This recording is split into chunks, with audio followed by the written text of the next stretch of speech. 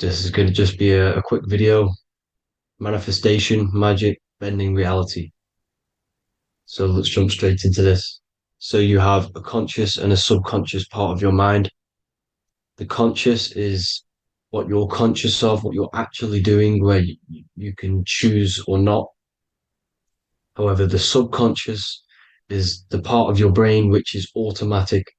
So all of the systems in your body, like the digestive system, your heartbeat, these are automatically being ran, and you do not have to tell these systems to do anything. You do not have to consciously tell your heart to beat. It's automatically doing it, and this is what the subconscious mind is controlling. It's like the dark aspect of your brain or your mind. It is the way bigger aspect of your mind. Okay, it controls all the systems in your body. Okay, and this is where all of your programs are. So when you're in it from your childhood, what you've learned in school, all of these things are being kept in your subconscious, maybe traumas and stuff like that. So the subconscious is the female aspect, and the conscious is the male aspect, because the male is all about action and doing, and the female is more about creation, creativity, intuition. So you have a right and a left hemisphere of your brain, and these are obviously male and female. The right side of your brain is your female. It's to do with creativity, imagination, intuition, insight. Okay. And this is one of the most important sides of the brain. This side of the brain is the most attacked by the elites, whatever you want to call them. This side is the most one of the most important because obviously your intuition is a massive part of reality. And if you don't have intuition, then you lose track of the things around you. You can't consciously feel if things are wrong or right. They don't want you to have intuition or creativity or imagination. They want you in the right, they want you in the left side of your brain, which is just reasoning, logic, and basic things. So they just want you to tell you what you want, tell you what to learn, and then that's it. They don't want you thinking for yourself, which is the right side of the brain. So whatever the conscious side of your mind impresses the subconscious side of your mind. So if you do affirmations, for example, if you consciously do affirmations every day, you're reprogramming your subconscious mind. You're impressing a vibration and a word into your subconscious mind, and therefore it will reprogram it. So the male and female aspect are symbolized by the Star of David as well. The male being the upside triangle, the female being the downside, connected all in one because we both have male and female energy. So every thoughts are electric, which is the male aspect. Emotions are magnetic, which is the female. Each thought creates a wave of vibration in all directions. So think of it like a water drop in a pool, but it going out in every single direction. It's not just flat. And these thoughts have a certain frequency, well, has a certain vibration. That vibration has a certain frequency. And this affects your aura. Every thought, every emotion directly impacts your aura and the strength of your aura. So if you're angry all the time, your aura in the astral plane will look red. However, if you're happy, it'll be more like blue and green. So it's very important. Your electromagnetic field is created out of your emotions and thoughts, and that affects reality because you're 60% water, and frequency and vibration create certain patterns and has a certain effect on water. We'll get into that after this slide. So each thought that people are thinking around you, you are actually subconsciously picking up these thoughts because it's emitting this vibration in all directions. So this is why you can pick up thoughts of other people on the odd occasion.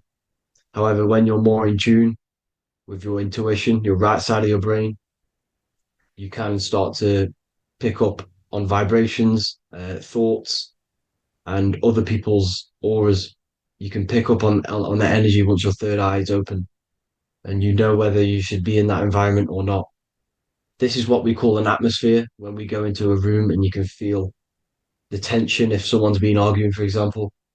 This is the atmosphere, this is the vibrations, these are people's auras emitting these certain frequencies and vibrations. Okay. So our aura is contained of multiple layers. Obviously, we have the physical body.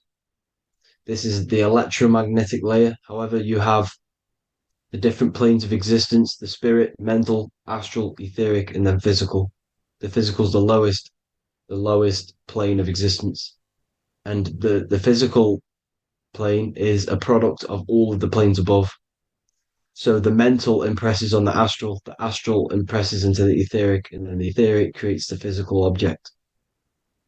So the mind is the root cause of reality. The mind is the cause of everything. Your consciousness is pure cause. There's no effect. Everything you see in this reality is the effect. Everything that you experience is the effect because the root cause was the mind. The decisions you made you experience that certain experience. And that decision was created on the mental plane. And this is just pure thoughts. And thoughts are things. If it exists in your mind, it is a thing. It's a certain frequency. So if you have a certain level of thoughts, if you're thinking positive, for example, you're going to have a strong aura, you're going to have a higher vibration, and that attracts like.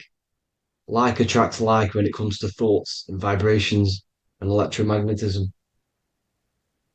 So if you're thinking positive all the time, speaking positive, doing positive, you're then creating a higher vibration, and that's going to attract people on that similar frequency to you. Everything is electromagnetism, frequency, and vibration. Everything. You see, so this is why, for example, if I put my hand to a TV screen, if my finger was the same vibration as the TV screen, it would go straight through it. However, the particles in my hand and the particles on the TV screen are two separate vibrations, and this is what causes the friction to stop and not my finger to go straight through it. So, like I said, when you don't feel the vibe of someone, when you don't feel right, you don't really get along with someone, this is a vibration. Your vibrations are not matching, they're not similar, they're two complete different vibrations, and they're not aligning properly. So, music has a massive part on this. Music is a massive, massive tool for the elites because music is frequency.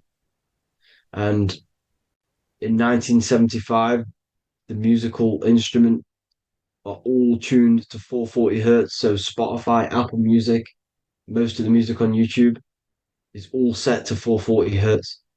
And 440 hertz is not divisible by 3, 6, or 9. And when you can't divide a frequency by 3, 6, or 9, it's not a natural frequency. As you can see here, this is 432 hertz. This makes a nice geometric pattern. However, 440 hertz is a distorted pattern. So when you listen to this, this actually shuts off the whole right side of your brain. Like I said at the start, this is the most attacked side of your brain.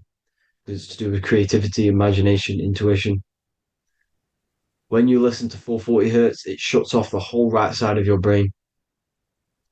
And obviously shutting off all of these forms of your brain. Music is very, very powerful tool for the elites because it's the only thing which can enter your soul or your ears without consent, your body without consent. Everything else has to be through consent. You choose whether to eat something, you choose whether to drink something, but frequency, you're going to hear it no matter what. This is why it's so powerful. And music influences the body in many different ways. It's the most powerful imitator of everything. It directly affects all listeners. It directly affects intentions, gestures, movements, and actions. It stimulates your mind, and certain songs, certain catchy songs, can reprogram your subconscious mind, invoking certain emotions. This is why when you listen to slow beat songs, it makes you feel more sad. When you listen to upbeat songs, you feel more energetic.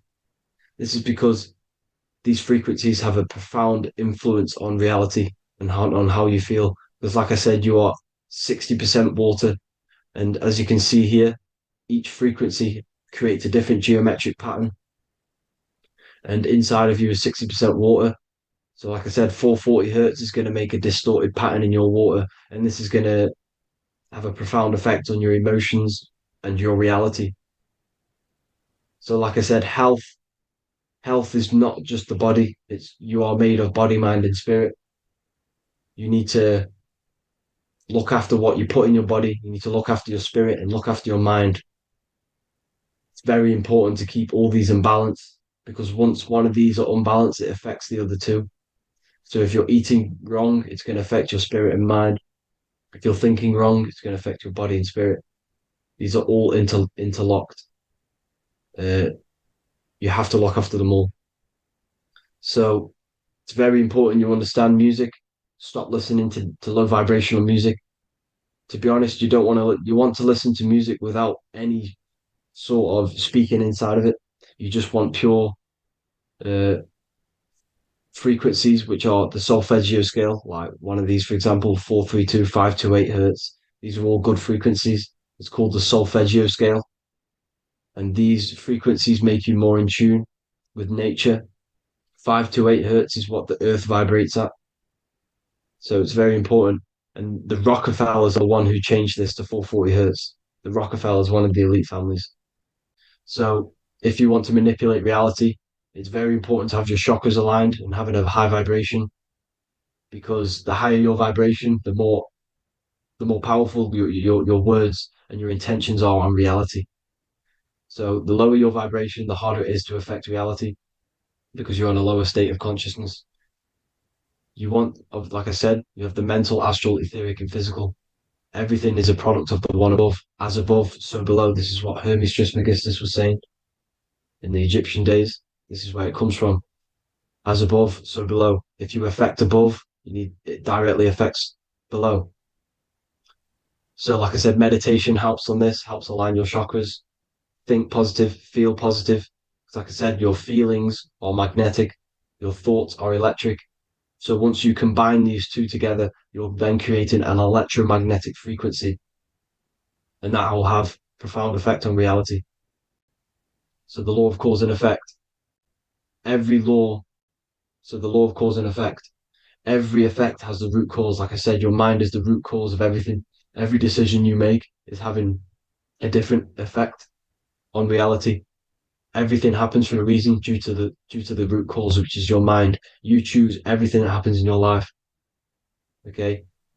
So it's very important you understand this and you constantly make the right decisions, the good decisions to have good effects on your reality. You have to be very conscious of this law because nothing escapes this law. This is the law of all consciousness. So think about it. Imagine a massive ball of consciousness. However, off this ball are different sparks, and each one of these sparks are in each and everyone's body. This spark is governed by these laws, the law of cause and effect, the law of correspondence, the seven hermetic principles. It's very important you understand this because this mass ball of consciousness is what is obeying these laws. And everyone has this spark of consciousness inside their third eye. And like I said, everyone is the same consciousness. This is why if you do bad onto someone else, that will directly affect your reality. So if you hurt someone, it's going to come back to you in one way or another because you are that same consciousness. This is like a mirror reality, as within, so without. Whatever you feel on the inside, you're gonna see that on the outside. You're gonna experience that reality, whatever you've impressed. So there's different ways to bend reality to your will. Uh, this is kind of a sort of magic. So obviously you have black magic, which is manipulating reality to harm and influence others, or to be very selfish. And yeah, then you have white magic, which is manipulating reality for the good of humanity. So you do have to be very careful with your intentions, people, when you're trying to manipulate reality, because this is nothing to be played with. If you are manipulating reality for the wrong reason, it's going to come and bite you in the ass in some way or another. because everything is balanced. Everything balances out in this reality. Nothing escapes the laws. Not one thing escapes the laws. So if you're stealing from yourself because it's just going to come back in a one way or another. Inside of everyone's heart, you know whether you're doing good or wrong. You know, you can feel it when you do something wrong. You can feel it when you do something good. The heart is the center of the torus field. It's balance. And this is why you say follow your heart, because it's the center of the torus field. It's very important to listen to this inner voice inside of you because that is telling you the right things to do, the good decisions to make. And when you keep following that voice, that good voice inside of you, it takes you to your life path. Very important to follow that voice. However, don't let the ego get in the way of it. Don't care what your friends are going to say. It's very important to understand this. So you have different ways of manipulating reality. You have sigil magic. This is where you create your own sigil or symbol. You create your own sigil and symbol, and then you charge it. You behind that symbol you have an intention. So, for example, if you want to manifest wealth, you create a sigil which represents what you want. You create that sigil, you draw it out, you charge it because wherever your attention goes, energy flows. So whatever your attention is, you're sending energy that way. So what you do with your eyes and your hands, you place attention on the sigil. Imagine that it's glowing. Imagine that you're sending energy to the sigil, and then you burn the piece of paper once you've done this. And then after this, you meditate on that symbol. You constantly think about that symbol because that symbol is the frequency, is the thing that you want to manifest. So that's one way. Or you can just meditate on your reality. So imagine yourself having already what you have. This is what they call a mindset. You must set your mind to the frequency what you want to manifest. Okay. So if you want to manifest wealth, for example, imagine yourself being wealthy. What would it feel like? What would you be doing? Imagine a scene in your mind. Constantly do this, and you're putting out that frequency. Like I said, you must think because the thoughts are electric, and then you must feel, which is magnetic. Together, this creates an electromagnetic frequency. And this is how you attract things to you. You will attract the certain people to come in your life to bend reality to your will. Okay. Or you've got mirror magic. Stare yourself in the mirror because a mirror reflects light, it also reflects energy. So you've got to be very careful with what you say to a mirror. You've got to be very, very, very careful because whatever you send into that mirror is directly sent straight back to you. So if you're thinking negative, you're sending negative energy back straight to you, and that's going to have an effect on your reality. Affirmations. Affirmations are very important because your words are frequency, your words are vibrations, and each word you say has a certain frequency. If it's positively charged, it's going to affect you positively. If it's negatively charged, because like I say, your brain and your mind is like the director of energy. That's what your brain is, and it directs energy into certain things. You can either positively charge it or negatively charge it, and this brain is creating your reality constantly. It's manifesting your reality constantly in the present moment. So this is what the government knows. The government know your mind is the root cause of reality. This is why they call themselves a government. Government. The New World Order is not being manifested by them. They are controlling the information. They are controlling your perception of this reality. And they know the mind is the root cause of reality. Therefore, if they control your perception of reality and your information, what you believe, you're going to manifest that information, that perception. So we, the people as a collective consciousness, are the ones uh, manifesting this new world order. You see, so this isn't black magic. They're actually tricking us into manifesting their own their plans, this new world order. You see, this is how smart these people are. They know how to get around the laws of reality. They know how to bend reality to their will without facing the consequences. They're getting humanity to do it. You see, there is a collective consciousness. As like I said, we all have that same spark of consciousness, right? So as a collective consciousness, we are on a very low vibration at the moment. However, we are waking up rapidly. There are more and more people waking up at the moment, and light always chases away the shadow. Light is a lot more powerful than darkness, you see. So one person waking up has a massive effect than one person being asleep. It has a profound effect.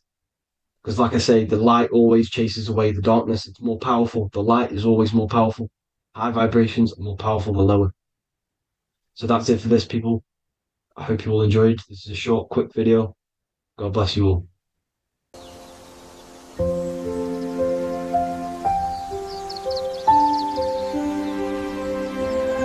bookofwisdom.com.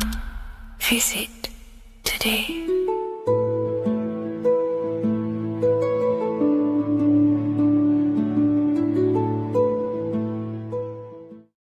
Welcome to Revival of Wisdom.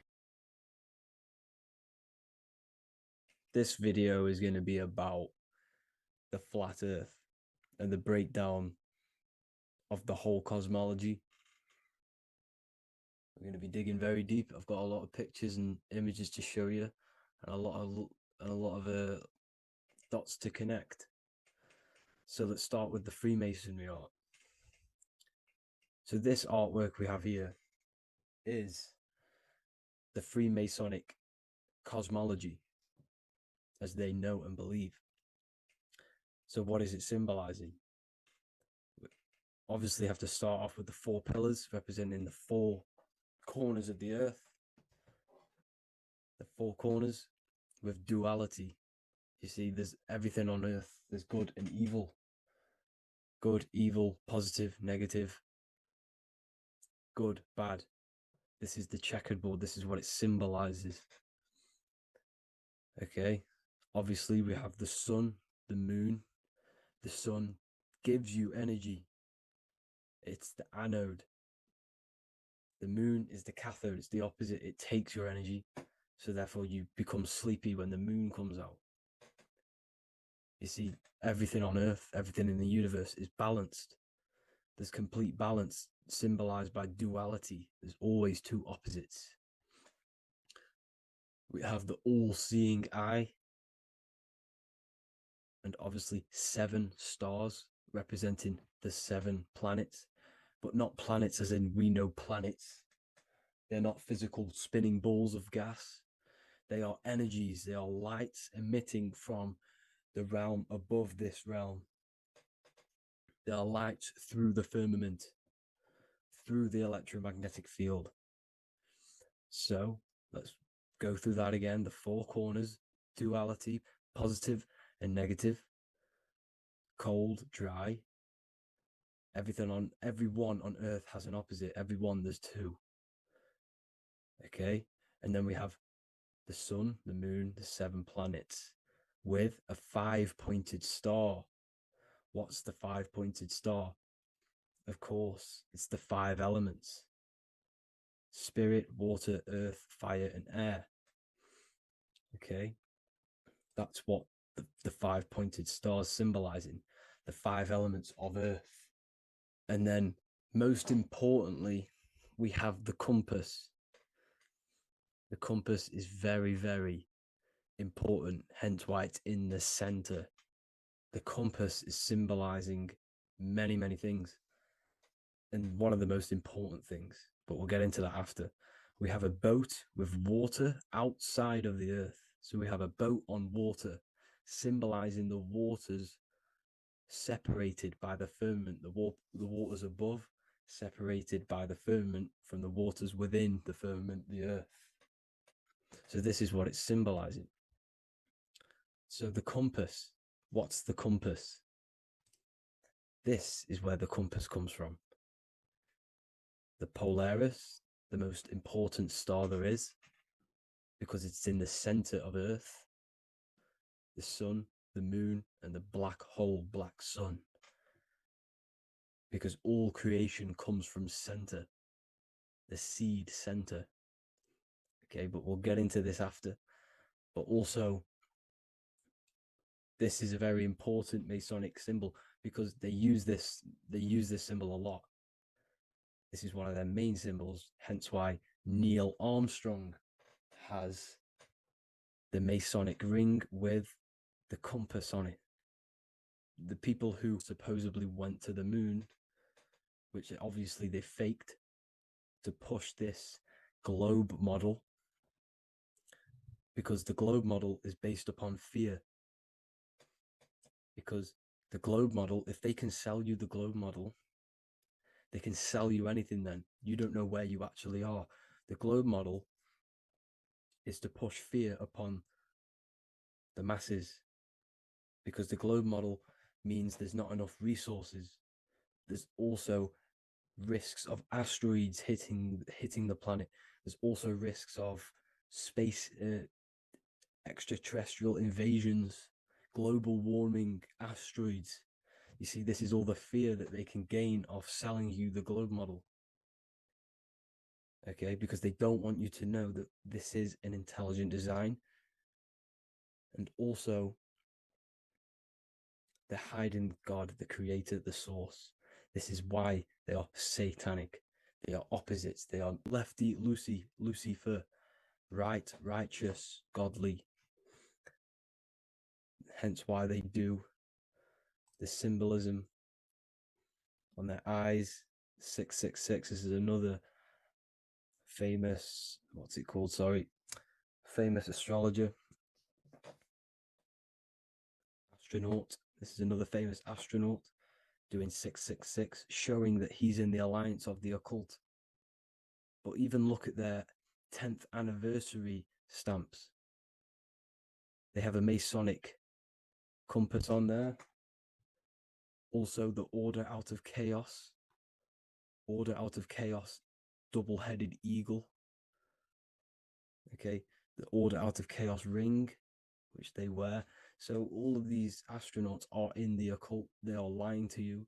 They are in with this order, this Masonic New World Order, whatever you want to call it. So let's break this compass down a lot more. Because as I showed you here, the center, okay, this is what the compass is symbolizing. Let's go into the North Pole map. This is from 1595. This is a rough estimate of where this map came from. It's from around the 1500s to the 1600s, maybe 1400s.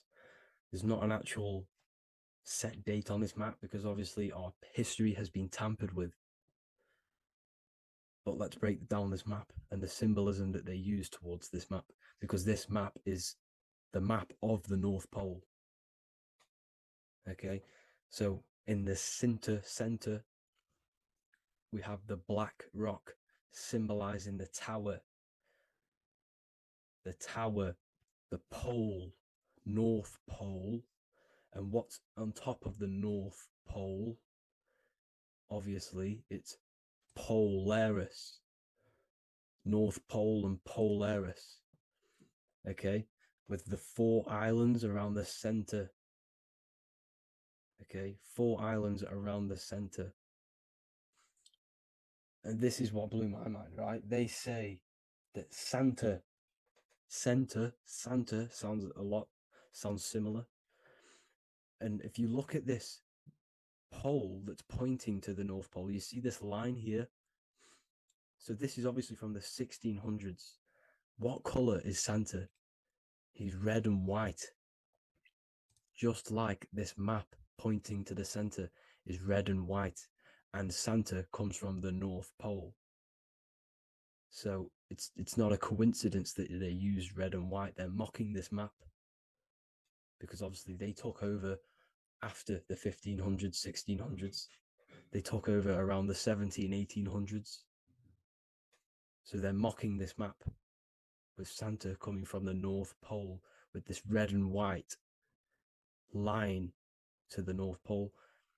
Notice the 4 islands, okay, like windows.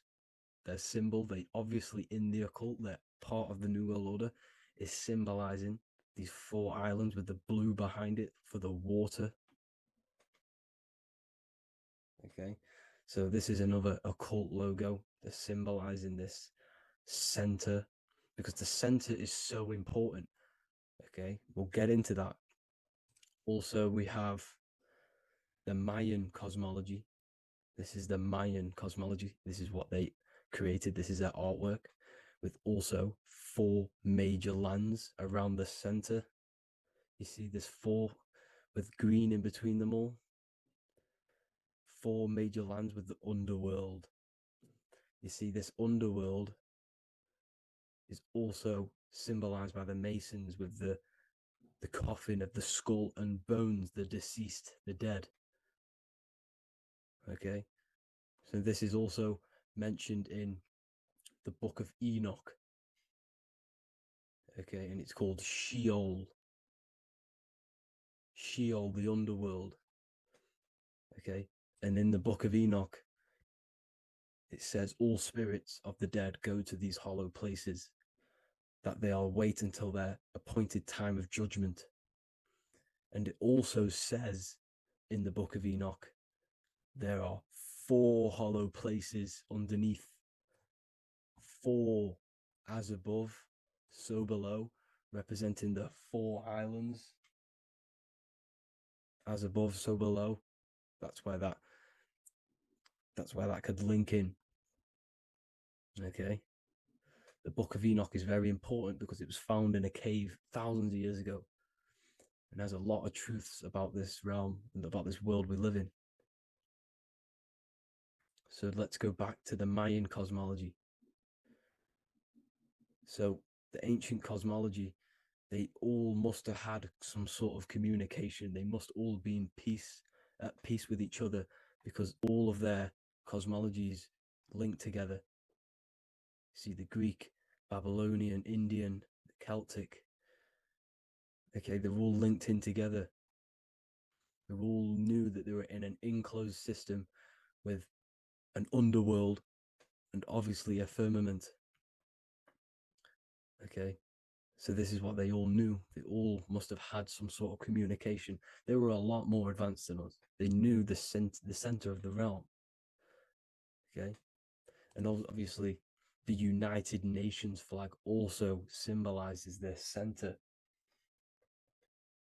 You see how it has like a grid with a circle around the center. It's symbolizing that center of the realm, because that center of Earth is so important. The United Nations flag, all have it. See, some different ones will have that circle around the center. Because the center is the seed. All things come from a center. So the torus field is so important because it is the spark of life. It's the building blocks of the universe, this creation. Because all things have a torus field. Just like an apple with what's in the center of an apple, a seed. Because the center is where the energies hold, is where the energies meet, and it creates that spark of life. Just like your heart is the center of your body, and it has an electromagnetic field. Because the center, all things come from the center. So this is why the North Pole is so important, because this is why it's so important, because this is where the creation sparked from, the center. This is where the most electromagnetic energy is stored. So this is why the northern lights come from the center. It's electromagnetic energy. This is what the northern lights are. It's being emitted from this black hole in the center. Okay, and obviously what else is on the center? Polaris. Polaris is the center star. Okay, So the center star is what sits on top of this North Pole, Polaris, because it's a pole of electromagnetic energy symbolized as a black rock, a black hole, pole. You see, because all creation comes from void. Light is born from darkness. Without light, darkness can't be born from light. You see, but light can be born from darkness. This is why darkness is so important. And this is why there's a black hole in the center of our realm, like the black sun. The black sun, the Polaris star, the North Star. You see, so this is this North Pole, Polaris. This is what they're talking about. And this is why compasses are an 8-pointed star, because Polaris is symbolized as an 8-pointed star. This is where a compass will point you to. It will point you to that center. So notice how a compass has this black hole in the middle, you see, and it will point you to this meeting point, the north, because in the center is the center of the torus field of the earth. This is where the most electromagnetic energy is. You see, everything gets sucked into the black hole. Okay, this whole reality is being projected from that center point, just like your eyes suck in light. It's a black hole. Your eyes suck in the light of this light being emitted from this center place, this electromagnetic energy at the center, which is the seed of everything, of everyone. You see, just like an apple has the seed in the center in darkness, because in the center of the apple, it's dark. It's black. It's pitch black. But that's where the seeds are. That's where the life is. But Polaris is so important because it's that center star which lines up. It is the pole, it's the top of the pole of the torus field. So Polaris would be here at the very, very top. And this is where the compasses point you to. And this is why the star of Ishtar, the 8-pointed star of the Sumerians, also talked about this 8-pointed star, and it's called the star of Ishtar. Okay, and who is Ishtar? Ishtar is the goddess. Okay, so she's not a male, she's a female, because every creation is brought through a female, a womb. Every single human on earth is brought through the womb, the sacred feminine energy. And the womb is pure darkness. There's no light in a womb, just like the center of our realm. It's a black hole. Okay, and guess what? She's the god of fertility and sexuality. She is responsible for all life. Okay, so the star of Ishtar is the star of Polaris, which is symbolizing the responsibility for all life, the center of our realm, the black sun, the black hole. Okay, so this is what that god of Ishtar of the Sumerians is talking about, the goddess, the womb, the seed of creation.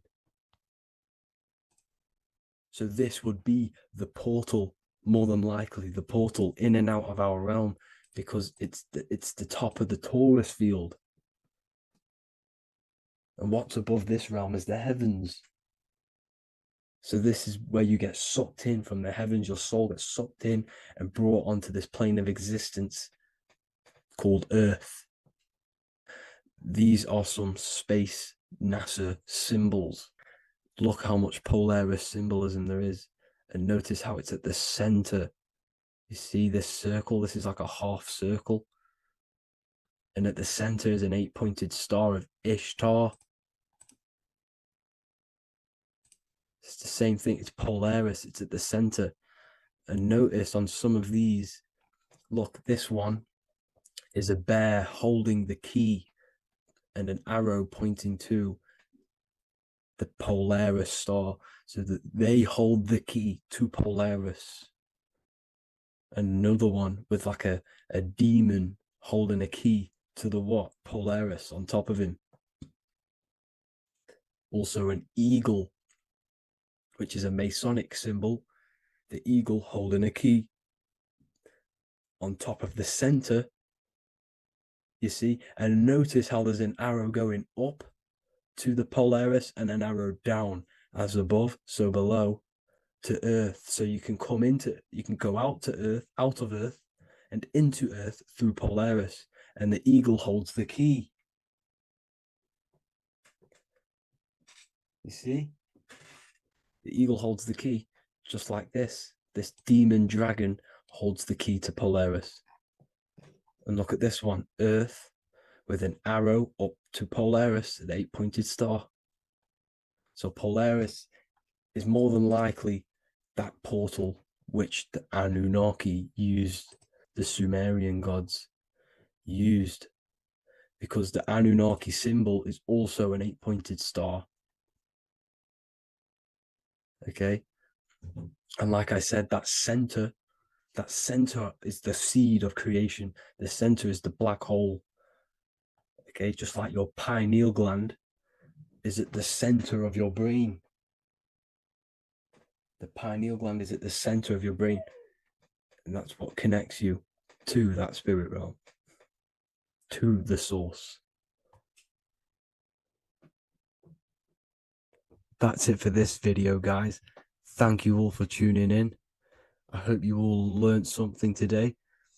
Please leave a like, a comment, and please subscribe to the channel for more content. God bless you all.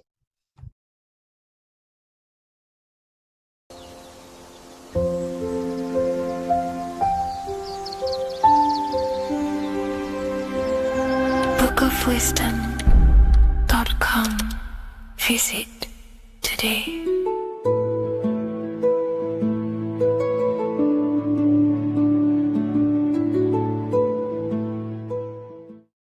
Welcome to Revival of Wisdom. Welcome people, we're back with another video, and this video is about Freemasonry and their connection to the Illuminati. Please, as always, to make sure to hit that like and the subscribe button and turn on the notifications to never miss a video. On May the 1st, 1776, the founder of the Illuminati, Adam Weishaupt, founded this secret organization, and this date can be found in Roman numerals underneath the all-seeing eye pyramid on the $1 bill. This $1 bill also says Anu Coptus Novus Ordo Secularum. This is Latin for announcing the birth of the New World Order. This New World Order will be headed by Lucifer, the all-seeing eye, and followed by the 13 layers of bricks for the 13 elite bloodlines. So your Orsini's, Rockefellers, Rothschilds, Soroses, and the other 9 elite families. So when Adam Weishaupt created the Illuminati, he made it consisting of high-level degree Masons, French and Latin philosophers, and many more powerful people to all become one society. So this is why you see Masons using the same symbol of the all-seeing eye inside the pyramid. But not all Freemasons are part of this Illuminati secret society. As the 33rd degree Freemason Manly P. Hall said In his book, The Secret Teachings of All Ages, Freemasonry is a fraternity within a fraternity, an outer organization concealing an inner brotherhood of the elect. So what he's saying here is that Freemasons have to go up the degrees of Freemasonry, and once they hit the top, they either get elected or not into these secret societies like the Illuminati, Skull and Bones, and Knights Templar. So when you see celebrities doing this one-eye symbolism, either covering one eye, doing the triangle, or doing 666 over one eye, this is showing and reflecting the symbolism of Freemasonry. They have taken the oath to never speak on anything they learn about Freemasonry. Duncan's Ritual of Freemasonry book states the oath they have to take. Quote, I ... of my own free will and accord, that I will hail, ever conceal, or never reveal any of the secrets, arts, points of Master Mason's degree to any person whomsoever. All this most solemnly, sincerely promise and swear. Now, this is what happens when they break the oath, stated in this book, quote, myself severed in two, my bowels taken from thence, and burnt to ashes. So this states that Freemasonry comes first, before any law of the land. It has the right to kill you if you break your oath. This is the hand gesture they have to do every time they enter the ritual room inside the Masonic lodge. This is the cutthroat symbol, showing you and reminding you of the oath and what will happen if you break it. Now in this book, Richardson's Monitor of Freemasonry, it states, if you break your oath, binding myself under no less penalty than to have my throat cut across, my tongue torn out by the roots, and my body buried in the rough sands of the sea. If they do not decide to kill you, this book states this by pointing him out to the world as an unworthy vagabond, by opposing his interest, by dearranging his business. In other words, they have the power to frame you and destroy your reputation to the world and destroy your business if you break this oath. So yes, they do kill to keep this truth hidden, because this truth of this reality is what keeps them in power. They have the ability to manipulate people because people do not know what manipulates them. This is why they call themselves the government. They govern the ment, which is the mentality, because the mind is the root cause of reality. They control what you perceive to control what you manifest. By knowing the truth, you are set free, and you no longer need no controller above you. So this is why they are willing to kill and do whatever it takes to keep the truth concealed within these high-level degrees of masonry and these secret societies. However, going back to Manly P. Hall's book, it states, part of the symbols are displayed here to the initiate, but he is intentionally misled by false interpretations. So this is saying even Freemasons are intentionally misled and told lies to conceal the truth, to make sure the truth is hidden in the high degrees of masonry. So that's it for this video, guys. Thank you all for tapping in. Please leave a like and a subscribe. God bless.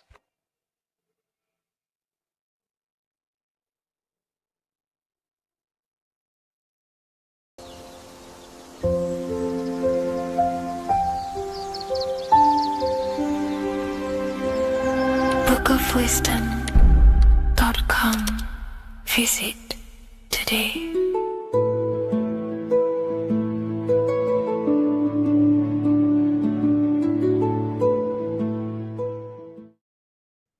Left and right hemisphere, and what are they doing? How does it contribute towards your perception in this world. And this is what we're going to be talking about in today's video. We're going to be breaking down the two hemispheres of the brain and how they function in your life. So first, we have the left hemisphere. This is the logical hemisphere. This is the analytical, divided, scientific, or verbal hemisphere.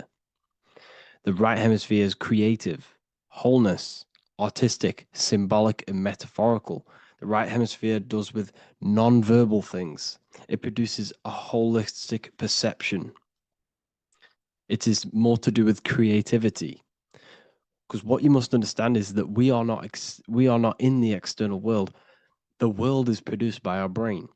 We see with our brain. Our eyes are a part of the brain. What we touch is the brain's interpretation of electrical signals on the nervous system. What we smell is the brain's interpretation of smell through the nose. What you taste is your brain's interpretation of chemical reactions on your taste buds. So what you are experiencing is the brain. The brain is a computer creating a simulation. And you have two hemispheres which breaks down this reality.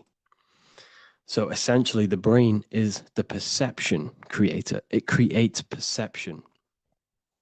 So if the brain is creating this, who is the one experiencing the brain? Well, that is you, the consciousness, the mind, the all-seeing eye. You are the all-seeing eye experiencing the brain, the observer behind the brain, behind reality, behind the emotions.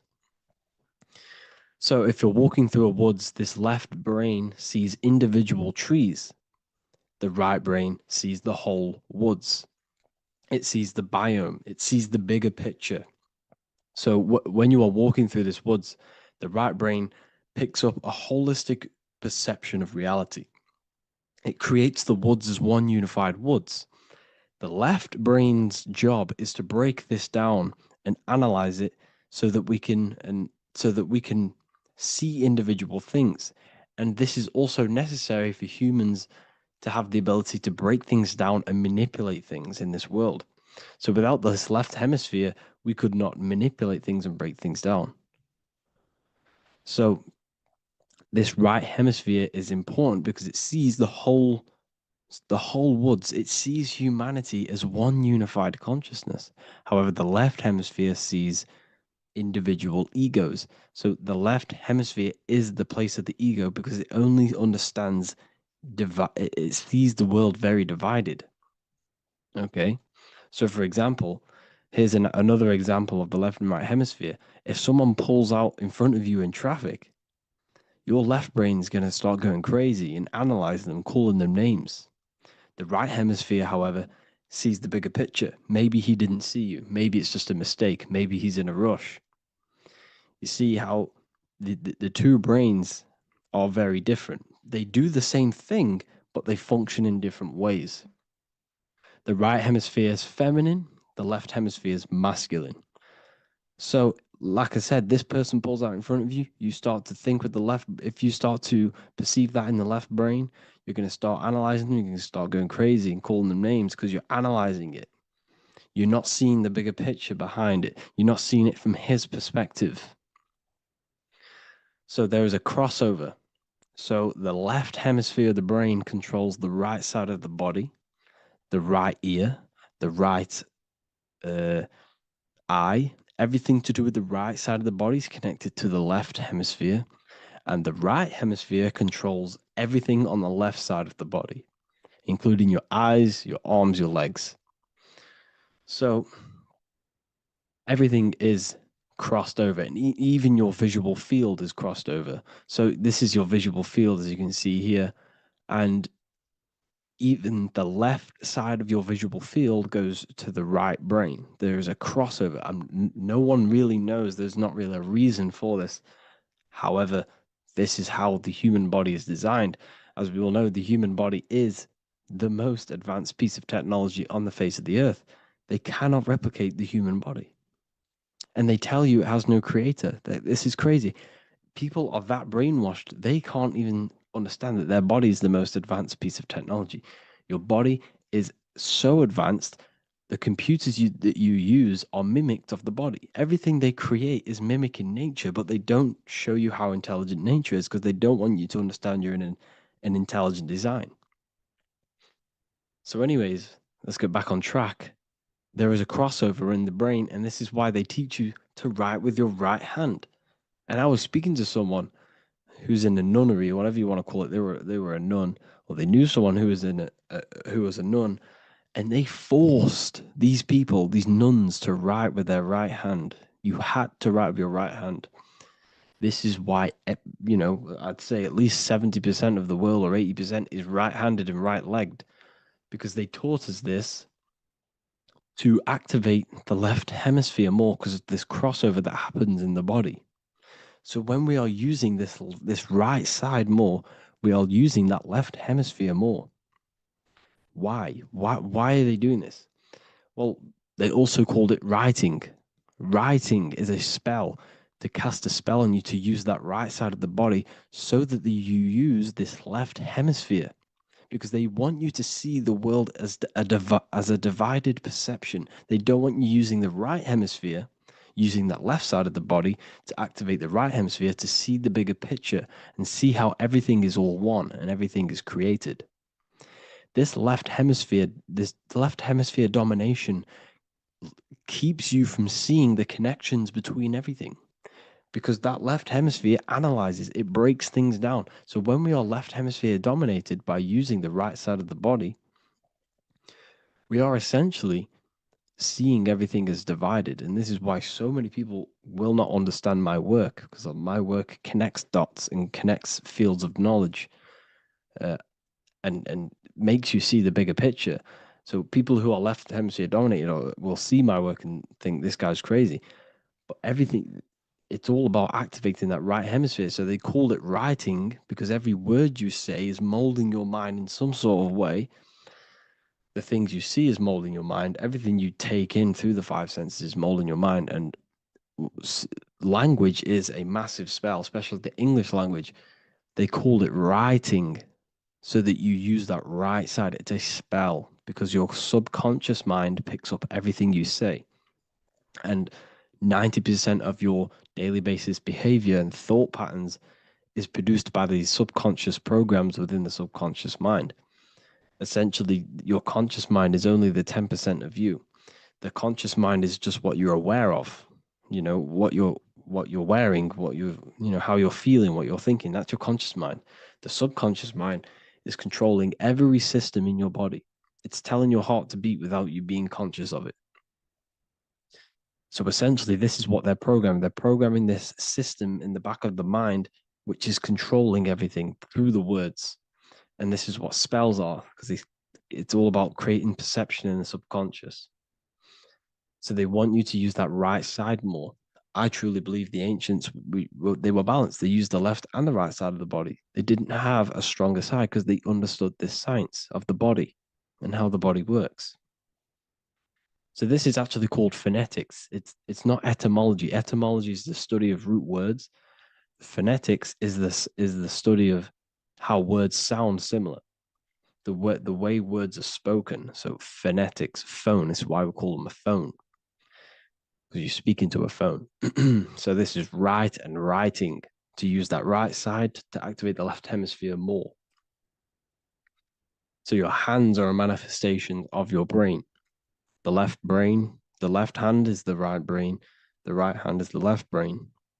And as a child, we were always taught that when you place your hands together like this is the size of your brain, which is true because your hands are a part of your brain. They're an extension of your brain. Every part of your body other than your brain is an extension of the brain. Everything's working and feeding back information to the brain because you're experiencing the brain. So another trick that you can do, or another exercise, is looking in the mirror and closing one eye at a time. If you close your right eye, if you take your top off, for example, you'll analyze your body if you close your right eye, because you're using that left hemisphere. Sorry, other way around. If you look at yourself through your right eye, you'll use that left hemisphere, which will analyze yourself. You'll see individual body parts. If you close the right eye and use the left eye, you'll see your body as a whole. You won't really analyze it. This is how you can analyze yourself using these two hemispheres. So this whole system is created to keep you thinking logically and to restrict you from creating and restrict you from understanding symbolism, allegories, metaphors, and teamwork. They want you stuck in a logical way of thinking and a logical way of seeing the world. This is why when you go to school, you are told exactly what to do. You're told to think this way and no other way. You're told to do orders, do this. It's a very left-brained system, because if we all started to open up this right hemisphere, we'd all see, wow, everything is all one, everything's all connected. And this is what my work is doing. I'm showing you everything is one. The physical world is an illusion of duality, but everything comes from the one source, the one mind. The universe is a giant mind. I am mind, you express mind. We all possess mind. Behind the physical body is the same mind consciousness. And we are all expressions and fractals of this infinite consciousness called mind. And this is what they don't want us to figure out, is that we are all just one consciousness expressed. It's an infinite consciousness. It's even in the squirrel, it's in the dog. All of these different animals, they're just different bodies, but behind the bodies is the same consciousness, which is mind. That's what the pineal gland is. The pineal gland is not the mind, and it's not the third eye. The third eye is your mind. If you have a closed third eye, it just means you have a closed mind. If you have an open third eye, it just means your mind has expanded from beyond physical things through astral projection and mystical experiences. This is how you gain an open third eye. It's just an open mind. A mind that has astral travel, that has explored the realities within the mind. So everything they do is to keep us in a divided state. Divide and conquer, right? That's their motto. All to keep you thinking how everything is divided. Everything they've done is division. Postcodes, countries, everything is divided. Like football teams and all this stuff. It's also a natural process when you grow up, because as you grow up, your brain is constantly analyzing the world. So this is sort of a natural process of how you become more left hemisphere dominated, because your brain is always analyzing. And unless something awakens you, you can awaken that right hemisphere where you can start to see the bigger picture. Even the music, all tuned to 440 hertz, shuts down the right hemisphere of the brain. 440 hertz, Spotify, Apple Music, the radio. Every time you turn on the radio, it's tuned to 440 hertz. This was specifically tuned. It never used to be tuned to this. It was in the 1950s. It was changed. The standard music tuning was changed to 440 hertz because it shuts down that right hemisphere of the brain. They don't want you thinking, seeing the world in this way and perceiving things as one. And I'm going to show you. It tells you this in the Bible. Cast the net onto the right-hand side of the boat and you will find the fish. What was Jesus saying? You see, people read the Bible and they don't understand it. If the Bible is not talking about you, then it has no meaning. The Bible, everything you read in the Bible is about you and how it can better your life. It occurs to you. So if Jesus says, cast the net onto the right-hand side of the boat, this is an allegory. The boat is your body. Cast the net. It's the awareness, the perception onto the right hemisphere of the brain, and you will find the fish. What's fish? What do fish do? They swim deep in the ocean. It represents the knowledge. Deep knowledge. Cast the net onto the right-hand side of the boat and you will find fish. You will find the wisdom. You'll gain understanding when you cast that your awareness into that right hemisphere. You will see that I am you and you are me. We are all one consciousness. You will see everything. You'll see that the trees are the same patterns as the nerves in your body. You'll see everything is connected. Everything is a fractal of the one infinite consciousness. And how many fish did they catch? 153. That adds up to 9. This is now numerology. The Bible's filled with numerology. adds up to 9. What's 9? Human consciousness. It represents consciousness. You're in the womb for 9 months. Feminine, feminine. It's all about consciousness.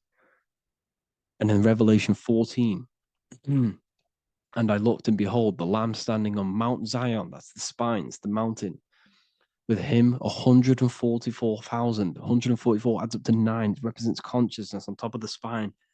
You see? And he had his name the name of his Father written on the forehead. What's the Father? The higher mind, the higher consciousness within you. Where is that? In the forehead, the pineal gland. The pineal gland is the radio receiver for the higher consciousness. Because every body part of the body has consciousness. Your heart has consciousness. Your gut has consciousness. You are thinking with these different consciousnesses. You think with the gut. You think with your penis. You are thinking with all these consciousness. And it's about raising your consciousness to the higher consciousness, which is the Father, the mind in the head. Don't think with the lower parts of the body, because that is your animal nature. Think with the higher parts of the body. It's all representing consciousness. How to activate the right hemisphere of the brain? Well, it's all to do with non-verbal things. So music will activate the right hemisphere. Make sure it's tuned to the right frequency though. 432 hertz, 528 hertz. Any frequency that adds up to 3, 6, or 9 is good for you. Meditation, turning off the thoughts, and you raise yourself to the higher brain. Symbolism. Symbolism is all right hemisphere. Reading between lines, metaphors, determining the Bible, it's all right hemisphere.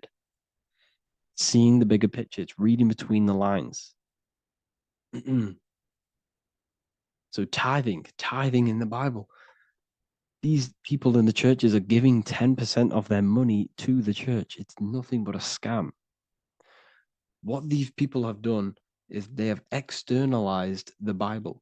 They have taken the Bible and literalized it so that they can make a business out of it.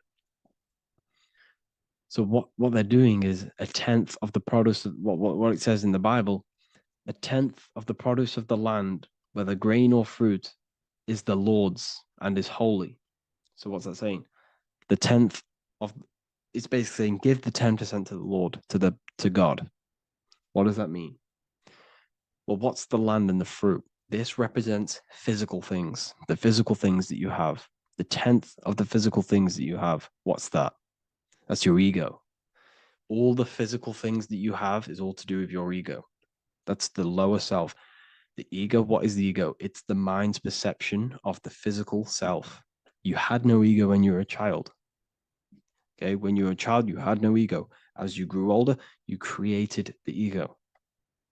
But the ego is the full self. It's the echo. Ego, echo. It's the echo of the full self.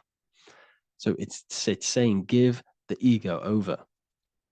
Take away the animal self. In that left hemisphere, that's all to do with the left hemisphere. That left hemisphere sees the ego. It sees individuality. It's divided. So it's saying give that 10%. Give that 10% of you over to the right hemisphere. The 90%. The 90% of you is in that right hemisphere. The higher self. Now, I'm not saying the left hemisphere is bad. Okay, I'm not saying that at all. But it sees it sees things divided. It's like I said, the left, the hands are manifestations of the brain. So when these Christians are praying, they're putting their hands together. What are they doing? They're syncing the brain hemispheres. What you're doing, because everything's an extension of your brain. So if you put your hands together, you're putting the two hemispheres together. And what's happening when you place the hands together? All the electricity in the body is now running in a circuit. So once you connect these two hands, the electrical energy is now running in a circuit. And energy can move around the body quicker and more efficiently. So when you pray, when these people are praying, they don't realize that they're engaging in ancient forms of meditation, of balancing the two hemispheres. So now we're talking about balancing the hemispheres, not the right hemisphere. This is what Israel is. Look at the symbol for Israel, the up triangle and the downward triangle. What's that? The up triangle represents male. The downward triangle represents female. Okay? This is talking about the brains. Israel is Ra. Isis, which is female, the Egyptian god. Ra, El. El means God. Electricity. That's the force of the physical world. It's the force that runs this world, electricity. It's the force of God. El, consciousness. It means God. Is, Ra, El. Isis, Ra, and El. It's the two hemispheres of the brain, the holy land of Israel. It's the holy land, it's the brain. Once these two hemispheres are synced, this is how you unlock your consciousness. This is the easiest way of astral projecting. Hemisphering, I forgot the word for it. Hemisphere syncretization, something like that. It's about syncing the hemispheres. This is how you unlock your consciousness. Once the brain is running as one electrical system, this is how you balance the two masculine and male opposing energies. Once these opposing energies are no longer in war with each other, the brain, they come together to work as one. You unlock your consciousness. You are born again. What happens when a male and female have sex? It creates a new child. It becomes one. You are born again. Once the two hemispheres of the brain, you are born again. You can then have an out-of-body experiences.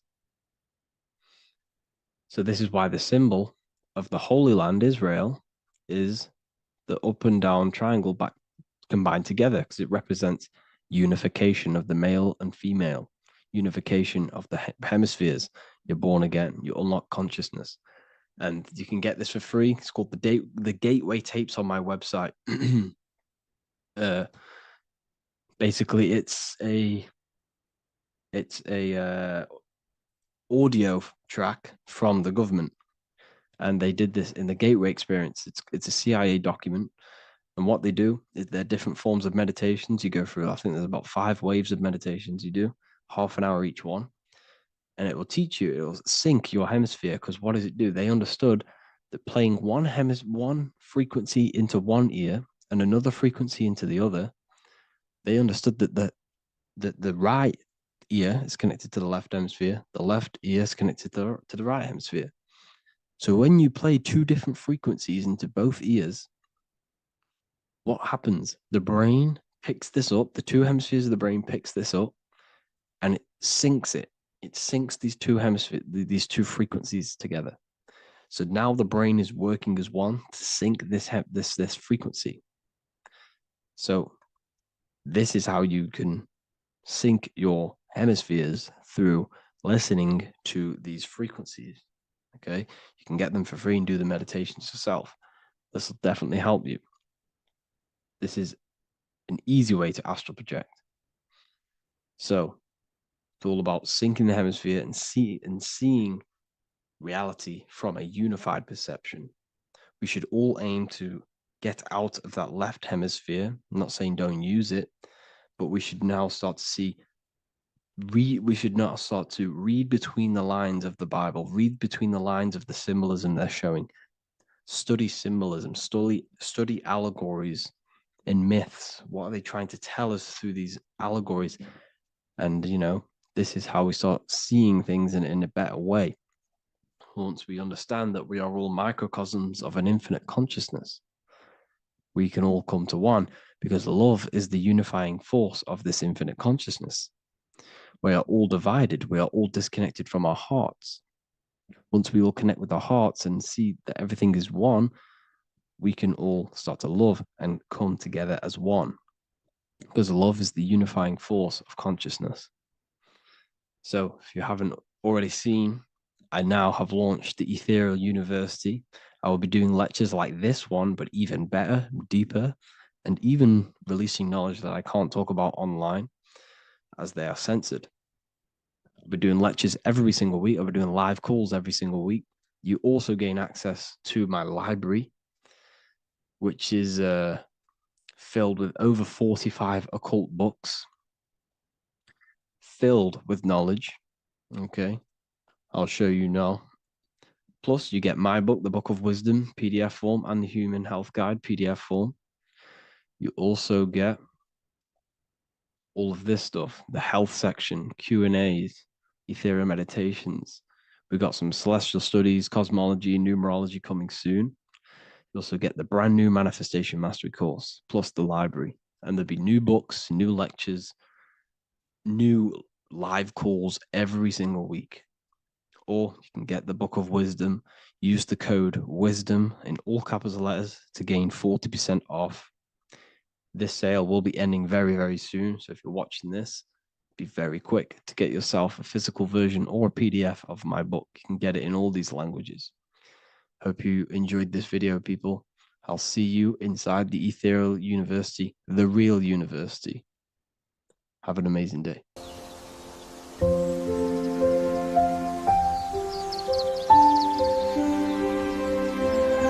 bookofwisdom.com. Visit today.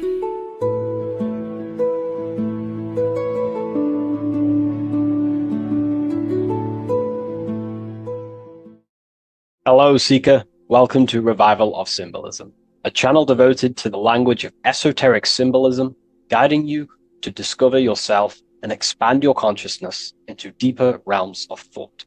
I'm Harry B. Joseph, also known as Revival of Wisdom, and today we're going to be discussing the symbol of an eye inside of a triangle. So the first thing we need to understand about symbolism is that symbolism is a subconscious language. We don't just look at these symbols and get a basic understanding. Like a word, for example, if I wrote the word hello here, you look at this and you have an instant understanding of this word in your mind. It has no deeper meaning, or veil, what we like to call it. There's no deeper meaning of this beyond a veil. It's simply just a very logical thing to do and understand. But symbolism, on the other hand, goes deep within the subconscious mind. It forces the individual to go inward on themselves. This is why symbolism is so powerful. It makes you turn inward. When you look at this eye in a triangle, you're not just looking at a word, you're looking at a picture. And this forces you to go inward so you can start to try and figure out what this symbol means. You start to think critically. You also start to follow the chains of thought. This is very important inside the occult. Symbols have many layers and veils of meaning. They don't just have one layer or meaning. On the surface level, it has a surface level understanding. But then as you follow the deeper chains of thought, you start to unveil and unravel its deeper meaning. As you awaken in your journey, the deeper levels of consciousness you access, the higher levels of understanding you access, the deeper meanings of these symbols start to reveal themselves. So studying yourself and studying symbolism go hand in hand. So when you're studying symbolism, you're actually studying consciousness. This is what we need to understand, is that these symbols represent forces of consciousness and aspects of consciousness. So what we need to do is to follow the chain of thoughts. Now, what do I mean by the chain of thoughts? If I think of a triangle, it instantly in my mind, I get the number 3. Then if that number 3 leads to another thought, for example, father, mother, child, father, mother, and child. Father, mother, and child then leads to another thought, then another thought, then another thought. So this is the chain of thought that we have to follow. This is why symbols must be meditated upon. We meditate upon symbols to unravel the deeper meanings of these, so we can unlock deeper levels of awareness. Okay, so we're diving straight into the subconscious mind with the language of symbolism. It's why it's so powerful, because it forces the individual to go inward and actually use their mind. Symbols train you to think critically. They train you to think in a subconscious way, unlike words. So these symbols represent thought vibrations or thought forms within the individual's mind. So let's jump straight into this symbol of the eye in the triangle, and let's go, very surface level, and then towards the end, we'll go deeper into the deeper mysteries of this symbol. On this channel, I don't give spiritual fluff. I give very deep esoteric teachings. Okay, so it would be amazing if you could show some support. Simply just leave a like, comment, and a share on the video. Share this video to a friend. So, first of all, let's look at the number 3, because this triangle symbolizes the number 3, okay? 3. We have a father, we have a mother, and together they unify to create a child. So that's a triangle. So what does this actually represent? Father, mother, child. in order for creation, it takes 3 steps. We are born, we grow, we die. So this is how creation unfolds in a 3-step process. In order for you to have a child, you must have 2 people and then give birth to another. Number 3. Then when you are given birth, you give birth, you grow, you die, then you return back to your original state. So the number 3 symbolizes this transformation or creation itself, how creation is a 3-fold. We see this in Brahma, Vishnu, and Shiva. Brahma, the creator, you have the creator god, the preserver god, and the destroyer god. This is symbolizing the number 3. And inside the Christian tradition, we have Father, Son, and Holy Spirit. We're going to dive deep into that as well. But it simply just represents the 3-fold of creation, how creation is a 3-fold process. Okay? So let's go a little bit deeper now. That's more exoteric. That's an external teaching. I've just taught you something that's very external. But what does this represent to the internal, to the esoteric? The number 3 is the 3 forces of the soul. The 3 forces of the soul. The soul thinks. It thinks. We have a mental field. We have a mind. All around us is a field of mind. We don't just have a mind. All around you is a field of thought and a field of mind. Okay, this is what we have to understand. A lot of people just think they have a mind. Your mind is attuned to the mental plane, and the mental plane is surrounding you. There are thought forms surrounding you. There are ideas. There are, all of these things in the mind that exist in an infinite field made of mental matter. Mental matter. So the soul thinks. The soul feels. It has feeling. We have emotion. And the soul takes actions. So the soul has 3 ways it expresses itself. Consciousness expresses itself through mentalism, through emotionalism, and through actions. This is how the soul is creating, through 3 different dimensions. Before you take a physical action, you don't just take the action. You first think, you feel, then you act. You only take action on what you feel, what you have a love towards, what you have a care towards. This is what the Freemasons call the generative principle. It's about, this is what generates your reality, your feeling. Because you can think infinite thoughts, but if you don't care about them, you don't take action on them. As soon as you have a care about a specific character of thought, your body then takes an action. Okay? So this is representing the 3 expressions of the soul. Now, the number 3 is actually the number 1. Because this is all one line, remember. This is all interconnected. And here we have the number 1 in the middle, one eye. We'll go deeper into that. So the number 1 is symbolized by the eye because there is one eye. So pretty much what this symbol is the number 1 and the number 1, 2, and 3. So it's 1 and 3. The 1 is expressed in 3 ways, which is the soul expressing itself and creating reality through 3 ways. Thought, emotion, actions. Okay? These are all actually one force. These are all one force. When we think, we feel, we act. When we act, this gives birth to a new thought and feeling. They're all one. They're all interconnected. So if I take an action, that can lead to a different thought. Or if I think, if I start to feel something, I don't know, hate, that then gives birth to a different thought or a different action. So you can see how each body of consciousness is actually affecting each of them. If we have an unhealthy mind, this will affect having an unhealthy emotional state and an unhealthy body. Because what we think, the mind holds power over the body. Every single thought commands 50 trillion cells in your body. Think of that for a second. You are governing 50 trillion cells, and these cells religiously obey every single command you give. You are governing a whole universe. 50 trillion living conscious cells. Okay? Think of that for a second. 50 trillion cells, and you are commanding them, and they religiously obey you.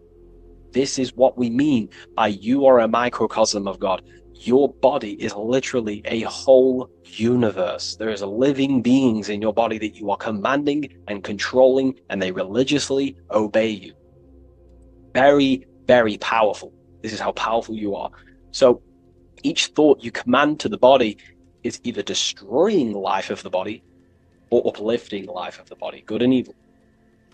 So you're either creating more life or destroying your life of the body, of the health, of the body, of the cells. It's a whole civilization inside of your body, and you're governing it. You're the government. You are the master. This is why in the occult they say you are the master. Everyone is a master of their own being, their own microcosmic universe that they govern. You govern a whole reality, don't forget that. But we've lost this knowingness and understanding, and we're now giving our power to the external government, man-made government. Okay? So that's what the word government means. Government, govern mind control. But you are the government. You control your own being. You control your own universe. You control your reality. So, you are the creator of your reality. This is the context behind the symbol here. You are the creator. What is an eye? An eye sees things. What does that symbolize? So an eye on a basic level shows looking at something. But this is referring to the internal eye, the internal observer. You're observing something when you look at something. So the inside eye is the person, the self that is looking over and experiencing our thoughts, emotions, and actions. Who is the one that feels the actions? Who is the one who suffers from the negative thoughts and the negative emotions? Have you ever thought about that? Go deep within yourself. Who is the one suffering from your emotions? It's not your body. It's not your mind. It's this soul. It's the soul observing through these different bodies of consciousness, through the mind, through the emotions, and through the body. This is the observer behind it all. So, this eye is not closed. It's not closed. Very, very important. Every detail in symbolism is very important. It's not closed. It's open. It's looking, and it's conscious. That's. I'm just giving you the key of what the symbol means. It's about remaining conscious. Now, this will go over people's head. They may not even understand this. Most people are unconscious, and it's fine if you are unconscious. We're all on a different level of our journey. We're all on a different level. I'm not trying to offend you. I'm just stating these facts. Most people are unconscious. They only think, feel, and act out of, reaction. They're not even aware they exist because they're so caught up in the external world. They have no idea they exist. They've never deeped how they exist, why they exist, what life is, what this piece of technology they're inside of is. So I'm giving you a bit of an insight of a person with a higher consciousness. A person with a higher consciousness is always looking. This is what the symbol means. Always looking, not with the eyes, but with the internal self, because they understand these three powers, the triangle, is creating their reality. Thought, emotion, action. Person with a higher consciousness who knows mastered themselves is someone who is always looking and observing their thoughts and emotions and the actions they take in the world. I'll give you a bit of a key here. I'll give you a key. In my life, I like to govern myself, be my own master, through this way. Every action or decision I am about to make, every decision, I always say to myself internally, I remind myself of this symbol. This is what symbols are. You're meant to remember these things. There are tools to help you in life and gain control of yourself so you can ultimately live a better life and create your own reality. I remind myself, if I take this action, what is the effect that's going to come from this action? Is this action going to benefit me, or is it going to pull me away of what I'm supposed to do? And through that, I live through this law of polarity, law of cause and effect. We cannot escape that law. You have to deeply understand this. You cannot escape the laws of cause and effect. They are always infinitely creating your reality. Cause and effect. Every thought is producing an effect. Every emotion is producing an effect. Every action is producing an effect. Therefore, you must keep this in mind and stay looking. This is what the symbol means. It means stay conscious. Always look over your thought, emotions, and actions. Always look over them. Because if you are not looking at your thoughts, emotions, and actions, and you're living, you're thinking, you're feeling, and acting unconsciously, subconsciously, without conscious awareness, you're unknowingly creating your reality. You can reach a level of mastery. There is a level of mastery. I'm not fully there yet, I'll openly admit that. But it's a goal in mind. There is a level of mastery that one can achieve where they are conscious of every single thought, every single action, every single emotion they feel throughout their day. Very, very difficult because we think around 7,000 thoughts a day. But this is ultimately the goal of mine anyway. It's completely up to you what you do. I'm just giving you this insight that's helped me in life. So it's about being conscious. This is a very overlooked thing in today's world. No, most people are unconscious, that they're walking around as zombies. They don't even realize they think. They don't even realize they have a mind. They think their mind is their brain. If the mind was the brain, then how can the mind go in the past, present, and future?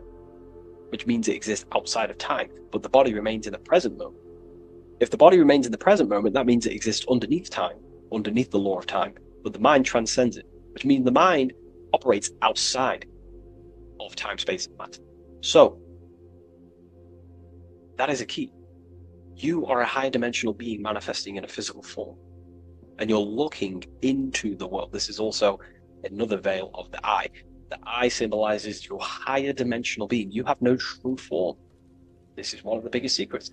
You have no true form. You form what you think, feel, and act. In the astral plane, you become what you think about. You can become an owl. You can become an owl with goat heads or, T-Rex arms. You can be anything you wish. Anything you think about, that's the form you take in the astral and imagination. But beyond the very causal plane, the higher dimensions, you are formless. You are nothingness. But that formless is connected to God. That is the unmanifest. That's the source of all creation. So you are something but nothing. Very difficult to get your head around, but essentially you emerge out of darkness. Emerge out of nothingness. Okay, and that's what the mental plane is. The mental plane is kind of like the first dimension that basically expands into infinite realities. The mind can think anything. There's nothing impossible in the mind. Nothing. But there are things impossible in the physical plane, because the physical plane is more dense and it's governed by more laws. So, again, this is symbolizing staying conscious of your thought, emotions, and actions. Now, another veil, if we go deeper on this symbol now, another veil, another chain that's connected to this symbol, a chain of thought, is that this symbol represents unity consciousness. Person who thinks, feels, and acts in unity. Their soul is operating in one force. Their soul is operating in one force, which means they think, they feel, they act. For example, I'll be writing my book sometimes. The book of symbolism, my third book, is coming out very soon. I'll leave a link in the description for you can sign up to the email, the waiting list. We've got a lot of people in there already. This next book's going to be insane. But yeah, you can get notified when that comes out. I'll put a link in the description. When I'm writing my book, I'll get an idea to, go play Call of Duty or go play the Xbox. But then I instantly remember this symbol, thought, emotion, action. Instantly, I then unify my consciousness, my three powers to create reality. These are your powers. These are your rights. These are your things that you have full control over. These are the biggest gifts in life. This is so overlooked. So overlooked because people are so unconscious. These three things are your biggest gifts. They're so beautiful. You have been given the gift of creation.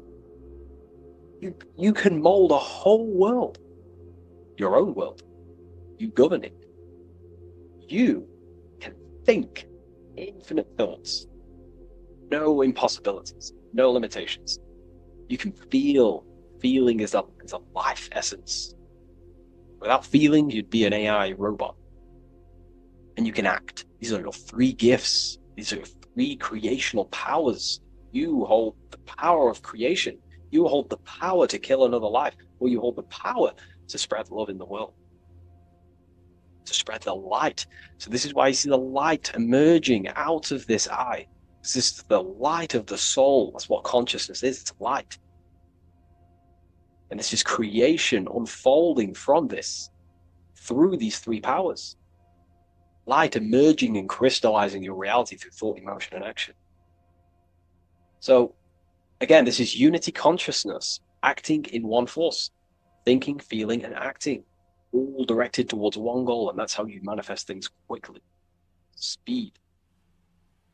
If your thought is, if you think about, I don't know, playing the Xbox, and then you feel like eating, and then you take action scrolling on TikTok, that's divided consciousness. You're wasting time, energy, and you're scattering your creative powers throughout these three forms. But once you unify them, which is the I, the number one, you unify thought, emotion, and action, you direct your thought, emotion, and action all towards one goal. You quickly create these goals. So this ties in with time and attention. These are your two spiritual currencies. You spend time and you pay attention. These are your two spiritual currencies that pretty much create your reality, your experience. Thought, emotion, action. And this is what the Holy Trinity is on the deepest level. This may trigger some people, but if you believe in religion, then maybe this account, this YouTube isn't for you. But religion is an esoteric. It's esoteric. It's not meant to be taken literally. The Bible is an encrypted allegorical text talking about human consciousness. Jesus is a person and a master of consciousness that we should achieve within ourselves. We should aim to become like Jesus, not worship Jesus, because we are all God. We're all governing the microcosm. So, also, this symbol represents the movement of the spirit, the movement of the soul. The soul goes through this triangular process, and the soul always remains, returns back to its original state. The soul is given birth into physical reality. We live, and then, we grow, then we die. Then it moves in this three triad form. The soul, wakes up in the morning. It grows throughout its day. Then it dies at nighttime to return back to its original state, to its spiritual state. And everything goes through this process. Birth, growth, decay. Birth, growth, and death. And everything returns back to its original state. So, ultimately, this is what this symbol represents. Okay? If you want to go deeper on this, we have an amazing community. We have hundreds of hours of lectures, practical lectures, where you can gain mastery of yourself. The occult goes deeper than you could possibly imagine. So I hope you gained some insight from this video. Please leave a like, comment, and subscribe to the channel if you're new. And let me know any symbols you want me to break down in the comments section, and I'll hopefully get them broken down for you so you can understand them, deeper, on a deeper level, and you can understand yourself on a deeper level. So yeah, all the links in the description for everything that I mentioned, the community, and the Book of Symbolism waiting list. And I'll see you in the next video. Take care of yourself, everyone.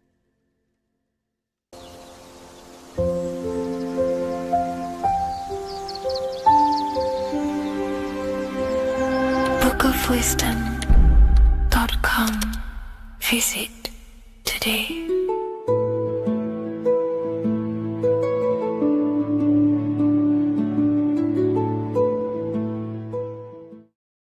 What is good, people? It's Revival of Wisdom. I hope you're all doing well. Now, this video is how to raise your holy oil or your kundalini. Let's get straight into this. So this is a monthly cycle. Every month, when the moon is in your zodiac sign, this oil is released.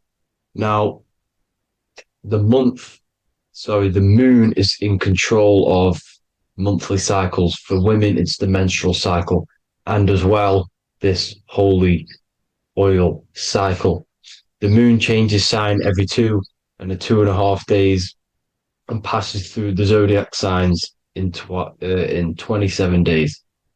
So the moon tells the day, the sun tells the time, the stars tell the month. This reality is a massive clock, if you like to say. It's a cycle. Okay. The moon controls the night, emotions, water, fluids, and the mind. Okay. So this oil is produced in the claustrum. It's produced in the claustrum, which is here, right? This is where you get Santa Claus from. Now, the claustrum is at the center of the brain, and it is next to the pineal gland and the pituitary gland. Once it starts in the claustrum, this is the holy present. This is the present that Santa gives to us, Santa Claus. And it goes to the pituitary gland and the pineal gland. And what's connected to the pituitary gland and the pineal gland is the Ida and the Pingala. The Pingala is the pineal gland's nerve, which is the honey, which is the positive charge, electric. And the pituitary is the Ida nerve, which is the magnetic charge. This is the milk, the land flowing with milk and honey. This is the brain, the heaven, heaven, okay? And it travels down the spine using these two nerves, these electromagnetic charge. And this is what the ancients symbolized with the two serpents wrapped around the spinal cord, the Ida and the Pingala. And this travels down to the sacrum or the solar plexus. Okay. So once it's here, okay, the spine is an elongation of the brain. So the spine is pretty much the brain. It's an extension of it. And it's kind of a microcosm of how we descended from heaven to physical reality, to physical matter, which is our consciousness has done. Our consciousness has descended from heaven into physical matter, and this is a microcosm of it. Okay, so once we're in the sacrum bone, this holy oil, like I've just explained, this holy oil starts in the Santa claustrum, goes down the chimney to the sacrum. This is the sacrum, the solar plexus, and drops the present off at the sacrum. Now, once we're at the sacrum, we need to raise our vibration to take this oil back up the spine. Okay, and the River Jordan symbolizes this in the Bible. King Herod wants to kill Jesus in Nazareth, which is here, this is the River Jordan, is Nazareth. He goes to be born in Bethlehem and then goes back up to Nazareth to Joseph and Mary. Joseph and Mary, the pineal gland and the pituitary gland. The Bible is huge symbolism. It's all metaphors for this sacred process which goes on inside of your body. You are the Temple of Solomon. You are the Holy Land. The Holy Land is your brain. Once this oil is at the sacrum, you need to raise your vibration in order to take it back up. Once this oil has gone back up to the pineal gland, it activates the crystals which are wrapped around your pineal gland. Your pineal gland is this tiny little beam here. This is the claustrum. This is the pineal gland. And it's wrapped in crystals. And when this oil travels back up the spine by raising your vibration, back to the upper room where Jesus met the 12 disciples, or the 12 cranial nerves in the brain, and it activates and it turns on this pineal gland. And once it's turned on, it illuminates all the cells and the nerves in your brain and turns them all on and activates the higher God man, the God consciousness, Christ consciousness. And it regenerates the whole body. This is the secret to regeneration. It regenerates all the cells in the body. And this is how the ancients lived for thousands and thousands of years, as talked about in ancient texts. They lived for hundreds and thousands of years because they knew this secret. And this fluid, this brain fluid, the secretion, or the Christos in Greek, which means gold, because this is the alchemical process from turning lead to gold. Your body is the alchemical furnace. Now, the ancients knew about this center of the brain because they symboled it. This is the Eye of Ra, and it's the brain. And this is what's wrapped around our consciousness. Our consciousness isn't wrapped around the brain. The brain is built around the consciousness. We are the consciousness. You don't have a soul, you are the soul. Okay? Now, The head, heaven, hell, heel.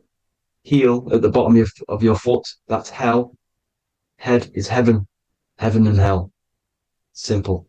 Now the pineal gland produces DMT, which is dimethyltryptamine, which is known as the spirit molecule. So let's move on. Now, when this oil travels up, back, the spine, the chimney, it crucifies at the top, which is called the vagus nerve. So when it reaches here, the optic thalamus, it crosses and crucifies once it's raised back up. And this is why Jesus dies at 33. He was crucified at 33. Because you have 33 vertebrae on the back of your spine. And then it's crucified by the cross of the vagus nerve. When this oil crosses the vagus nerve, this is the crucifixion at 33. And it symbolizes the death of the physical consciousness. You then become spirit. You then become God consciousness, activating the Kundalini, regenerating the body and the mind. Okay. The Garden of Eden. You are the Garden of Eden. The land of milk and honey is upstairs. The pituitary, which is the milk, the pineal gland, which is the honey, which is DMT. It even says this in the Bible. As he brought us into the place, and he has given us this land, a land flowing with milk and honey, which is also symbolized as the sun and the moon. The Bible also says, the light of the body is the eye, not the eyes, the eye. If therefore thine eye be single, thy whole body shall be full of light.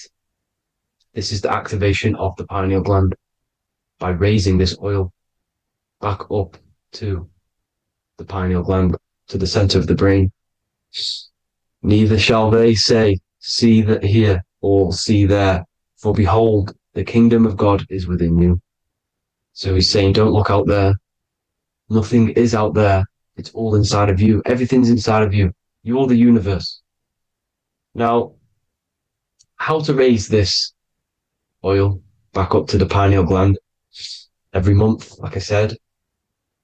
The moon controls the cycle. The moon controls monthly cycles.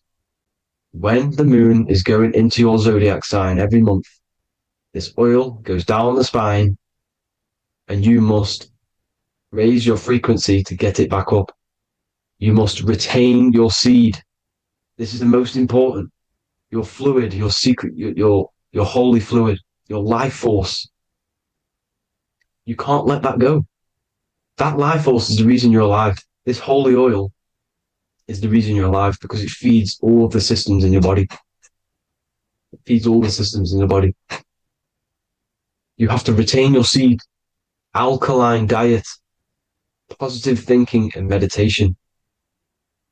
Okay? When you retain your seed, you will live longer. The moment you release it, you're killing yourself. You're killing a piece of yourself every time you release your seed. Every single time. You're killing a part of yourself. Okay? Now, this could be why this could be the illumination, the single eye on the Illuminati's symbol, the Freemasonic symbol, the illuminated eye, the triangle, which could symbolize the body, mind, and spirit, but the eye illuminated. Now, in the Bible, it talks about the two trees, the tree of knowledge and the tree of life. The tree of knowledge is the tree of good and evil, which is the most important system in your body, which is the nervous system. The nervous system, the most important. The tree of good and evil, and the tree of life, which is the cardiovascular system. Now, this oil, when it's released every month, feeds these two systems, and these two systems feed everything. Now, it's important you understand that. Okay? The ancients knew all of this knowledge. The Bible's telling you this knowledge. But it's in a metaphorical way. You have to understand the context behind it so you can read it properly. Now, eating of the tree of life, which is when it talks about in the Bible, eating from the tree of life is actually symbolizing a bad diet, ejaculation, because you're eating from these two systems. You're killing yourself with a bad diet. You're killing yourself with an ejaculation. Okay? So that's important to understand. Now, this is Jacob's ladder in the Freemasons. Jacob's ladder, which is the spinal cord, it's the stairway to heaven. And this is Jack and the Beanstalk when he goes up the beanstalk and finds the golden egg in the grey clouds. The grey clouds symbolize the grey matter in your brain. Now, the Garden of Eden talks about the 4 different rivers in Garden of Eden. As we see here, the North Pole map, the ancient North Pole map, because the center of the earth is the center of the torus field. Everything's the torus field. Atoms are torus fields. Everything's torus fields. You are the universe. Everything is within you. The North Pole is your spinal cord. This is why they say Santa Claustrum comes from the North Pole. This is the North Pole. And the Santa Claustrum is the center of your brain. Now, there's 4 rivers which come from the Garden of Eden. There's the blood, the Christ oil, which is the oil we're talking about, urine, and saliva. These are the 4 sacred oil, 4 sacred fluids in your body. And these are constantly abused in today's society. Also, these secret societies are targeting these fluids. Okay? This is why porn is free. They sexualize society through Disney. Go and look at some of the Disney movies. There's so many subliminal messages which sexualize these children because they want you sexualized. So you release your seed, which is one of the holy fluids in your body, especially your semen, your sexual energy. So important you retain this. So important because it's your life force. It keeps you alive. Okay. Now, let's recap on this. If you want to raise your oil every month, you can't just retain your seed for the month. You have to retain your seed forever. Don't just do it for a couple of days. You have to do it. It's a lifestyle. You want to become God consciousness, you got to do what it takes. It's hard in this society because this society is made around, it's designed to kill you pretty much. It's designed to keep you in these lower states of consciousness with all the bad food, the chemicals in the food, the chemicals in the water, the sexualized TV programs, sexualized adverts, sexualized TikTok and apps, videos, subliminally stimulating you because that is your weakness, sex. It's your weakness. Now, you have to retain your seed, meditation, and an alkaline diet. Why alkaline? Because acidic is low vibrational. This is the color spectrum. And what's the highest vibrational color? Violet. It's the lowest, red. You have to have an alkaline body in order to raise this oil. When you drink, when you have a bad diet, when you drink alcohol, when you smoke, this destroys the oil. It destroys the oil in your sacrum and it can't be raised again, can't be raised up. This is why it's so important.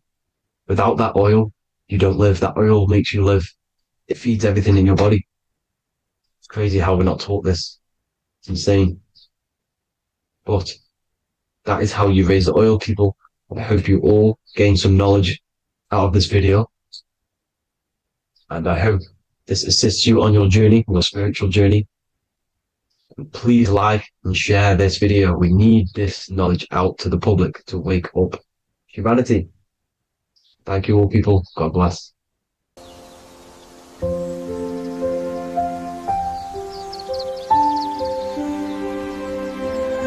bookofwisdom.com.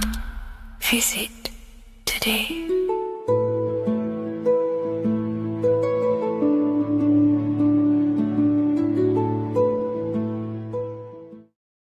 Welcome back, people. We're back with another video.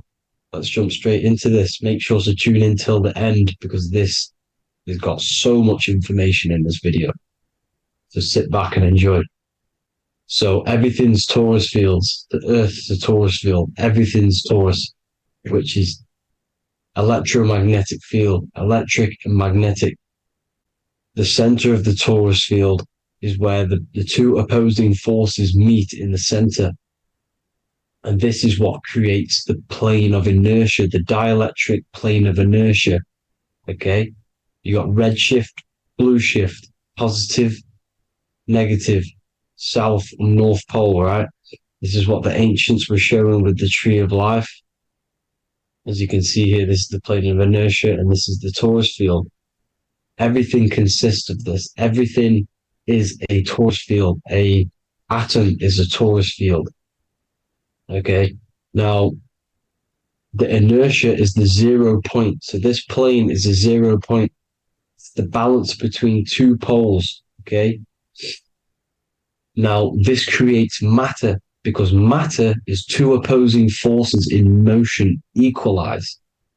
So these two forces coming together is what creates matter on this physical plane. And this is why we can't see the electromagnetic field, because it consists of one of the elements, which is either electric or magnetic. But when they combine together, it's what creates this physical plane, which is physical matter, which is light in motion. Now, everything is one. Don't get confused by duality. Duality is two opposing forces, but them two opposing forces are created by the same substance. It's two aspects of the same substance. So, for example, water and ice are the same thing, you know what I'm trying to say, but it's two aspects of the same substance because all is one. The whole universe is one. All goes back to the one, which is God, the creator, or magnetism, whatever you want to call it, because magnetism pulsates. Electricity has two poles, red shift, blue shift. Okay. So red shift, blue shift is electricity, and electricity vibrates, and all vibration always comes back to a standstill point. But magnetism is what pulsates. This is why your heart pulses. You breathe, which is a pulse. This is the breath of the universe, magnetism. Now, this is why the earth is green, okay? Earth can be spelled heart. If you just move the H to the beginning, it spells heart, okay? Because the heart is the center of the torus field, which is the heart chakra for us humans, okay? We consist of the same field, as you already know. Heart being the center, which is green, which is the center of the seven colors. The center of the seven colors. This is the most powerful chakra in your body. People think it's the crown chakra, but it's the heart chakra because it's the center of the torus field. You must align them all and combine them all into one, which is the heart chakra. Now, earth is green. Nature's green. Okay, this is because we live on heart chakra, the plane of inertia. It's the center of the torus field. Okay, and this is what the Egyptians called Isis, which is nature. Nature is balanced, and nature is female, Mother Nature, because it looks after us with the fruit it grows with abundance, and the water. It's a female energy, Mother Nature, and this is the symbolism of an equal, balanced arms. This is the scales, it's balanced. Mother Nature is balanced. This is why the sky is blue, because what comes after the heart chakra? Blue. Sky is blue. We live in Midgard. This is what the ancients called Midgard. You don't have to take this tree literally. It's a metaphor. We live in Midgard, where both positive and negative duality here. Now, Mount Meru. Mount Meru was known as the center of the earth, okay, or known as Hyperborea. And this is the North Pole, the electromagnetic North Pole. But when I say Mount Meru, it's not an actual mountain. They weren't saying there was a real mountain in the center of the earth, a magnetic rock. No. The plane of inertia, okay, there's something called a hyperboloid. That's what it's called, a hyperboloid. And this is the center of the torus field. And this hyperboloid is what is in the shape of a mountain, you see? So if I go to this next one, they say Hyperborea on this map. Why did they call it Hyperborea? Because this is the hyperboloid in the center of the torus field. And this is the electromagnetic mountain, a metaphor. Mountain, what they're metaphorically saying, this is the electromagnetic mountain at the center, the double vortex, the center of the torus field, which is the North Pole. Pole of electromagnetic energy. So this is why they call it Hyperborea. It comes from the word hyperboloid. And the center of the earth is so sacred. And they symbolize this with, obviously, the North Star, which is Polaris. And this is where the swastika comes from, because it's the 4 seasons moving around the North Star. This is the Big Dipper constellation moving around the North Star, which is Polaris. There's that pole again. Pole. Magnetic pole of the torus field. And this is where the green, emerald green, aurora borealis comes from. It comes from this center hyperboloid at the center of the earth, where the most electromagnetic energy is stored. The center of the plane of inertia. The center of the plane of inertia. This is the all-seeing eye as well. As you can see, they got the sun, the moon, this is the Masonic cosmos, the sun, the moon, and the all-seeing eye, because the eye is Polaris, the eye of the stars. It's all the big eye. Now, the eye means a lot more as well. It's not just that. There's different ways you can interpret symbols. Now, this is the emerald tablets. Deep in Earth's heart lies the flower, the source of the spirit that binds all in its form. Okay? The flower of life is thine own place of thine spirit, and stream through the earth as thine flows through thy form, giving off life to the earth and its children, renewing the spirit from form unto form. This is the North Pole. This is what he's talking about. He's talking about the aurora borealis. Aurora borealis. It's the Earth's aura. Emerald green. Heart chakra. Plane of inertia. Green. Earth. Heart. You see? All related. Now, there's many symbolism of this. So much symbolism of the ancients. The 7 layers of heaven. 7 layers of heaven, which are the 7 planets. Okay? These planets are the solar system. It's the solar system because we are the soul. We are the sun, the soul. And we're inside of a solar system, which is the 7 planets. That's why there's 7 layers of heaven. Okay? The rings of Saturn, the rings of the planets are moving around us. Okay? So this is what the ancients were depicting in their cosmology. Now this is the Hebrew cosmology of the earth.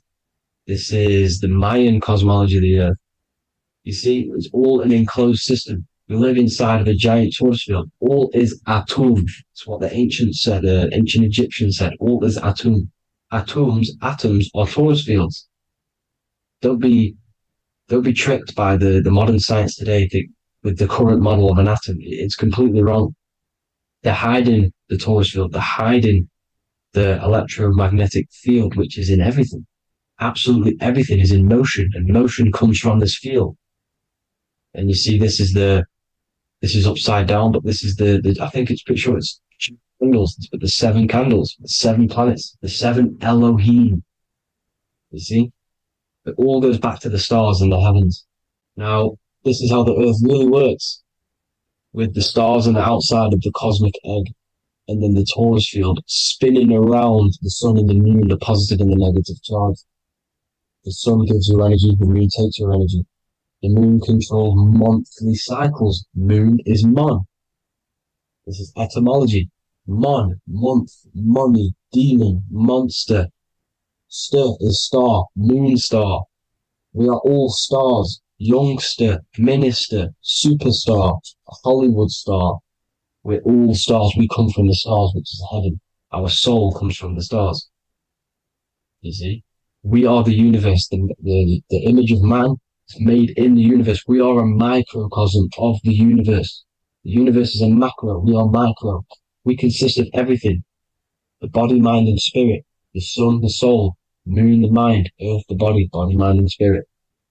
We have 12 systems in the body, which are governed by the 12 zodiac signs, starting at the Aries, which is the ram, the ram of God, all the way down to Pisces and Capricorn, kneecap.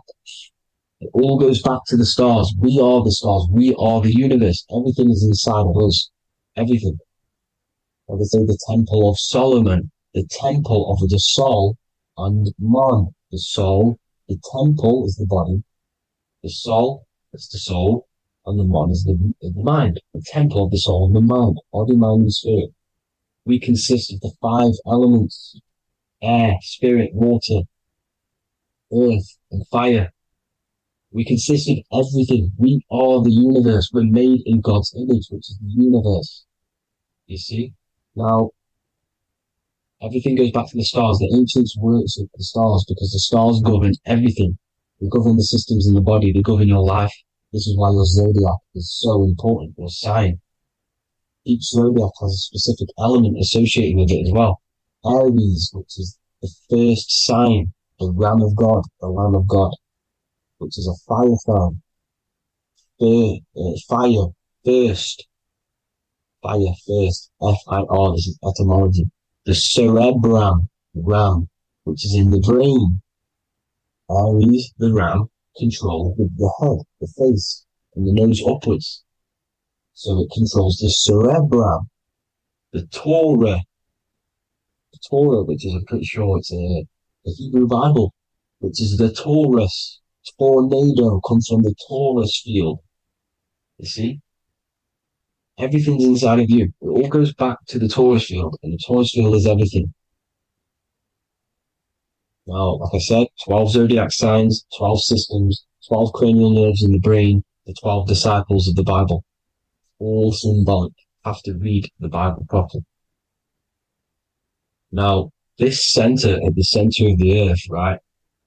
This is what's stirring the ether. And the ether consists of the 4 elements. Because there's 5 elements. Spirit can be called ether. People call it spirit or ether.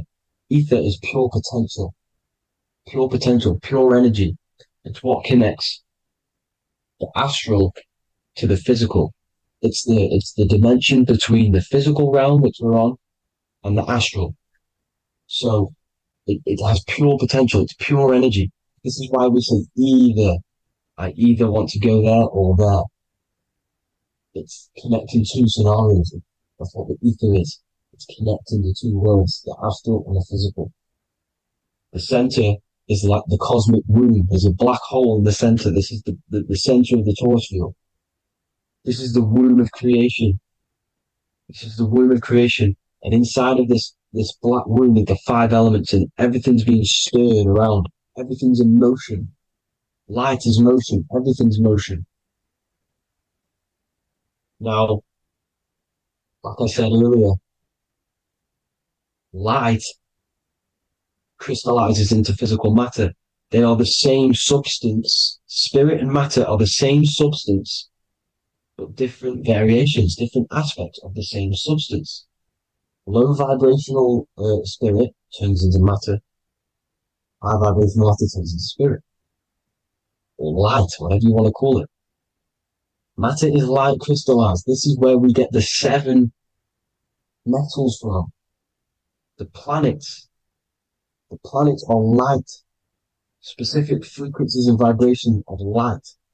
When these lights, or the planets, materialize, material metals materialize, they turn into the 7 metals. Saturn turns into lead. That's why lead is red. Saturn is red. The sun turns into gold. That's why the gold is yellow and the sun is yellow. You see, Saturn is the time god. What happens in autumn? The leaves turn red and they die. This is why Saturn, Satan, time god, the reaper, everything is crystallized till it's death and then reborn again. You see, rust. When things rust, it turns to red. Because it's Saturn. Saturn crystallizes everything. He's the reaper who comes around in winter You see? He's Satan.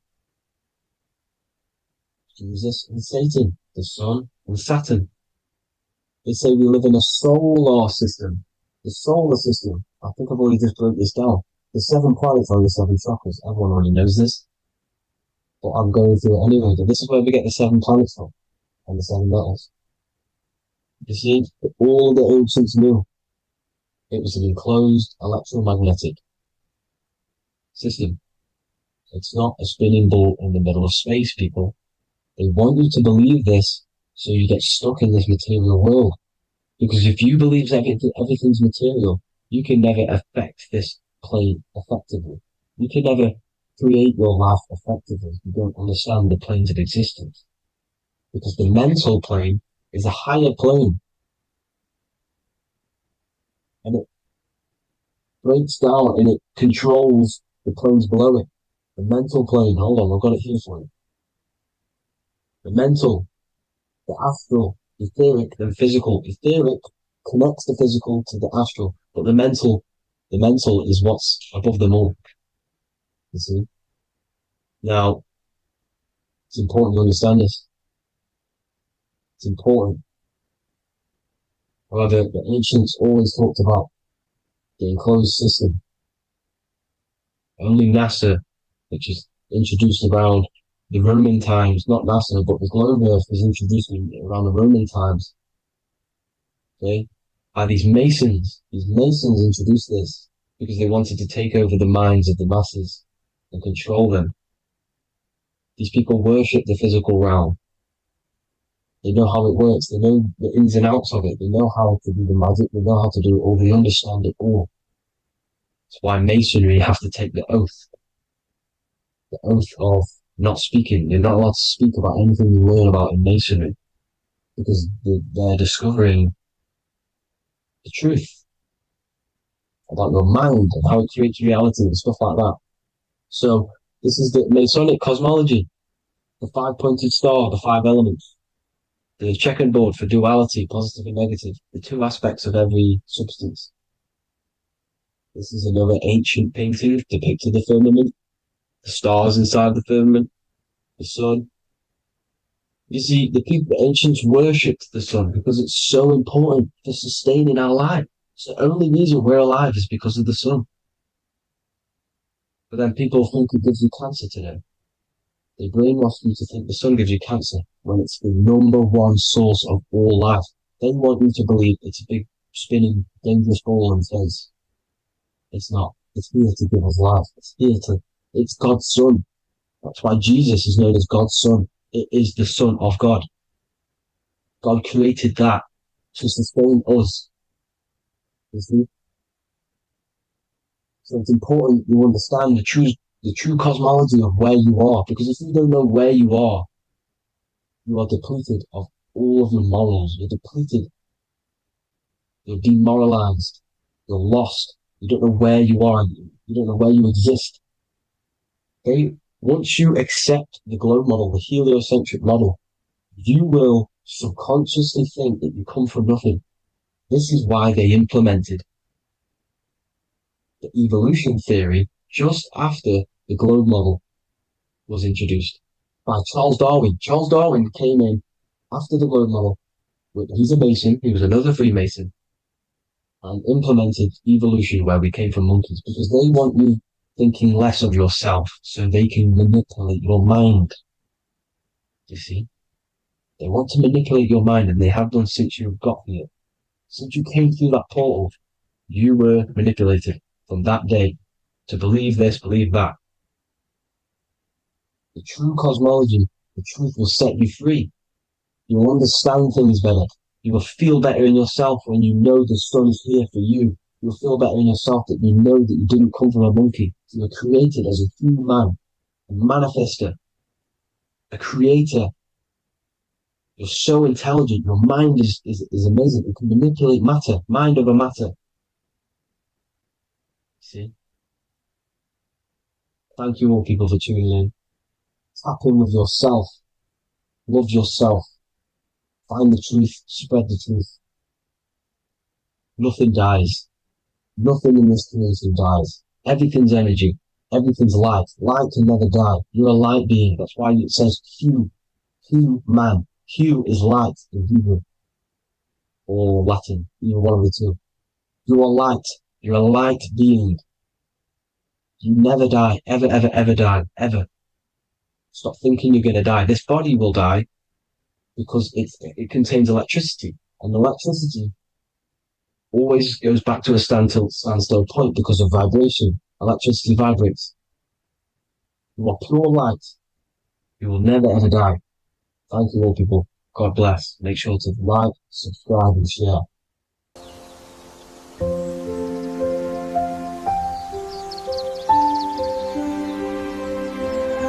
bookofwisdom.com. Visit today.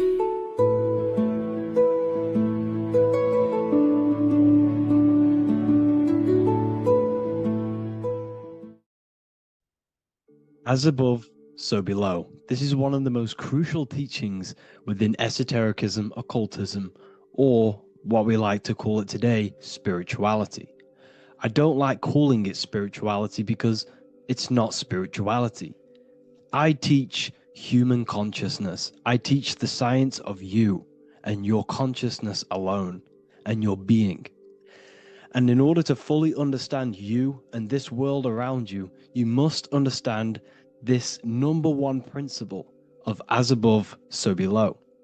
There is many misconceptions of this, and there is many simple teachings of this.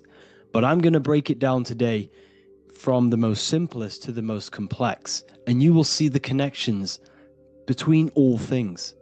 This is the most important lesson you could ever learn, and I'm going to teach it you today.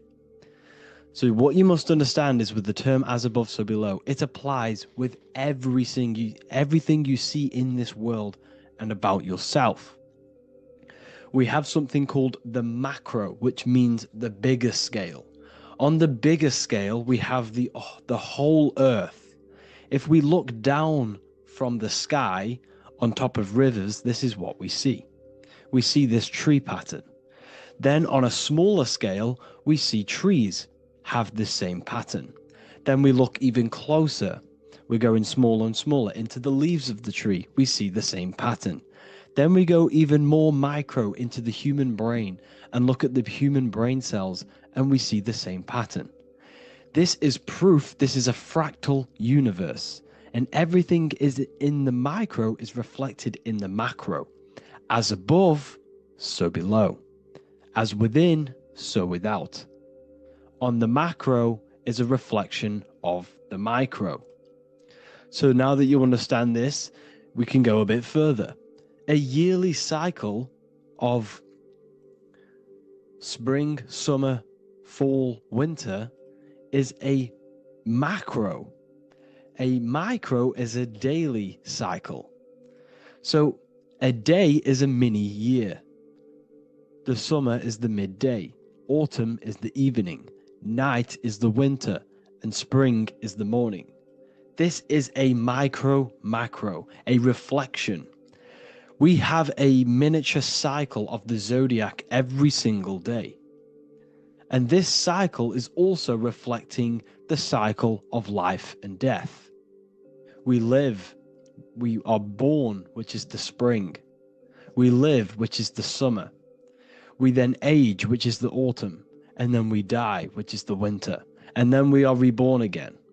This is the cycle of life and death, and you do this every single day. You see, death is a macrocosm of sleep. This is why we say sleep is the cousin of death, because you die every single night. You do this process of life and death every single day. As above, so below. What's in the micro is in the macro.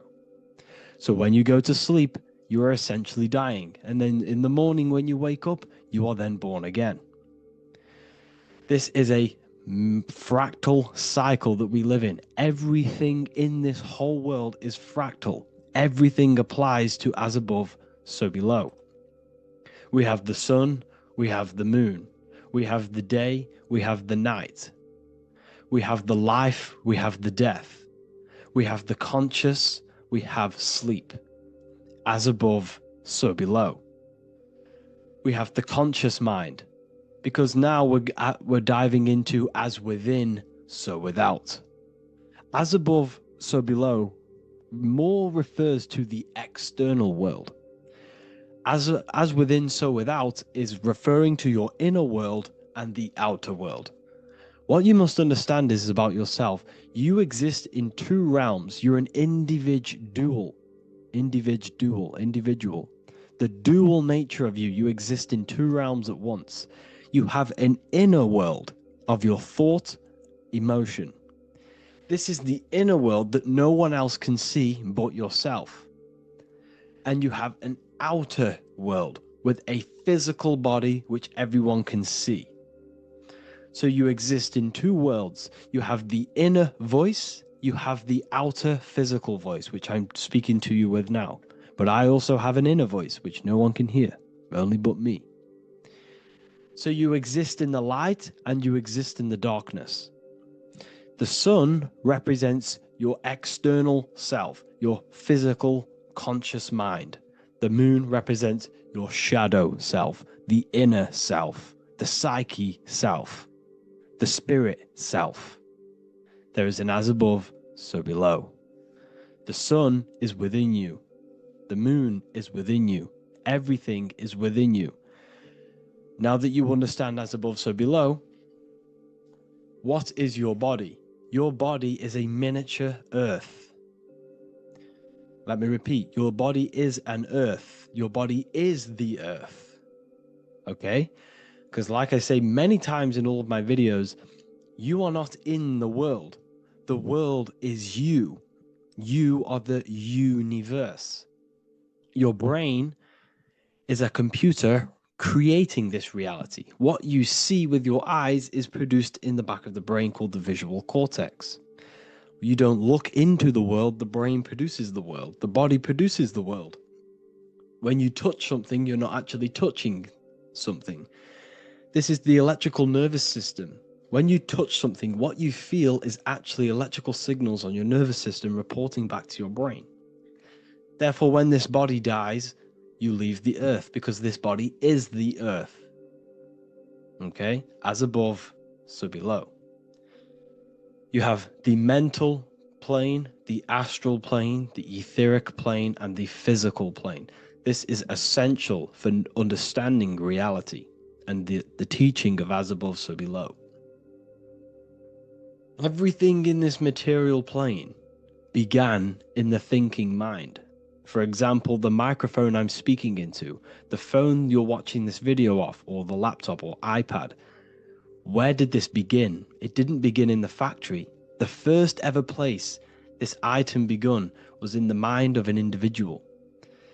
The invisible realms of mind is where all physical things and physical items begun. Essentially, this physical plane is the effect of the thinking mind.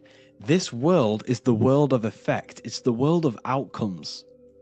When you see something, it is already manifest. It is already being manifested. It is an effect. And in the effect of the cause, which is the thinking mind. Therefore, the mind creates thoughts, which is the mental plane. Then after thoughts creates imagination, which is the astral plane. These two are spiritual. They are non-physical. So spirit kind of means non-physical. Then you have the physical planes, the etheric and the physical plane. As above, so below. What happens in the mind is manifest on the physical plane. Like I said, the phone that you are holding, it was a thought, and then it brought down into a physical reality. As above, so below. You change the mind, you change your reality. Your environment, the word environment has ment in it because your environment is mental. So now that you understand this, so what is the world around you? The world around you was created by the mind of God. It was manifested through God's thought. So you are living in the mind of God. You are a thought in the mind of God. God thought you into existence. But like I said, we are all We are all fractals. Everything is fractal. If God exists, this means that you are God, as above, so below. God created you through the thinking mind, and he gave you a thinking mind. So God created the macrocosm. God created the macro, the whole world. He designed the whole world, the sun, the stars, the moving. He designed this. But then he gave you the thinking mind to design your own life and create your own life in his world. You are a microcosm of God's macrocosm. Just like God thought you into existence and the whole world into existence, you are a microcosm thinking your world, your reality into existence. You see this now? Everything is a reflection, everything is a mirror, everything is fractal. So in order for you to change your reality, you must change these higher planes. Your thought and imagination are the two key aspects of creating physical reality. Every object you see around you was begun in these higher planes of the non-physical, and they were brought out of spirit into physical matter through the thinking mind and physical action. So now we're going to get a bit deeper.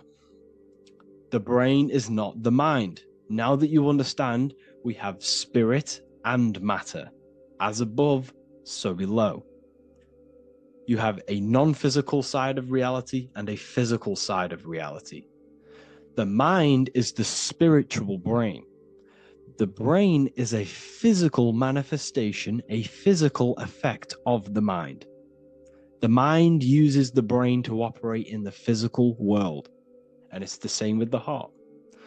The soul manifests itself physically through the heart. The heart is a physical manifestation of the soul, of the emotion, thought and emotion, the mind and the soul, the brain and the heart, heaven and earth.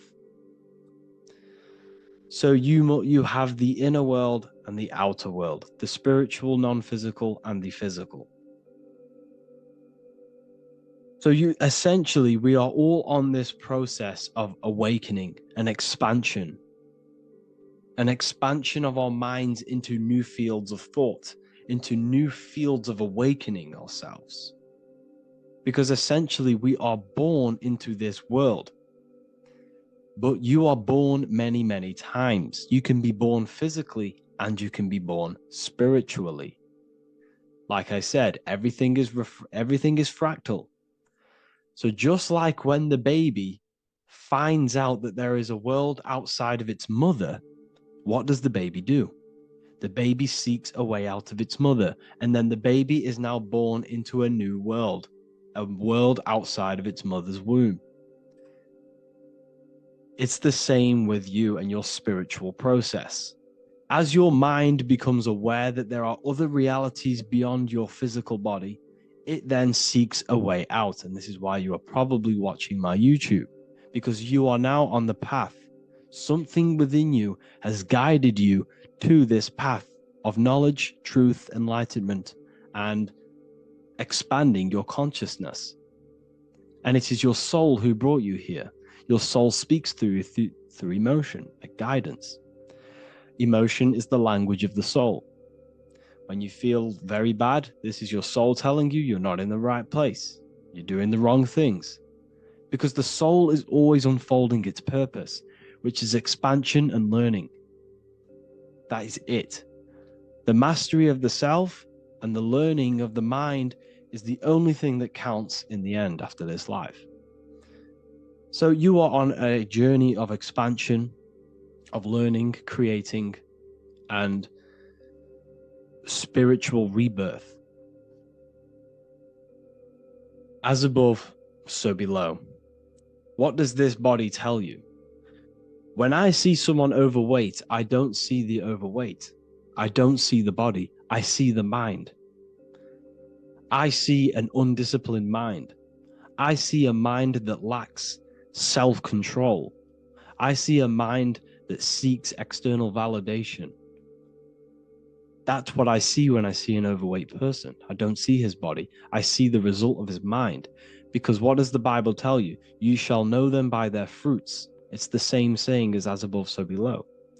You shall know them by their fruit. The fruit is their manifestation. Your body is a direct correlation and manifestation of your mind. Your inner world projects your outer world. As within, so without. As above, so below. Now, what do you see when you see this man's body? I see discipline. I see strength, mental strength, not physical strength. I see mental resilience of pain. Because all of this man's mental energy has been manifested physically within his muscle. This body is a direct manifestation of this man's mind's pain and suffering. And it shows discipline. This is why people instantly respect you if you are in shape. You walk into a room and you are in shape, people will instantly give you respect because they know that you are mentally disciplined. The body is a reflection of your inner world, and it's the same with your friends, your family, your connections with people. If you think about yourself very negatively all the time, and you don't have a good connection with yourself, you don't have a connection with your true self, this will manifest into every single relationship you have in your life. If you don't have a good relationship with your inner self, you don't have a good relationship with the people and the friends around you. Because as within, so without. If you think negative about yourself, you will only pick up the negative in other people. If I think very highly of myself and I think very happy and good things about myself, I will then see the good things in other people. Because it's as above, so below. As the inner world is, so is the outer world. It's the same with your life circumstances. Your life is a direct correlation of every thought you thought in the past.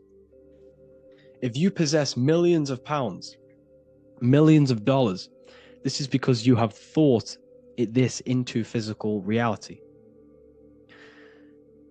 You live the life you are deserved. You live the life that you manifest through your thoughts.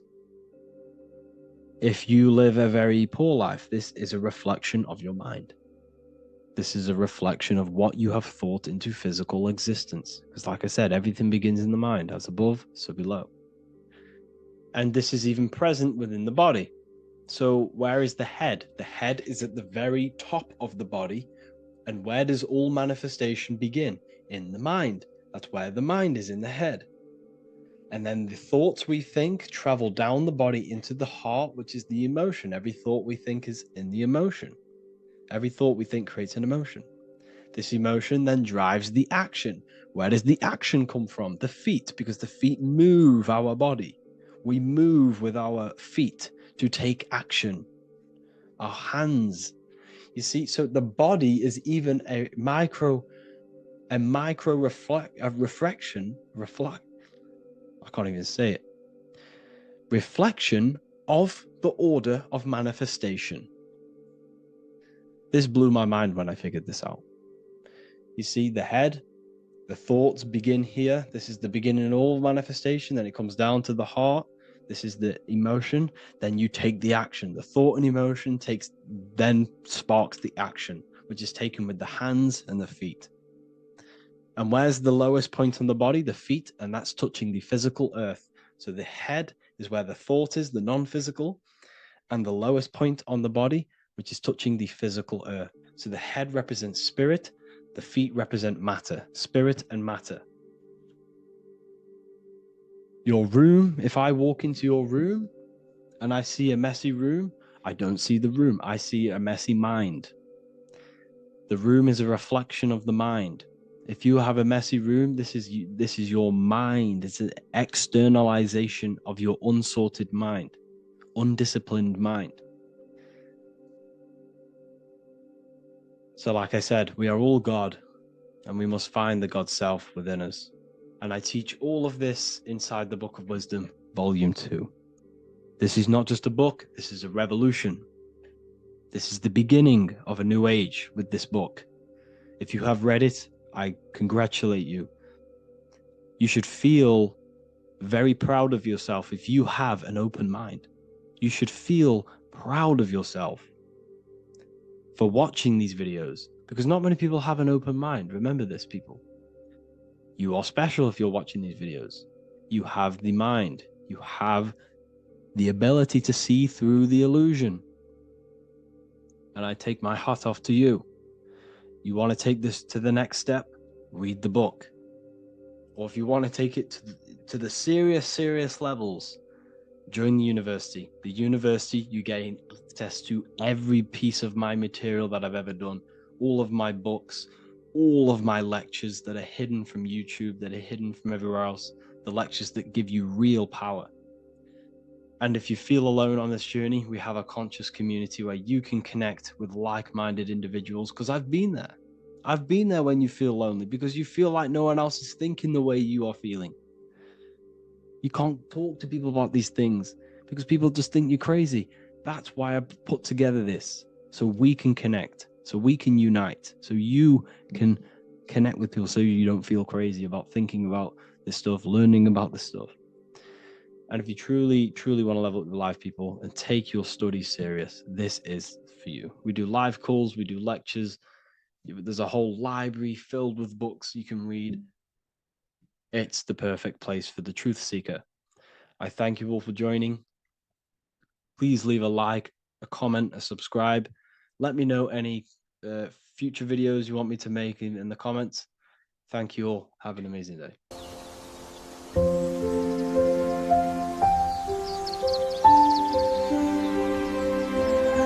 bookofwisdom.com. Visit today.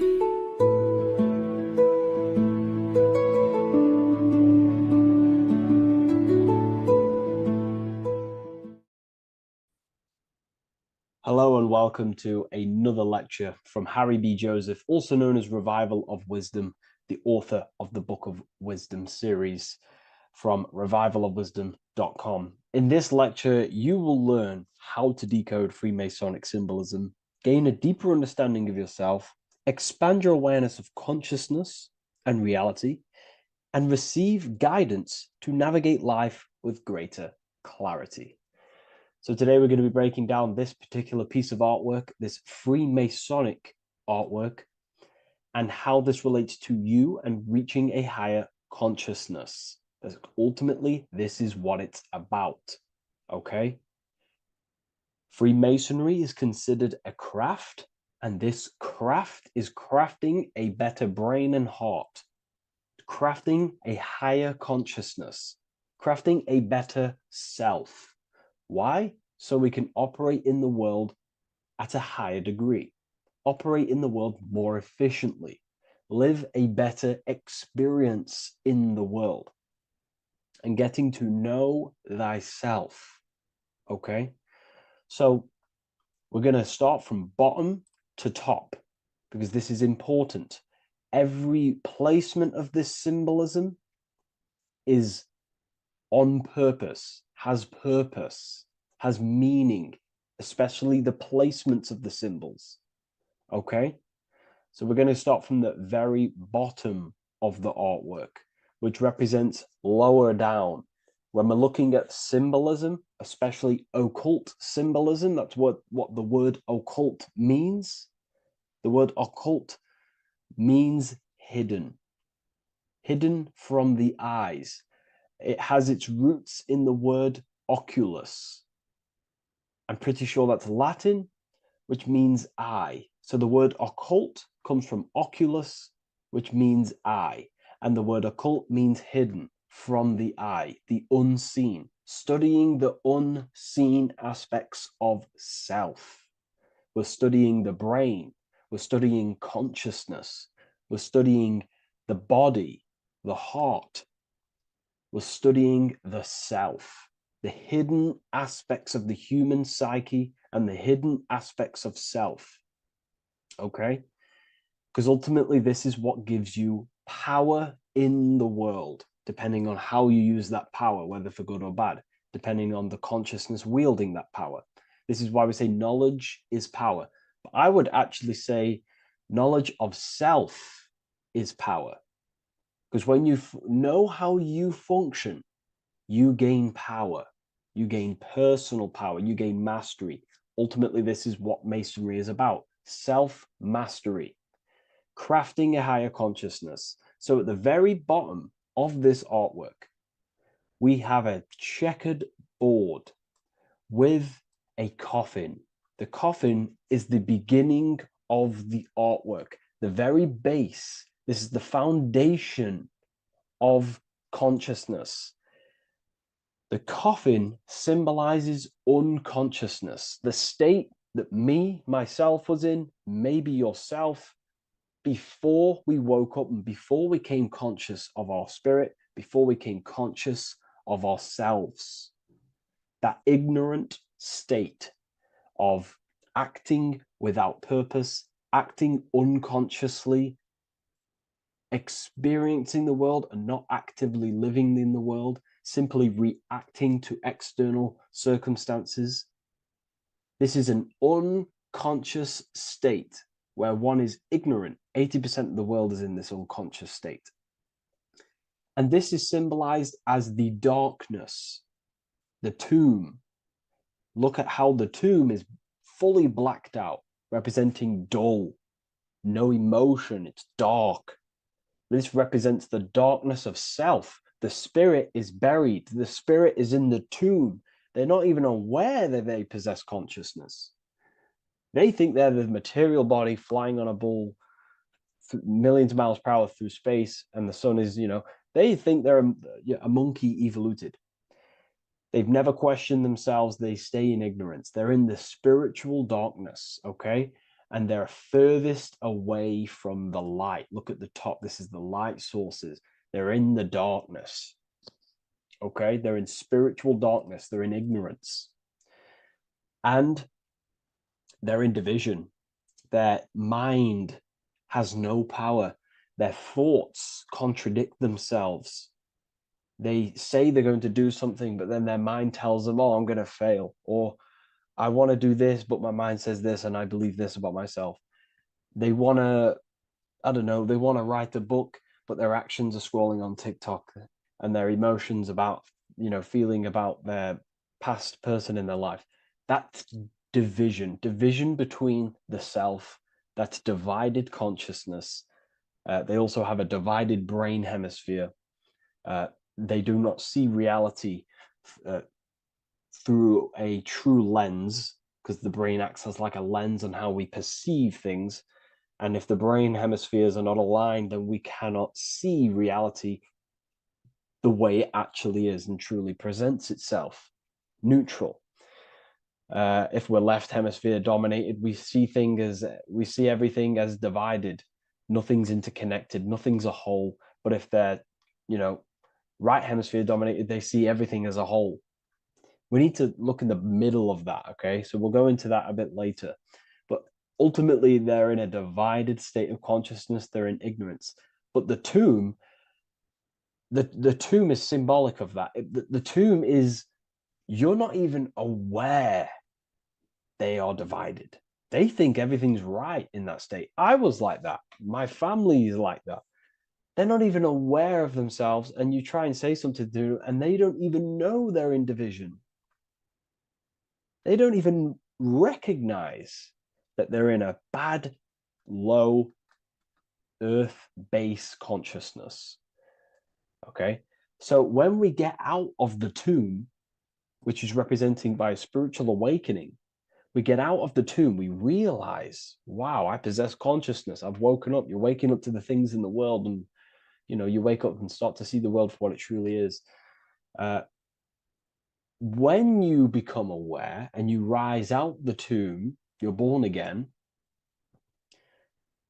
you start to actually start looking within. You start to become conscious of your thoughts. You start to become conscious of your actions. You start to become conscious of the evil in the world. You start to become conscious of the things. You rise out the tomb. You start to become conscious of your intuition. You then step on the checkered board. The checkered board is now you realizing you're in a divided state. Okay, so you're now putting down the ego.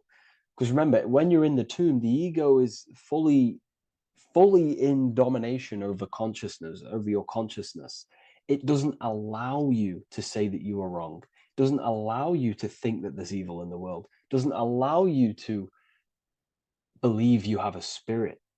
It doesn't allow you to see that there is maniacs running the world and trying to control you. The ego is so stuck. But when we start to realize this is part of our awakening, we start to realize that the ego is trying to keep us safe at all times and keep us locked in that state of thinking and believing that we were in before. It's always seeking safety. Okay? So when we come out the tomb, we start to put down the ego and start to, how do I say this? We start to acknowledge that we were wrong about the world. And that is a lot about awakening. You have to acknowledge that you do not know everything.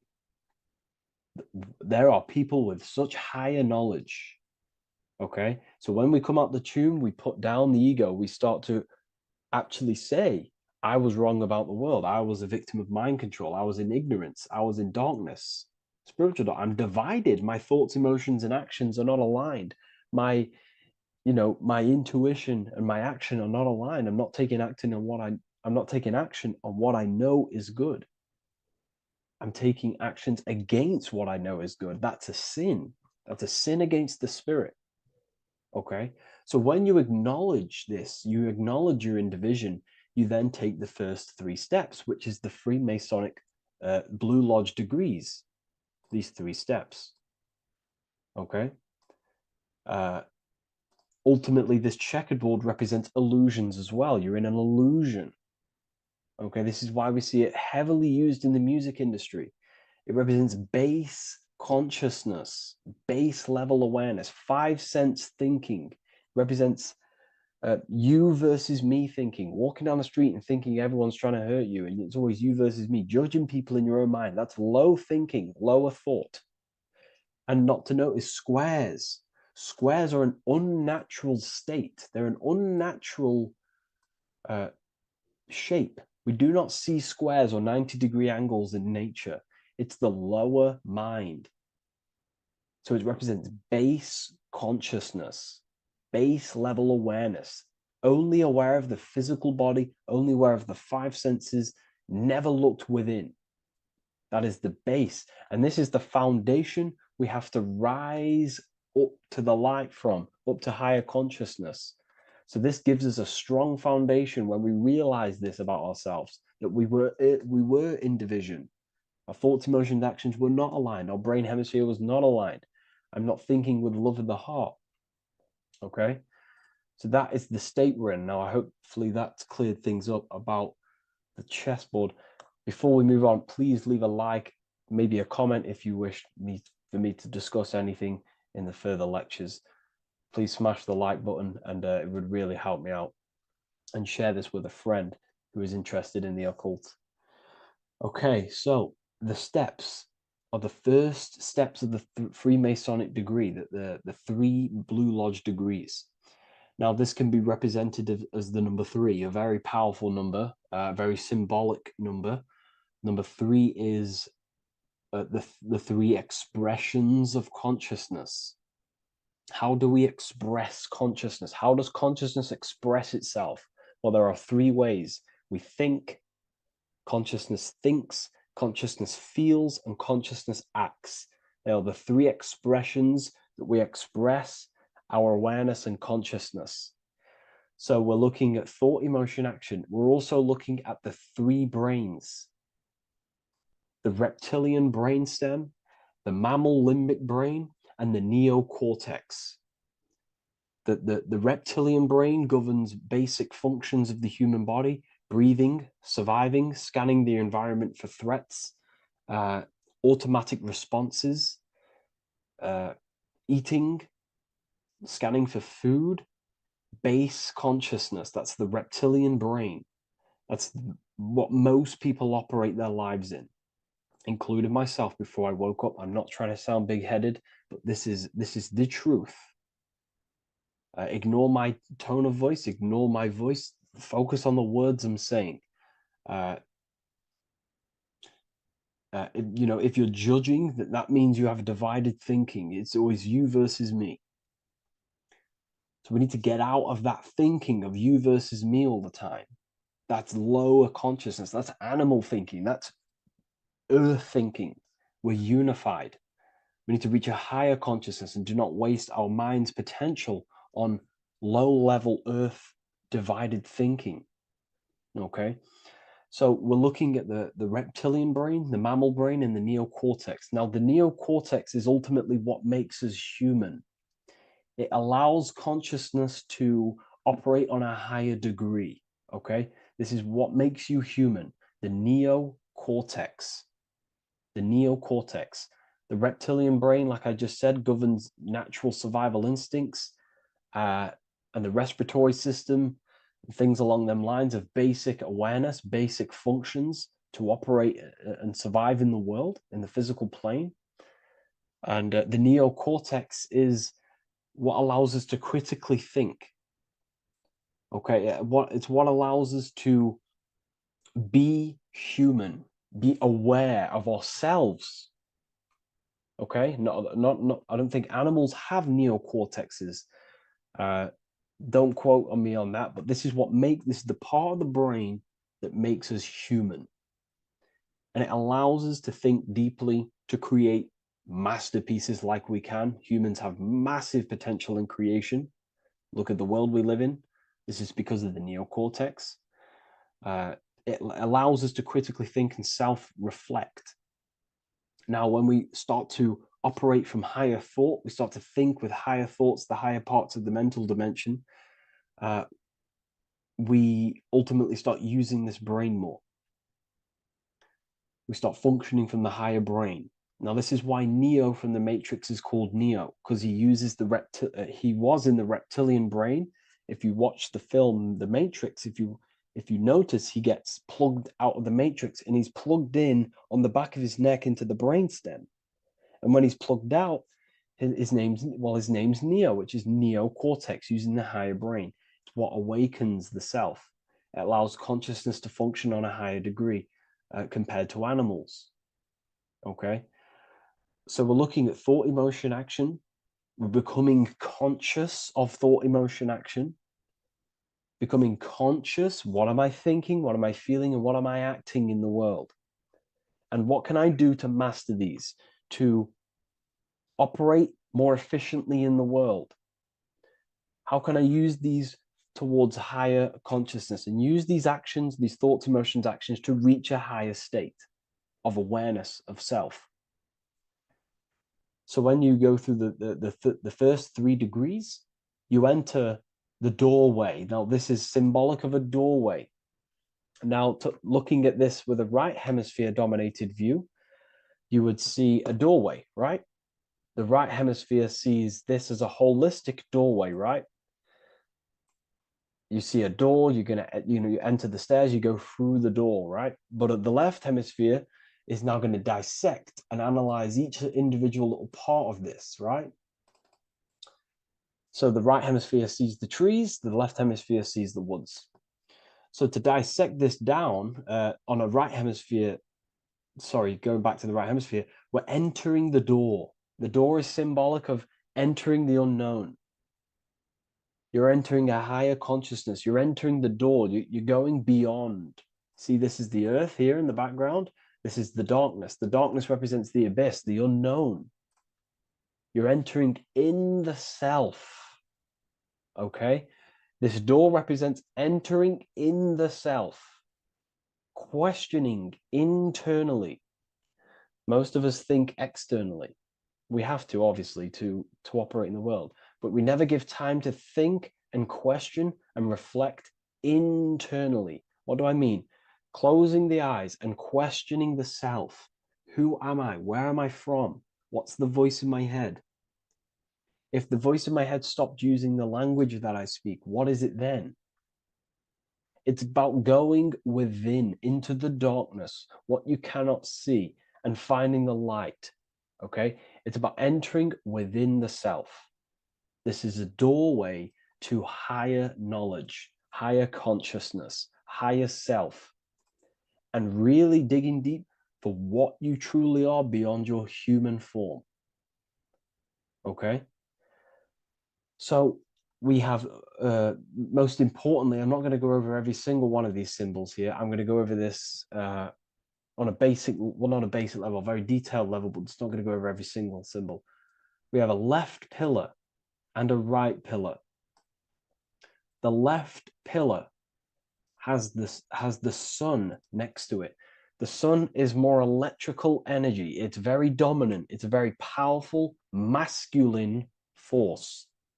This represents the masculine quality of consciousness. The masculine qualities. We have many masculine qualities, such as actions, physical actions with the body. We have thinking. Thinking is a very masculine force. We have the left brain, analyzing brain, the brain that's very logical, that's trying to figure things out. That's the masculine pillar. Okay? So this is the masculine qualities of consciousness. It also represents what we can see, the sun. The sun allows us to see, to visually see in the world. So the sun represents the external world, the world outside the self. When we close our eyes, we have a self, an internal dialogue, an inner voice. We have an inner world, outer world. This represents the world we take physical action in, the material external world outside you. Okay? The world we can see. And then on the right pillar, we have the moon, which is associated with feminine qualities of consciousness. Now, the moon is in the night, what we cannot see. The moon is the nighttime.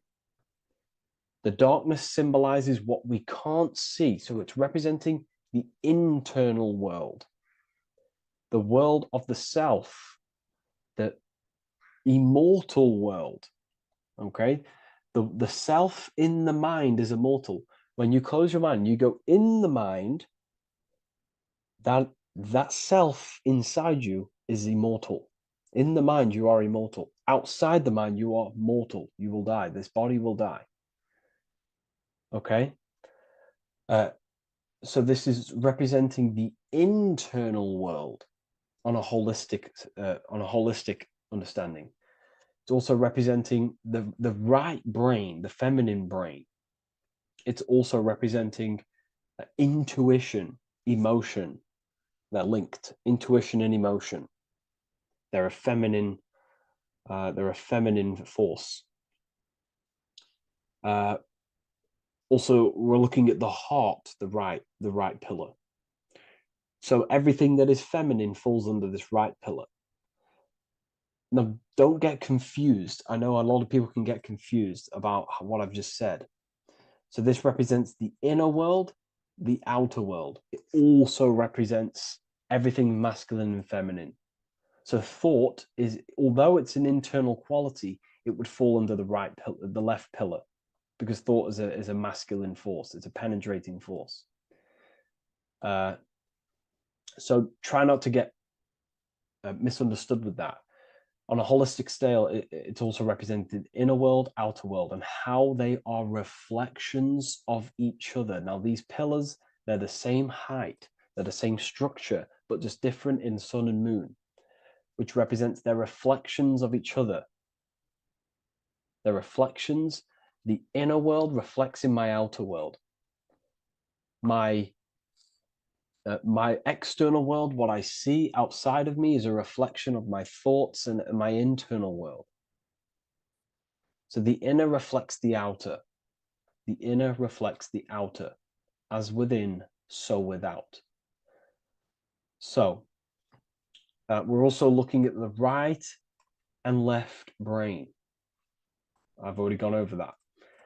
So, what we need to do is build the bridge between the two to reach higher awareness of self. Because ultimately, remember, we're still divided. We came from the checkered board, we entered up here, we've just entered within the self, we started questioning the self. We're still divided. We need to build the bridge. And this is what they're crafting in Freemasonry. The bridge, the arc, the agreement, the great work. This is the crafting of aligning the left and right brain. We're also aligning intuition, feminine, with the actions.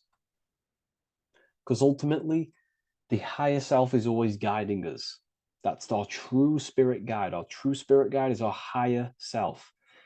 And the higher self ultimately exists in a higher dimension. This is going to sound crazy to some people, okay? But who you are is not your human body.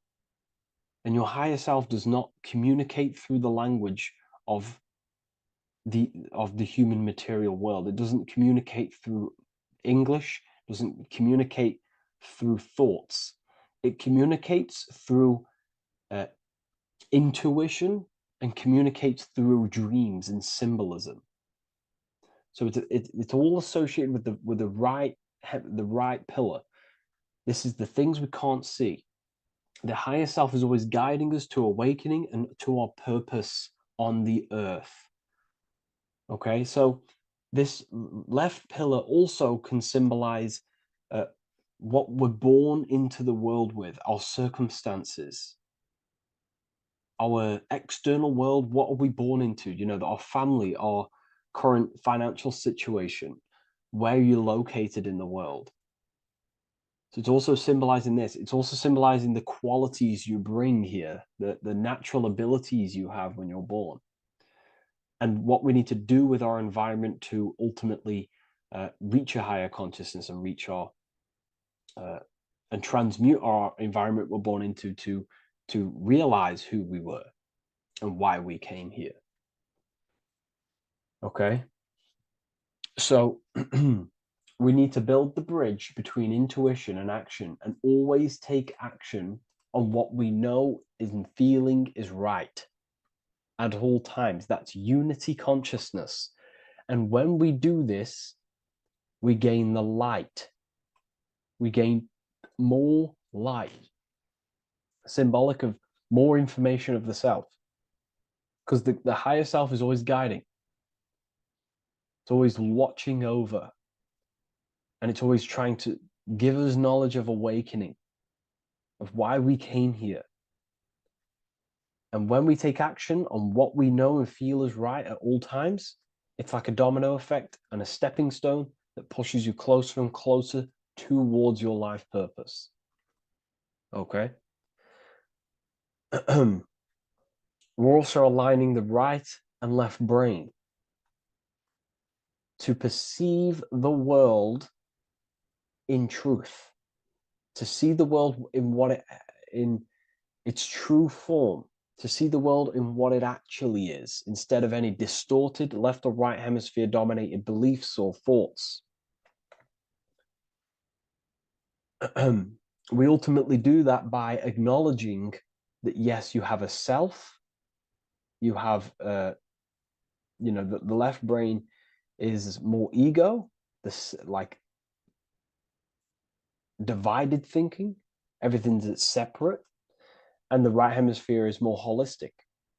So we need to see the world in the middle of this, in the middle, acknowledging the self and acknowledging the collective consciousness, and how my thoughts, emotions, actions contributing towards myself and the collective. We always need to keep the collective in mind. Why? Because we are experiencing this world together. It's not just you. And your actions also have a ripple effect on the collective. We're experiencing the world as a whole as well. Yes, there's yourself and there's the collective. We need to think, feel, and act towards the collective and the self.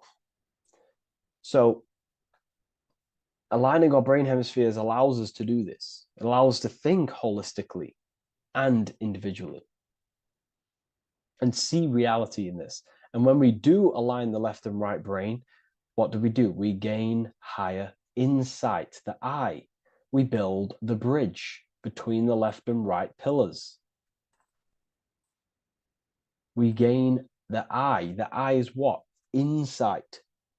The eye requires light to perceive and see the material world. So this is symbolic. This is the inner eye, the inner self, consciousness. And when consciousness has light, which is symbolic of truth, knowledge, light is a massive symbol in Freemasonry. And light represents knowledge of self, information. And when we gain information and knowledge of self, when we align our left and right hemispheres, our actions take action on our intuition, we gain higher light, higher knowledge of self, ultimately. And this is why we also have the square and the compass. Okay? We have a square and compass here. The square and the bottom, base consciousness, also representing masculine qualities. This is the masculine qualities because squares are masculine. And the compass creates circles. So we have the circle on top of a square. Circles are divine. This is oneness. The circle is one line. The square is 4 lines. It's divided. So we need oneness over division. We need to unify the masculine and feminine qualities. Masculine and feminine qualities, okay? This is in the middle because the compass would fall on the right pillar and the square would fall on the left pillar. And it's unifying. It's representing unification of these 2 pillars of masculine and feminine qualities of self to ultimately rise towards this light, out of the darkness and into the light. Okay? Let's go back. The G. This is very important. This is one of the most important teachings I could possibly give you about the G.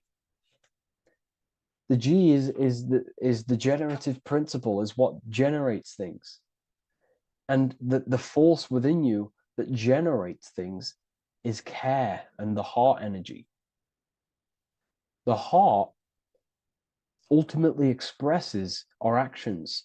We think, if we care, we act. Everything in your external world is in front of you because your heart cares. You care about the video and gaining knowledge. You're now here watching this video. That's the care energy expressing actions. So in order for us to truly get out of this divided consciousness, we have to go through the G. We have to go from base consciousness, the square, divided, we go through the G, because we have to care. And if we care, we'll reach the higher mind and gain higher self-knowledge and master the self. You cannot do this if you do not care. And if you do care, you will take action towards it. If you're watching this and you don't actually truly deeply care, you won't take the action. You'll just gain the knowledge, which is ultimately useless. You have to take action on this knowledge.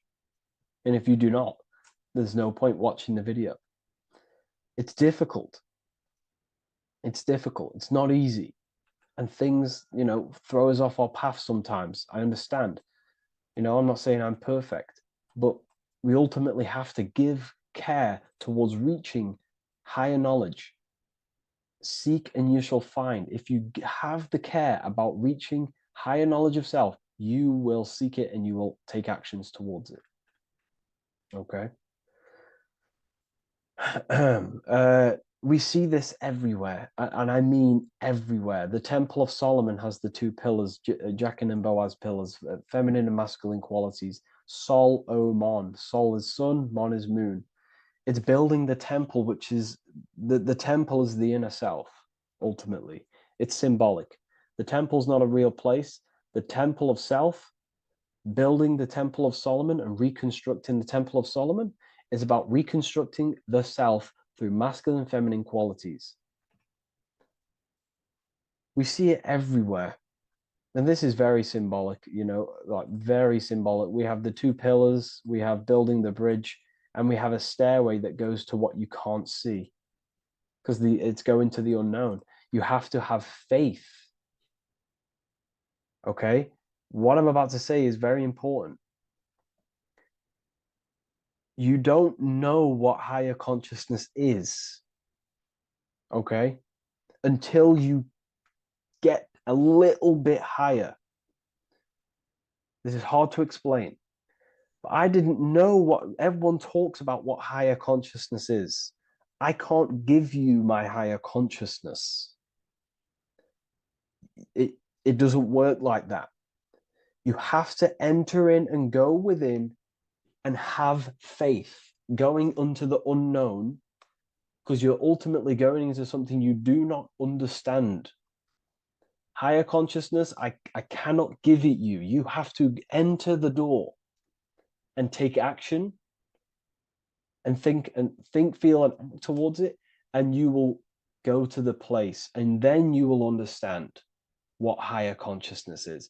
Ultimately, what higher consciousness is higher knowledge and understanding of self, what you actually are.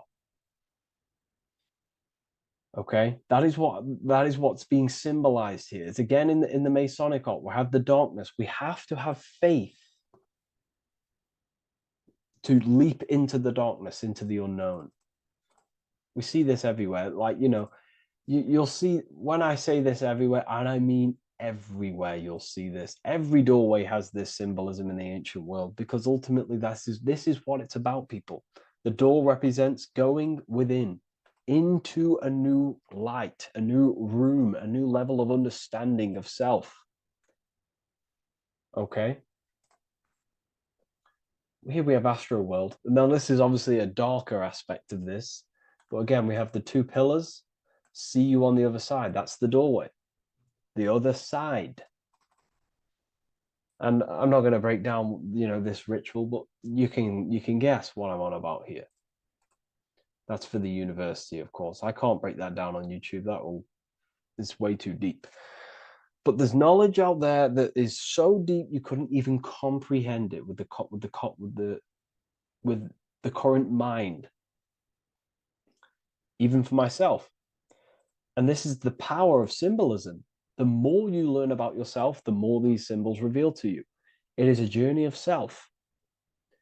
And I can't give you these understandings. You have to go within and question and meditate on these symbols yourself, and have thinking exercises of meditating on a symbol and seeing what your mind does with the symbol, what it lets you think about that symbol, and you'll unlock deeper meanings. I'm going to go over one more symbol before we end this. This is the hourglass, which represents time, a very overlooked thing in today's world. We do not have unlimited time in this body. You have limited time. You will die. You will die. You have limited time in the external world. This is why it's on the left pillar, located on the left side, the external world. You are limited.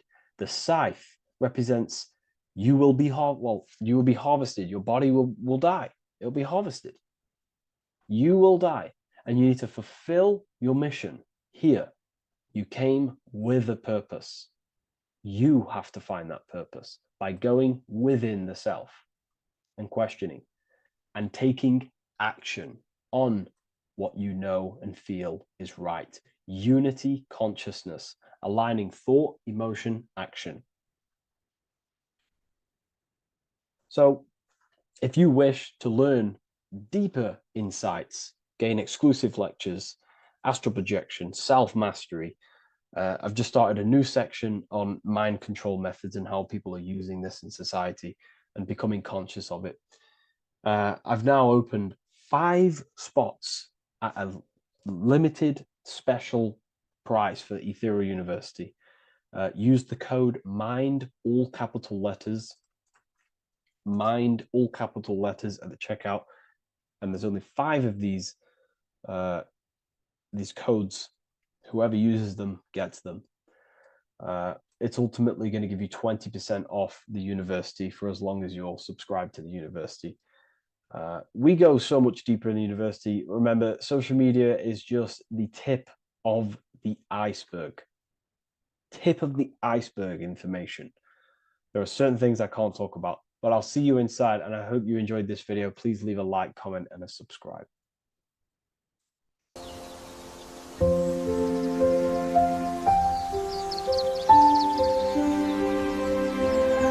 bookofwisdom.com. Visit today.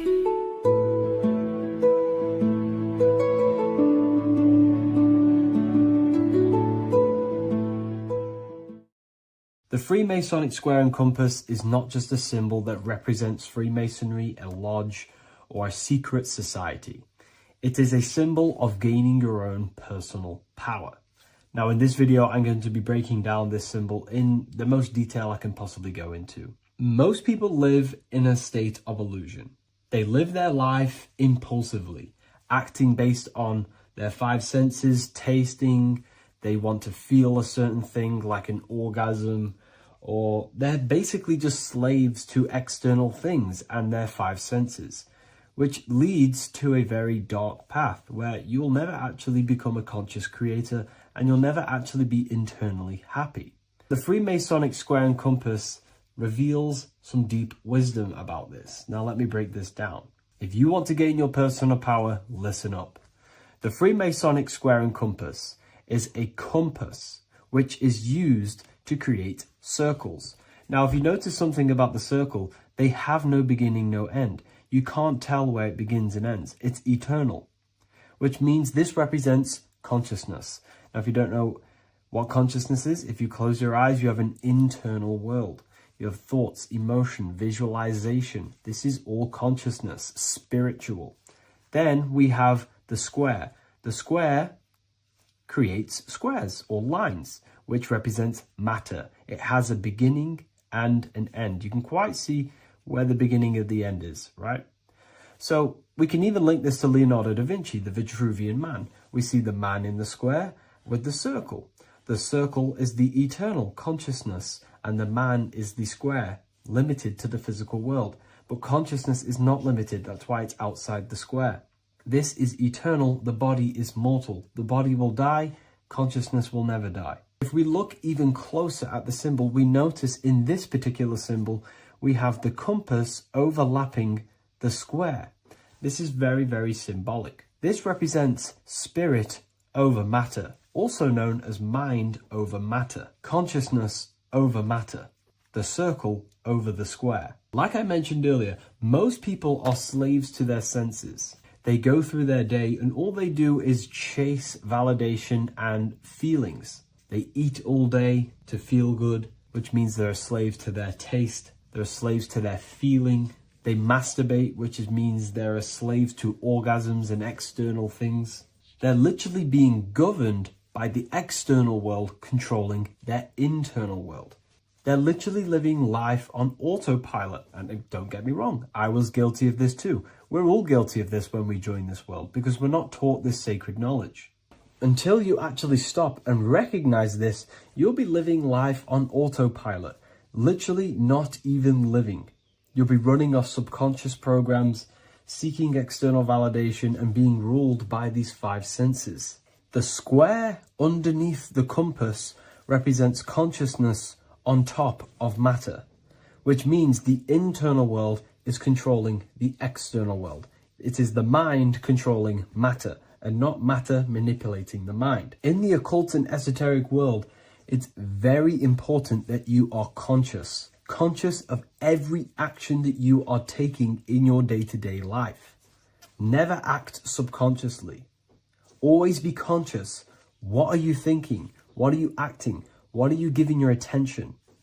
All of this is contributing towards creating, because you are a creator. Consciousness is a creative force. You need to make sure that the compass is on top of the square, that your inner world is controlling the outer world and not the outer world controlling the inner. As I've mentioned in many videos before, the internal world of consciousness is what's producing the external world. Your life is just a result of every thought and emotion that you felt in the past. Everything you own, everything you possess, your friends, are all reflections of your consciousness.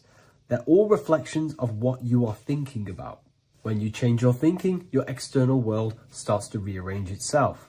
On a basic level, this symbol represents the combination of spirit and matter. You are a spiritual being and a material being. You are heaven, the sky, and earth, the ground. You are heaven and earth, spirit and matter infused into one. You are a bridge between the divine and the earthly worlds. And you can bring down these higher realms of consciousness, thought, imagination, and emotions into a physical, tangible reality. To do this consciously, we need to make sure the external world is not manipulating the inner world. Because if your internal world is being controlled by external circumstances, for example, you have a circumstance happen in your reality, an emotion triggers inside of you, and that emotion is a command to create more of that. And the thoughts that you think are creating more of that negativity. So it's a constant cycle of negative manifestation if you let the external world control your internal world of consciousness. So we need to make sure the compass is on top of the square, that the internal world are commands and not reactions to create your external reality. And not only just to create, but to actually enjoy life. If we let the external world bother our internal world, this means that we have some sort of mental or emotional attachment to the external world. We need to detach from the external world. Why do I say that? Because it's temporary. It's an illusion. We are going to die one day, and none of this will matter. You need to understand that everything in this world is temporary. You have to be okay with losing things, losing family, losing things in this world, because it's guaranteed to be temporary. We need to make sure the internal world is order and not chaos, commands and not reactions. Now, at the back of the Book of Wisdom, Volume 2, the book that I've wrote here, I go over the different meanings of the different arrangements of the square and compass. Sometimes we see the square overlapping the compass, which is the opposite of what we've just broken down. Or sometimes we see one leg of the compass on top of the square and one leg of the square on top of the compass. These are all highly symbolic. When we see the square overlapping the compass, this pretty much represents the beginning of the Freemasons' journey, when their internal world is being controlled by the external. They have a lot of spiritual growth and a lot of learning and inner work to do. Now, when we see half and half, one leg of the square on top and one leg of the compass on top, this represents the Masons' gradual emergence from the material realm into the spiritual. This interplay of symbols reflects the process of gaining greater light and knowledge as the Masons ascend from material concerns towards spiritual enlightenment. And of course, we've just broken down what this means. This represents spirit over matter. They're not chasing external physical things anymore. They're actually chasing and gaining validation and happiness from spiritual growth, more knowledge and deeper understanding of consciousness and themselves. Most people chase external material things, which actually don't make you happy in the long run. You could be given £1 million today. In a week's time, you would be back to the same original state of consciousness and actually chasing more and more millions of pounds. It's because nothing physical in this tangible world will ever satisfy your internal world of consciousness. So through spiritual growth, we can actually become happy and seek higher understanding, higher consciousness, which actually satisfies us eternally. So when we see the compass on top of the square, it symbolizes the triumph of spirit over matter. This arrangement not only signifies the mastery of spirit over the material realm, but also represents the resurrection, ascent, and dominion of spiritual principles over all earthly conditions. It's all about gaining personal power and spiritual growth. It's all about spiritual evolution, going from matter to spirit.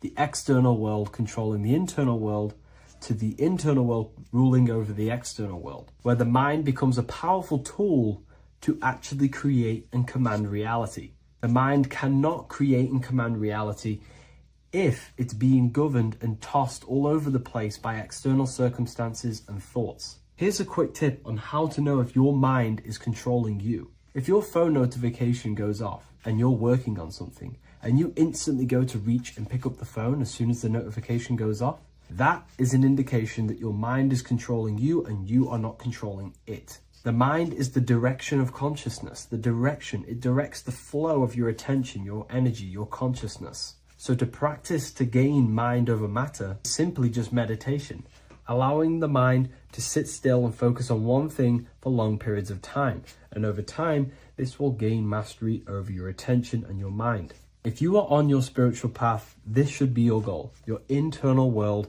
becoming the master. The mind becoming a vessel for you and not a vessel controlling you.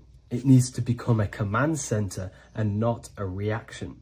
Please like, share this with a friend, and subscribe to the channel if you're new. Leave a link in the description for the Book of Wisdom Volume 2.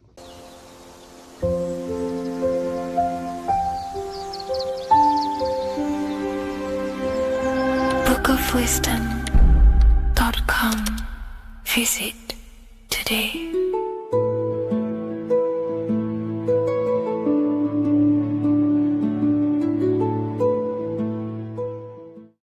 What if I told you that the pentagram can unlock the secrets of creation and make you manifest any reality you want? Hence why the pentagram is used heavily in magic and witchcraft. We have to understand that the pentagram has been heavily demonized. Religions, churches claim that this symbol is associated with Satanism and witchcraft. I personally believe this was intentionally done so that people do not gain their personal power over reality and their life. The pentagram reveals so much about you, and it is one of the most important symbols to understand inside the occult studies. It is one of the most common symbols that you will see across all occult esoteric orders and different occult traditions, such as Freemasonry, Kabbalah, Rosicrucianism, alchemy. You will see this symbol everywhere. And in fact, you even see this symbol, the pentagram, on old church buildings, statues of Jesus next to church buildings. You will see this symbol used by Christianity itself, which is very contradicting about the church. But I'm not here to tell you to think anything. You can simply take this information with a pinch of salt and see if it benefits you. The pentagram used by the early Christians was said to symbolize the 5 wounds of Jesus on the cross. But this goes much deeper in an esoteric explanation. The pentagram ultimately represents the 5 elements of creation. All creation falls within these 5 elements. We have spirit on the very top, then you have air, water, earth, fire. This is the correct placement and order of the elements. Air is always on the left, water is always on the top right, earth very bottom left, fire bottom right, and spirit placed on the tip point of the pentagram. It's a 5-pointed star drawn with one continuous line. But this actually reveals much deeper things, and we're going to be going into how to use this symbol for magic and creating your reality towards the end of this video. But now we're going to give you a basic understanding of the pentagram. It's showing you the 4 physical elements symbolized as triangles and spirit symbolized as a circle. The 4 physical elements are made out of the base element, spirit, or what the ancients call ether. Ether is the underlying base of all physical matter. This is the substance that animates physical matter with life force.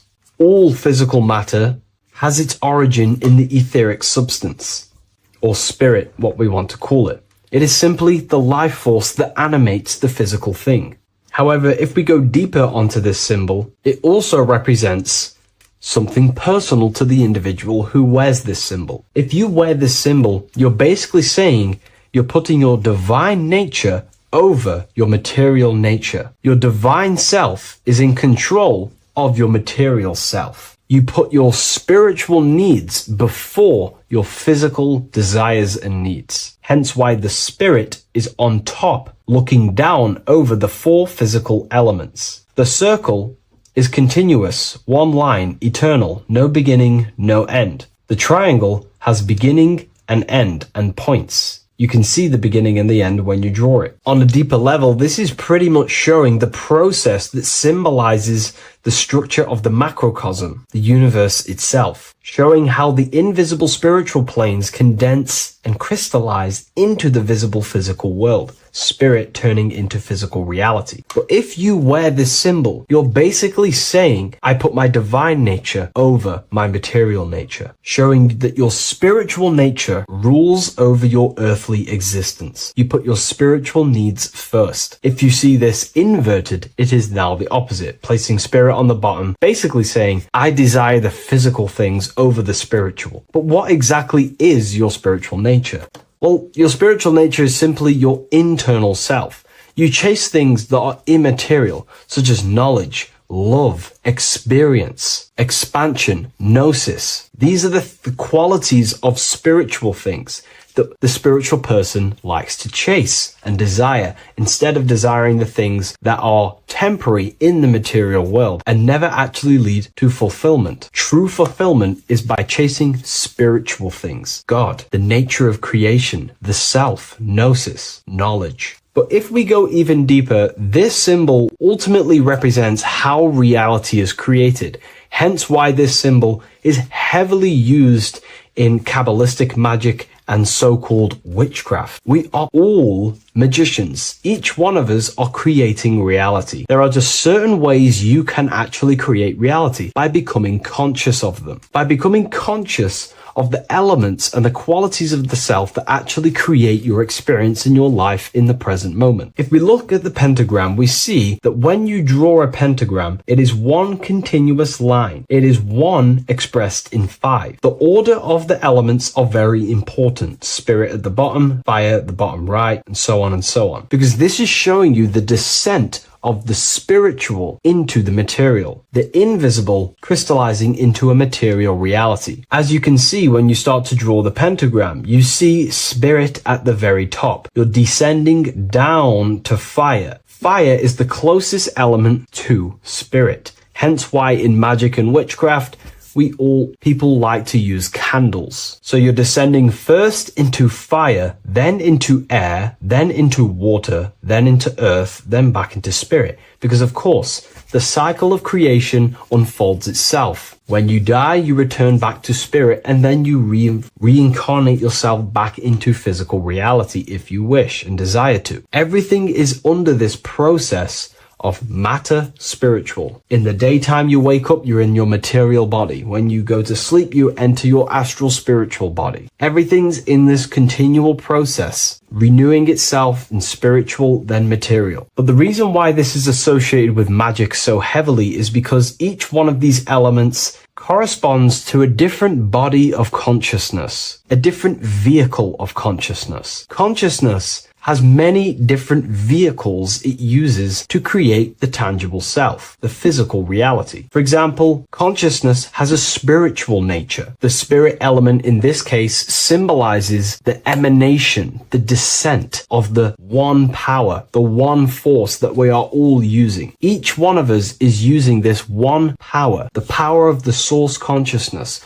unfolding its creation in the present moment. This represents the source, the emanation, the descent of this continuous flow of energy through us that we are tapped into, like a live stream in the present moment. This descends first, the force descends into fire. Fire symbolizes the willpower, will. In this aspect or vehicle of consciousness, the will is the being that directs intention, initiates action, shapes reality through focus, determination. It sets direction, holds intention, projects a desire into form, and aligns your inner world with the outer creation. The will comes out of the force, spirit. Then the will goes with intention to air. Air symbolizes the mental vehicle of consciousness, the mind, the psychic man. The psychic aspect of your consciousness is thinking, imagination, mental images, logic, using the thought or the mental vehicle body of consciousness. Then that thought has an emotion, which is then water. So it goes from the force to the will to the intellect to the water, the emotional body of consciousness.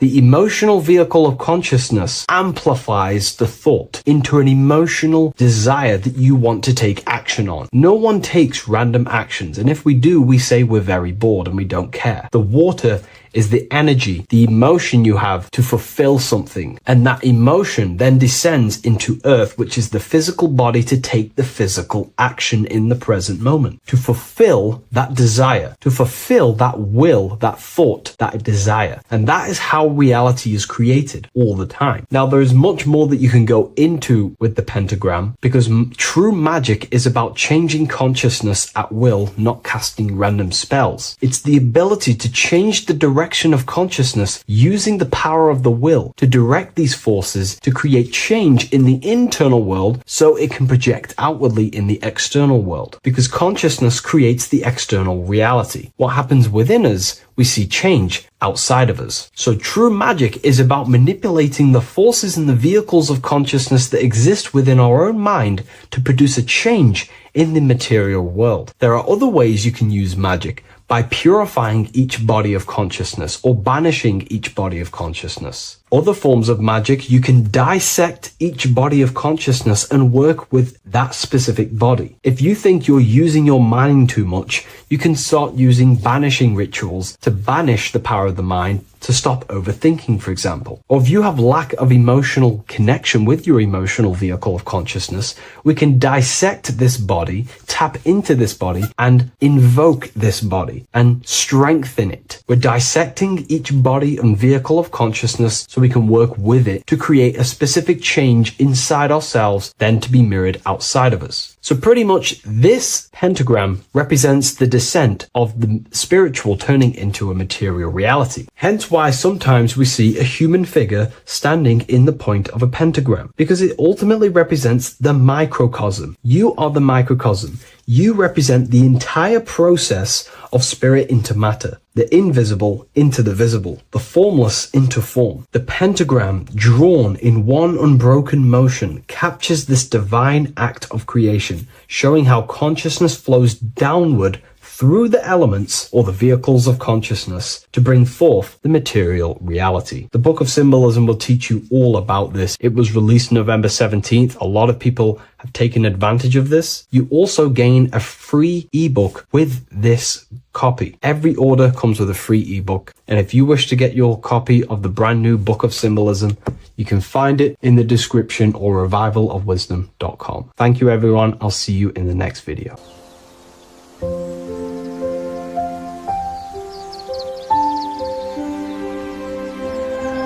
bookofwisdom.com. Visit today.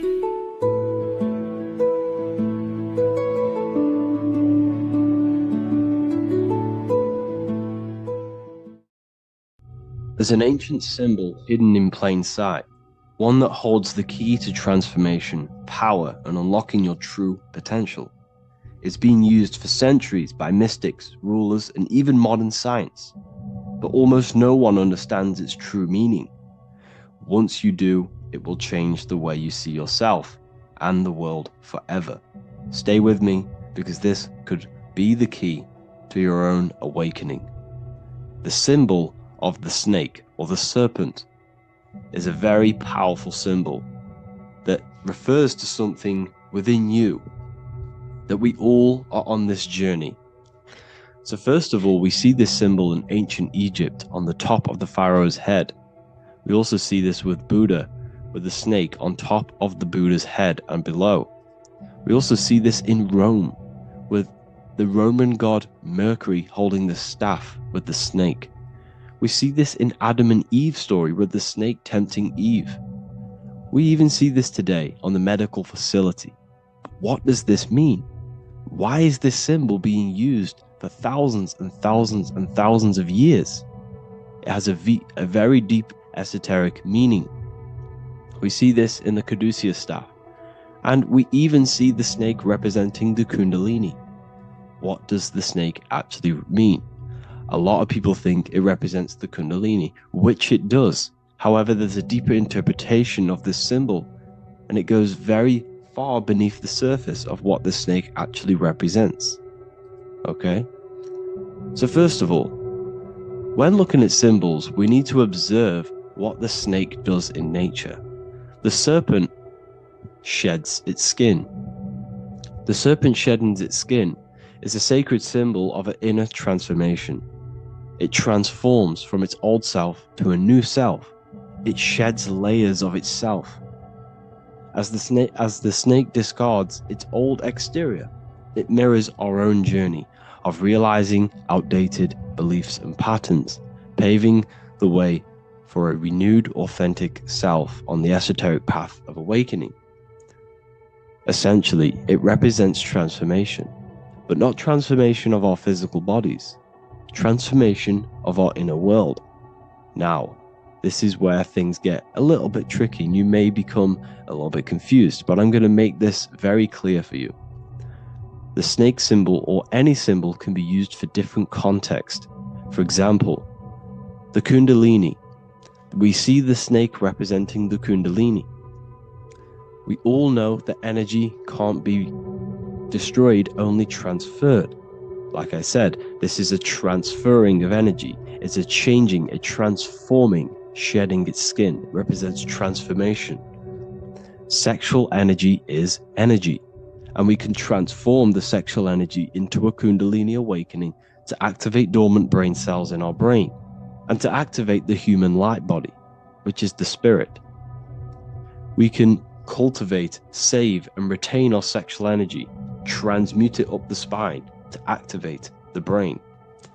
This is a symbol of transformation, of energy in this context. However, when we go to the emergency services, this does not mean the same thing as the Kundalini. The snake in this context represents transformation of health. When we are picked up by the emergency services, we are looking for a transformation. We are unwell and now we need to transform to well-being. This is why they use this symbol. It represents transformation, especially with the pole and the snake climbing. It's climbing, it's transforming from the bottom to the top, shedding its skin, shedding old layers, transformation. We see this in the Bible with the snake tempting Eve to eat the apple of the tree of knowledge of good and evil. Well, what does this mean? Where's the transformation in this? Well, this is a very hidden one. The transformation takes place in Adam and Eve's consciousness and their mind. They go from a pure, whole state of consciousness, from being tempted by the snake, and they eat it and they transform into knowing the good and evil, into the dualistic ways of thinking and the dualistic meaning of this world. Let me rephrase that. They understand the dualism of this world, and they now understand the two good and bad ways of thinking. They know the knowledge of good and evil, of duality. They shifted from a whole state of consciousness into their consciousness being split into good and evil. This represents the journey of every single soul that incarnates into this world, including yourself. When you were a child, you were whole. You had no understanding of good and evil. But as you grew older, you eaten the fruit. You grew to understand the knowledge of good and evil. Your consciousness split from a whole into a separate and divided way of thinking and divided understanding of the world. We suppressed aspects of ourselves to fit in with society norms. And we just limited ourselves with limiting belief systems. We knew the knowledge of good and evil. Our consciousness split from a whole state. This is what Adam and Eve is symbolic of. We see this with the Roman god Mercury, with the snake. Mercury represents intellect, communication. He's always flying in the air, which represents the air, the mind, the intellect. He's holding the snake to represent transformation of the mind. This is what we call mental alchemy, turning base metals into gold, turning the unenlightened aspects of our mind into enlightened ones, turning our negativity into power and control. We see this with Buddha, and Buddha is all to do with transformation of the inner world, transformation of the mind and the soul and the emotions. And it also represents the Kundalini. We see this in ancient Egypt. We always see the snake on the head, representing the place where the third eye is, representing the intellect or the mind's eye, the third eye, whatever you want to call it. This is the place of the invisible intelligence within us. This is our mind or intellect. And this is the transmutation of the mind. This is why the snake is on the head, representing the transformation of the mind, going from the unenlightened into the enlightened, going from the uncontrolled to the controlled mind, so that we can control the very fabric of reality. I've kind of just given that away. Why is this important? Humans are creators. We're the architects of creation, endowed with the divine power to channel the fourth dimension, which is the imagination, into reality. Each thought and intention is a seed. When nurtured with focus and clarity, transforms the unseen into the tangible experience. This creative process bridges the gap between the ethereal and the material.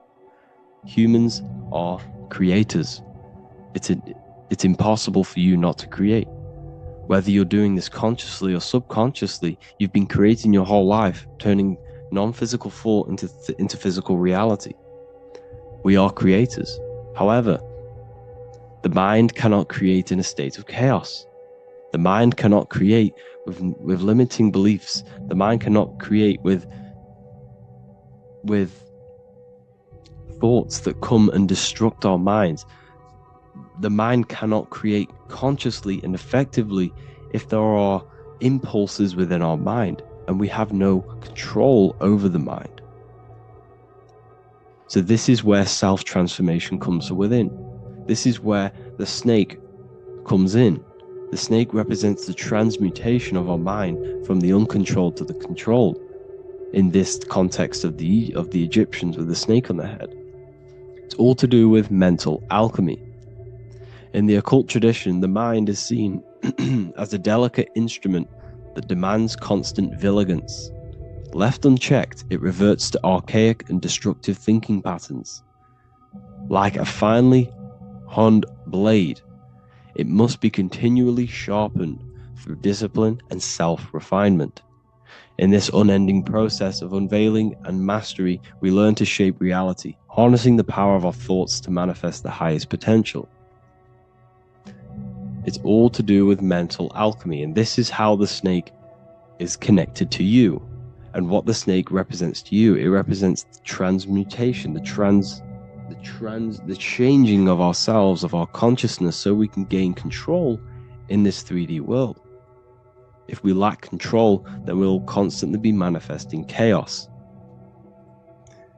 Now, there are 3 ways that we can transform our world, and we can slowly transform our mind. Now, this is not an overnight process. It takes periods of time of purification. And number 1 is affirmation. Let's say we have this dirty cup of water and we have a tap of water. And in this tap, it's pouring in more water, clear water. Over time, if I keep pouring clear water into this cup, it's going to slowly purify this cup. And then in the end, it will look like the cup on the right. It's the same with your mind. The cup represents the limiting beliefs, the negative thoughts, the negative mind, the uncontrolled mind. But if we keep repeating affirmations over and over and over again, such as I am disciplined, I am powerful, I am limitless, over time this can purify our subconscious and we can gain control over the mind, and we will become conscious of the thoughts that we are giving attention to. The second way is meditation. Meditation allows one to develop an off switch for the mind, providing a sense of control over it. Over time, we gain the ability to filter our thoughts and become more conscious of the ones we choose to engage with. Meditation, over a period of time, will give you this button that allows you to filter out negative thoughts. If you have a negative thought in your mind, you'll be able to become conscious of this and redirect your mind's attention. This is all about self-control, because remember, we become what we think about. The snake represents the transmutation of the self. And another way is visualization. Visualization allows your subconscious mind to experience the reality you desire, accepting it as truth. As the subconscious becomes more immersed in this imagined reality, it works to manifest it into your conscious experience. Your visual eye, visual eye. You're using the mind's eye to see and mold your future. That's what imagination is for, to create in your future. You can become your future now in your imagination. And this can slowly purify your consciousness, slowly purify your mind, which will then, if you do all three of these over periods of time, you will see great transformation from the inside out. And your outer world will start to mirror your inner transformation, because it's as within, so without. You change your inner world of consciousness, of thought and emotion, you'll change your external reality and your circumstances. So I hope this lesson has gave you a great understanding of what the snake actually represents. And now that you see it, you will see this everywhere. Every time you see a snake, you know it represents the transformation. So please, if you can, leave a like, comment, and subscribe, and turn on the alerts to make sure you never miss a video. And if you have any video suggestions, feel free to make a comment and I can make a lecture on it. I appreciate you all watching this video today, and I'll see you all inside my university if you're inside, and I'll see you all in my Telegram if you join, and I'll see you in the next video, of course. Thank you and take care.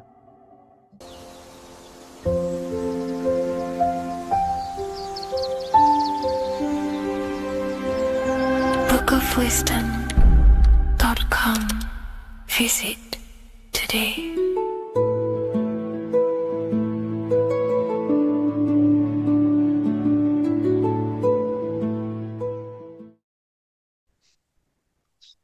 Matthew 21:1, Jesus went into the temple of God.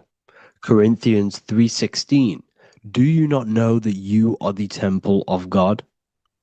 Now what is this telling you? That God is within you. Hence why in Luke 21:12 it tells you the kingdom of God is within you. And the side of your head region is called a temple for a reason. Because the brain encapsulates the mind. The brain is a physical manifestation of the mind. The heart is a physical manifestation of emotion. So we have these different layers of our consciousness. We have an intellectual, communicative aspect of our consciousness, which we would call the mind. We have an emotional aspect of our consciousness, which is the heart. And to communicate with the divine, it's all to do with the mind. Hence why the ancients always symbolize the mind being God. This is why Michelangelo always placed God inside of the brain on top of Sistine Chapel in the middle of the Vatican. He understood that God is in the brain. God is within you, not outside of you. The church tells you that God is in the sky because they are creating a externalization of the truth to create a business and a distraction, so that you don't find the divinity within you, so that you don't find your power. Now you have Adam, the physical man, the physical body, the ego, the lower self, and he is resting. He's not trying to reach to God, but God is reaching, because the higher consciousness within you is always trying to communicate with you. It's always trying to wake you up to your divinity. But the lower mind, the lower self, Adam, the physical self, is always in ignorance of truth, always in ignorance, and stays in a materialistic way of thinking, which is the lower animal self. And this is what we call a sleep, or an NPC. This is the lower mind of man. But all you have to do is to move your finger to touch God. You have to look within yourself, within the brain, meditate, and you can find God. This is why in the Bible we see many references to the human body and anatomy to truly connect with God. Kings 6:8, the door to the middle chamber was in the right side of the house, which is the right hemisphere of the brain. The middle chamber is the pineal gland. And they went up the winding stairs, which is your spinal column, into the middle chamber, and out of the middle chamber into the third. So they went up the winding stairs. This represents raising your consciousness up the winding stairs. Your spinal column acts as a stairway of consciousness. Depending on what sort of consciousness you are operating in, depends on what part of the spinal column you are using. Because the spinal column ascends and descends consciousness. What do I mean? If you are in a reproductive way of thinking and you're always thinking about sex, you're jerking off all the time and you're always eating, all of your brain's power and your mind's power is being descended into the lower aspects of the spinal column, which represents hell, the physical state of man, Adam, the ignorant state. We're basically living off low-level pleasures like an animal. And the stairway to heaven is your spinal column. They went up the winding stairs into the middle chamber, which is your mind, your pineal gland, and out of the middle into the third stage of consciousness, physical, etheric, astral. When you meditate and you start to raise your consciousness during meditation, you enter the astral plane when you turn off thought. But this is the middle chamber inside of the brain. Here we see another painting inside of Sistine's chapel of God inside of the brain. This is the brainstem. This is the brain. This is the frontal lobe. This is the back lobe. This is the back lobe. This is the cerebellum. Here's the reptilian brainstem. Here's the claustrum. This is what we are seeing here. Anatomy. Here is another one in Sistine's chapel in the middle of the Vatican. This is depicting the brainstem. God's neck looks exactly like the brainstem. Here we see a real brain compared to God's neck, because the neck is just below the brainstem. And this is what they are symbolizing, because they knew that God is within you. God is a part of the human body. God is inside of the body, because the body is a vessel for consciousness, for universal consciousness. Inside of you, inside of me, is the same spark of consciousness. And this same consciousness is spread out into every living essence, because everything comes from the one source, the one God, the one consciousness. Matthew 6:22-23. The light of the body is the eye. If therefore thine eye be single, thy whole body shall be full of light. Practicing the single eye. What is this? This is meditation. This is entering within yourself. So the Bible's telling you to practice the single eye. But if thine eye be evil, thy whole body shall be full of darkness. What does this mean? If your consciousness is in an evil way of thinking, if your mind is filled with an evil, negative mind space, then your body shall be filled with darkness, with evil, with negativity. Because negative thoughts destruct the body. Positive thoughts heal and regenerate the body. So he tells you to be, the light of the body is the eye, your consciousness, the inner eye of consciousness, the eye that lets you see. And what do I mean? You look with your two physical eyes, but you see with the inner eye. What you see is perception. You look with the two eyes, and what you see is perception. You are seeing, you are understanding, and that's what consciousness, the mind, gives you. Consciousness, or the mind, is the force that allows you to be a human being, that allows you to understand things and interact with things and make decisions. It's an infinite intelligence. See, the mind is not the brain. This is a big confusion with people. Hence why The eye on top of the pyramid is separate from the bottom half of the pyramid because the consciousness is separate from the body, the eye, the all-seeing eye.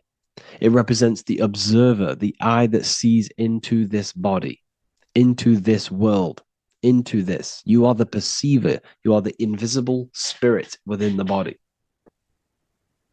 Theologians 4:17. After that, we are still alive, and our left will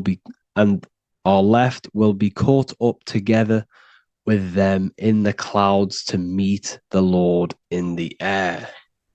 You don't meet the Lord in the physical air. Okay? This symbolism of the ancient Christian artwork is showing you this is symbolic. These things never happened. There's no man in the sky. Moses didn't go on a mountain to meet with God. The air represents the mind. This is why you say you're an airhead when someone's very stupid. Earth is your body. Water is your emotions. Fire is your spirit. Air is your mind, the invisible mind. So Anton Mengs, an ancient Christian art worker, is showing you anatomy of God in the clouds. But this is the anatomy of the human body, raising yourself to the mind and turning the mind inwards on itself during meditation. And that's how you meet the Lord in the air. You meet the Lord in an elevated state of consciousness. The air represents an elevated state of consciousness because the air is up. You have to raise your consciousness to meet the Lord in the air.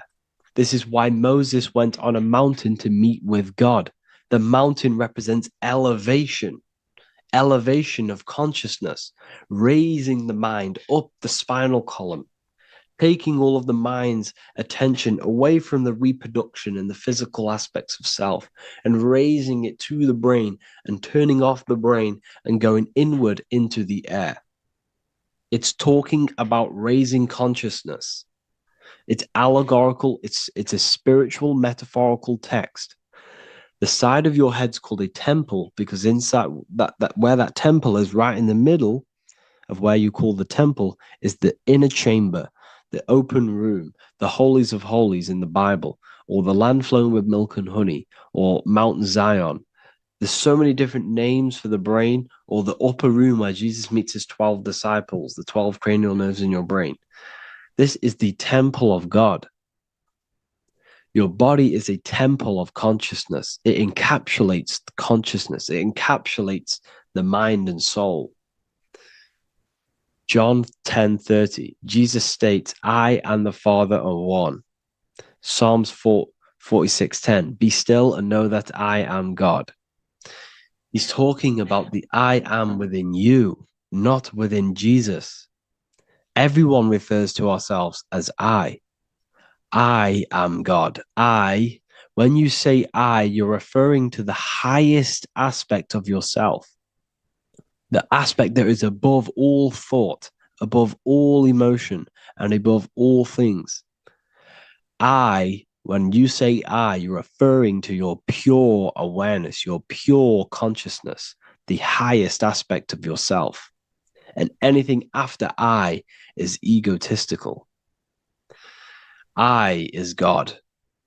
The letter I is the Roman numerals for one because there is one God, one consciousness. The letter I is one line, just like the number one. Matthew 6:3-4, take no thought. Therefore, take no thought.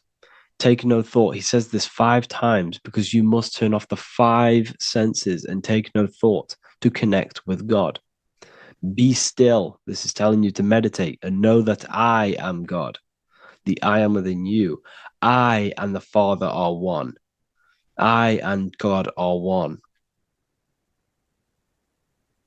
You, who you think you are, is a completely wrong. The body is matter. Your name isn't you. Your job isn't you. Your reputation, your trauma, your memories, your friends, family, worries, bills, interests, dislikes, goals, passions. Anything to do with the thinking mind is not you.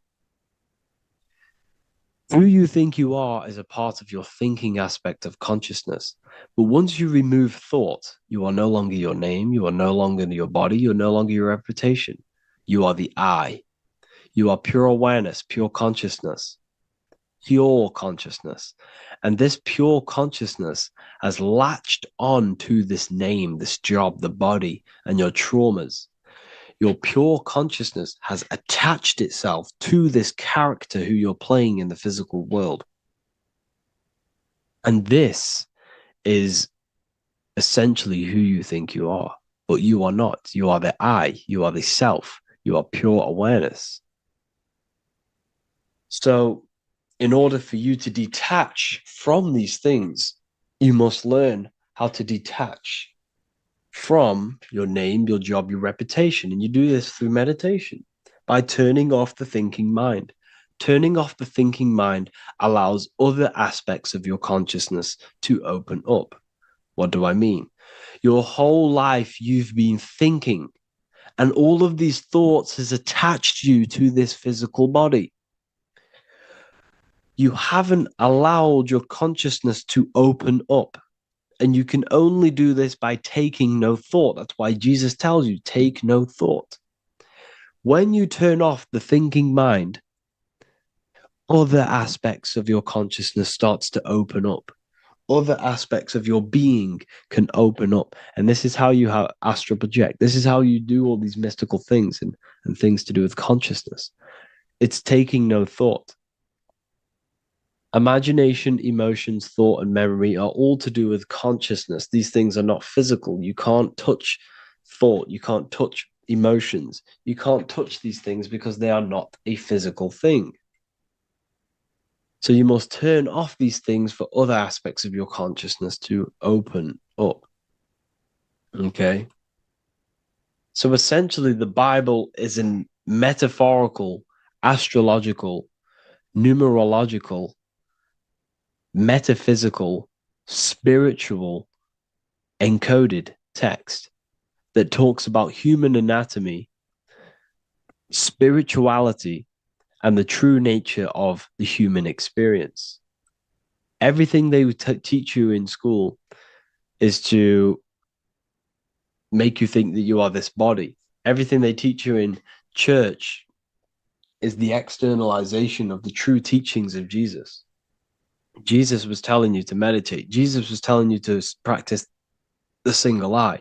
Jesus was telling you to look within yourself and find God.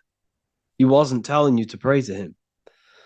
Mark 16:19, he was taken up to heaven and sat at the right hand of God, the right hemisphere of your brain. John 21:6, cast the net onto the right hand side of the boat and you shall find fish. Fish is understanding. The boat is your body, your brain. Cast your awareness into the right side of your brain and you will find understanding, because the right side of your brain is all to do with the creative aspect and the intuition and the spiritual sides of your consciousness. This is why God is here. This is why Michelangelo depicted God in the right hemisphere of your brain, because this is all human anatomy. And I speak about all of this in the brand new Book of Wisdom, Volume 2, which is now available. The start of the revolution has begun. This book is truly going to change the way people see the world. It's got so many new more topics than the last one. It's truly a revolution. It's written in so much detail. It's very practical. I cannot wait to share this one with you. I just want to say thank you for the opportunity for me to create this book, because without you, I couldn't have created this. And I just love sharing my work with you. And I thank every single one of you for the support, the watch, like the views and the likes, everything, especially the people who have joined the university and stuff like that. And for people who have joined the university, you do get a free Book of Wisdom paperback if you just go to the general chat and follow the description, follow what the instructions that I gave you in the chat, and you'll be able to order a free Book of Wisdom if you are inside of the university. Plus, you get all of my other books, 2 books, and over 45 occult books on occult and esoteric things. You get lectures, live calls, a community, a manifestation mastery course, and a whole library and reoccurring updates every month, every week. So yeah, I hope you all enjoyed this video. Thank you all. Please leave a comment to help the algorithm and leave a comment on what videos I should make. And yeah, I'll get to uploading on the YouTube a lot more now. The second book is now released. I have a lot more time on my hands. No longer using my energy to create the book. I'm now going to redirect this mental energy into the YouTube. So there will be a lot more content coming. So I need some content ideas. So feel free to comment some ideas, some YouTube videos that I can create. Thank you all, people. Have an amazing day.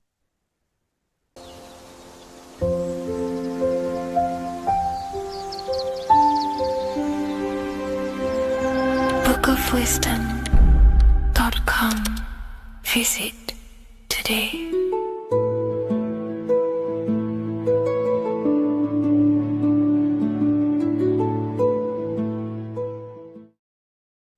Today's topic is the binary code behind the universe. You will learn the fundamentals of the binary code, deeper understanding of reality, which will give you more of a connection to the universe, evidence supporting the existence of this code, and how to use the binary code to shape your reality.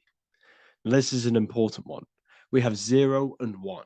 This is the binary code of the universe. It underlies everything. It is the source of all creation. The universe is binary in nature, meaning it exists as both something and nothing, on and off, male and female, light and dark. Everything has its polar opposite. At its core, all that exists is 0, representing nothingness, infinite potential, and 1, representing something, order. 0 represents the feminine, vast, formless, and infinite potential. It is the space from which all things emerge, the womb of creation, the receptive and expansive force. 1 represents the masculine, structure, form, and order. It is the active principle, the initiator, the force that defines and shapes reality. Together, they create the fundamental duality that underlines existence, the balance between chaos and order, the void and creation, yin and yang. We see this in the masculine and feminine bodies. This is deeply encoded into the fabric of reality. And once you see this, you will never unsee this. So please leave a like on this video if you love my content and you love the wisdom that I share with the world. So we see this with the masculine genital areas. Remember, this is the genital area. This is all to do with creation. These are the generative principles, the generative organs in the body that allow creation to continually outfold into new life. The genital areas are all to do with the code. The male is the 1, the action. He's the initiator. The feminine is the 0, which is the infinite potential, the womb of creation. 0 and 1. This is why we have 10 numbers. 0 and 1. Masculine and feminine. We even see this in the bodies. The feminine body is made out of curves, which is 0, curves. And the masculine body is made out of lines.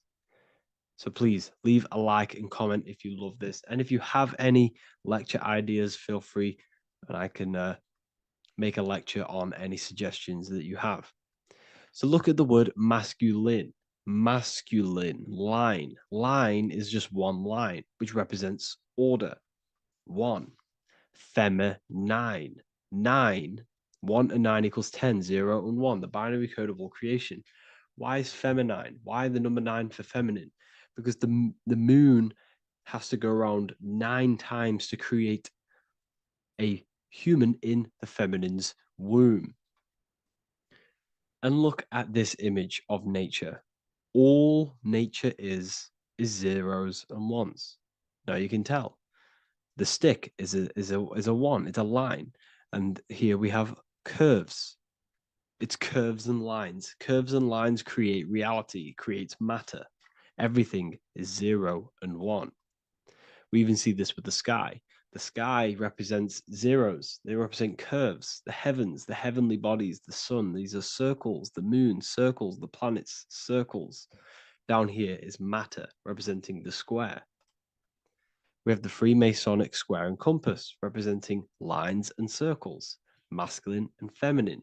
We see this with Leonardo da Vinci, with the circle representing the spirit, the void, the womb of creation, and matter, which is the body. This is the soul in matter, infinite potential in matter. This represents spirit over matter. This represents the architect of reality, zeros and ones, spirit and matter. This is all the same thing.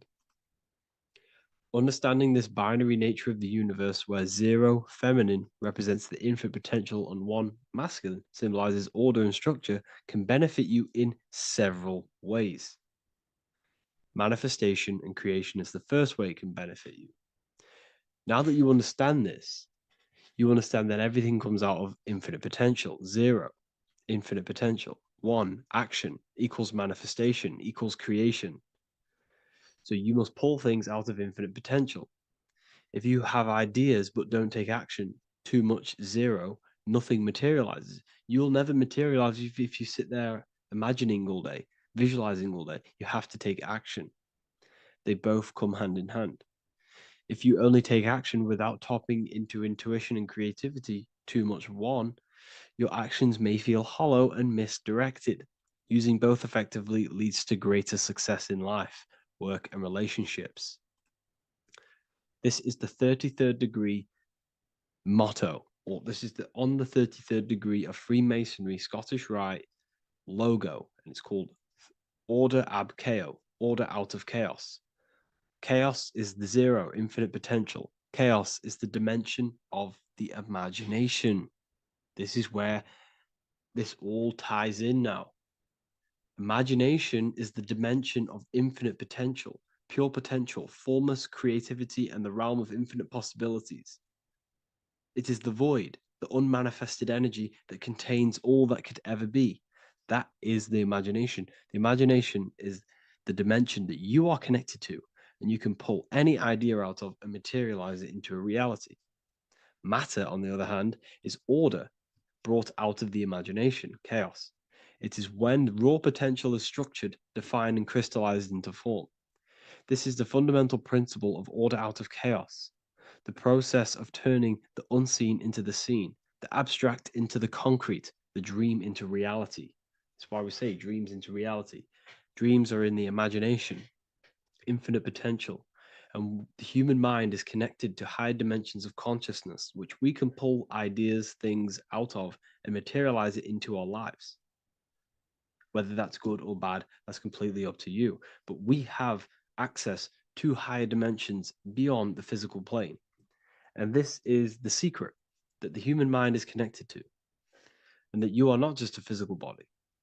Okay? The universe itself was born from chaos. Before form, there was only energy and potential. Our minds function the same way. The mind is a microcosm of the universe. Our thoughts exist in an infinite field of possibility, but they only become real when we take action and give them form. If your inner world is filled with chaotic thoughts and impulsive emotions and negativity, then creating order within is essential for balance, clarity, and growth. What do I mean? Order out of chaos, zero and one. All creation comes out of infinite potential. The mind, the imagination, is the infinite potential. The material world is the order. It's the effect. Therefore, if your material world has chaos, if your room is messy, if your body is out of shape, if you do not look after yourself, everything in the physical world is just a reflection of what's going on inside of you, what's going on inside of you.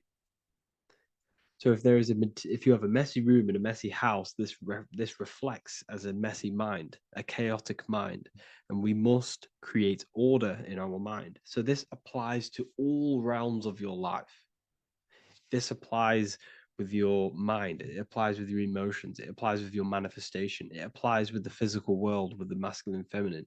Zero and one is heaven and earth. It's everything. It's duality. It's on and off. It's everything. So it applies to all realms of your life. Okay. So in order for this to benefit our lives, we must, one, have awareness and observe the chaos. Step back and observe your thoughts and emotions without reacting to them. Recognize that you are not your thoughts. You are the observer of them. You are the soul. You are in between them. You are the midpoint between the left and the right, the 0 and the 1. You are the soul. Journaling or meditation can help you identify patterns and negativity and impulsivity. So it's important that we recognize these patterns, we recognize the chaos within us, and we transmute it. 2, implement structure, mental discipline, mindful practices, meditation, breath work, and slowing down your reactions. Cognitive reframing, replace destructive thoughts with constructive ones. This is so important. For every negative thought that you place attention to, place your attention onto 5 more positive.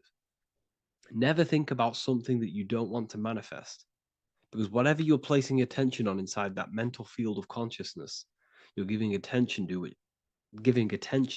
which then can manifest into your action, and that will materialize into your world. Routine and ritual. Create daily habits that anchor you. Morning routines, exercise, or creative outlets bring stability. We must master the inner world of thought and emotion. We must bring chaos into order. In order to create anything in your life, you're turning chaos into order. Order out of chaos. You're turning 0 into 1. This is the binary code. All things underlie it. 0 and 1. So it's so important that we master our minds, we master our emotions, we master our inner world so we can produce effect in the outer world. We cannot create consciously and effectively if we have chaotic thoughts and impulsive emotions. So I hope this has made more clarity to you so you can implement this into your life. I know I haven't given you much strategic things to implement into your life, but now that you have a better understanding of how this world is pulled out of infinite potential, you can use that. Everything in your life is pulled out of your imagination. Every text you send, everything you think of, oh, I'm going to do this later, that is your imagination thinking about the future. So you just have to do this on a mass scale to create something big in your reality. So I hope this gives you a better understanding of how the universe works and has benefited your life. If you have any comments or any suggestions or how this video made you feel, let me know in the comment section. I would really appreciate it. And I'll see you all inside of the Symbolism Masterclass on March the 8th.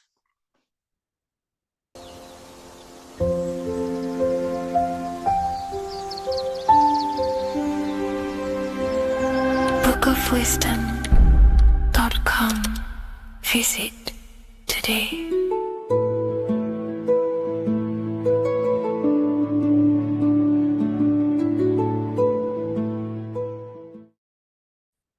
You are not breathing correctly. 98% of people only use 1/3 of their lungs capacity, which is shallow breathing, which ages you, lowers your brain capacity, and also lowers your state of consciousness.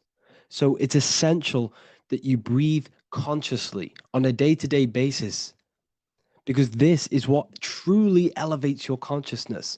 I am going to give you the key for you to raise your consciousness just through breathing alone. Such a simple thing, but yet the most effective way for raising your state of consciousness and becoming more spiritually and mentally advanced. So tune in for this video and I'm going to show you exactly how to do it and the symbolism behind breathing. Air is more than just air. It carries electromagnetic energy. So now I'm going to give you the science behind this spiritual truth. This invisible force is what sustains all physical life, providing the life force energy essential for existence. Electromagnetism, Everything is fed off electromagnetism. Your body is an electromagnetic battery. Now, we can prove that air carries electromagnetism just by doing a simple test, a simple scientific experiment, by getting liquid oxygen and pouring it between a north and south magnetic pole, two polar opposite magnets. We see that the liquid does not fall straight through it. It is sucked, it is magnetically attracted to these two opposing forces, opposing magnets. This is proof that air, liquid oxygen carries electromagnetism. When you are breathing electromagnetism, the essential life force behind all living beings.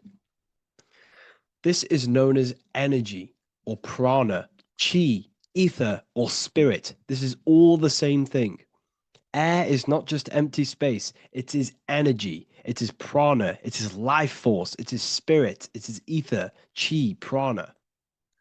You are an electromagnetic being. Your consciousness is in direct correlation with your electromagnetic aura or biofield around your body. Your state of consciousness is mirrored within this field around your body. Now, your breath, when you breathe in, you're breathing electromagnetism or life force. Breath is the vital link between the physical and the spiritual, bridging the body with the soul. Through breath, we connect with both tangible world and deeper, the unseen realms of energy and consciousness. Breathing deeply and properly elevates our consciousness, enhancing the brain's functions, heightening the sensitivity of our five senses. It also brings a profound calmness to the mind, creating a state of clarity and inner peace. Like I said earlier, breathing properly is the fastest way to elevate your consciousness. It is the fastest way because breathing, when you stop breathing, what happens? You lose physical consciousness. Your body will shut down if you do not breathe in this vital electromagnetic energy in the oxygen. If your body does not get this for 5 minutes or however you can last without breathing, this makes you lose physical consciousness. Your body will not survive without this essential life force energy. Therefore, air is one of the most overlooked things. This is why we see the symbolism of Buddha having a big belly. Why does he have a big belly? Because it's symbolizing breath work, proper spiritual breath work, the certain teachings of breath work, of when you breathe in through the nose, you have to breathe in through the nose. You don't want to breathe in through the mouth because the nose acts as a filter which catches dust particles and filters out the air before it enters the lungs. The mouth does not do that. The nose is for breathing inward. We breathe in through the nose, and when we breathe in, we breathe into our belly, not our lungs. When we breathe into our belly and our belly expands outwards, we are then moving this energy down from the nose down the spinal column. And when we breathe back out, the belly goes in, which is raising the energy up the spinal column, back out through the mouth. This is the true way of breathing, because when we breathe, we are moving energy. We are moving electromagnetic energy. When we breathe in through the nose, the energy travels down the spinal column. And when we breathe out, we are raising this energy back up the spine, some of it going out the mouth and some of it reaching the brain, activating dormant brain cells in the brain. But when we breathe, we need to make sure we are using 100% of our lungs' capacity, because the lungs is what transforms this special energy into consciousness, physical consciousness. So this is why Buddha has a big belly. It's not because he was fat. It's not because he was overweight. It's symbolism. It's symbolism of breath work. So try this. Do this for 2 minutes while you watch this video. Breathe in through the mouth as hard as you can until you no longer can fill any more air into your lungs and belly. Breathe it into your belly, not your lungs. And breathe out through the mouth. Do this for 5 minutes or 2 minutes, however long. I promise you, breath affects your consciousness. You will notice the difference. If you do it quicker, the quicker it'll affect your consciousness and you might go lightheaded. But that lightheaded is you activating your spirit, your energy body. So try this just by when watching this video. When you breathe consciously, you are renewing both your energy body and astral body, aligning your consciousness with a higher state. This practice feeds new life force energy into the body, revitalizing and enhancing your overall well-being. Like I said, your brain requires the most amount of oxygen. When we have shallow breathing, this is reducing the brain's capacity. Because when we are not breathing properly, which 98% of people are only using a third of their lungs capacity, we are essentially only using a third of our consciousness, because your breath is directly correlated to your consciousness, your state of consciousness. When you breathe in through the mouth, out through the mouth, out in through the nose, out through the mouth, consciously and deeply for 5 minutes, you will notice that your senses are more powerful and sensitive. Your brain is quicker.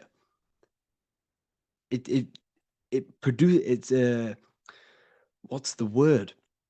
It processes information quicker. You become quicker. You become a superhuman, and you feel more spiritual because it activates your spirit, your astral and energy body. So when we meditate, it's definitely important to breathe in through the nose and out through the mouth as deeply as possible to align with a higher state of consciousness. And this is the easiest way to separate your consciousness from the body. When you breathe in deeply for long periods of time, while meditating, while taking no thought, when no thought is present and you gain a rhythm of deep breathing, this is the gateway.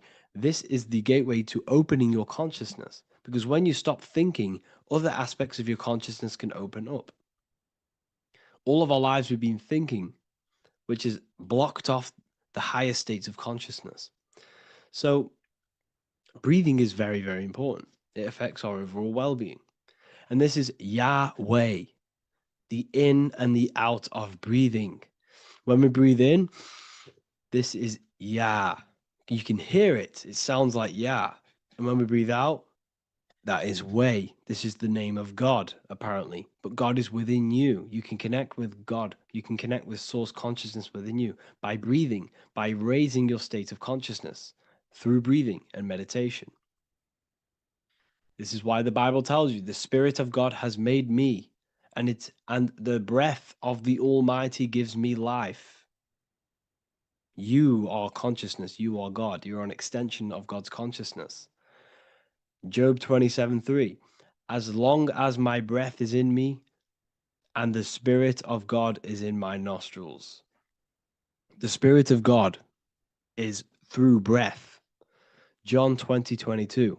And when he said this, he breathed on them and said to them, receive the Holy Spirit. The word spirit means breath. In Greek, Hebrew, Latin, it all means breath or wind or air. The Holy Spirit is a certain way of breathing, a breathing technique that elevates your consciousness, that syncs you up to a holy consciousness, an elevated state. That is the Holy Spirit. That's why it tells you in the Bible, when he said this, he breathed onto them. He breathed onto them and said, receive the Holy Spirit. You must breathe to receive the Holy Spirit. When you breathe, you are renewing the body's energy. You're taking in new life force, which is regenerating your cells, regenerating your brain, nervous system, and also connecting with consciousness, pure consciousness. This is not something that we should be doing during meditation. Yes, it is. We should be doing it during meditation, but this is something that we need to apply all of the time. This is the fastest way you can raise your consciousness. I just want to say all of this knowledge is inside of the Book of Wisdom, Volume 2. Make sure to give a like and a comment on this video to help the algorithm. And let me know what you think about the last book or this book if you have read them, to let the new people know what they're looking at with this book. This is truly life-changing. The Volume 2 and Volume 1 is truly life-changing. You can get them in a bundle also. Learn hidden knowledge inside of the Ethereal University. This is where truth seekers belong. I'm not here to try sell you this, but this is the place for truth seekers. And if you are serious about your spiritual journey and serious about gaining knowledge, which gives you the advantage over life, join Ethereal University. This will definitely help you. Thank you for watching this video. Please leave a like and comment.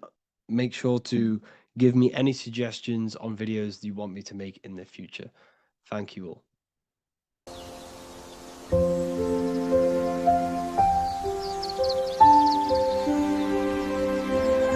bookofwisdom.com. Visit today.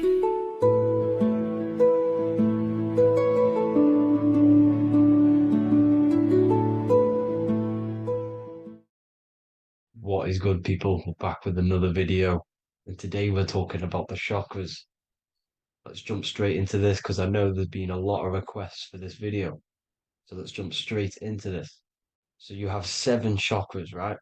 7 chakras, and these chakras are feeding off your electromagnetic field, known as your aura. This is both positive and a negative pole, male and female, right? This electromagnetic field is made out of electric and magnetism, and together they come as electromagnetic. Now, your chakras, the word chakra just means wheel, spinning wheel, because that's what they are. They are spinning wheels of energy. They do not exist on this physical plane. They exist on the etheric plane. Okay. Now, these energy centers are known to regulate your emotions, and each energy center controls the organs and cells in that particular area of the body. So, for example, your sacral chakra will control the cells and organs of your sexual reproduction area. Okay, the navel chakra or solar plexus will control the digestion in your body. Same with the heart, same with the throat, right? So they are like mini brains for each center of your body. They run along up the spine, but notice the crown chakra exists outside the body. It's just above the head. Now, this process of the chakras is obviously the 7 colors of the rainbow, starting from red, which is the lowest vibrational color, all the way to violet, which is the highest vibrational color. This, like I said, these energy centers are feeding off your electromagnetic field. So if these chakras are unbalanced, they are taking too much energy from your electromagnetic field, making it weaker. Now, this is the North Pole. As you all know, the Earth is flat, and we live inside of a giant torus field, and the North Pole is the Earth's heart chakra. And this is why the aurora borealis, or the northern lights, whatever you want to call them, that's why they are green, and they are being emitted from this center point of the Earth, because it's symbolizing the heart chakra, which is green, right? Now, you do work your way up to these. However, this is a torus field. You are a torus field. You have different layers of this torus field, right? And you need to balance all of these chakras, but you can't move up these chakras until you open the one below it. So it's like a stairway. You can't go to your solar plexus without going through your sacral. You see? So you have to work up these. However, you have to work up these and then live from the heart, because the heart is the center of the torus field. It's the balance between male and female poles, positive and negative poles. So you have to balance all of these chakras and then bring them all into one, which is the heart chakra. Now, they exist on the etheric plane.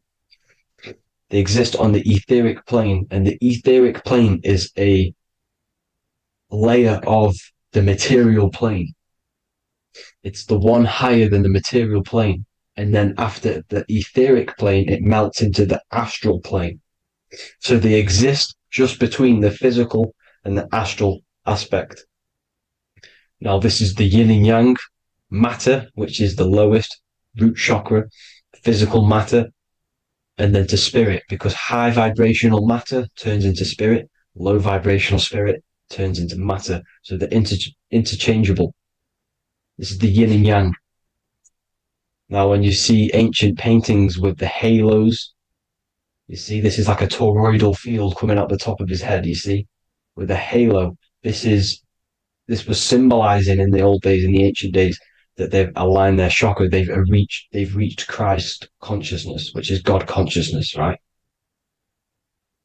Now, this electromagnetic field is the apple that we bit out of in the Bible, because you see that apple is a torus field. So they were metaphorically or personifying the torus field. That's what the Bible is. It's a massive personification. It's all metaphors. You have to read it properly. It's got a greater meaning behind it. Now, when we bit from the apple, we ate from the tree of knowledge, which is good and evil. Our lower mind took over, so we materialized to feed our physical bodies. We materialized through Saturn. That's what Saturn does. Now, if you don't understand that, go and watch the video previous to this one called Occult Secrets of Saturn. And that will show you how Saturn is the materializer. Now, this is one of the secrets behind the Masonic compass, electric and magnetic, male and female, duality, positive and negative. Now, like I said, they teach you about the torus field, about a magnet in school, but they don't teach you about your electromagnetic field. Everything alive has a torus field. It is the building block of this creation. Absolutely everything has a torus field. There's not one thing without it. And as you can see here at the center of the apple, that's where the seed is. That's where the life is. The reproduction of that organism. As you see, this is where the most electromagnetic energy is stored, in the center, because this is where the two duality, this is where the field meets at the very center. This is why the seed is at the very center. Now, your spine is a elongation of the brain. The brain is heaven, and the bottom of the spine is hell. So this is Saturn, which is the root chakra. The 7 planets are associated with each chakra. Moon equals mind. Okay. Now, Saturn is physical matter, as I've just explained. This is the lowest vibrational color.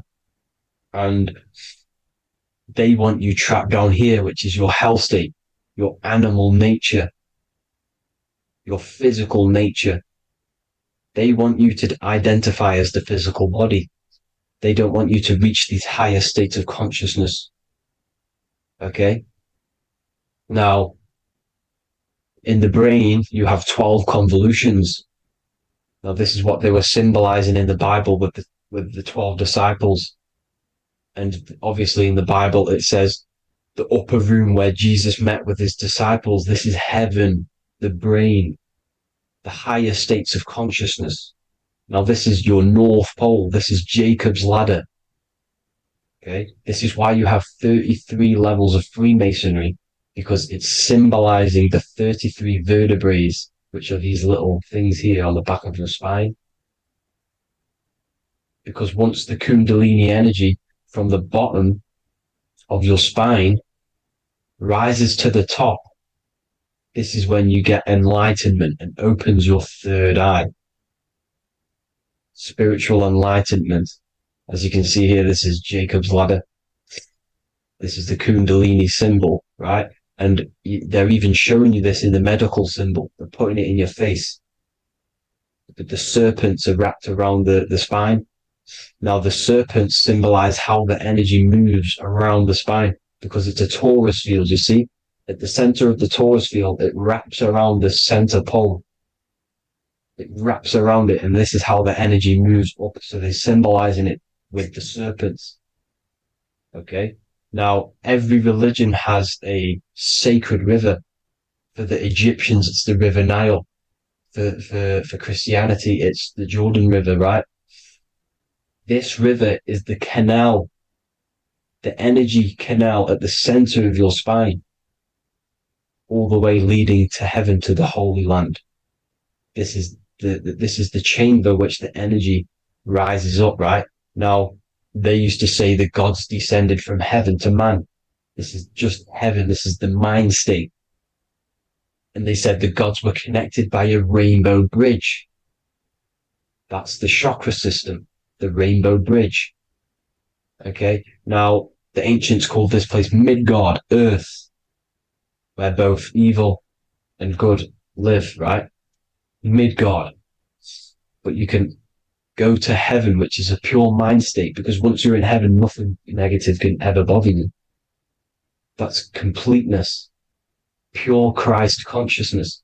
Now, this is why Jesus dies at 33. He didn't actually die, but it's symbolizing the death of the physical body. Not the death of the physical body, but his consciousness rising above the physical body to, as I said here, matter to spirit. Matter died off and he came spirit consciousness. This is symbolized by the 33 vertebrae, which is obviously the 33 levels of Freemasonry. And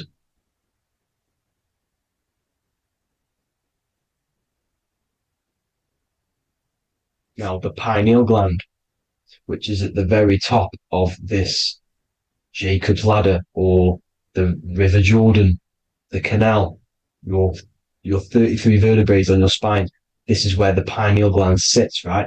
At the very top, at the center of your brain. Now, there's multiple ways this was symbolized. The Eye of Ra, which is used by the Egyptians. Now, this pineal gland is the seat of consciousness. This is where your consciousness is stored, right? And the ancient Sumerians used the pine cone, hence why it's got the word pineal gland, the seat of the soul consciousness. It produces DMT, dimethyltryptamine, which is known as the spirit molecule. And the pineal gland is wrapped in microcrystals, and we all know crystals transfer frequency and energy. Now, radios use crystals. A radio is a frequency transmitter, turning a frequency into a frequency that we can hear with our ears, right? Because all the radios are actually playing right now in your ears. However, our ears can't pick it up, so the radio transmits it into a frequency that we can hear using crystals. So this is the power of crystals, and this is what our third eye is wrapped in, crystals. Now, this third eye is not actually your third eye, it's your first eye. When you're being materialized in your mother's womb, this is the first gland that is produced, and everything's built around it, because it is the consciousness. It is your consciousness. Your consciousness never dies, ever. It's an eternal essence. It lives forever. You never actually die. Only the mortal body dies. Now that's what we call life. Life is abided by time, and time is change. And change is what we call life, because everything's constantly moving and transforming into different things, right? Now let's not get off track. The pine cone is obviously, this is in the Vatican here. The pine cone is symbolized as the pineal gland, pine. And this is the opened pine cone. The opened pine cone means or symbolizes the awakened man, the awakened third eye. But the ones here, which the Sumerian gods are holding, these are shut pine cones, symbolizing the unawakened man. But let's not get confused, people. These gods were not gods. They are human beings just like you. They reached Christ consciousness. They are nothing more special than you. They just had the ability to reach Christ consciousness. And obviously their knowledge was far more intelligent than ours, far more advanced than ours. They knew the truth about this reality to the depths. Now, the ancient Hindus had a goddess called Kundalini, which is said that she descended by the means of a ladder or a cord from heaven, which is symbolizing the spinal cord. Now, this is what hickory hickory dock, the mouse went up the clock and came back down. This is all these stories like Santa as well. Santa comes up and then down the chimney. This is symbolizing the Christ oil. There's an oil which is produced in your pineal gland, right? And this oil travels down the spine. And once it's down on the spine, you must have to raise your consciousness, just like I said, with the chakras. You have to raise your consciousness, raise your vibration to heat up this oil and turn it into a gas. And it travels back up the spine through like the serpents up the spine. And this awakens the third eye once it's coming back up the spine and hits the pineal gland. This is the secret behind Santa and Hickory Hickory Dock, because Santa comes down and feeds the presents and goes back up the chimney. And he lives in the North Pole, the positive pole. This is the North Pole, people, and the presence is your sacred oil. This oil, your physical body is the furnace. It's the spiritual furnace, which you have to heat up this oil by raising your frequency and turning it into a gas to rise up this chamber, the River Jordan, to your third eye, right? Now, this is an alchemical process. Your body is the alchemical furnace. It says in the Bible, if therefore thine eye be single, thy whole body shall be filled with light. I shouldn't have cut that out, but that's what it says. The light of the body is thine eye. If therefore thine eye be single, thy eye shall be filled, their body shall be filled with light. This is symbolizing the pineal gland, enlightening the body, the spiritual body, filled with light. Now, as I said, they want you kept down here, which is the root chakra, which is your animal nature, which is obviously mind, matter over mind. This is the symbol of Saturn, right? As you say, we're built of body, mind, and spirit, the Holy Trinity. That is the sun, moon, and earth. The sun's your soul, solar. Moon is your mind. Earth, which is the cross, which is your physical body, the 5 elements, right? So body, mind, and spirit. So the Saturn symbol is actually made out of the cross on top, which is the earth, and the moon on the bottom, which is symbolizing matter over mind, because earth is physical matter. You don't want to be matter over mind. You need to be mind over matter. See, they want you identifying as your physical body. They don't want you to realize you're an eternal consciousness. You're an eternal essence of consciousness which never dies. They want you trapped in your animal nature. And this is why the Baphomet has a goat head, because it's symbolizing your animal nature, which is evil. Not evil, but you're more likely to do evil things, right? Which brings bad karma. That's your animal side. This is why the Baphomet has an animal goat head. As you can see here, he's got the Kundalini energy here. So when you see the inverted cross, the cross is your body, as you can see here. The inverted cross means your chakras downwards, down here. Your head's down here. Your mind is down here. But your mind needs to be up here, which is the upwards cross, which is Christ consciousness. And as we all know, 7 colors of the rainbow, 7 planets, 7 chakras. Red light is low frequency and long range. This is why Saturn is the slowest moving celestial body. And it's the lowest chakra, because it's low frequency, long range. The moon being the crown chakra, which is high frequency. This is why the moon moves around the quickest. The moon is your crown chakra, which moon in mind. See, so there are multiple ways of your chakras becoming blocked. Now, each chakra has a specific intelligence. It has a specific thing that it's doing for the body, right? Now, this can be overused. It can be abused. For example, masturbation. That keeps you down here in your sacral chakra because you're abusing that energy center. You're abusing your sexual energy, which is then becoming unbalanced. So this is how energy, this is why these centers are pulling more energy out your electromagnetic field, because these centers are wheels. The chakras just mean spinning wheel of energy. So when you're abusing these certain centers, you're pulling energy out of your electromagnetic field, which is making your field weaker, which is making your frequency lower, which makes you prone to diseases, prone to lower negative energy, right?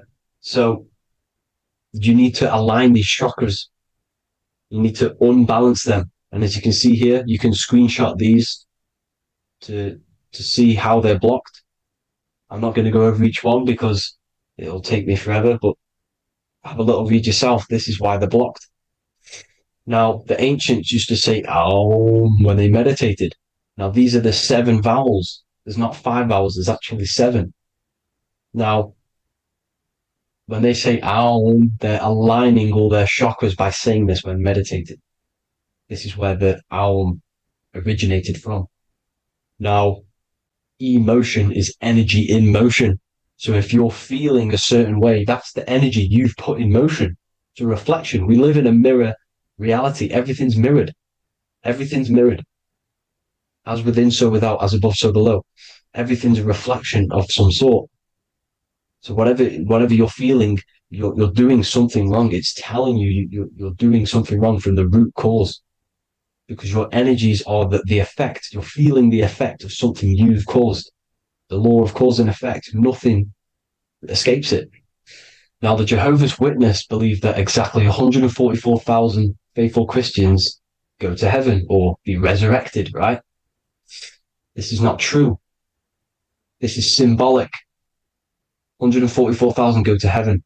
Now, the petals on the chakras, this is the root chakra, this is the crown chakra. Now, if you add up the first 5 chakras, the petals, add up the petals on the first 5 chakras, you get 48.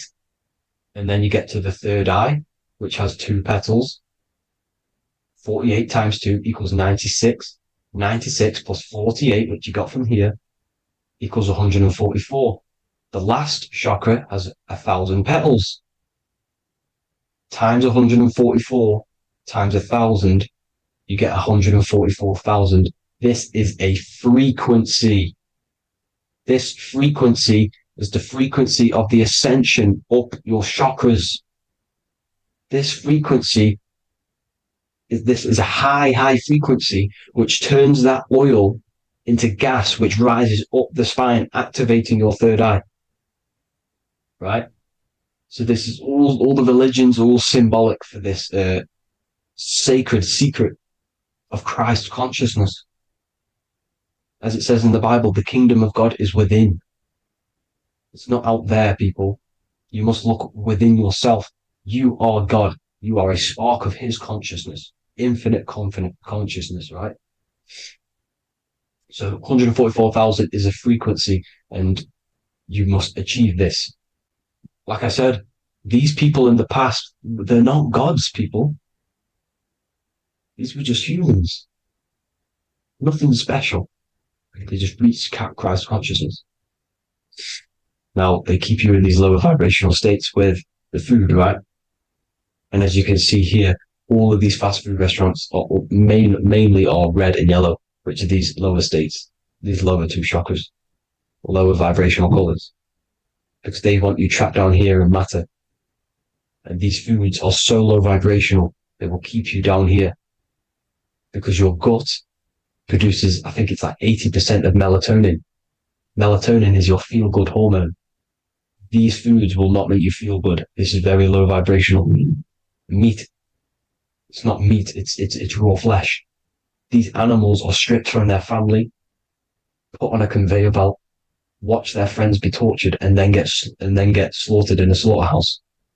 Think of all the fear that's running through their blood, all the hormones, all the fear, and you're going to go and eat that very low vibrational energy. As you can see here, this is the light photons within fruit. You can see the light, the life force in this fruit. You must think, feel, and do positive to raise your vibration. As you can see, earth equals heart. If you rearrange it, everything in nature is green, right? The aurora borealis is green. You must align all these chakras and then live from the heart, because the heart's the center of the Taurus field. You must become the consciousness in the center. So that's it for this video, people. Thank you all. God bless.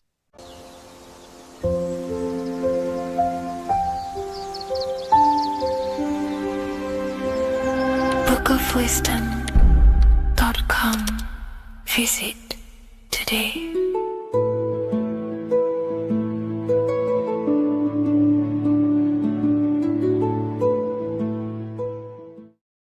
Welcome back, people, to another occult lecture by Revival of Wisdom. Today we're going to be talking about magic and how it's being used on us for the New World Order. Magic has the word mag within it, which is magnetism. Magnetism is the force. Magic is influencing forces, natural or supernatural forces, and using it for a certain agenda to gain something out of it. Now, magic is not what everyone's being thought. It's not some sort of fantasy thing. It's actually very common, and we all do it, whether you believe it or not. Magic is all to do with the mind. As I said, always say in my lectures, your mind is what creates matter. Your mind is what creates your external world. So it's all about manipulating and planting seeds within the mind, because your mind is a garden, and thoughts and words are seeds which are being planted in that garden. Your life, your physical life, the people you have in your life, your friends, your car you own, the job you have, is all a reflection of the thoughts that you've been thinking in the past. You are where you are in life because of the thoughts that you've been thinking. Therefore, your life is a direct reflection and manifestation of your mind, the Garden of Eden. Okay? The mind is what they are targeting. What you see, say, and hear has a direct effect on your mind. Me talking to you is influencing you. The words I'm saying is planting seeds within your mind. Now it's up to you to consciously act on these thoughts or these words, or to maintain these words. As above, so below. As within, so without. What's inside of me is outside of me. What comes into the storehouse comes out of the storehouse. You have the left, you have the right, you have the up, and you have the down. As above, so below. Whatever is in your mind will be expressed in some sort of way, consciously or subconsciously, spiritually or physically. The mind is what manifests everything. And this is what we need to understand. We need to understand is that the mind is not physical. All things spiritual manifest physical. All things seen come from the unseen. The words you're thinking, that everything you have is coming from the unseen. The actions that you do come from the unseen mind. Another expression for as above, so below is you are the universe itself. You are a universe, a mini universe. But just because you are mini does not mean you are the whole thing. If I take a little piece of infinite, let's say there's an infinite light source. Let's say I take a little chunk of that infinite light source. That little chunk I took is still infinite. because it's been taken from infinite. You are the universe. Your awareness, your mind is the universe. It's information. You are the universe experiencing itself. This is why we say we are all God. As above, so below. What is in me is outside of me. The sun, the physical manifestation of the sun is your soul. The 12 constellations are manifested in the physical body. The 5 elements are manifested in the physical body. They're manifested in the 5 fingers you have. As above, so below. This is manifested, well, this is a symbolized in Freemasonry and secret societies as the 2 pillars. The mirroring reflection, the reflection of reality, the mirror, as above, so below. What happens in the mind, what happens in the astral, happens in the physical.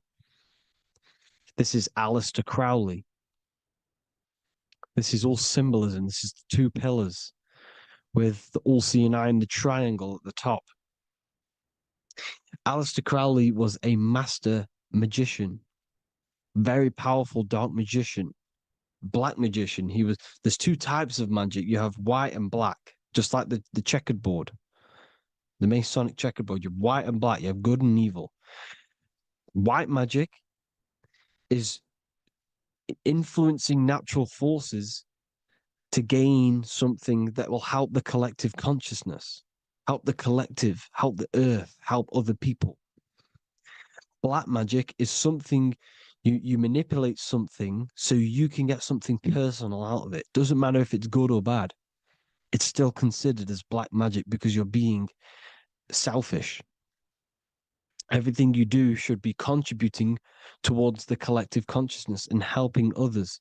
And this is why the ancients lived in a system where everything was in unity. We understood that I am you and you are me. What I do to you happens to me because I am you and you are me. We are the same mind substance on the inside. We're all the same mind substance being expressed in different bodies. So what I do to your mind will have a ripple effect on my mind because all of our minds are connected within the mental plane. So this is why they know all this knowledge. They know all this knowledge. So yeah, this is the mirroring effect of reality, the 2 pillars, or symbolizes the number 11. The number 11. We'll go deeper into that. The technology we're using is magic. It's a form of magic.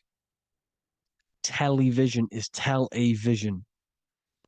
They're telling a vision into your subconscious mind, into your memory. And when you turn on the television, you get a program because they're telling a vision to create a program within your subconscious mind. You see, the conscious mind is only 10% of your mind, which is to do with your, what you're aware of, your 5 senses. What are you consciously aware of? Well, I'm aware I'm here, I'm talking. I'm aware of what I'm wearing, the 5 senses, what I can hear, taste, smell, hear. What I'm wearing, I'm aware of what I think of. But the subconscious mind is the 90% of your mind. It's the hidden part of the mind, which is telling your heart to beat, telling your body to breathe. It's storing all of your emotions. It's storing everything you see, storing all the belief systems that you have. It has everything. It stores all of the habits you have, the values. It stores everyone's name that you know. All the words that I'm speaking right now is all coming out of the subconscious. Everything is subconscious. And it literally manipulates 90% of your daily basis behavior. Most people don't know this. What you did yesterday is what you will do today because of these beliefs and mental programs within the subconscious, stored within the subconscious. So the subconscious is what they're aiming at. They're trying to create programs within the subconscious because the subconscious manifests 90% of your thought patterns, 90% of your actions and words. They know all this stuff. So the subconscious mind is the most powerful part of the mind. Another way the subconscious manifests and influences your life is, let's say you were in a car crash years and years ago, 10 years ago. Let's say you're in this car crash, right? And you really hurt yourself. The emotion you felt in that time when you were injured in that car crash had a great impression on your subconscious mind. You see, the stronger you feel something emotionally, the stronger impact it has on the subconscious. You can remember and recall that moment and very vividly because of the impact it had on the subconscious. Another, for example, you become that terrified of cars that it manifests into your life today, that you are wary to go in certain cars. You don't want to go in cars at all, maybe, because of that moment that stood within the subconscious. And it will manifest into anxiety. It will manifest into not going into cars. It will manifest into depression, maybe. These things, these emotional, very emotional, traumatic events have a great impression on our subconscious and they control your life. This is why you need to meditate and let go deep within yourself and let go of these internal, deep emotions that you may have repressed and keep pressing down and ignoring. But you need to address it and let go of these subconscious impressions you have, which are controlling your life, like anxiety, depression. All of these things are stemming from things that are stored within your subconscious years and years ago, more than likely. Broadcasting. They're casting spells to a broad audience, to news, north, east, west, and south. They're casting spells. No, if you watch the news, everything's red. Breaking news in red writing or the red background, everything's red. Why? Because red's the root chakra, which is all to do with survival. They want to stimulate this root chakra because they want you down there in survival mode. They want you in survival mode because you're easier to control. They control out of fear. And not only they're casting these spells as if, because most of the things they cast in the news hasn't already happened. They're constantly bombarding you with there might be a war breaking out, war this, war that, kill here, kill there, murders. It's impressing, it's casting spells on your subconscious mind. So when the event does turn up in real reality, in physical reality, you're less emotional, you're less surprised. You're not as surprised because you've already heard it before. Your subconscious has already heard it all before. If you never heard of a war and then a war broke out, you'd be going crazy. So they subtly program your subconscious mind through the words, because the words they say is impressing your mind.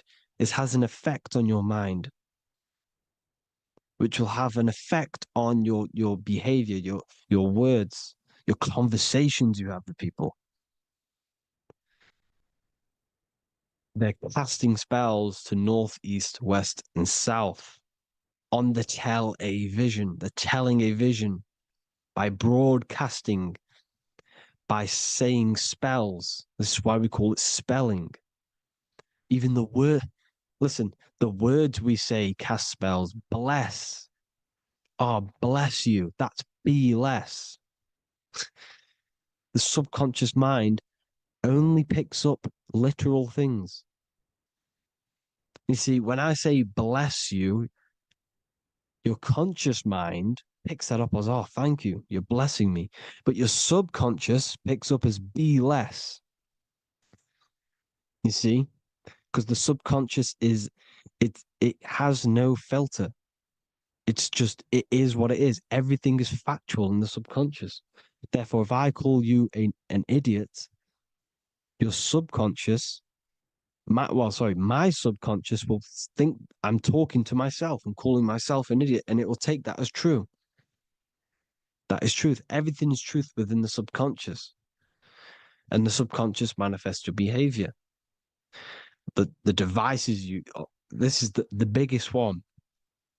Black scrying mirrors, device, the devil's vice, the device. Okay. Black scrying mirrors, black screen is scrying. Black scrying mirrors were used to communicate with spirits within the astral plane in the medieval times. They're probably still, well, they're still being used now by black obsidian mirrors. And look at your phone, it's a black mirror.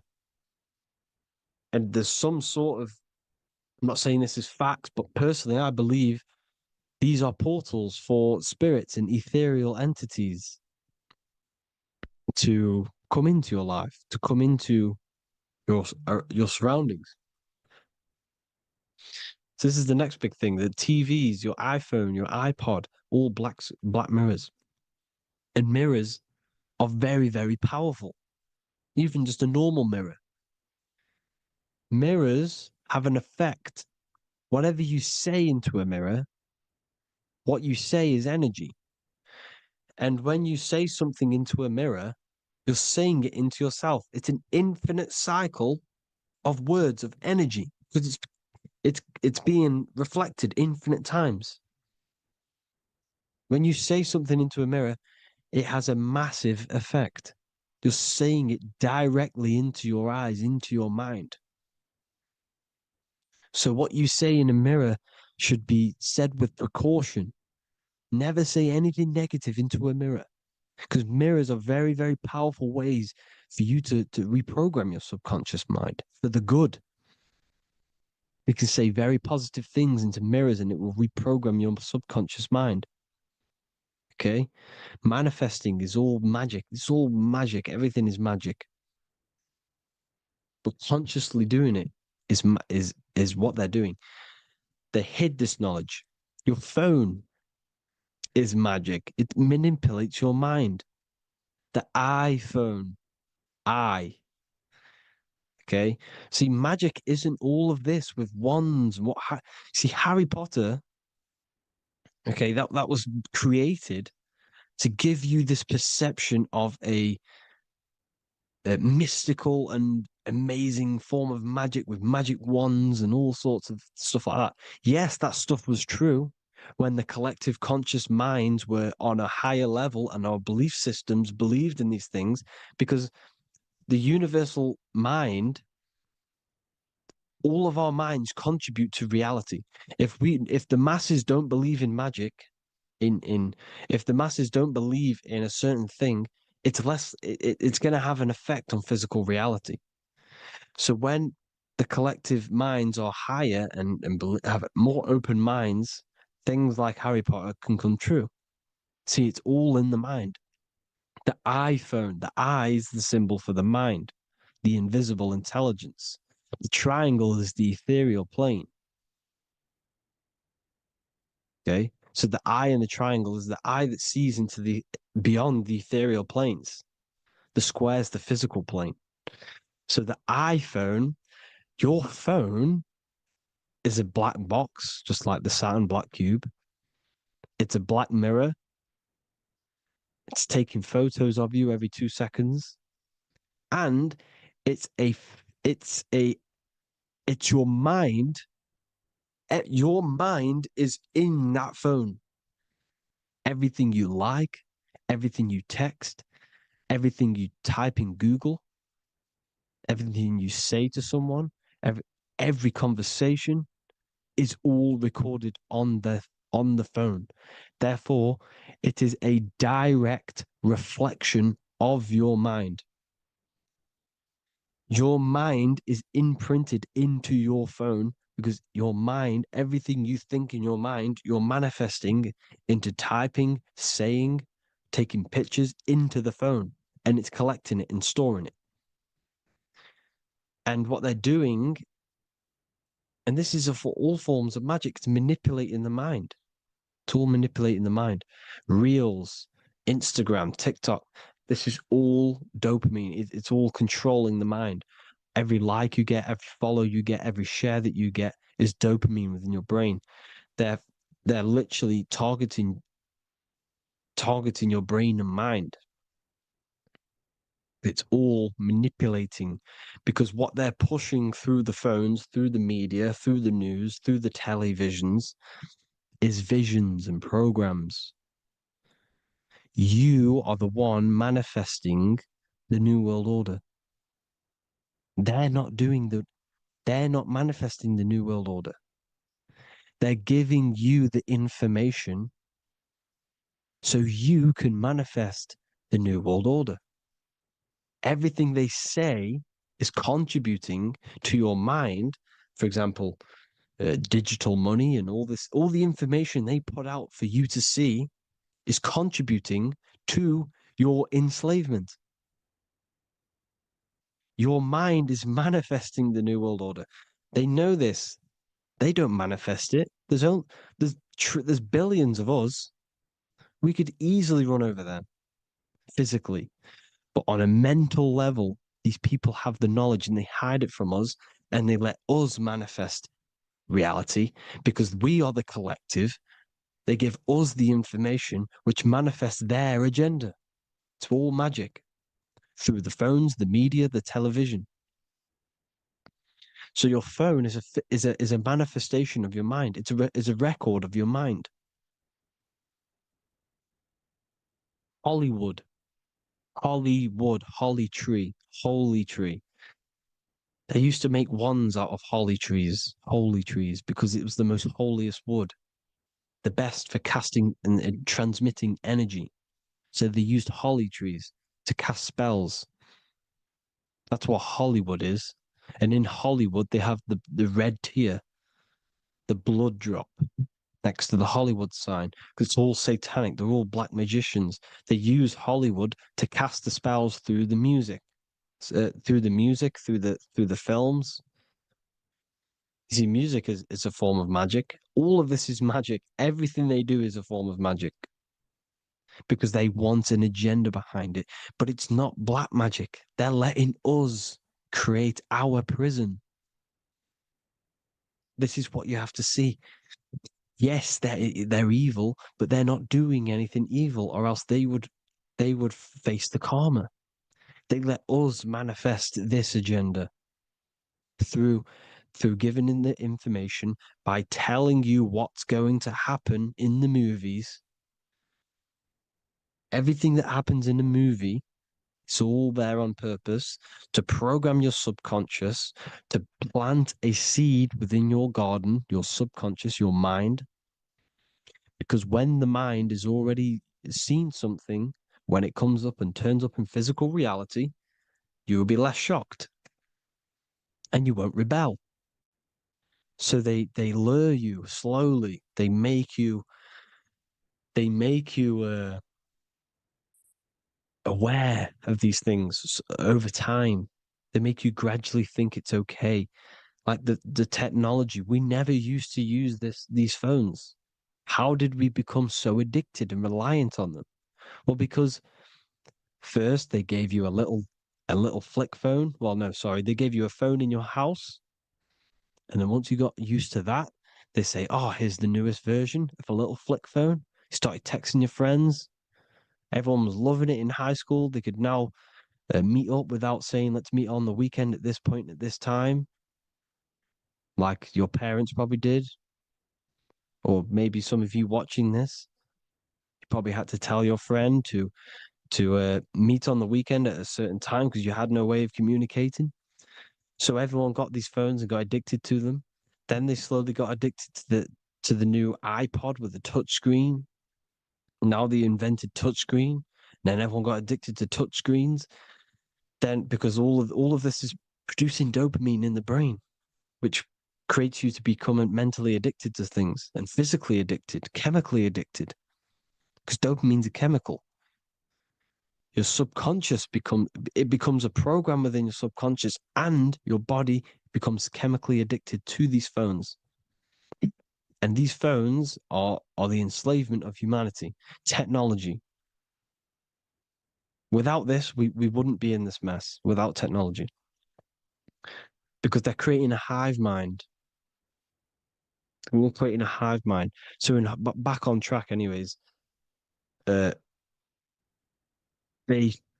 program you. Look at the films, 9/11, 9/11, all produced by Hollywood. Here's the 11, like I said at the beginning, the two pillars which reflect reality. What happens in the mind happens in the physical. What happens in the astral happens in the physical. Okay, what happens in the physical happens in the mind. It's the two pillars, the mirrors. 9/11. 9 plus 1 plus 1 is 11.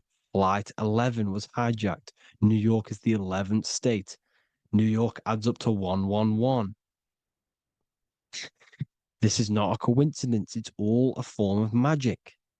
It's a ritual, energy harvesting ritual, because your mind produces energy. Your mental attention produces energy. And they're feeding off this energy in the astral plane, these demons. Music is the most powerful. Personally, I think the music is one of the most powerful forms of magic they're using. Okay. Music is hypnosis. It puts your brain in a hypnotic state. It influences your electromagnetic field through vibrational energy. It reprograms your subconscious mind. Why do you think you remember the lyrics? You see, your subconscious stores all of the memories. Remember, the subconscious manifests 90% of your behavior. So therefore, the music you're listening to is manifesting your behavior. You wondered why some people wonder why they have drug addictions and they can't get out of violence and they can't get out of all this negative mind space. It's because the music they're listening to is creating a negative mind space. The words you listen to have plant seeds within your mind.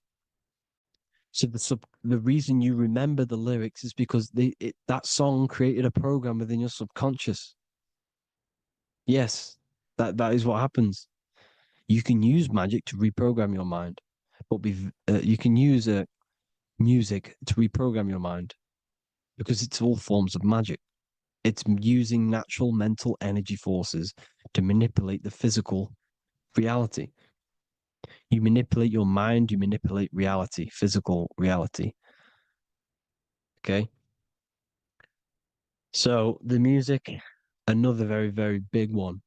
When you turn on the radio, it's just all talks about alcohol, drugs, and sex because they want you down in the lower three chakras. They want your mind attached to matter when it's mind over matter. Your mind's not physical. You see, the word spirituality is the new trend. It's not about your spirit. It's not about your spirit. It's about your mind. It's not about, you know, uh, spirituality and looking after your spirit. And they've got you focused on your spirit. Why? Because they hide your mind from you. You see, a lot of people think their mind is their brain, but the mind is everything. There is no physical reality without mind. You can have a brain. Imagine if you had no mind but a brain. It wouldn't work. The mind is everything. The mind controls your avatar. It begins in the mind before it happens in the brain. Then the brain manifests through the body. The brain's just an electrical computer. So that they've got people scared. Or do I have a soul or not? And all this stuff. Listen, if you have a mind, you have a soul, because you are not the mind. This is why everything is sort of an illusion, because beyond the mind is your soul. But what is the soul without a mind? You can't have a soul without the mind. But if the mind didn't exist, the soul doesn't exist. You are the person listening to your mind. I shouldn't say person because You're not the body. You're the entity behind the mind. But if you didn't have that mind, you couldn't understand what you even were. You would just be an observer who couldn't think.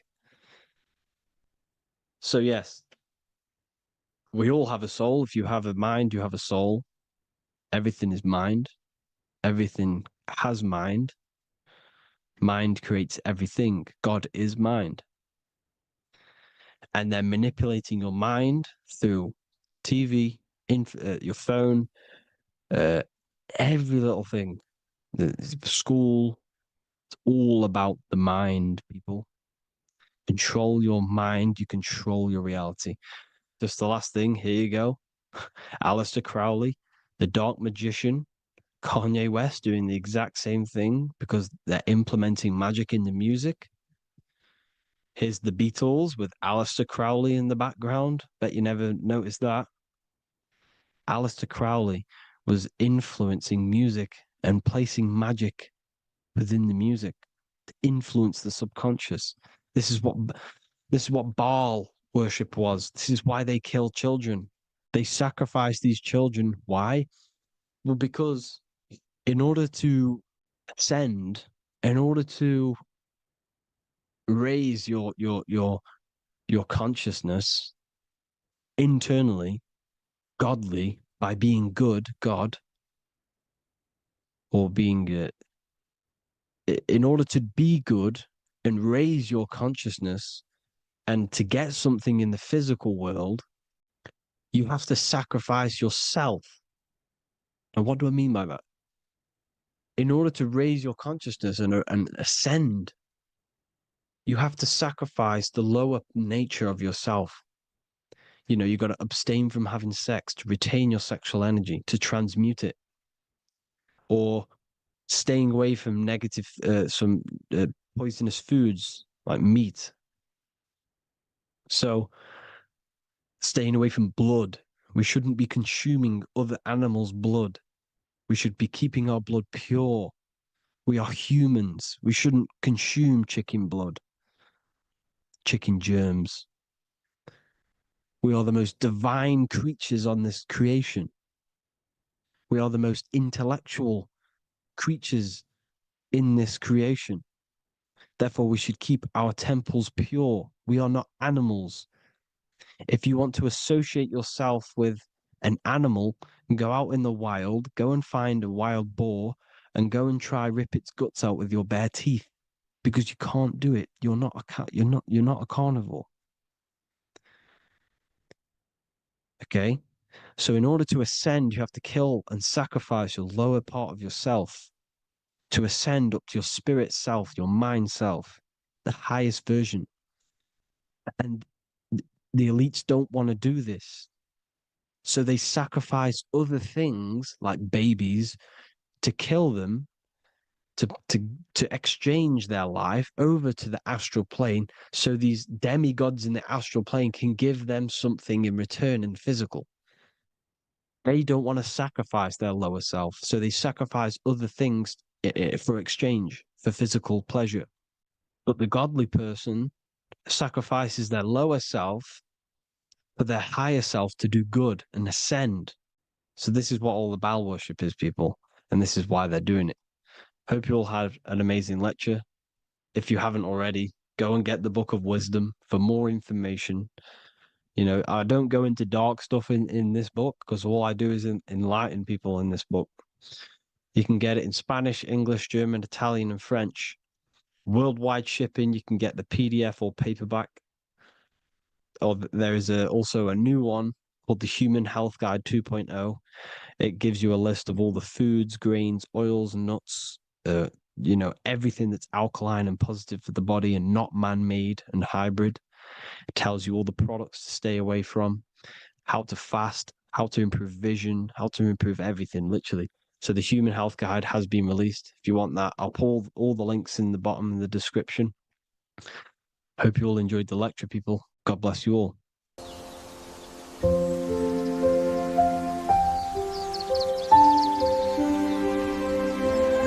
bookofwisdom.com.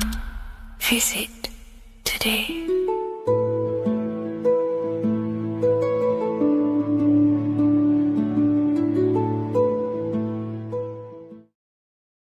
How are we doing, people? It's Revival of Wisdom. We're back today talking about sun worship. Okay? And please enjoy. Sit back and enjoy the video. First thing we need to understand is that the sun is the risen savior. It's the light of the world. Without the sun, we have nothing. Now, the sun is the Son of God. We didn't make the sun. No one owns the sun. But who created the sun? Obviously, the Creator created the sun. Therefore, it is the Son of God. And that is what Jesus is symbolizing in the Bible. The Bible is a metaphorical story. That's why it's called the greatest story ever told, because it is a story about the sun, the zodiac. It's about you, the systems in the body. It's about everything that is sacred in this creation. Now you can see the suns behind Jesus' head in all of the ancient portraits, even the ones that are more modern. You still see a sun on the back of his head because he is the sun. He's the light of the world, our risen savior. And this is what Christians are lost because they don't realize it's a symbolic story and they think Jesus was a historical person. He's not a historical person. Okay, this is what we need to get out of our mind. This wasn't a historical person. It's the Son, our risen Savior. The Son is the soul. It's the soul of this creation. Because what is a soul? A soul is pure life force, pure energy. Whatever a soul inhabits, it gives life to. Like our soul feeds our body. The sun feeds the earth because the sun is a soul, and that's why the ancients called it Sol. Because it's the soul and it's in you and it's the light of the world. It's the light of everything. It gives life to all things. Here's Jesus and his 12 disciples. The 12 disciples symbolize the 12 zodiac signs. Aries, it rules the head region because the 12 zodiac constellations rule specific regions of your body. Aries, the ram, you have a cerebrum in your head. This is Aries on the head of the table. His Gemini rules the arms and the lungs. The two twins, Gemini. He's holding up two hands for the two hands and arms. The twins. Cancer has a knife in his hand. It's not so clear, but he has a knife in his hand. Cancer is the crab. Crabs have claws. And he's pointing at Virgo's Adam's apple, saying there's no Adam's apple there. It's a woman. Who's the sixth sign? The sixth sign is Virgo, the Virgin, the only woman in the painting. Now notice how there are 3 people in 4 groups for the 4 seasons and for the 3 months and 3 zodiac signs in each season: spring, summer, fall, winter. Matthew, Mark, Luke, and John with the suns on the back of their heads, because it's the 4 states of the sun. The 4 states of the sun. Now, 6th sign, Virgo, the Virgin, the only woman in the painting with no Adam's apple. Then we have the sun, Jesus, red and blue, red shift, blue shift. Electromagnetism. The ancients knew this. He's got one hand open, one hand down, because the sun gives and retrieves. The sun rises and it falls. It gives, then pulls away. That's what the sun does, and that's what he's doing. His arms are out, symbolizing the rays of the sun, casting down onto the earth, giving and then receiving. Libra, his 2 hands are equal, he's holding his arms out equally, because Libra is the 2 balanced scales. Libra is when the sun is balanced between the summer and the winter. It's being judged. The sun isn't balanced. That's what Libra is, the 2 scales. Capricorn is the goat. Goats have 2 horns, and you can see the 2 horns on his head here. See? So this is astrology. This what Leonardo da Vinci is depicting here. It's astrology. And he knew the story of the Bible is all astrology. It's all based on astrology. The Son of God, the real sun. Now here are some Bible verses. I am the light of the world. Obviously, that's the sun. What other light is there that lights up the world? The moon can't do it. It's the sun, the one and only sun, our risen Savior. Because if the sun didn't rise, we'd all be dead. So it's our risen Savior. And it dies for our sins every night and then gets reborn every day. Now, Jesus calms the storm. Mark 4:35-41. The disciples are all on a boat and there's a heavy storm. But Jesus is asleep. The disciple says, Jesus is asleep. We need to awake him. They wake up Jesus, and Jesus got up and rebuked the wind and said to the waves, quiet, be still. Then the wind died down and it was completely calm. Well, when Jesus was asleep, this is the sun not being risen. It's not risen yet. Because in the night times, that's when the storms happen on the sea and the ocean. And when they awake Jesus, Jesus rises because he's the sun. He rises and everything calms. Because when the sun comes, the storms go. You see? So it's the sun. It's all about the sun. Here's another, Luke 22:10. A disciple asked Jesus, when will we know it's the end times? And Jesus says, as you enter the city, a man carrying a jar of water will meet you. Follow him to the house that he enters. Well, this is clearly talking about astrology, the topic that Christians think is satanic, when they don't realize the whole thing's based on astrology. Because the end times is the end of Pisces, which is the two fish, which is the age we've just gone out of. And you can see all these ancient churches here with two fishes, because they knew it was the age of Pisces. There's an ancient photo, ancient artwork with the two fish, Pisces. And the end times, as it talks about in the Bible, when Christians think the world's going to end or something. But no, it's just the end of Pisces. As you enter the city, a man carrying a jar will meet you. Follow him to the house. The house is the zodiac sign that he enters. And the zodiac sign is Aquarius, because that's what it is, a man carrying the water. We know this is astrology because a woman, that is a woman's job in the ancient times. In the ancient times, the woman used to get the water. You would never see a man collecting water back then. That was the woman's job, whilst the man builds the houses, for example.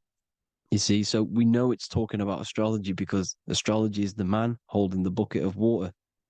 It's the end of Pisces. Now we are in Aquarius. And of course, Luke 24:36, the risen Savior, the sun.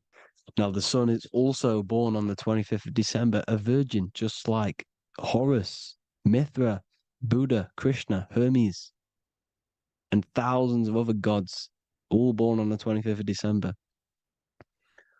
Well, it's because the sun moves 1 degree northward on the 25th of December.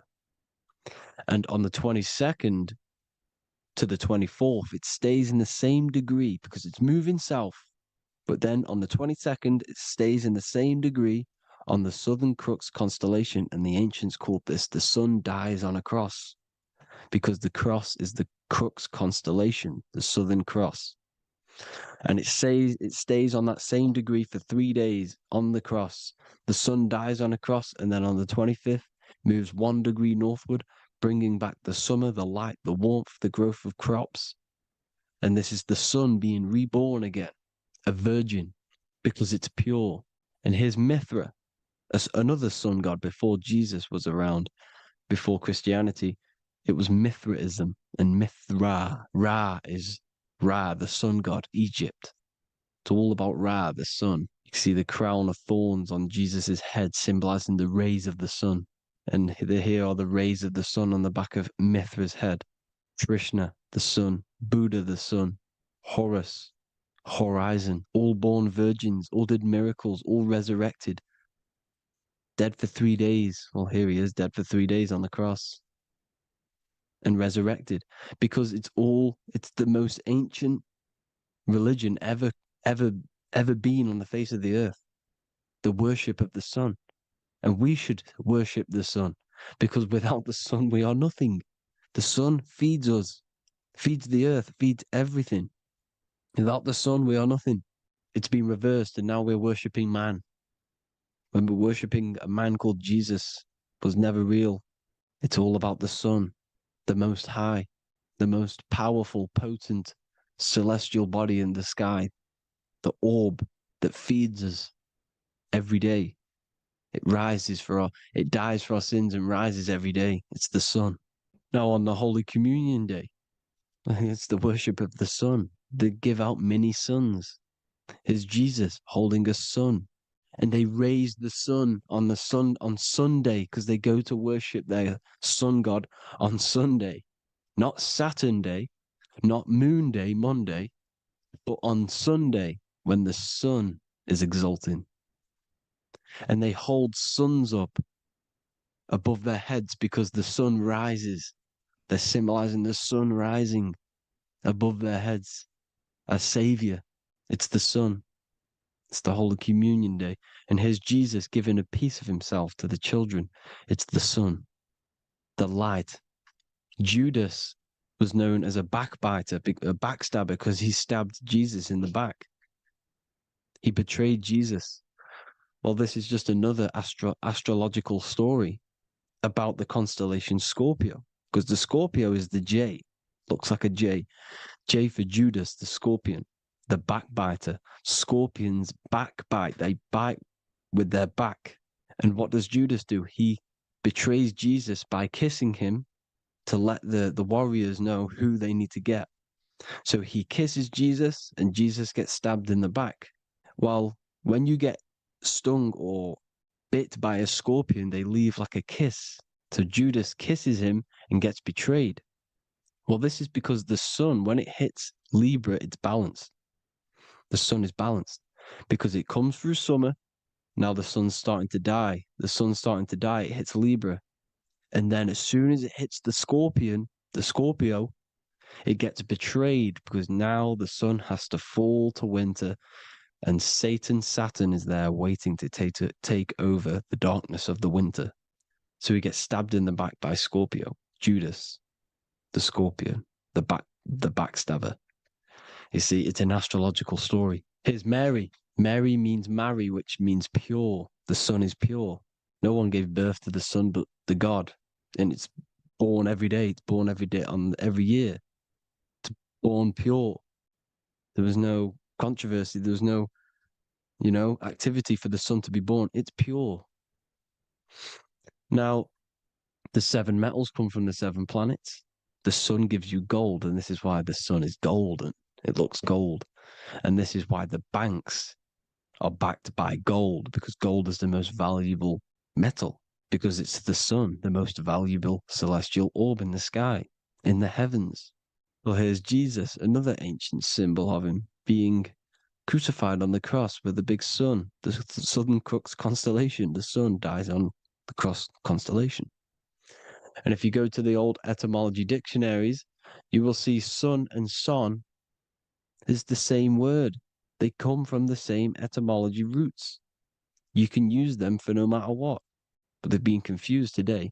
But if you go back to the old dictionaries of etymology, they are interchangeable. You can use them. Son, sun, sol, it's all the same thing. The 12 disciples, 12 brothers of Joseph, 12 tribes of Israel, 12 breastplates on the stones, because it's all the 12 astrological signs. They could have used any other number, but there's 12. Because 12 is the mind, which is God. 7 is the number of matter, which is man. 7 energy centers in the body. 12 cranial nerves in the brain, because it's the mind. 12 is the 12ness. The zodiac is literally the mind of God, the signs of God. Now here we see here, Job 38, 31 to 33. Can you lead forth a constellation in the season? He's asking you, can you read the sky? Can you read the heavens? Canst thou bring forth the Mazzaroth in its season? Mazzaroth means 12 signs, the zodiac. Why did they translated every single Hebrew word in the Bible into English, but they decided to leave out Mazzaroth? Why? It's because if that said zodiac, Christians would have a different view on the Bible, but they leave that out. But Mazzaroth actually means the 12 signs, the zodiac, and the stars means sign. The word stars means sign because the stars are signs, things to come, which is off. in Hebrew, which means sign, things to come. You see a sign on the road, it's something coming. But God is saying, no, what does he say? To qualify as a director, a judge of man's life on earth, one must be able to govern the heavenly bodies that rule the earth. It's telling you to read the heavens. We need to read the heavens. Astrology, the 12 zodiac signs, the mind of God. It's telling you, read the Mazzaroth, read the zodiac, because they are things to come in your life. They are signs. It's not satanic, it's made by God. God said, let there be lights in the firmament of the heavens to divide the day from the night, and let them be for signs. Signs are things to come. The 12 zodiac signs. It's all about astrology. Here's Mary holding the sun. His son, her son. It's the sun in the sky, the one and only, the most high, the soul, the solo because it's on its own, the most powerful, Ra, radiance. Here's the Pope holding the sun. All three popes holding the sun because they're sun worshippers and they know the true meaning and origins behind Christianity. Sun worship. Here's the Vatican is a sundial. Yes, this is literally a clock. Your watch is a sundial. It's got 12 sections on it for the 12 zodiac signs. 12 hours, 12 Horuses. Now here you see Jesus walking on water. Well, it's the sun, and here's the beard of the sun. Here's the pyramid of the sun, the illuminated one, the all-seeing eye, the sun. Here's the Ankh. The sun creates these symbols. The ancients knew this. Now, when you see these headdresses, these are actually the days of procession of the sun. Aries, Cancer, Libra. It's all about the sun. Here's some more sun worship going back to Egypt. Ra, Horus, Osiris, and Set. Jesus and Satan is Horus and Set. The sun and Saturn. Saturn rules the winter, Satan. Jesus, the sun, the light of the world, rules the summer, rules the day. Satan's the night, Saturn's the night, the sun is the day. The evil brother, Satan. Well, Horus comes, this is where we get the word hours from. There are 12 Horuses. The sun moves in 12 Horuses, 12 hours. Where's Horus? What hour is it? Where's Horus? His Ra, 12 noon, Ra, radiates, powerful, the most high sun. That's why he has a sun on the top of his head. These are the four states of the sun. Set, sunset. This is why we say sunset, because the sun is setting. His sunset, his Horus, horizon, the Horus is rising, Ra radiating, and the sunset. Then midnight is Osiris. Here's another ancient symbol for the sun, the scarab. Ra, the sun, scarab. It's got the word Ra in it because it's the sun. And here's the sun on top of the scarab with the wings. Because scarabs roll dung up hills and then they'll let it fall down the hill to gain more matter. To gain more bigger, like a snowball effect. And the ancients saw this as a process of the sun because the sun climbs up the hill and then it falls. So they used the scarab to symbolize the process of the sun. The sun climbs and falls. Here's an ancient Egyptian cat cutting off the head of the serpent. Well, the cat is cutting off the head of the serpent, symbolizes the sun cutting off the nighttime. When the sun rises, it cuts off the nighttime. It cuts off the serpent. The serpents represent darkness or evil. Oh, there's some more symbology of the sun and the heavens, the arch, the royal arch, the firmament, the sun inside the firmament. These are all ancient churches, and they all depict the firmament with the sun inside.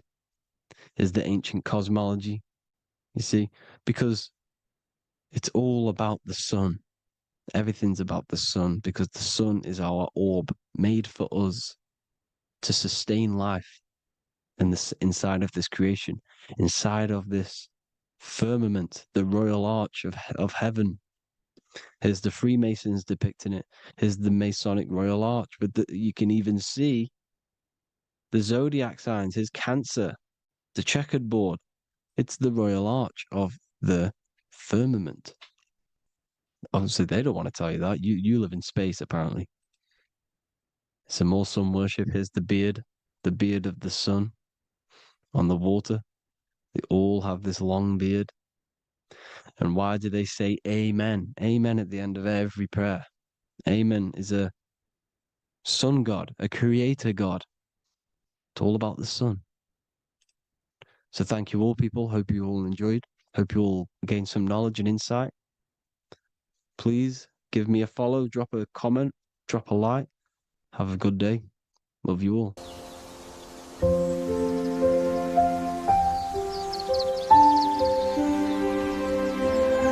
bookofwisdom.com. Visit today.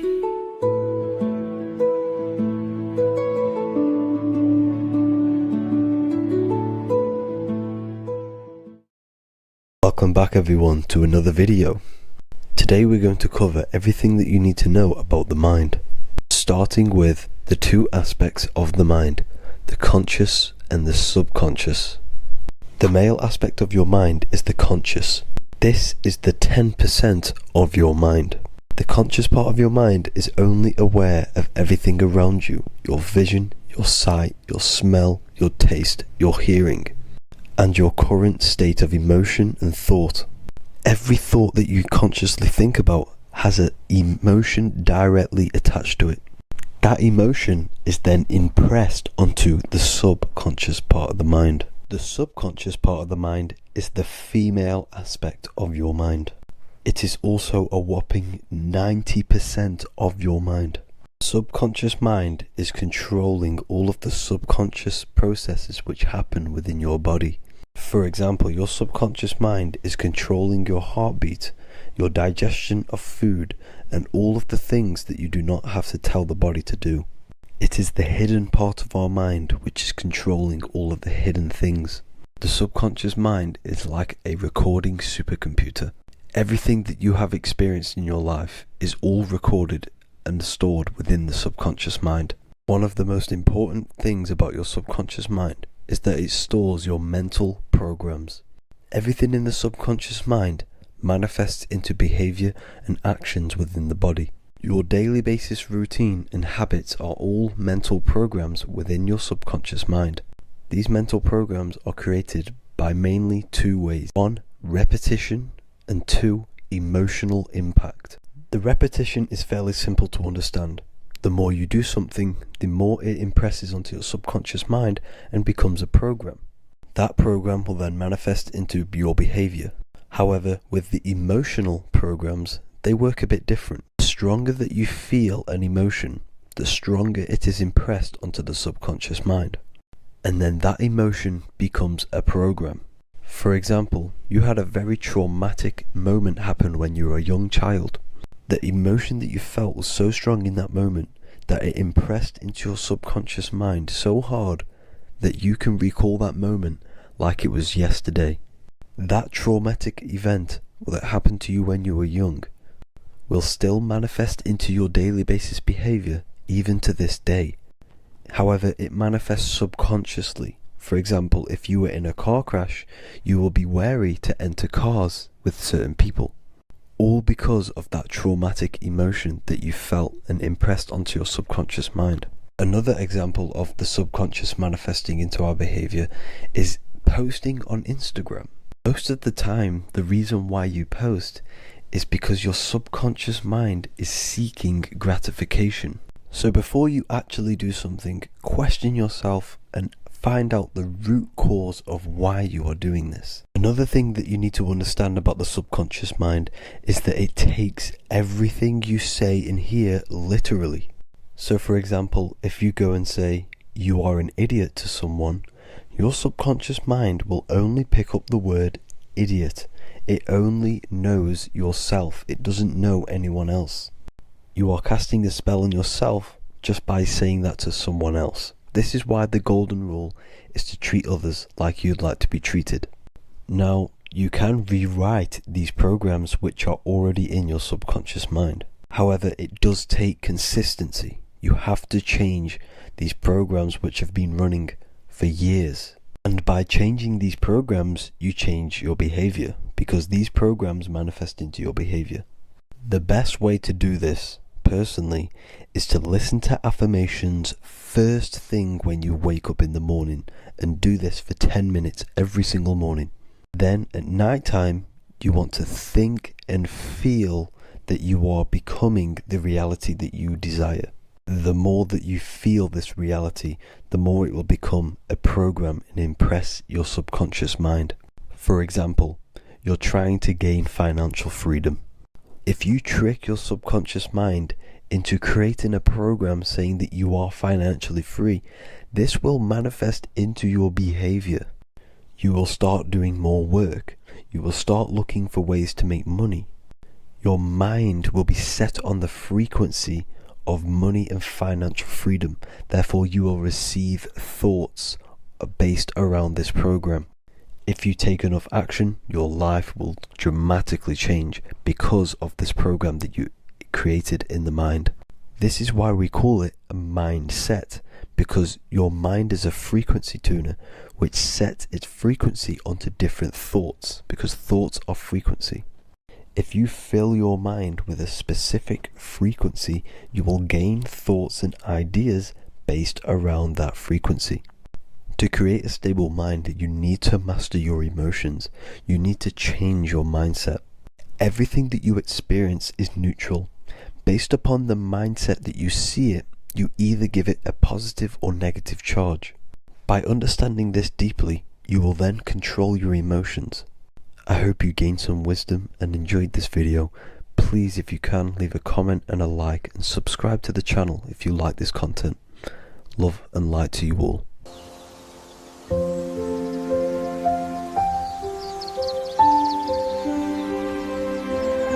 bookofwisdom.com. Visit today.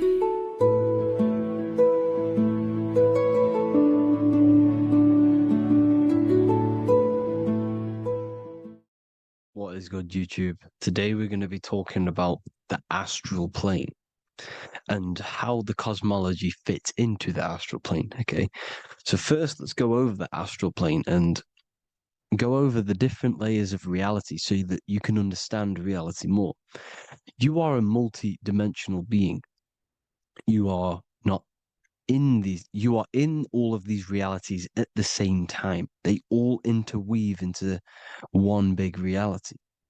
But there are different planes. They are different vibrational dimensions. There are different dimensions of reality. The mind is the root cause of reality. We're living in the mind of God. Everything is being thought into existence from the root cause, from the universal mind. This is why the ancient Egyptians said, all is mind. We're living in the mind of God. And we are a microcosm of this mind. This is why we all have the same mind.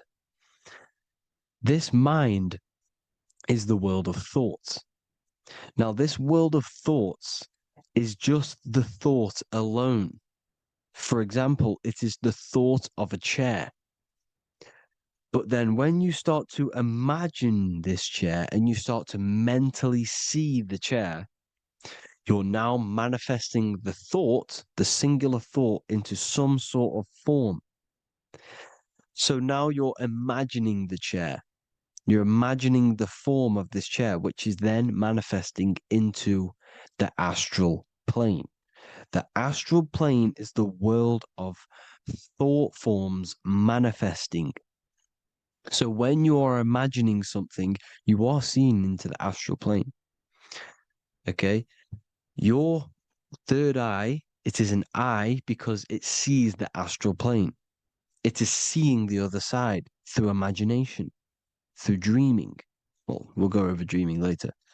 So the thought of a chair is a singular thought. The imagination of the chair is the manifestation of the chair. And in the astral plane, it's basically the world of all the chairs that could ever exist.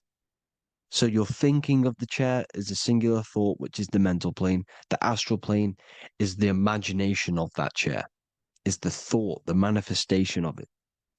Depending on the vibrational state of the thought will depend what level of the astral plane it will go to.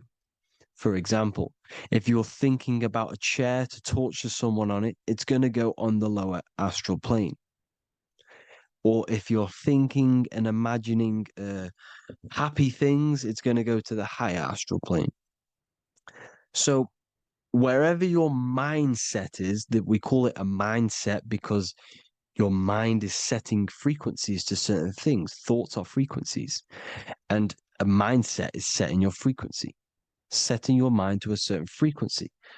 So when you set your mind to a certain frequency and you imagine something in that frequency, you're going to match everything in the astral plane that are on that similar frequency, just like you would in the physical world. Because we're all in these worlds right now as we speak, but we can't see them with the two physical eyes. We can feel it though. When you're around someone and you've just met a new person, for example, you can feel their vibration. And if you're not on a similar vibrational match, you will not get along with that person, or you just won't not get along, but you won't connect with that person because you're on two opposing frequencies, not matching. And this is something you can't see, you can only feel because it's the astral plane. It exists within the astral plane. Everything in the astral plane is made out of vibrations. So if you do astral project, and if you already know how to astral project, you will see beings and people and things that are on the same frequency as you. This is why before you astral project, you need to sort your vibration out before you astral project, because you are projecting your consciousness into this.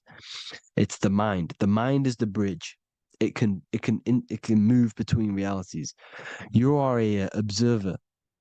You are a observing soul which observes different realities. And the mind is the bridge between all of these different realities. The mind can choose. If you want to project into the astral, you set your mind to it, you can. Okay? So let's not get off track. The lower astral plane is where demons are. The higher astral plane is where heavenly beings are.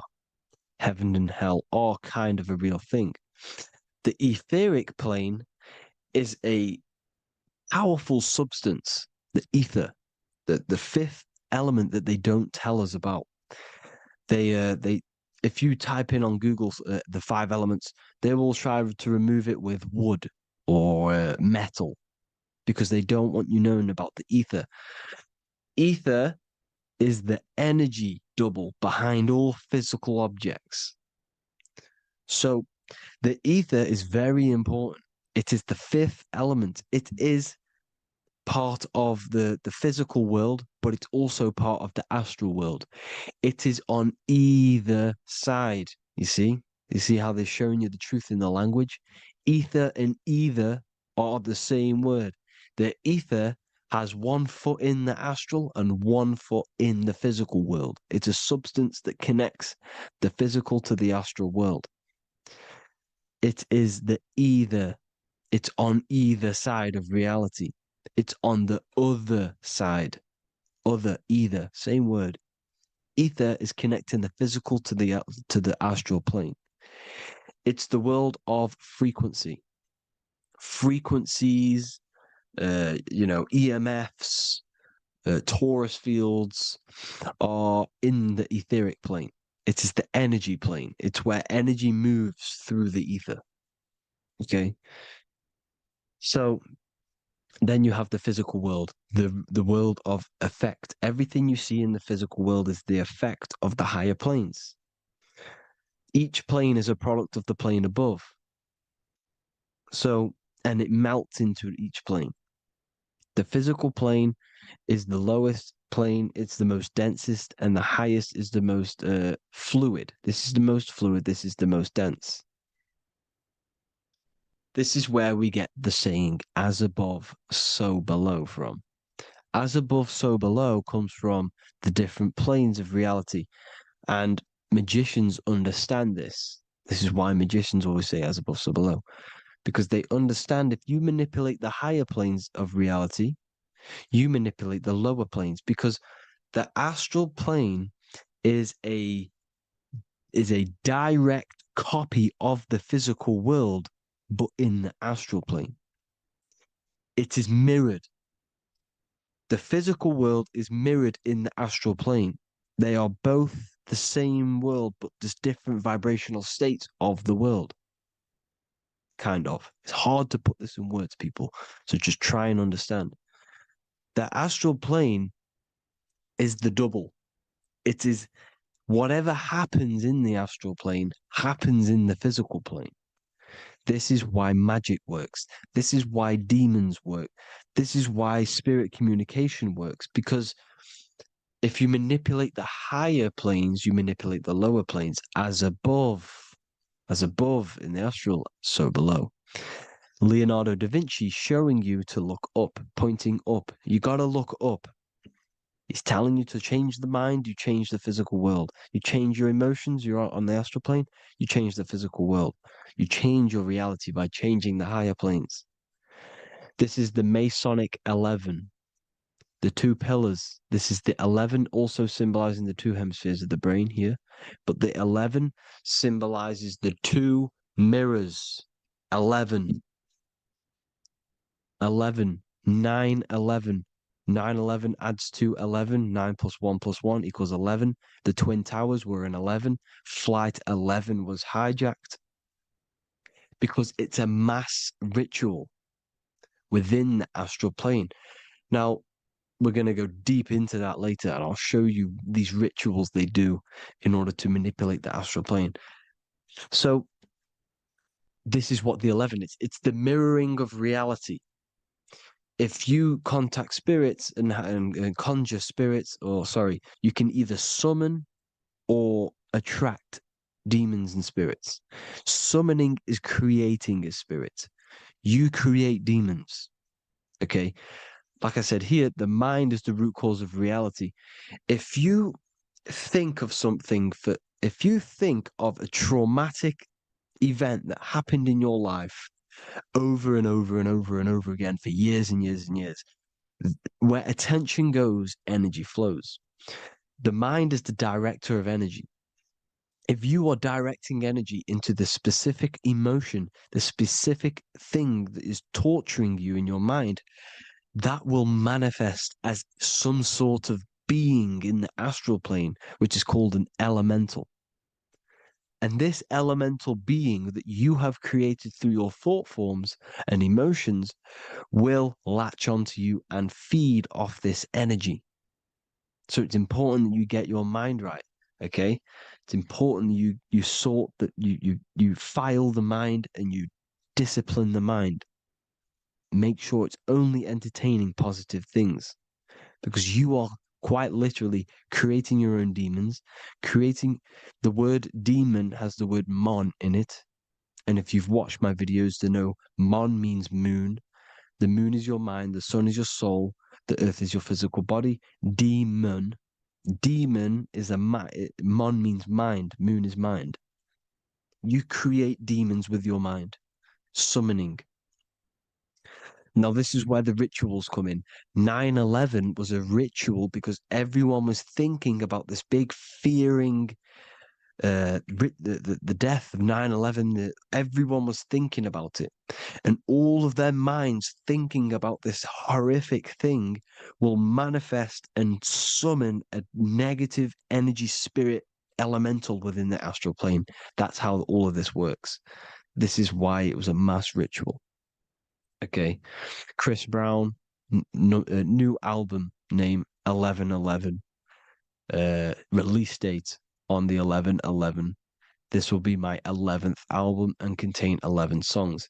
All of these people know the occult. This is Hermes Trismegistus with the star of Saturn, the six-pointed star, as above, so below. The mirroring of reality, physical and astral. The two Masonic pillars. So as above, so below. What's above us? The stars. The stars are connected to the astral plane. This is why we call them stargates. When we dream, we are experiencing these different realities. And what are stars? They tell in the Bible, it says Genesis 1:14. And God said, "Let there be lights in the firmament of the heaven to divide the day from the night, and let them be for signs." Signs translates to things to come. Why things to come? The stars tell the future. Why? And why do we say as above, so below? As above us is the astral plane and the etheric plane. As above, so below. Whatever happens in the stars happens on Earth. The stars are connected to the astral plane. Above us is the astral plane. We are a star in a physical body. This is why we say Mr., sister, stir equals star. The E and the A are interchangeable. We are stars, and the stars are the start of our incarnation. We start in the stars, same root word, and we descend through the seven energies, which are our seven chakras. Then we enter the heart of the soul system. The heart rearranged spells earth. And this is the true cosmology. Here's the Masonic cosmology. This is Masonic now. Here's the firmament. Let there be a firmament in the midst of the waters to divide the waters from above, from the waters that below. Genesis 1:6. The firmament, firmament comes from the word firma, Latin, I'm pretty sure, which means firm. When something is firm, meaning it's stable, it does not move, it is firm. The firmament is firm. So, is the firmament Genesis 1:6. What does he say? Genesis 1:3, sorry. Let there be light. This is before the sun and the moon was created. Let there be light. Before the sun and the moon was created, light was appeared.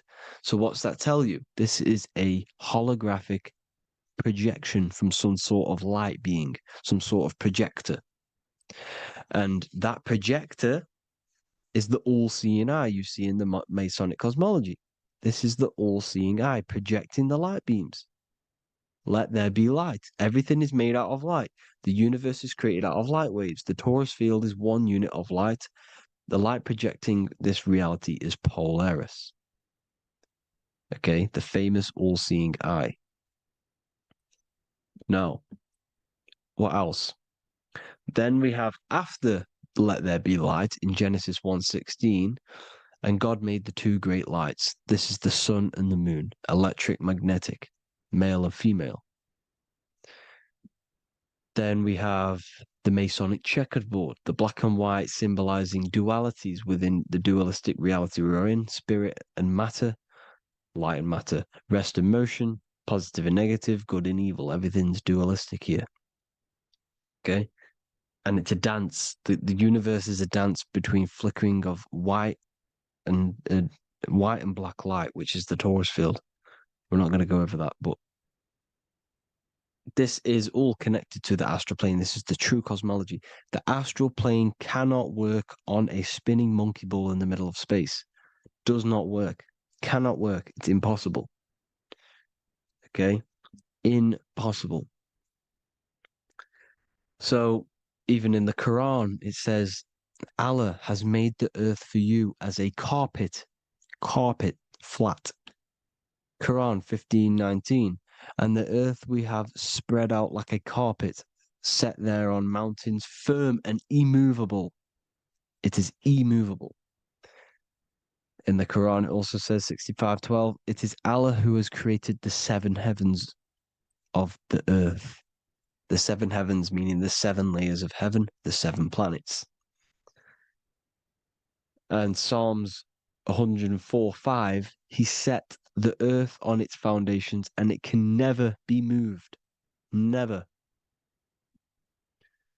So here you see in Isaiah 40:22, he sits enthroned above the circle of the earth and its people are like grasshoppers. He stretches out the heavens like a canopy and spreads them out like a tent to live in.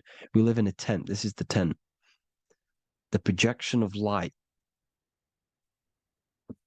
Here you see an ancient picture here. Here you see the ethereal barrier, meaning the firmament, the etheric barrier. And here you see his head popping out. Why is his head popping out? Because your head is heaven. Your heel is hell. Your head has access to the astral plane. This is why your head is heaven.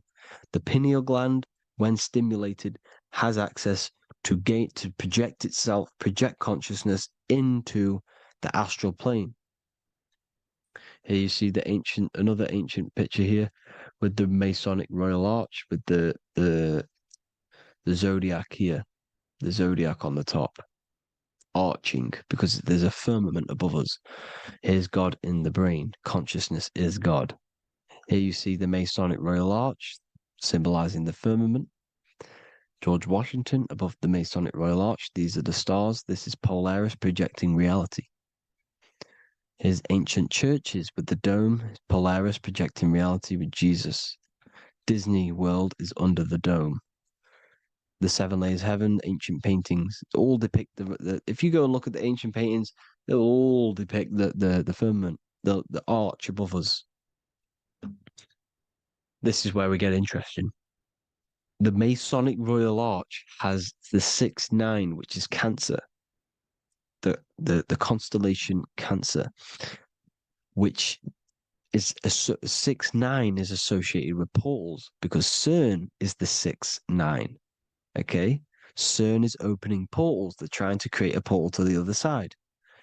Cancer has the word CERN within it, so there is a link between Cancer and the opening, the firmament opening above us to ascension. Here you see the Masonic art with the Royal Arch and the light and the opening. Here you see the light and the opening. This is the opening of the firmament. Here's the Hebrew cosmology with Sheol, the underworld, and the opening. So Cancer is definitely some sort of portal in and out of this reality. I'm just connecting dots here. Now, we're going to go change a bit now. These celebrities that you are seeing they have not sold their soul to Satan, okay? They have not sold their soul to Satan. Satan is a demonic, low vibrational energy that has been summoned over the thousands and thousands and thousands of years of evil occult arts. So since Babylon was summoning this demonic energy, and this demonic energy in the astral plane will grow and grow and grow. It has no form. It has no physical form. Okay? But you can see it in the rappers. If your third eye is open, you can see clearly that these people are demonic. You can sense the energy that they're manifesting. Selling your soul is not what you've been told. It is gaining, because your soul is pure love, okay? Your soul does not want to do anything bad. So when you sell your soul, you're gaining physical gain. You're gaining physical wealth, for example, like for these rappers. They will be given millions of pounds because the people in control of the music industry, which is the dark occultists trying to brainwash the masses, the people in charge, they're dark occultists. They understand Satan and the energy. They are satanic energy, which has been summoned in the astral plane. They see that they have influence over the masses, so they will go to them and say, "I will give you this amount of money forever if you manifest this satanic, demonic energy through the music and through social media to blind the masses, to brainwash the masses into this demonic energy." Because when you listen to music is frequency. Whatever you listen to, you become that frequency. So if you're listening to these people, They're throwing energy, this demonic, satanic energy that they sold out to. Sold, soul, same word. When you sold something, you've got your soul involved. They have exchanged money, physical gain, so that they manifest this satanic energy within the astral plane and through the music, through the videos, through social media to keep us in this vibrational frequency, in this low state of consciousness. This is what it actually is. It's not, you're not selling your soul to some sort of devil. This satanic energy has no physical form it is formless in the astral plane. It's a summoned energy. Now, the root chakra is red. This is why the devil is red, because it symbolizes the animal nature of man. When you are operating off your root chakra, you will kill, you will fight, you will do anything to survive, because it's all about survival mode in the root chakra. They want you keeping in that fighting mode, that surviving mode, so that you are manifesting this low vibrational frequency, this satanic energy, this demonic red energy. This is why the devil is red. And the devil has a tail with the red arrow pointing down, because it symbolizes your light body. This is your Merkaba. Your Merkaba is your light body. Mer equals light, Ka equals spirit, Ba equals body. Merkaba, this is the devil's tail pointing down, the descension, your heel, up to your heel, hell. Ascension to heaven, head. You see, this is the all-seeing eye with the illumination coming off it, your head, when you're illuminated. The Merkaba is your celestial sphere to portray different planes of reality. It is the vehicle of ascension. It's your light body. It's in the word Kabbalah, Kabbalah, Ka, spirit, Ba, body, La, light. Same thing, Kabbalah, Merkaba. Same thing. It's all about the light body. This light body sees different realities. So when you see the goat in the music industry, it's this satanic summoned energy that's been summoning for thousands of years within the astral plane. When it becomes to the physical plane, it will manifest through different things. A goat, an owl, Satan, Moloch, Baal, same deity, same demonic energy that's been summoning in the astral plane. And this is why the Baphomet has a goat head. Drake's new album is the goat. The Polo G, the Masonic G, with the goat. And here's Rylo Rodriguez in the mirror with the goat in the mirror and him in his physical body. It symbolizes, the mirror symbolizes the astral plane, because he's manifesting the goat, the demonic energy. He's sold out to the demonic energy, and in the physical plane, he's his physical body. The mirroring, the Masonic 11, the mirroring of reality, the astral and the physical. And what do you call them when they're an amazing rapper, the best rapper? You call them the goat, because you're the goat because you're manifesting the goat energy, this satanic, demonic energy within the astral plane. So Baal, Moloch, all the same thing. Because in the astral plane, if you want to gain spirits to come to you and communicate you in the physical world, if you want to communicate with spirits, you have to gain their attention. You can either gain their attention or come together and agree to create some sort of being, which is Satan. Okay. You can, like I said earlier, you can create these beings, you can summon them or attract them. One way to attract them is sacrificing. In order for you to become God, man, to turn to God, you have to sacrifice your life. You have to sacrifice, not drinking, not doing things, not doing anything demonic, not doing anything bad, not eating meat. You have to sacrifice yourself to become the light. However, if you want quick, instant gains in the physical world, you can sacrifice something else to communicate with these spirits, because these demonic energies feed off demonic energy, your demonic energy. So these dark occultists will give away babies, they will sacrifice, torture babies so that they gain, so that they can communicate with these spirits for physical exchange. Yes, you can do this. These powerful spirits, these powerful demons can give you powers. They can give you certain things. And this is what they are doing. They're summoning and attracting these demonic energy. This is why, trafficking is one of the most, Balenciaga. Baal is the demonic energy in the astral plane, which requires child sacrifice for his presence. Balenciaga, and they were trafficking children. They were trafficking, killing them, and offering them to the spirits. This is what they are doing. Balenciaga. It's in the name.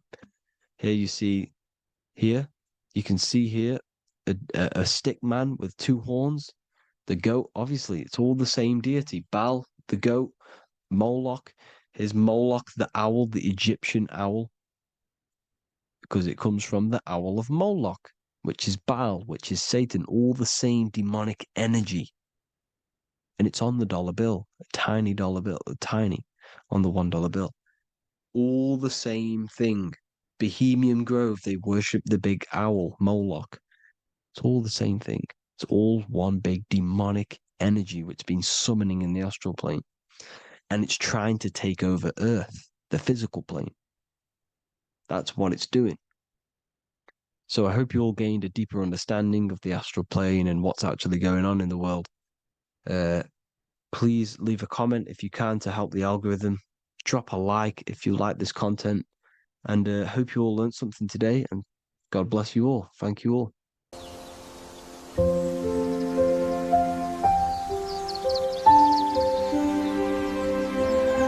bookofwisdom.com. Visit today.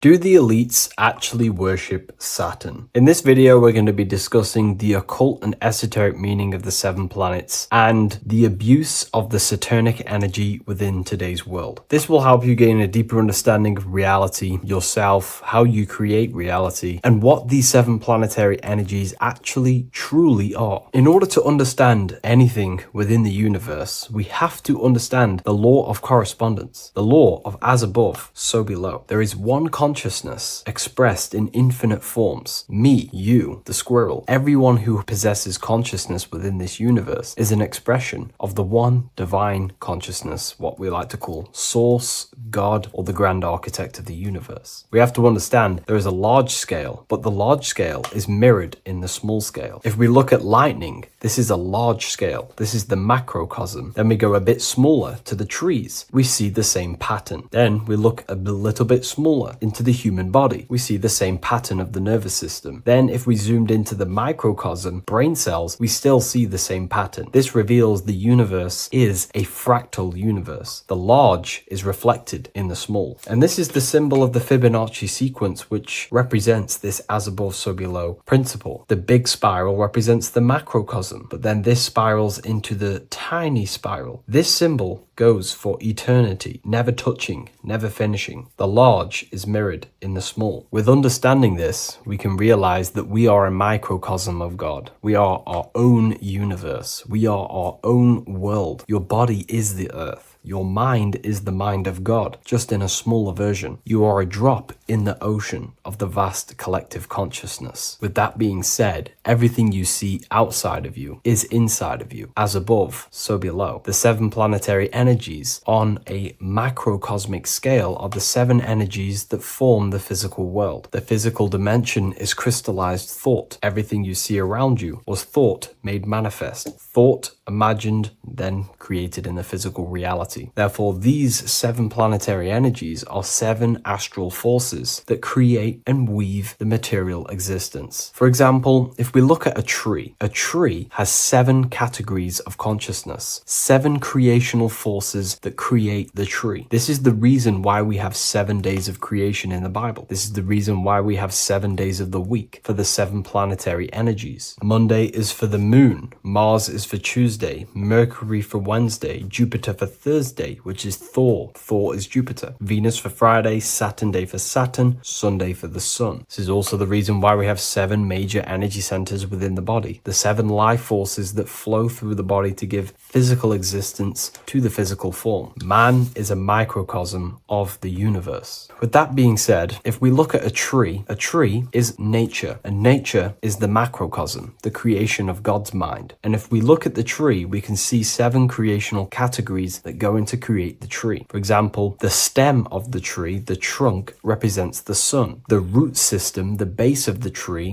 where the tree grows out of, is Saturn. If we look at the fruit of the tree, that represents Jupiter. The smell, the look, the colors of the tree, that's Venus. How the tree communicates with other trees through the root system is Mercury, the intellect, the intelligence, the communication. The leaves of the tree is the moon. The defense mechanism of the tree, how it defends itself from infections and other territories, is Mars. So we can see all physical matter, all physical creation demands these 7 categories of consciousness, these 7 planetary forces. But again, that is the macrocosmic scale. The macrocosm is reflected in the microcosm, which means you have access to these forces, these 7 planetary energies, and you use them to create anything in reality. You've been using them maybe unconsciously your whole life. For example, this book that I've created, the Book of Wisdom Volume 2, you can find it in the bio if you're interested in reading it. It has the 7 planetary forces that go into this tree, into this book. I used the sun, which is my passion and my drive to take actions. I used Mercury, which is my intellect, my thinking, my communication. I used Venus, the layout, the look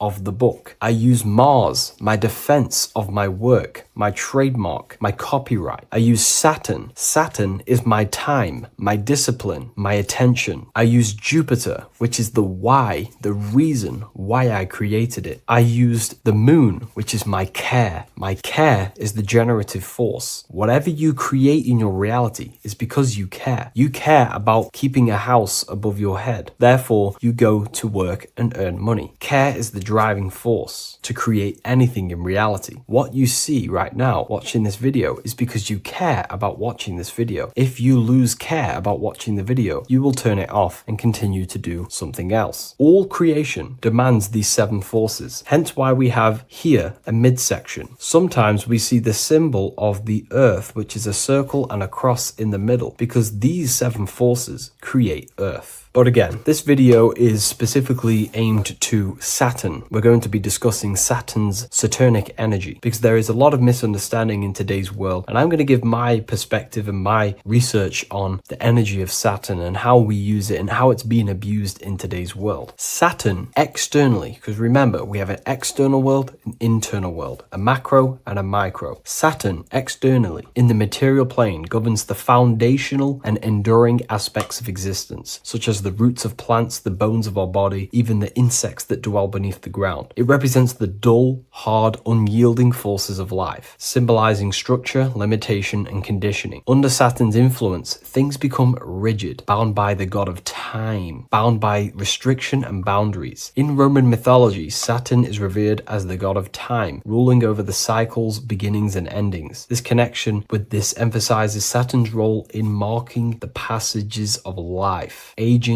and inevitable constraints we all face. Internally, inside yourself, the microcosm. Internally, Saturn embodies the conditioning within our own consciousness. When Saturnian aspects of consciousness dominates, we become overly rigid, fixated, restricted in our thinking and actions. For example, Saturn's influence is strongly felt in today's world, where many people's minds are confined to societal norms and conditioned responses. The pervasive control Saturnian energy can lead to the sense of limitation, as people become trapped within structure imposed by society society and power structures. However, we have to remember that limitation, there is dark and light. Limitation is not bad. This is why Saturn is connected to the god Satan. They are the same being. It's something that restricts, holds back, and keeps you limited, conditions and limits consciousness to its lower power. Saturn is a great teacher, guiding us through difficult life lessons that ultimately lead to growth and expansion and power. Although Saturn's energy is harsh and often challenging, it helps us to develop resilience, discipline, and wisdom. Yet in modern age, this energy has overpowered the minds of the masses, fostering excessive rigidity and limitation. Instead of being ruled by Saturn's constraints, we should seek to embrace more freedom, love, joy, balancing Saturn's lessons with openness and fluidity in our life. So like I said, Saturn rules law. Anything that is limiting or holding back, something that is a restriction or a wall. This is why we see judges wear black robes. The color black is associated with Saturn because Saturn rules over the nighttime and the winter time. Capricorn, they wear black robes. A graduate also wears a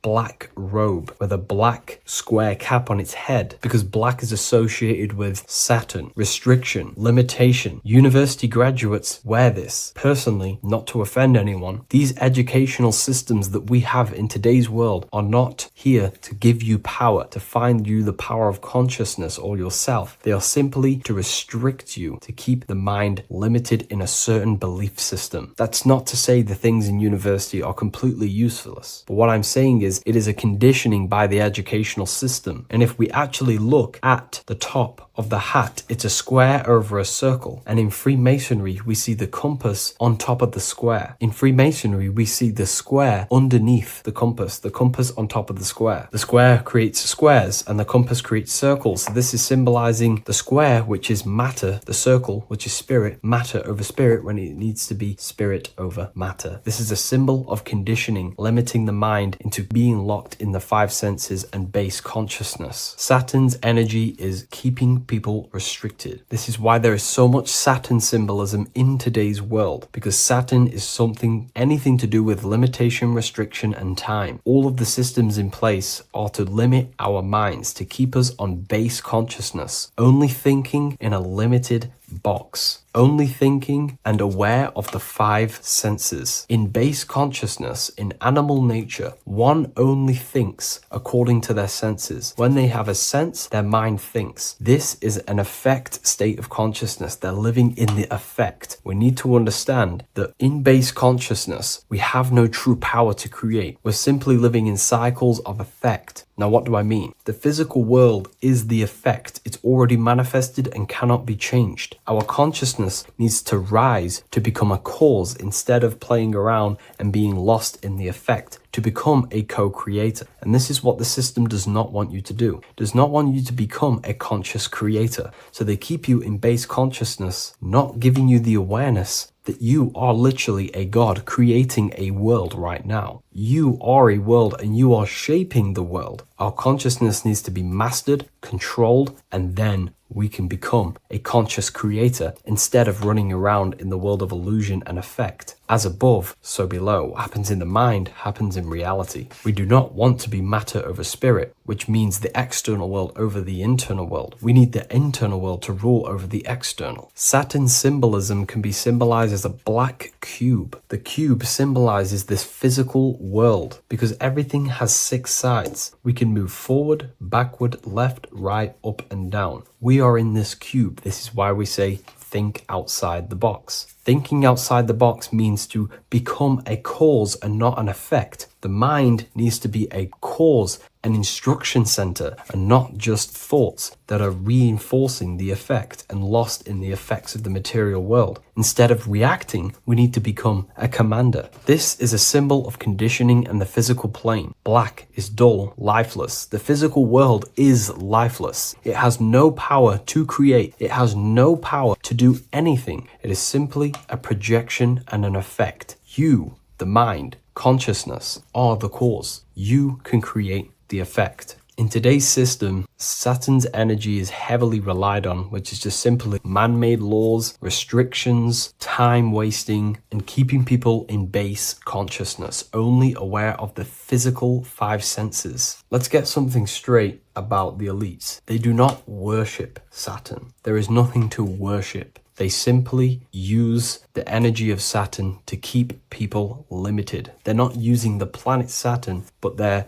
limiting people in their belief systems and physically where they can go, restricting boundaries, countries, restricting people's minds through mass media, which is all symbolism of limitation and restriction of Saturn. They're not worshipping it, they're using it and abusing it. Saturn could be anything in your mind that keeps you limited. If you have a limited thought that does not allow you to take action on something, that is a Saturnic energy within your own mind. Anything that is indoctrination, anything that is boundaries on you, that is a Saturnic energy. Some people say that the Saturn and the moon are working together to trap our soul. This is highly symbolic. Saturn and the moon are not forming a matrix to trap your soul and keep you reincarnated. Again, this is symbolic, and in the esoteric version and understanding of this, we can see that they do have a relationship. The moon is our subconscious mind, and Saturn is restriction. If we have restrictions and belief systems in our subconscious mind that keep the soul locked and trapped only in these five bases, these five senses, then we will think and condition ourselves that we are only the physical body and never actually free ourselves from the material world and ascend. Saturn and the moon are not working together, but these are highly linked. By limiting the subconscious, we keep people stuck in base awareness, keeping them locked in the world of effect, never becoming a conscious creator. We have two spiritual currencies, time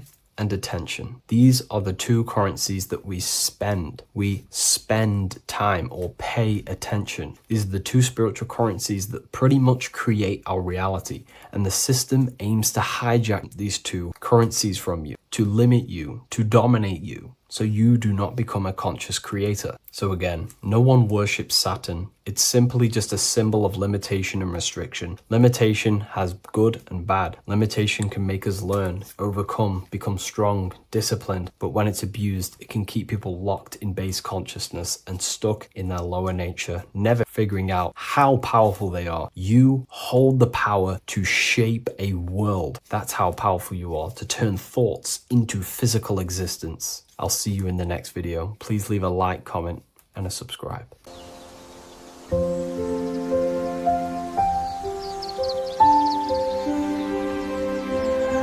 bookofwisdom.com.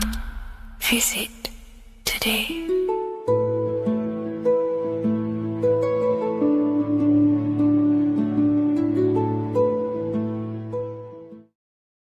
How are we all doing, people? It's Revival of Wisdom from the Wisdom Academy.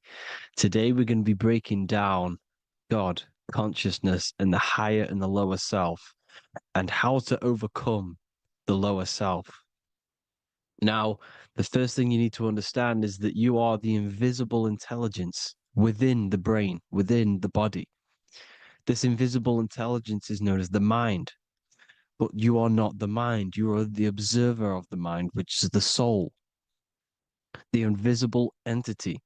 The mind is your intellect, your intelligence. Now, the mind is, it's hard to put this in words, but the mind is something that gives you the ability to explore the universe. And this inner self is the I am. It's the quiet, the inner self, the voice you see in you hear in your head. This is why within spells high twin, inside, internal. The I is also the number one, which is one line. Because the one and only, is the inner self, which is the I am. This is why you say, my name is Harry. You are not Harry, you are the I, the inner self, the intelligence. Okay, this is why Jesus in French is I am. You look with the two eyes and you see with the inner eye. I and I, the same thing. Okay, because the I inside is what gives you the perception of what you're looking at. So when someone's trying to explain something and then you catch on saying, ah, I see now, it's because you're seeing with your inner eye, the one that gives you perception, gives you intelligence, gives you the ability to understand things.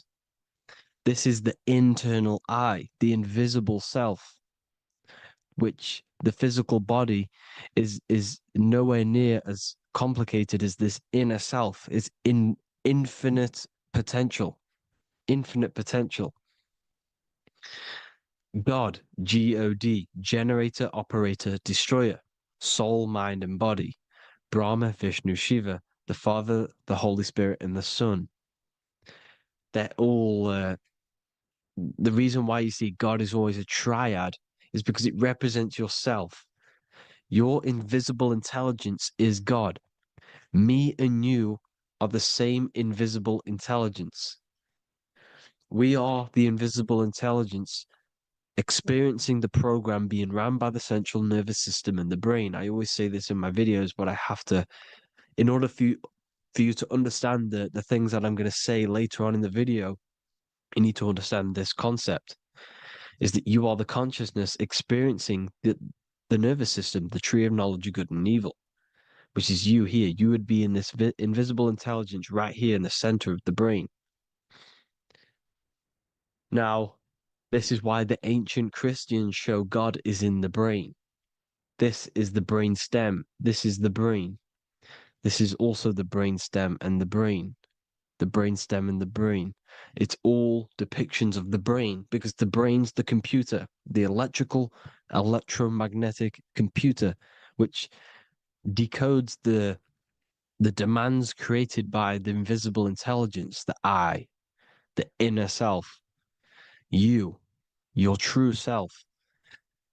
The person moving, if you observe what someone moving, this is going to sound, but if you observe someone walking, it's not the body. The body is moving, but the thing telling it to move is the invisible intelligence. Before you kick a football, a decision is made within your invisible intelligence, your mind. And this consciousness, this invisible intelligence, is either stuck between the lower self and the higher self. Okay? When the invisible intelligence, meaning the true self, identifies itself with the physical body, it will trap its mind within physicality. This consciousness that we have is either operating in the lower self or the higher self. It's either feeding the material body or it's feeding the spirit. Okay? But because we are physical and spiritual, we need to be even. We don't want to be meditating all day long because we do have a physical body as well whilst we are here. We are playing a game in physical matter. Okay? Now, the reason that you incarnated here is to learn a lesson because the mind can manifest anything it wants within the astral planes, within the world of imagination. It can manifest anything it likes, but it incarnates into matter, into this game, so we can understand labor, because anything in matter, you have to labor to manifest. But in the astral, you can manifest at the click of a finger. You come here to learn the knowledge of good and evil. And your consciousness, I came out a bit off topic there, but your consciousness is experiencing the lower or higher self. The lower self is manifested in the lower parts of the body. Sex, food, and power, the lower three energy centers. These centers are like mini brains. You are literally thinking with these centers. And when your mind is stuck within these lower centers, you'll think, have you ever heard the term of thinking with your penis or thinking with your, you know what, as a man? Even females maybe, but mainly this is a boy saying, you're thinking with your penis. This is a truth, it's truth in plain sight. You think with these energy centers. When you're living off the lower three centers, all you care about is sex, food, and power. eating, sleeping, and greed. Power is kind of like greed. Now, when we move up to the higher parts of the body, when we live our life within the higher parts of the body, this is considered heaven, love, expression, intuition, and wisdom. This is what we need to be aiming to do, moving out of the lower half of the body and living our life within the higher self, the higher parts of the body, thinking with the higher energy centers, thinking with love, expression, intuition, and wisdom, spreading love, expression, intuition, and wisdom to others. Heaven is even. This is why Jesus is pointing at the heart chakra, always pointing at the heart. Earth rearranged his heart because in earth you're manifested as a physical being. You're in the heart, good and bad. You need to be balanced between the good and bad. Because love can be a demon too. That's a whole nother video, but love can be a demon. Now, the seven chakras are known as the seven seals in the Bible. When the Lamb opened the seventh seal, there was silence in the heaven for about half an hour. This is a verse from the Bible. The Lamb is Aries, which is the higher brain, the cerebrum, the cerebram. Ram, Aries. Because when the Ram opens the seven seals, you enter the kingdom of heaven. Because these chakras seal your invisible intelligence. They seal your true self. You are behind these seven seals, your true invisible self, your true consciousness. Because behind these seven seals, you do not think about anything materialistic. Your intelligence is not material. It's not physical. It's not from the physical world. It does not desire the physical world. The body is the beast. The body's the animal, the lower self, which can corrupt our intelligence. It can corrupt the intelligence. Okay? Now, we need to balance these chakras so that we gain a deeper connection between this intelligence and the brain. Because when there's a strong connection between the brain and the intelligence, your body and the intelligence, you have a strong connection. Therefore, you can manifest what the intelligence is saying at all times. Meaning, when, for example, your higher self, this is intelligence, the higher intelligence is always speaking to you. It's always guiding you. It's always telling you the right thing to do. You can feel it when you're doing something wrong. You can feel that you're doing something wrong because this higher self, this intelligence knows what it needs to do here. And when there's no connection between the body and this our intelligence, our true self, when we strip away, when you close your eyes for long periods of time, you will figure out you are this invisible, infinite, creative being. There's no words that I can't describe what it is. But it's the voice inside of your head that you can feel when you close your eyes. You are this being inside of the heaven, because this is heaven, this intelligence. And when there's a strong connection between the body, you can manifest everything it's saying. When everything is balanced, when you're no longer thinking with the lower centers, when they're all balanced, you're not thinking in particular with every center, you balance them all, you can manifest everything it says. Your body will act out what the intelligence is always saying. This is God in the brain, the intelligence, trying to touch Adam, representing the lower self. This is why they're not touching. Notice how Adam is resting, but the intelligence is always reaching out, stretching, symbolizing metaphorically saying it's guiding. I'm always reaching out. The intelligence, your intelligence is always guiding you. It's always reaching out to you. But Adam is ignorant of it. The lower self is ignorant of it. And that's why he's so relaxed and God is so stretching out. Because at our highest self, that when you think of when you want to better your life, that highest true version of yourself is God.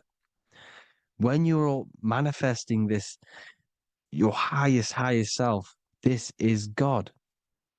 Your truest form, your most perfect form, that is God.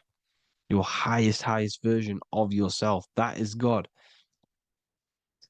Emotions are not what you've been taught.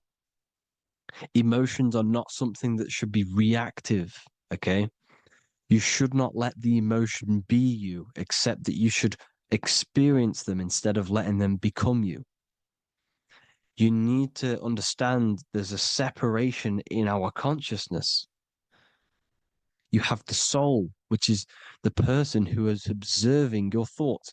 When you think a thought, who's the one observing that thought? The soul, you, the I am, the I, the inner self, the one and only. And inside of every single body, inside of me, inside of you watching this video, there is this same intelligence that is inside of me, inside of you. And it's the exact same intelligence, experiencing a different body. And this is what we mean by the universe is mental. We all are all sharing the same ball of consciousness in a different body. The animals, the fish, the cells, all expressing this one consciousness. Me and you are the same. This is why the golden rule is treat others like others should be treated, because I am you and you are me in a different body. Now, going back, you need to identify that there's different levels of consciousness: soul, mind, emotion, and body. Okay? Your emotions are on a separate layer than the body, the mind, and the soul. So when you identify there's a difference between all of these, you do not let them become you. You do not let your mind rule you, because your mind can be corrupted. Your soul is the one that is pure good, pure love, but your mind can be corrupted. Okay? Your emotions can be corrupted. The body can be corrupted, but the soul can never be corrupted, only layered on top. You can only throw piles of programs within the subconscious, layering the soul down, but deep down inside of every single one of you, there is a loving being. Because love comes from the heart. Love is the universal emotion, expression. Now, your thoughts can become bondage, your emotions can become bondage. Now, what do I mean by bondage? By conquering the lower self, we need to conquer our own mind, because the mind is what's manifesting the lower self. When you're thinking with the lower half of the body, when you're becoming your emotions, you need to experience the emotion, not become the emotion. Do not let the emotion become you. Do not let your thoughts become you, because your thoughts are tools that you can manifest. Your thoughts are the idea. Your emotion is the energy that you can use to manifest that thought. Your emotion is energy in motion, emotion. You use emotion to manifest, to feel as if you already have the thought. Therefore, you become that vibration. Therefore, your emotions are actually a creational force that is given to you to manifest things, because you're a human, a manifester. You're here to manifest things. You're a creator. You are a god. Your inner self, your intelligence, your I am, the one and only inside of you, the inner self, the quiet one, the one that's deep down, the invisible intelligence, is it's creating things all the time. All the time. Speak no evil, see no evil, hear no evil. This is the astronauts, they're Freemasons. but they understand this because thinking, seeing, and hearing can corrupt your mind. And when you have a corrupted mind, you'll have a corrupted subconscious. The subconscious will manifest into the body because 90% of your behavior comes from the subconscious mind. So you got to speak, see, and hear no evil. A sin, what is a sin? To overcome our lower self, to overcome our lower self, the 7 deadly sins are not something that goes against an external God. A sin is something that goes against your inner guide, your inner conscience, the inner self that is always speaking to you. It's always telling you the right thing to do. A sin is something that goes against this inner guide. And this is why you can feel something where you can feel you're doing something wrong. Because the inner guide is speaking constantly. And when you commit these 7 deadly sins, which are 7 internal states which keep your invisible intelligence bound to your physical body.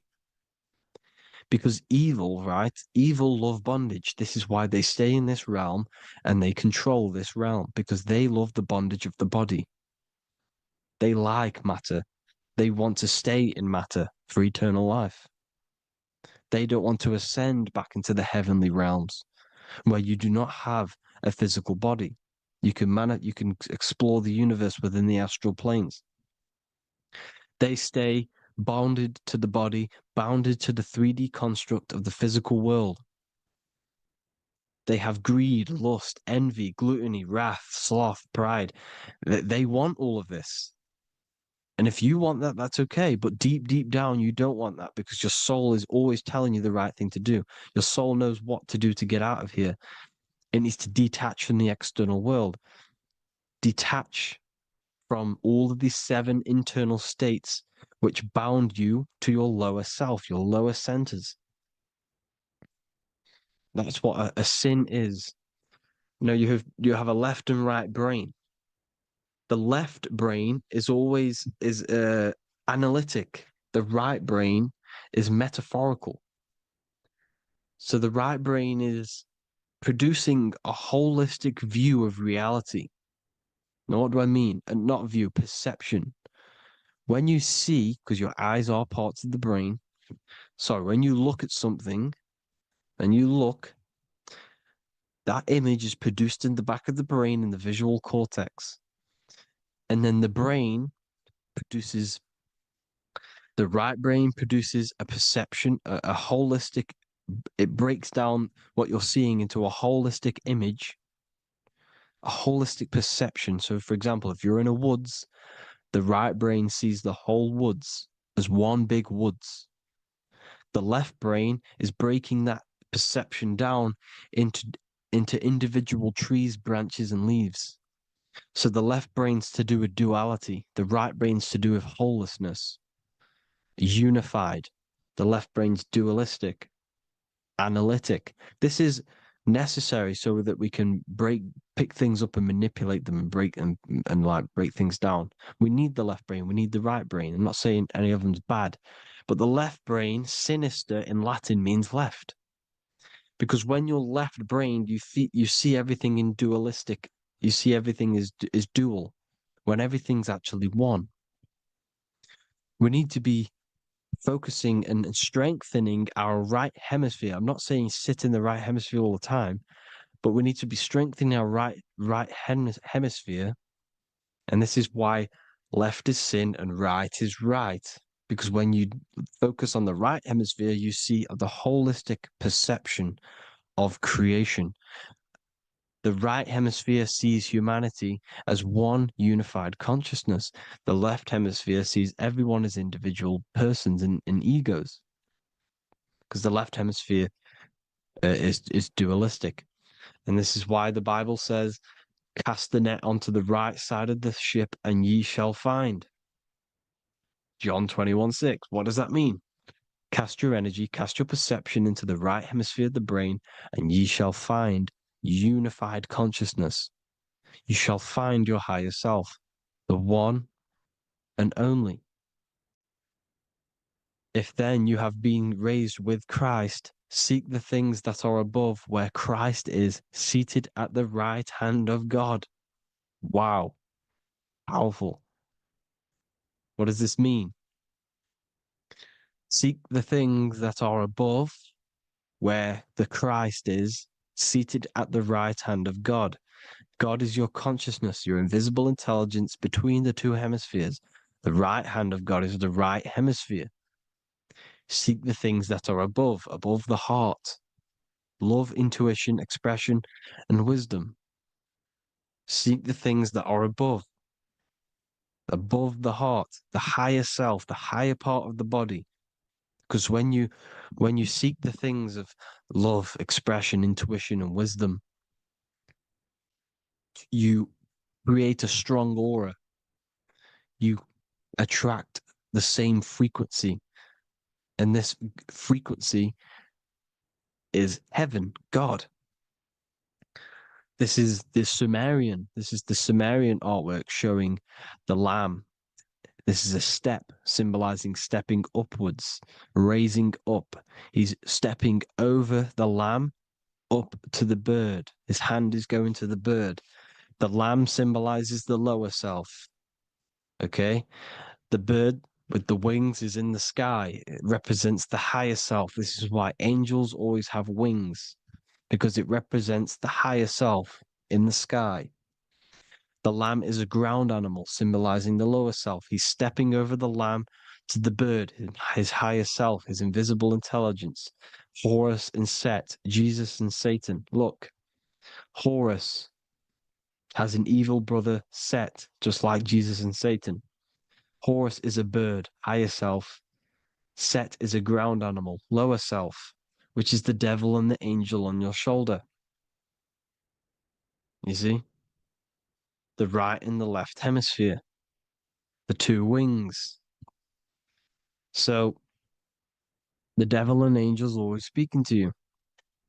The higher and the lower self. It's the battle between the higher and the lower self, between the invisible intelligence and the physical body, because the body's the one that wants the sugar, it wants the pleasure, it wants the sex, it wants the porn, it wants all of the materialistic things, it wants the seven deadly things. Okay, it wants this. There's a battle between the higher and the lower self, your intelligence and the body. This is why you need to become balanced, so that there's a deep connection between the body and the invisible intelligence that I am. You need to master your mind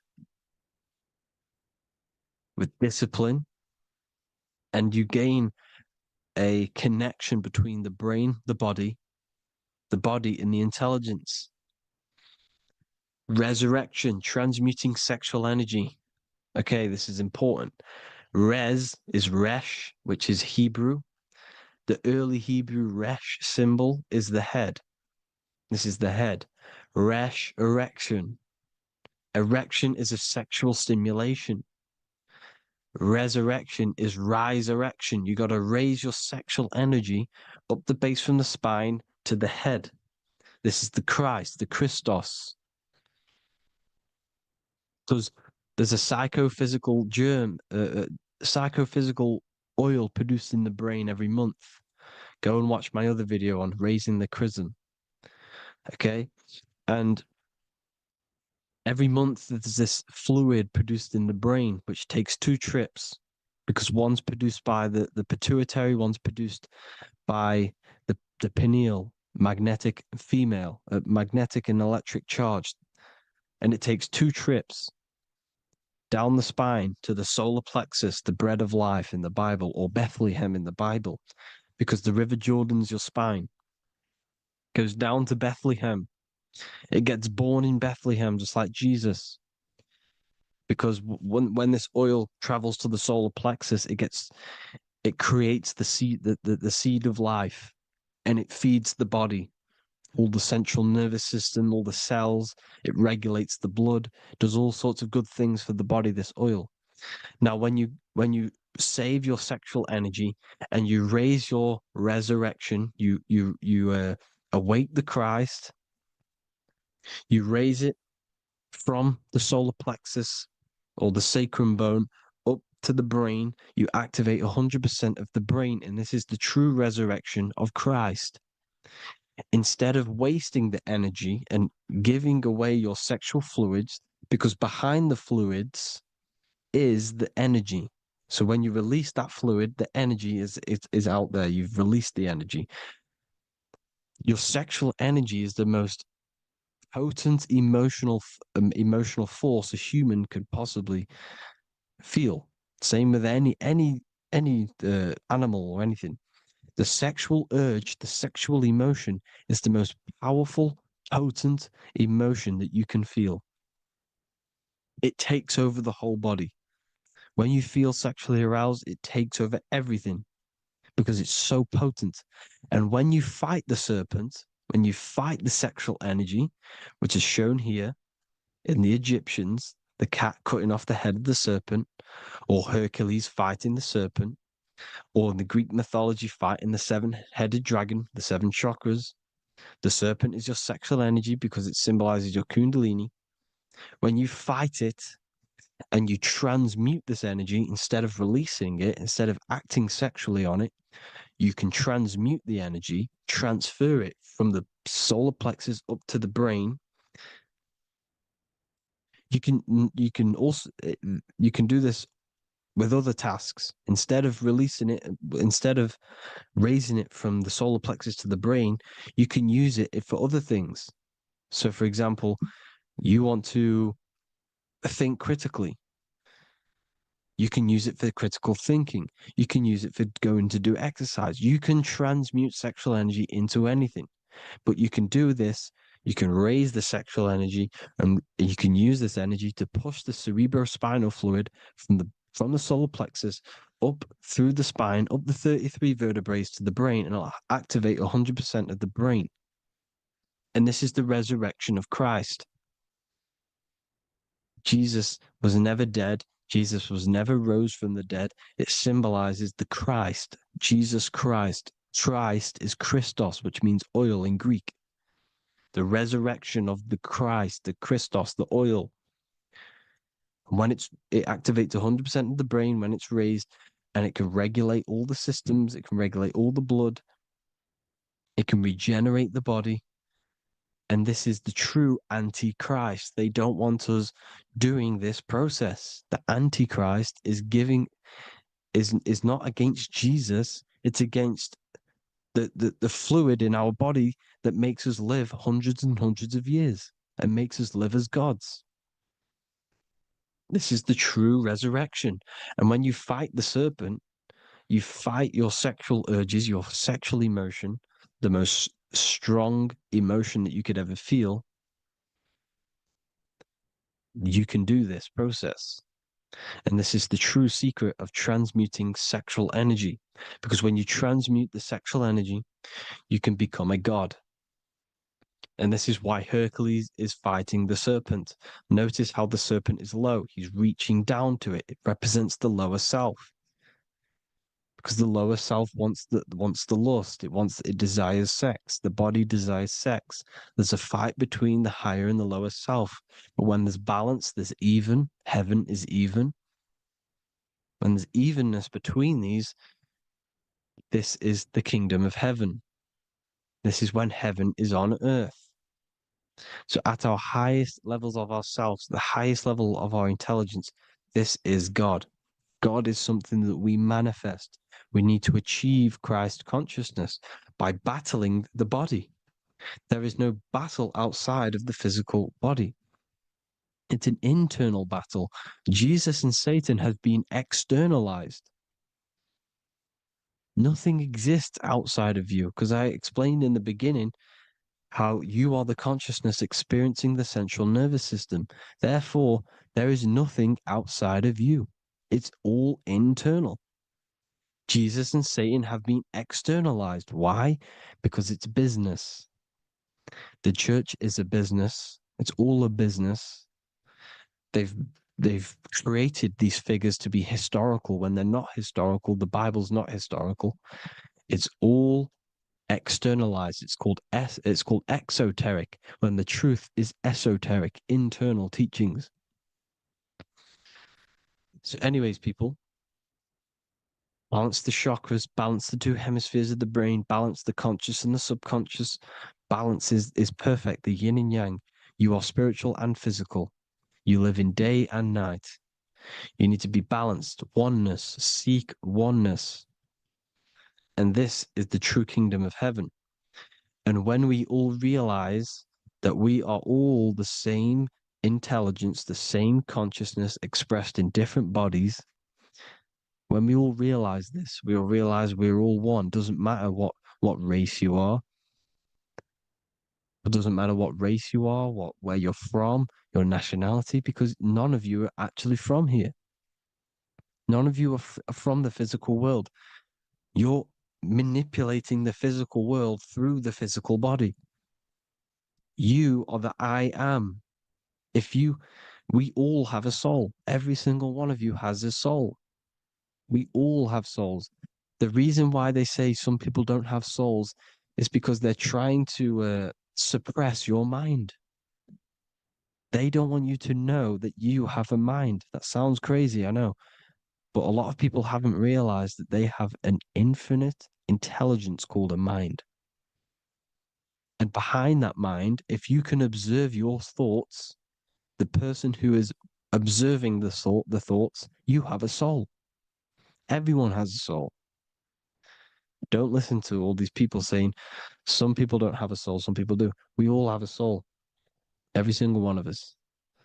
So anyway, you need to break the lower nature of yourself. At our highest levels, we are gods. Our intelligence, our universal intelligence, the I am, the intelligence that's inside of the brain, is God. Our minds are being corrupted within believing that you are the body, and the result of this is a society like today, because everyone thinks they're the body, and everyone's living in the lower nature of self, where everyone only cares about themselves. But when we realize we're all one big consciousness ball, we're all the same consciousness expressed in different bodies, there will be peace. So thank you all, people. If you do want to learn more, if you do want to read my book, it's called The Book of Wisdom. I'll put it in the description. It's an amazing book, people. It's going to give you the best understanding possible about creation, yourself, and the world. It's amazing. The Bible, everything. I have just launched a new cymatic library. A friend of mine has just added this to the website. He creates beats, and he creates the purest beats. So they are actually the frequency that it tells you. Most of the stuff on YouTube and Spotify and Apple Music it says it's a certain frequency, but we know these major platforms are all playing with the frequencies of the app. So if you want a real binaural beats, solfeggio scale frequencies to meditate on or listen to throughout the day, join the Occult Library. You can get a 2-day free trial. I'll put the link in the description. Thank you all, people. Hope you all enjoyed this video. God bless you all.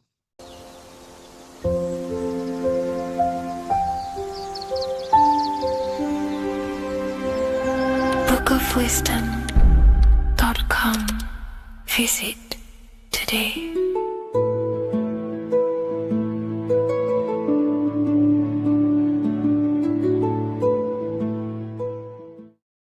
Welcome to Revival of Wisdom. What is good, people? Is Revival of Wisdom. We're back with another video. Today we're going to be talking about the importance of Saturn and the occult. Let's jump straight into this. So Saturn is the god of the earth, right? It's the time of God, change, destruction, physical matter. He creates and destroys, because the energy of Saturn is the key to crystallization.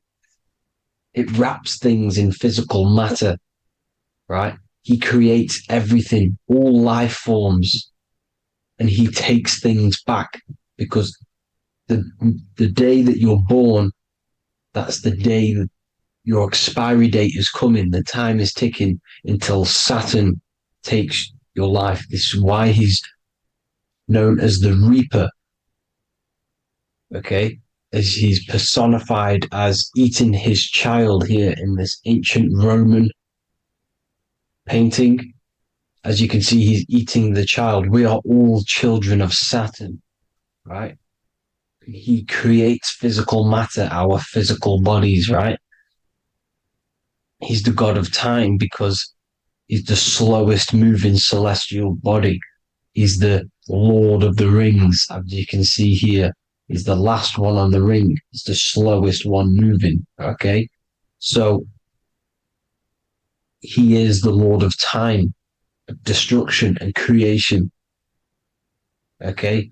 This is why his name is Satan. He's the devil, okay? But I'm not saying Saturn's evil, guys. It's a part of life. Everything lives and dies, right? He's the key to crystallization. Now, as we have the clock here, our god Saturn, or Chronos in Greek, just means time. He's also the god of time, as I've already said. 60 seconds in a minute, 60 minutes in an hour, 24 hours in a day. Add 2 plus 4 equals 6. 60 seconds, 60 minutes, 2 plus 4 equals 6. That's 666. Okay? And as you see on the clock, 6 take away 12 equals 6. 7 take away 1 equals 6. 9 take away 3 equals 6. 6 is the number of Saturn. It's associated with Saturn, right? He's the god of time, of justice. Everything goes back to the Reaper in the end. Everything lives and dies. Now, the artwork of him, he's always got the Reaper staff. You see, it's personifying death.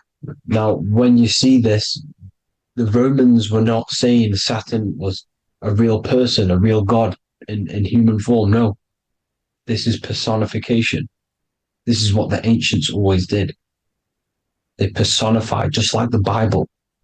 It's all personification. So the personifying Saturn eating its children because it eats, it's the Reaper. No one can escape the Reaper. No one can escape death. Now, Saturn is 666, which is in the Bible, the number of the beast, right? The number of the beast, Satan, 666, right? So on the North Pole of Saturn, you have a hexagon, which makes a cube, right? Now this hexagon, when you join up all the corners, creates the 6-pointed star known as the Star of David, right? In the Jewish religion. Now, as you can see, the 6-pointed star has 6 points, 6 mini triangles, and a 6-sided hexagon. That makes 666. And also, your Saturday is named after Saturn, the 6th planet, the 6th day of the week, and has a 6-sided polygon in its north pole. That's also 666.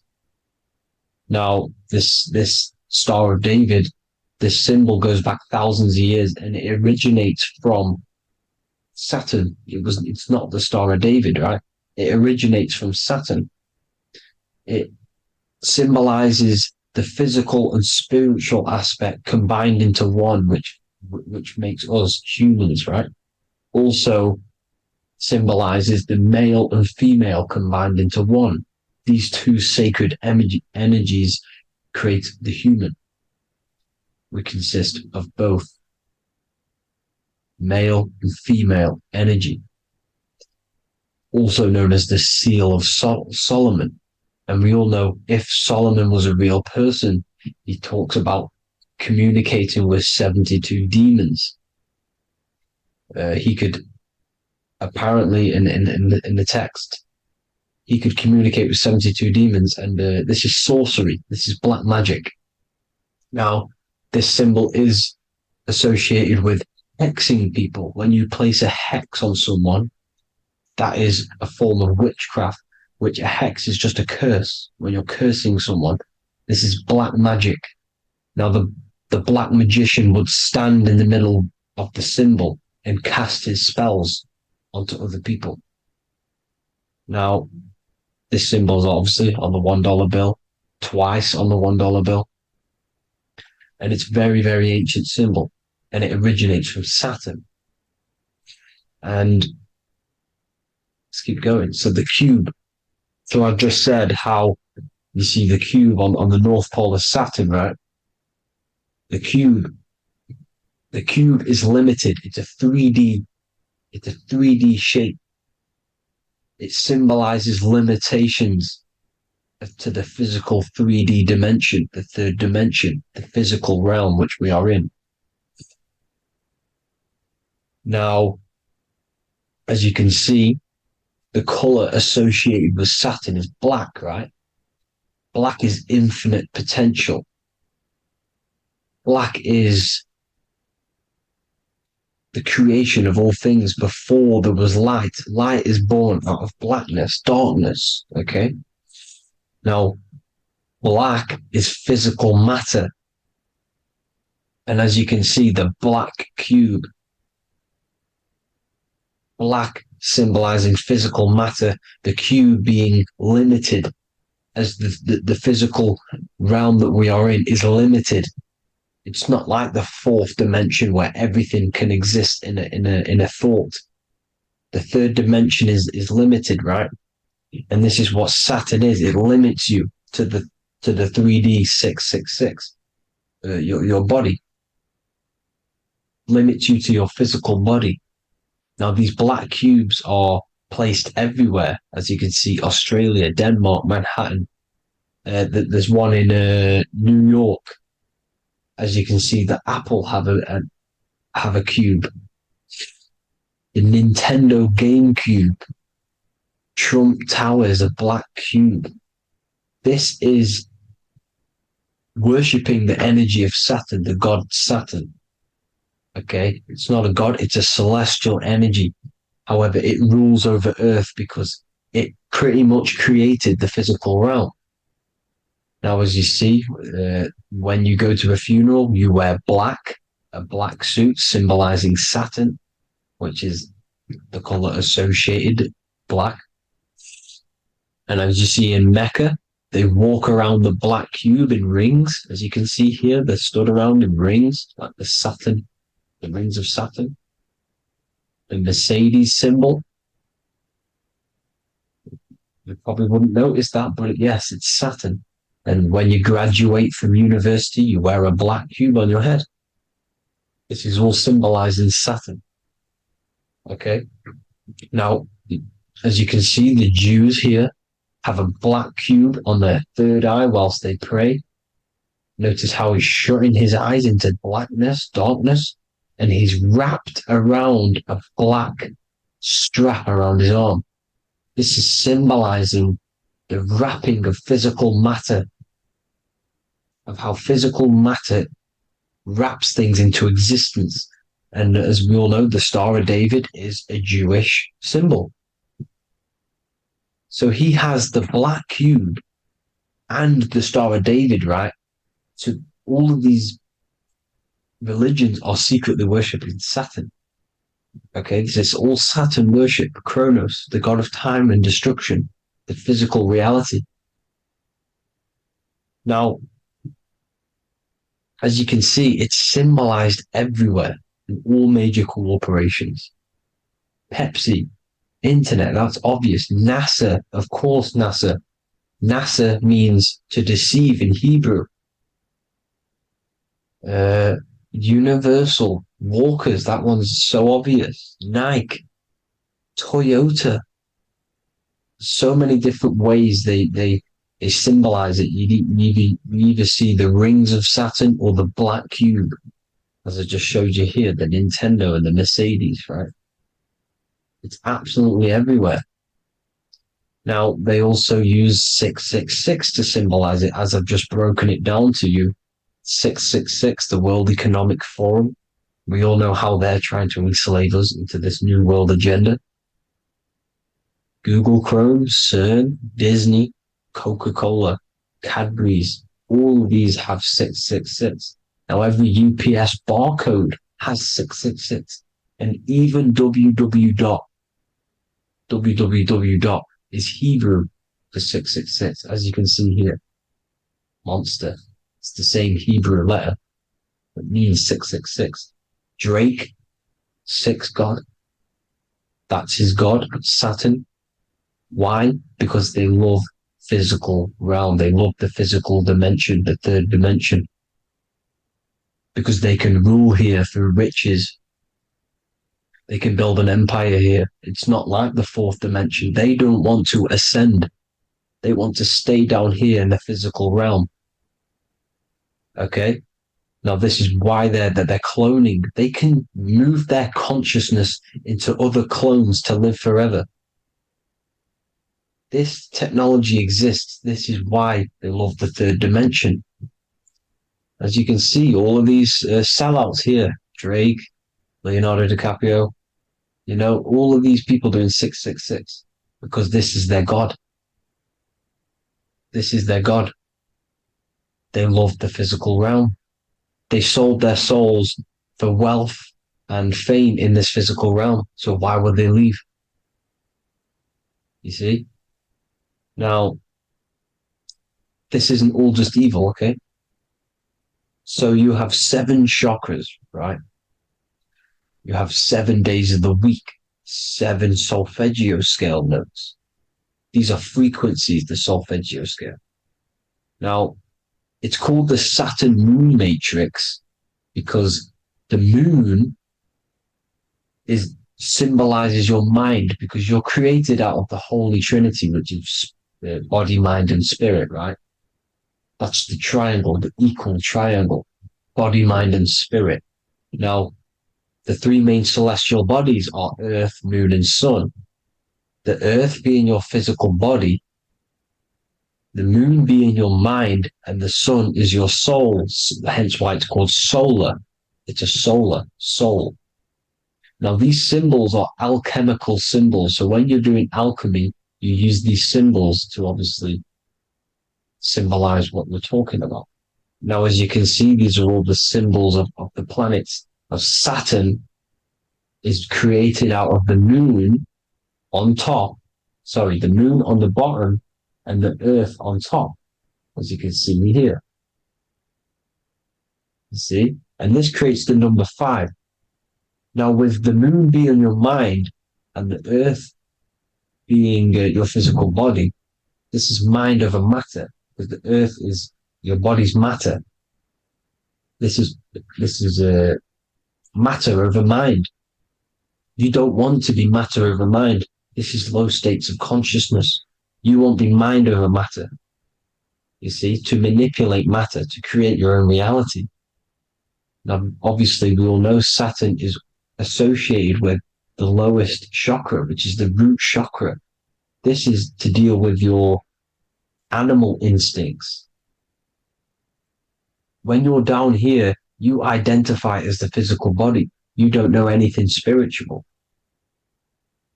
You're you have a pure physical mind. You don't believe in anything spiritual. This is survival mode, consumption. They want you trapped down here, which is matter over mind. They don't want you to create your own reality, which is mind over matter. You see? Now, that's what Jupiter is. Saturn is the moon on the bottom and the earth on top. But Jupiter is the moon on top with the earth on the bottom. That's mind over matter, you see? So, these chakras are an ascension process from matter, physical matter to spiritual. This is the ascension. This is the stairway to heaven. This is Jacob's ladder. You see? Now, the number 5, which is obviously associated with Saturn as well, which create the symbol for Saturn, created the number 5. You have 5 senses, 5 elements, 5 physical elements.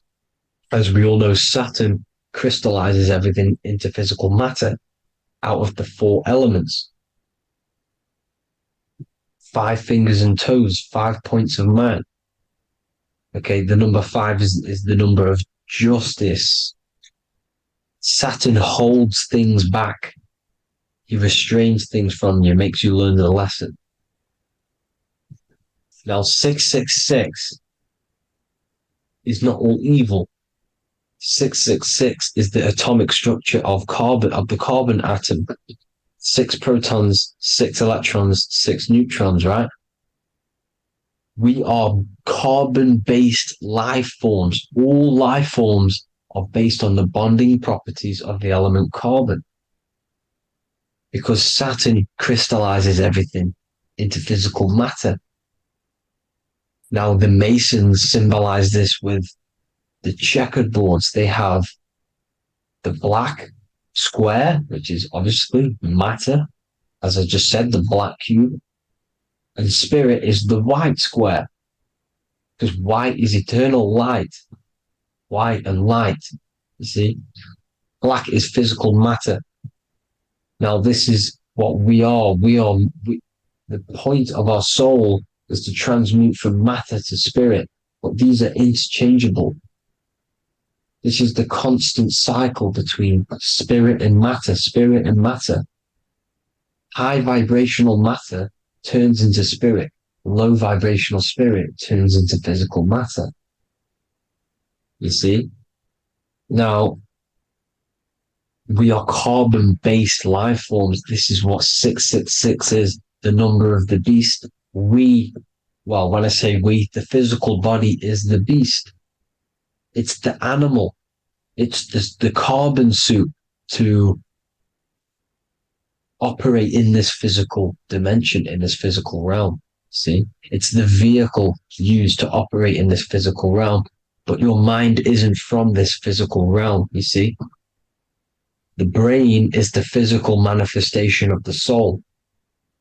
Okay? So, as you can see here, the spine is an extension of the brain. Everything goes back to the brain. This is literally what your physical body is. You see, this is the nervous system, and everything reports back to the brain, and everything's controlled from this control center. And this spinal column, at the top of the spinal column, is your third eye, which is known as the pineal gland. And this is the seat of consciousness. It's the center of consciousness. That is your true self, pure consciousness. This body is just a physical body. This body is mortal. This body runs out, but your consciousness lives forever. They don't want you knowing this. This is why they keep you down here in your lower chakra. They want you to believe everything is just physical. They don't want you to believe in the spiritual side of reality. Because this way they can manipulate you, right? They want you matter over mind because they know your mind creates reality. They know your mind is the root cause of reality. You manifest your own reality from the inside out. So this is why they control your perception of reality. They control your information in order to manifest their new world order. You, who are ignorant to knowledge and wisdom, you who are ignorant are manifesting their agenda because you accept their information and their perception of this reality. Now, this is why they tell you the globe model, the heliocentric model, to trap you into physical matter. Now, if you understood about this true form of this realm, you'd understand that there's a spiritual side behind everything. The spiritual side, something has to exist. The root cause of reality is higher planes of existence. It happens in the mind before it happens on the physical plane. You see? They don't want you knowing this. They want you matter over mind, which is the symbol for Saturn. Moon over Earth. The Holy Trinity.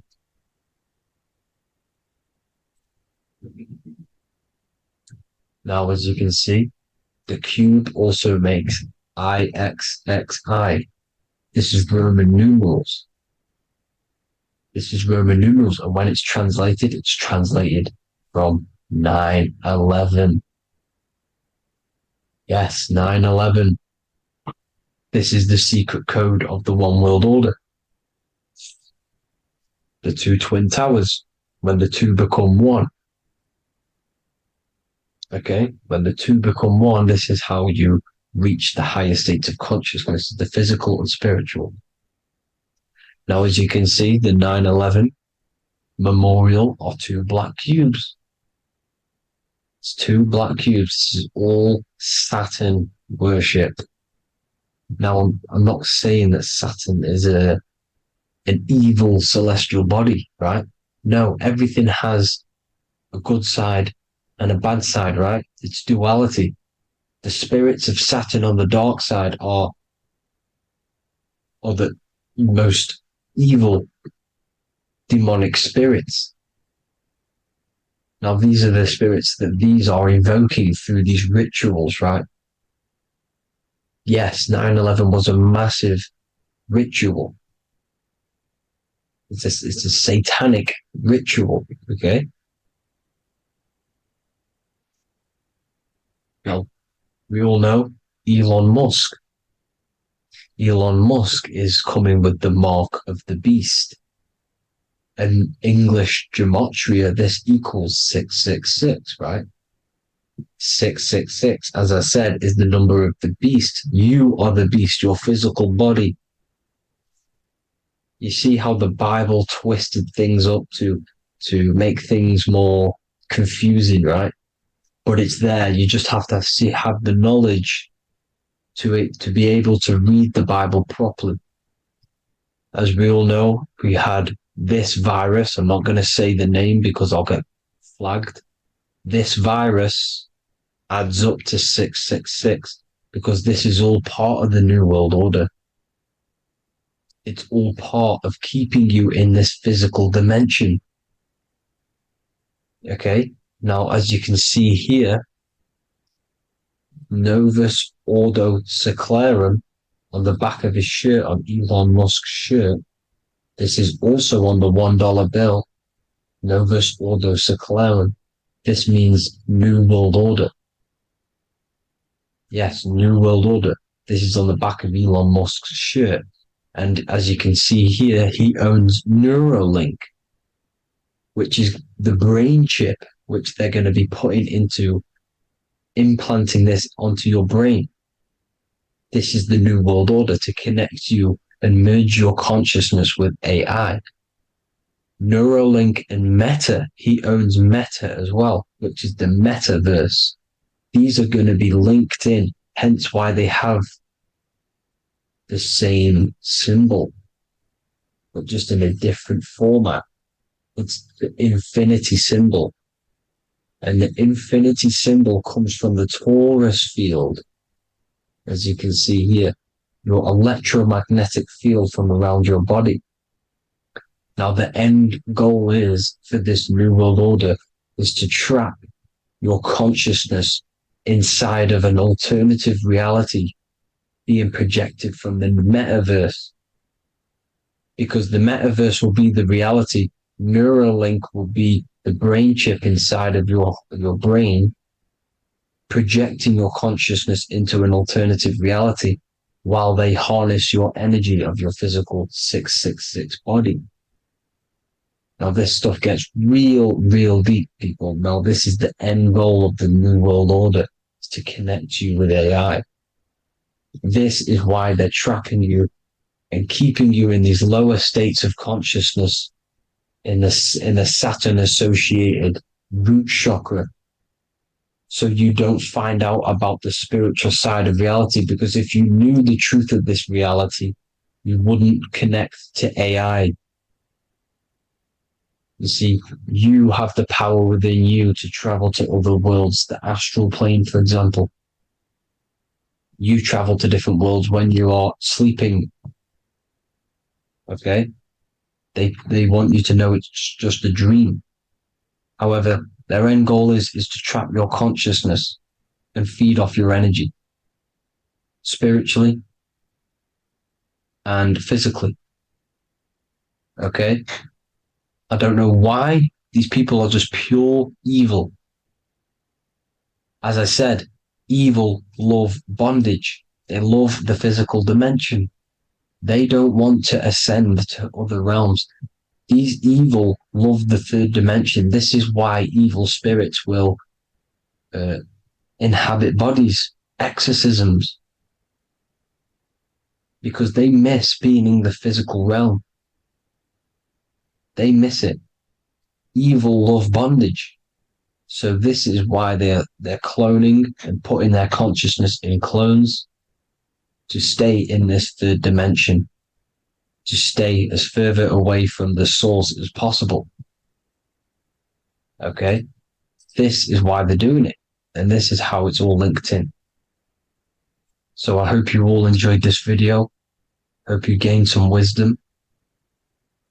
Please feel free to join the Telegram. And please leave a like and a subscribe. Thank you all, people. God bless.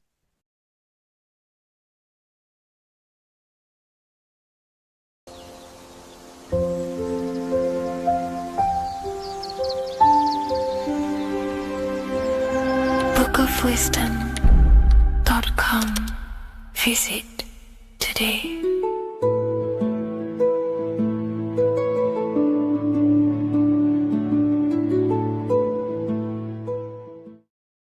Geometry.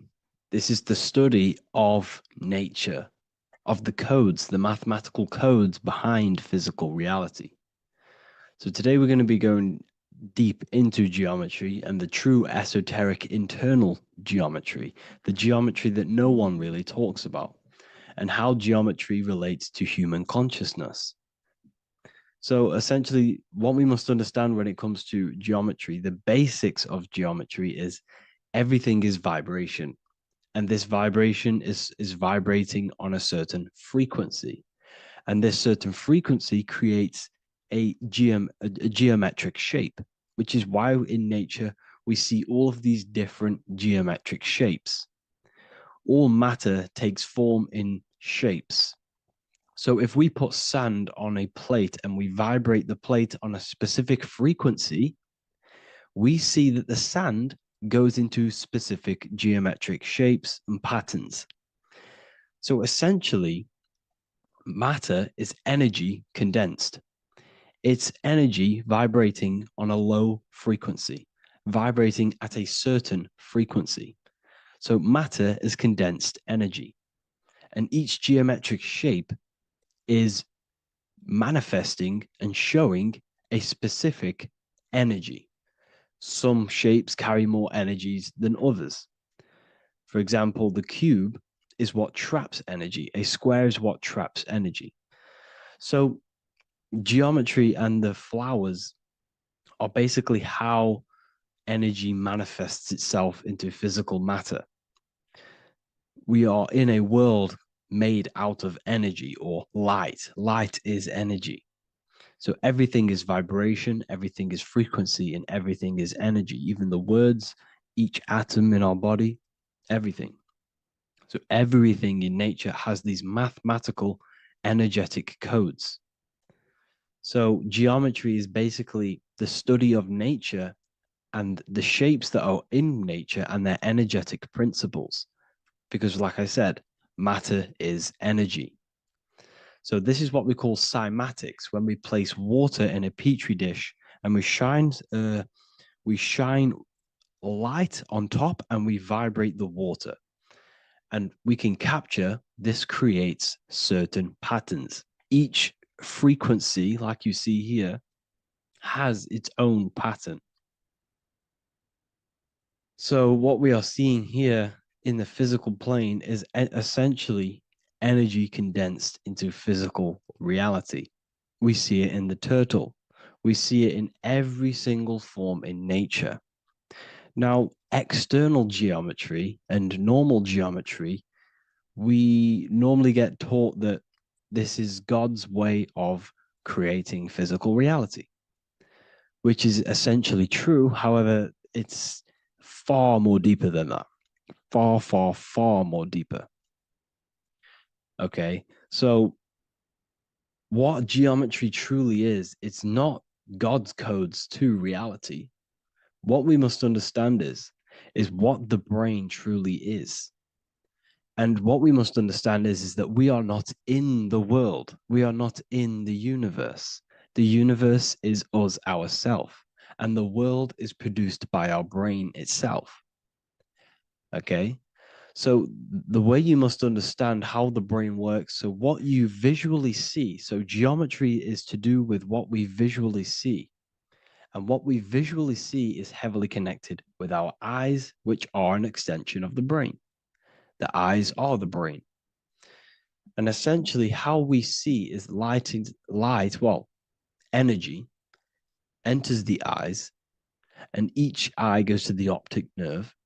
And this energy is transferred into electricity, which travels to the back of the brain, to the visual cortex of our brain. And this is where the image is produced, what we see.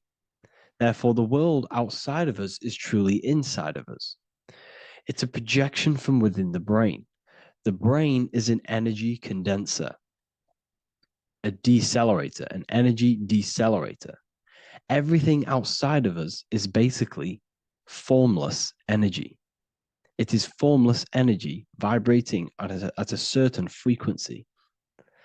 So what the brain is, it's sucking in this energy, this light, and turning that frequency, that code, that light code, into a physical reality.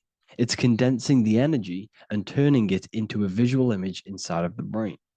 Therefore, everything outside of you is not what it looks like. Everything outside of you is basically energy, infinite energy. And our brain is condensing this into a physical reality and projecting it outwardly, which you experience your visual field. Okay? And the ancients knew this. So this is basically called the sigil of Lucifer. Lucifer is known as the light bringer. Lucifer in Latin means to bring the light. This is the sigil of Lucifer, which shows the visual field and the brain. We also see this in the Google Play symbol. It's a powerful symbol showing you the visual field, which is basically a symbol that tells you that reality is inside of the brain. The brain is what produces reality, but consciousness is not produced in the brain. The brain is essentially a consciousness downloader. It's a computer, and it's a reality simulator. The body is a simulation of physical reality. You are inside of the body experiencing the body simulation. The body produces this reality. It's a piece of technology. So Lucifer is to bring the light. Lucifer is the light being produced in our brains. Okay? So this is why they say Lucifer can tempt you. Lucifer can be the devil because it represents physicality. It represents the false light. Lucifer can trick you because it represents the physical world can trick who you truly are. So now that you understand how the brain is basically an energy decelerator and it creates and simulates a reality to your consciousness, you are no longer a person in a universe. You are the universe itself experiencing itself.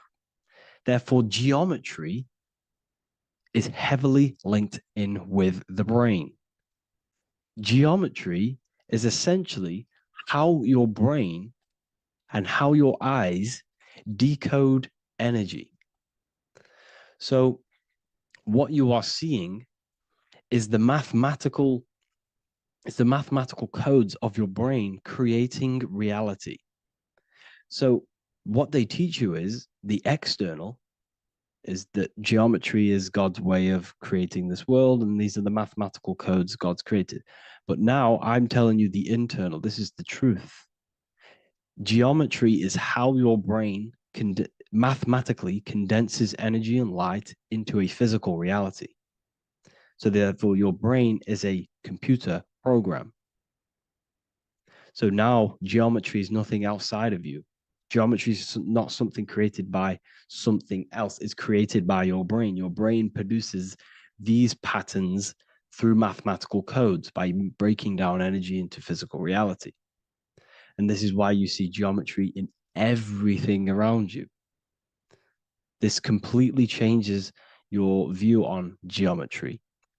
It's in your ear, it's in your face, it's in everything. Geometry is everything. Okay? So now that you understand this, now, as we were talking about the visual field earlier, the ancients knew about this. The ancient Egyptians knew about this. We can see this symbolism inside of the casket, the Egyptian casket. See, this crossover represents the visual field. This represents the back of the brain. This is the left hemisphere, the right hemisphere. And now some of the most simplest teachings in geometry is that straight lines are masculine and curved lines are feminine. And we even see this in the human body. The feminine human body is curvy and the masculine human body is liney. And even with the genital reproductive area, we have a line and a curve, 0 and 1, the binary code of all creation, 0 and 1, because that's basically all that exists. Nothingness and one, nothingness and God, nothingness and consciousness. That's all that exists. Now that I've told you that, the basics of geometry and the line and the curve and the feminine and the masculine, what do we have here? Do you see this stick here? This is a curve. And what's the right hemisphere? The right hemisphere is the feminine, the feminine energy, the feminine aspect of our brain. Then we have a straight line. This is straight lines. Now this represents the left brain. So the Egyptians are showing you the left masculine brain and the right feminine brain because of the curve and the straight line. And this is the visual field, the crossover. So there's a crossover in the brain. The left eye is connected to the right brain. The right eye is connected to the left brain. Okay, so the left eye is connected to the right brain. The right eye is connected to the left brain. The solar and the lunar. So, like I said, everything outside of you is basically energy. Your body is basically a holographic avatar, condensed energy produced by your brain. There's nothing actually outside of you. Your 5 senses are electrical threads of light. And when you touch something, this is basically electrical signals in your nervous system, which are reporting back to the brain. Therefore, what you touch is actually, you're not touching. The feeling that you feel when you touch something is not the true feeling. That's your nervous system you're feeling. You're feeling your nervous system in the brain. It's electrical signals to your brain. So the 5 senses do not decode, well, what you're experiencing as the 5 senses is not outside of you. This is your brain interpreting electrical signals. You don't experience the world, you experience your nervous system and your brain. The nervous system is an extension of the brain. So this is the truth. This is not woo-woo spirituality. This is true consciousness science that I'm teaching you here. Okay? So nothing is truly outside of you. It is a universe. You yourself are the universe, the fabric of the universe itself. The only thing that exists outside of you is essentially energy. That is it. And your body and your brain condenses this energy into reality. So when we look into architecture, why is architecture, the ancient architecture, so important? Because what did I tell you at the beginning? Shapes and physical matter is condensed energy. Each shape holds specific energy. Some shapes hold more energy, emit more energy. Some shapes condense energy. Some shapes transfer energy. Each shape, each geometric shape has an energetic principle because matter is essentially energy.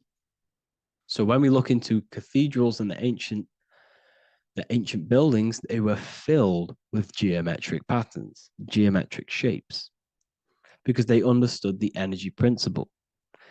Architecture is basically solid energy. It's physical energy. If we create this pattern here is an energy code. And if you stand next to it, you're going to gain that energy. It's going to be imprinted on your body. So essentially, they filled their buildings with high energy geometric shapes, points, triangles, pyramids are very, very energetic. This is why you have crystal pyramids made, orgonite pyramids. They're always in pyramid shapes. That's why the Egyptians built in pyramids, because pyramids hold high energy. They emit high energy. So this is why you see all these different geometric patterns. Okay. So in the real reality, in the energetic plane, this building would basically look like this: lines and grids of energy. Okay, this is what it would look like in the energetic plane, a blueprint of the energy body. So as you see here, these are the different frequencies in a petri dish, of water in a petri dish. And you can see they are specifically aligned up with these specific patterns. You can see geometry even within geometry. It's fractal. So essentially, when you would stand inside of these buildings, they would imprint the energy of the building in your body, because your body is healed through energy. You have an electromagnetic field around your body. So by creating buildings with geometric patterns, we are essentially increasing the energy of the building, because the building itself is energy.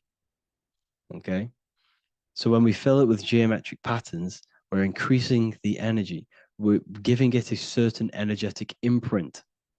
So when you stand inside of that building, you're being imprinted with that energy. Okay. So especially with these windows, these stained glass windows. Well, why are they stained glass? Well, color is frequency. So when you have all of these different colors, and not only were they just painted, some of these colors are specific gemstones, crystals, natural stones, which all hold energetic principles. Each crystal is vibrating on a certain frequency.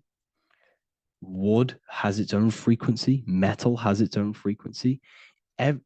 What you must understand is that everything in nature is not just a piece of matter.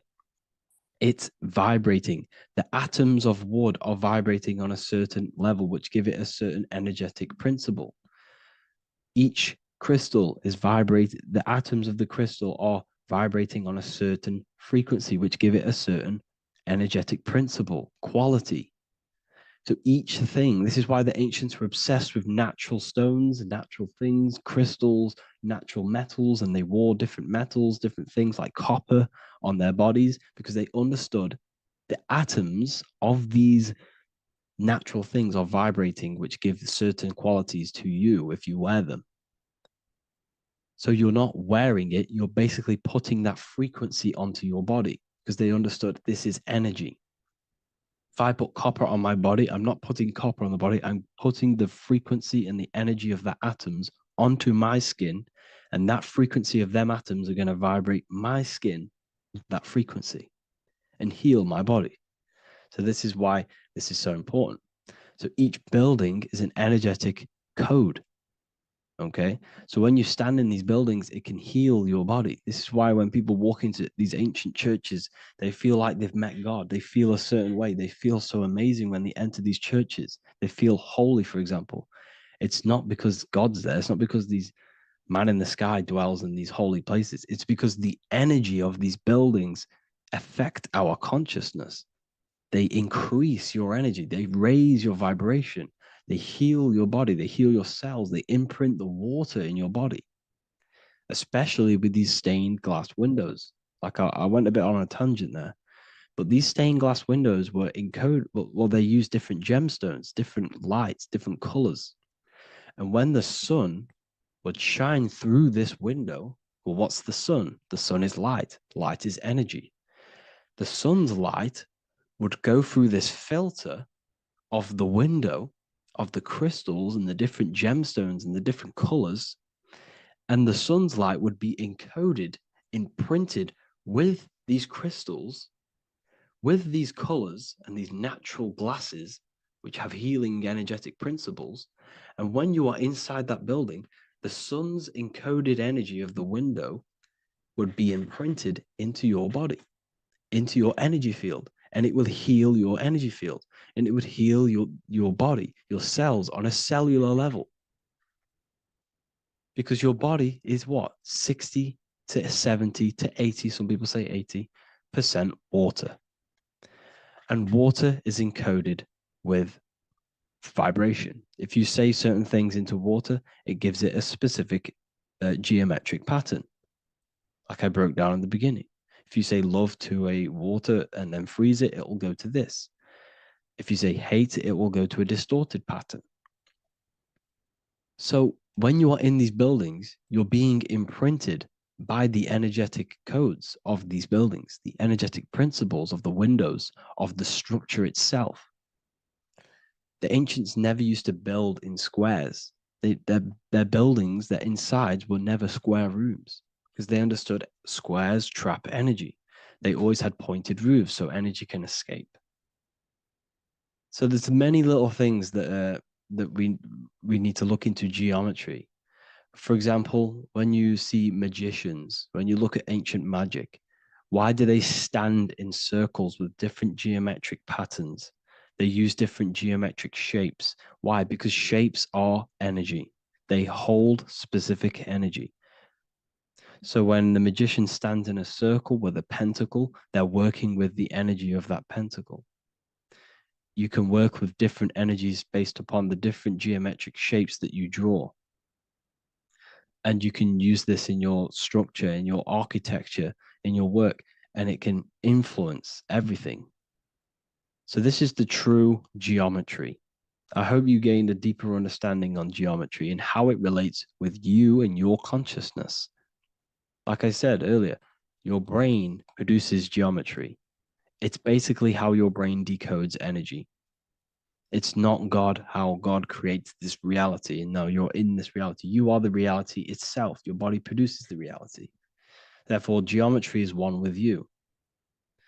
So therefore, if I play with the geometry of the buildings, for example, like the government have, everything's in squares. If you look outside, everything's a square, everything's a rectangle. You go to a city, every window is a rectangle, every building is a rectangle. You live in a box room, everything is boxed and squared off in this reality, in this modern society. Why? Because they're trapping energy. The cube is the most simple geometric shape, which basically condenses energy and it traps energy. And if you subconsciously see squares all the time, your phone's a square, your TV screen, everything's a square, your keyboard, your desk. Go and look at the ancients. They never used to build in squares and cubes. And if you go into nature, you'll never see squares and cubes. Nature doesn't create squares and cubes. Everything in the modern society is squares and cubes to simple your consciousness down, to dumb your brain down. So the ancients built very, very complex structures. Why? Because they understood what we see affects our brains, because our brains decodes reality and creates reality. If you see a sophisticated building, this is going to give you a sophisticated mind and raise your IQ levels over time, subconsciously. I'm not saying if you look at this building, you're going to become smart. I'm saying if every single building in your environment, ment is mind, mental, every single building in your environment was this complex and complicated, it would increase your IQ on a subconscious level. It'd make you more complex, make you more intelligent. So they've dumbed everything down. They've dulled everything down. Look at everything. Everything is being dulled down. So anyways, I hope you all gained a better understanding on this. If you want to gain more occult knowledge and esoteric knowledge, make sure to read the Book of Wisdom, Volume 2. If you're inside the university, you can get this book for free. Go to the general chat area and follow the instructions and you can order yours for free. Truly life-changing stuff. Because the issue is with the world is that no one really understands who they are, what they are, and why we are here. That is the issue for people's depression, for people's wrongdoings. They don't understand who they are, what their emotions are, what their mind is, what their body is, what reality is. This book gives you that. This book gives you the sense of understanding, the sense of well-being that will give you a better life because you understand life and what life is. And if you truly want to take your studies to the next level, we have the Ethereal University. This is the place for truth seekers where you can connect with like-minded people so you don't have to feel insane, because not many people think this way. I've been there. I've been there when you wake up and not many people around you are thinking the same way, and you start to feel a bit insane and you can't really talk to people about these things. That's why I created this, so you can connect with people and learn at the same time and become the best version of yourself by understanding truth and knowledge. If you join, you'll gain access to free live calls every single week, every single Saturday morning. We do live calls. You can ask me questions and all sorts. So make sure to leave a like and a comment. And thank you all for tapping in.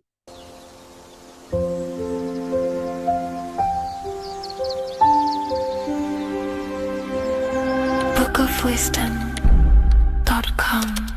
Visit today.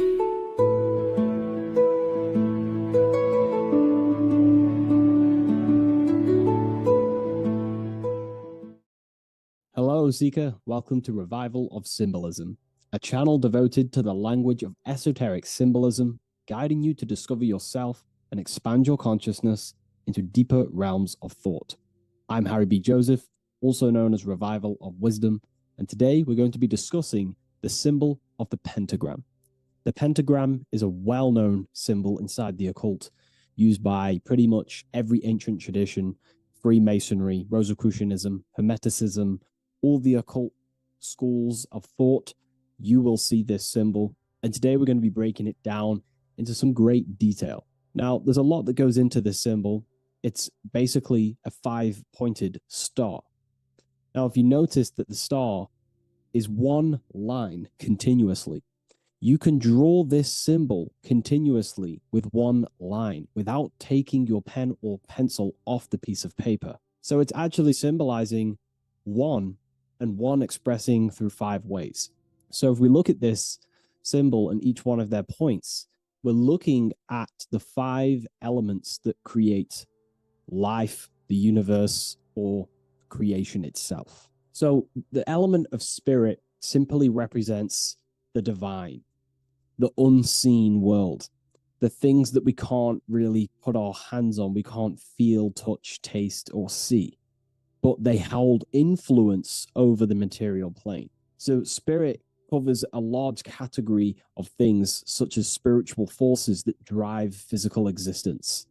So it's one of the elements. Now, what are the elements? Well, they make up the entirety of physical creation: air, water, earth, fire. These are the 4 tangible that we can see, feel elements that make up physical creation. They create the whole universe. However, the spirit is the invisible forces, the invisible element that creates the visible, tangible world. Before you take a physical action, there is a force inside of you that moves the body. There is an intention, which is a spiritual force, an invisible, intangible force that makes a physical action be taken in the world of manifestation called Earth. This is the element of the divine. The divine comes down creating the world. Okay? So, as I previously mentioned, how this pentagram is one line. It's a one continuous line. So if we draw this pentagram together, let me make this a little bit thicker for you. If we draw this pentagram together, it goes from spirit to fire, to air, to water, to earth, back to spirit. So it's one continuous line, and the elements are always in their proper place. These elements always have to be in this specific order. This is the correct order. If you see air down here, then the pentagram is incorrect. Okay? So it always goes spirit, water, fire, earth, air. This is the correct order of the elements. Now, this is highly symbolic, which is what we'll break down in just a minute. But before we go into the deeper aspects of this, I will explain pretty much what it means on a basic level. So we'll come back to this drawing. So spirit is on the top, which means spirit over or more superior or more dominated over the earthly elements. Now, what does this mean to an individual, to yourself or me? If I wear this pentagram, I am basically saying my spiritual divine self, my internal self, is more superior than anything the material world can pretty much give me. My spiritual journey is more superior. My spiritual self is more dominant over the earthly world and the material things. Okay? Now, not many people are like that in today's society. Most people chase the material things, which means they're ignorant of their spirit. They're ignorant of their divine nature. They're ignorant to consciousness and their internal world. They have no connection with their internal world. All of their thought, emotion, and action, their three creative powers, is totally expressed only on material gain and external things. However, if you see an upright pentagram, you're seeing someone who is basically saying, my spiritual nature is more important than my earthly nature. My spirit comes first before anything material. And ultimately, this is how you become more happy and fulfilled in life, by chasing, well, not chasing, but putting your spirit first, putting your internal world first. You know, seeking the things that are untangible. For example, knowledge. I'm addicted to knowledge. You know, I would rather chase knowledge because knowledge is power. Knowledge of self is so important. When we die, it is the only thing that matters in the end. When you die, you are immortal. And if you have no knowledge of yourself, then you're going to struggle in the afterlife. If you have no self-control over your thoughts and emotions and desires, then you will suffer in the afterlife because you have no control of your thoughts, and your thoughts will be creating your reality in the realm of imagination or the astral plane. But that's a whole other lecture. But this symbol is pretty much saying placing the invisible over the visible. So there's many different avenues we can go with this. So this symbol is also used in magic. We could use the symbol for manifestation. It represents controlling the inner world to produce then effect inside of the external world, you see? So we have to put this first in magic spirit. We have to change the internal so we can produce change in the external. Reality is created from the inside out, okay? So this symbol is heavily associated with magic as well, which is a whole other lecture. In this lecture, I'm going to give you a good detailed explanation, but this symbol is so vast and wide, it would take many breakdowns to go into each meaning of the symbol. So it's representing the divine element of spirit coming down and manifesting the physical plane through that process of this. So as I mentioned earlier that I'd come back to this, what we're looking at is the process of spirit turning into matter. This is the process of how spirit condenses into a material form, how higher energy, higher forms, which are invisible, come down and manifest and crystallize into a physical object or a physical reality. So this pentagram is explaining the process of creation. So it comes from the higher realm, spirit, the source, the emanation. An emanation is a thought or an emotion or a desire, which comes down to fire first. Fire represents the will. This is the willpower. This is the willpower. It's still kind of more of an invisible force, but fire is the closest element that represents spirit. This is why we light candles in magic and rituals, because it's literally opening a doorway to spirit. It's the closest element to spirit. So this is why sometimes in alchemical artworks, they use fire to represent spirit. Because, it's quite difficult to use a symbol for spirit because it's totally invisible. So it goes down to fire first, the will. Then it goes up to the air, which represents intellect, the intelligence of the mind. This is thinking mind, intellect, logic. Then it goes down to water. This is emotion. This is intuition. And then it goes into the earth, which is physical body action. Okay? So spirit represents an emanation. So an emanation is something descending out of the void, out of the nothingness. And the first thing that descends is will, then intellect, then emotion, then a physical action. Then everything returns back to spirit from earth. So it's showing you how spirit manifests into matter. It's also showing you the macrocosm, how the world is created. So ultimately, it's a symbol of the microcosm also.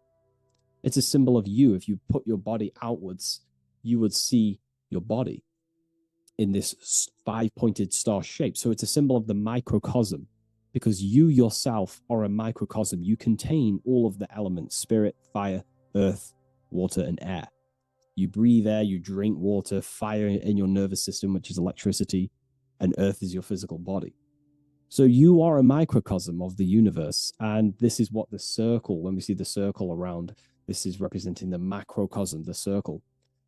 So why are you a microcosm? Because you know how the sun changes the earth with its different electromagnetic rays, depending on how far away the sun is to the earth when it's rotating. Well, depending on what model you believe anyway, the electromagnetic rays produce change on the earth. So when the sun is further away from the earth, or whatever model you believe, when the sun is further away, then the electromagnetic rays of the sun are weaker, which means that's what the winter is. The winter is the death and the death of the electromagnetic rays of the sun. We still get sun, but it's just not as powerful as summertime.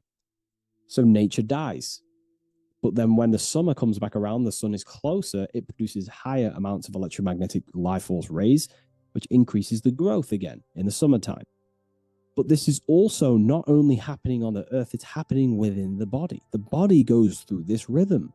The same rhythm that the external world goes through, your body's going through this rhythm. So these changes in the cycles not only change the earth, they change consciousness. These cycles happen within you. They happen within your body, your cells, your nervous system, your brain, your psyche, your emotions, your intellect is all affected through these cycles of the sun. So this is why you are a microcosm of the macrocosm. Your mind is cut out of the same fabric of God's intelligence, of God's mind. The same power of thought God used to manifest the world, to think it into existence, the same power you use to think your world into existence.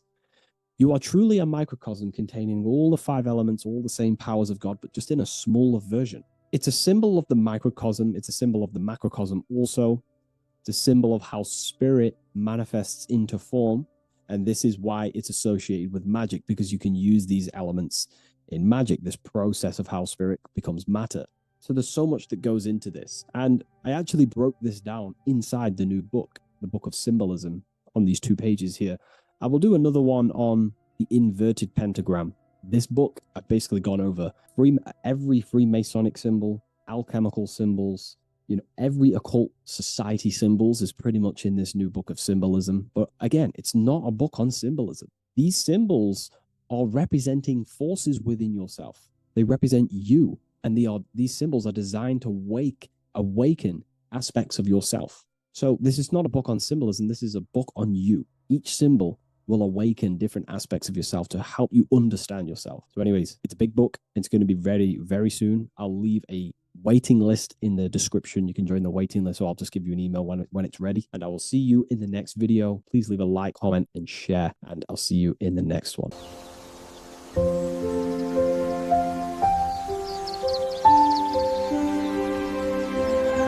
bookofwisdom.com. Visit today.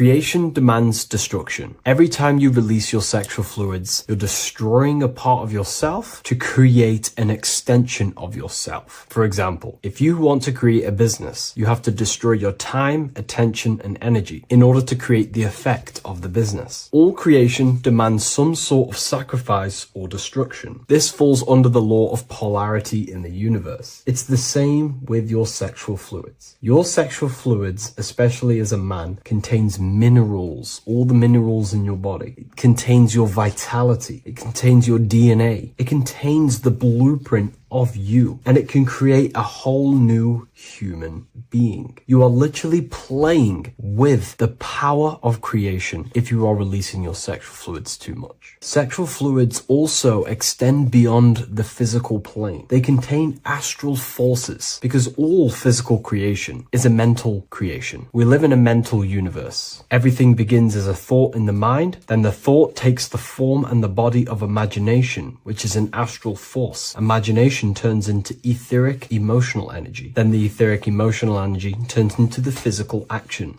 and the physical manifestation. We live in a mental universe. Therefore, these dimensions do not exist separately. They are permeating and mixing in with all. Your physical body has an astral body. Everything physical has astral forces behind it. Semen is known as the astral fluid of the soul. It feeds nerves, the channels of life force and consciousness within the body. And every time you release it, you're destroying a part of your vitality, your brain, your nerves, your energy levels, your creativity, and your DNA to create an extension of you. Therefore, it is a sacred fluid within your body and not something to be played with and to be released too much. Think about it. This is a very creative energy, your sexual fluids. It can create a whole new human being. This is how powerful it actually is. It is the power of creation, and the misuse of this power can destroy your own vitality and your life of your body, because that life you are giving in order to create an extension or a child is the same life you could keep inside of you and not waste to recycle and regenerate the body. Sexual energy has been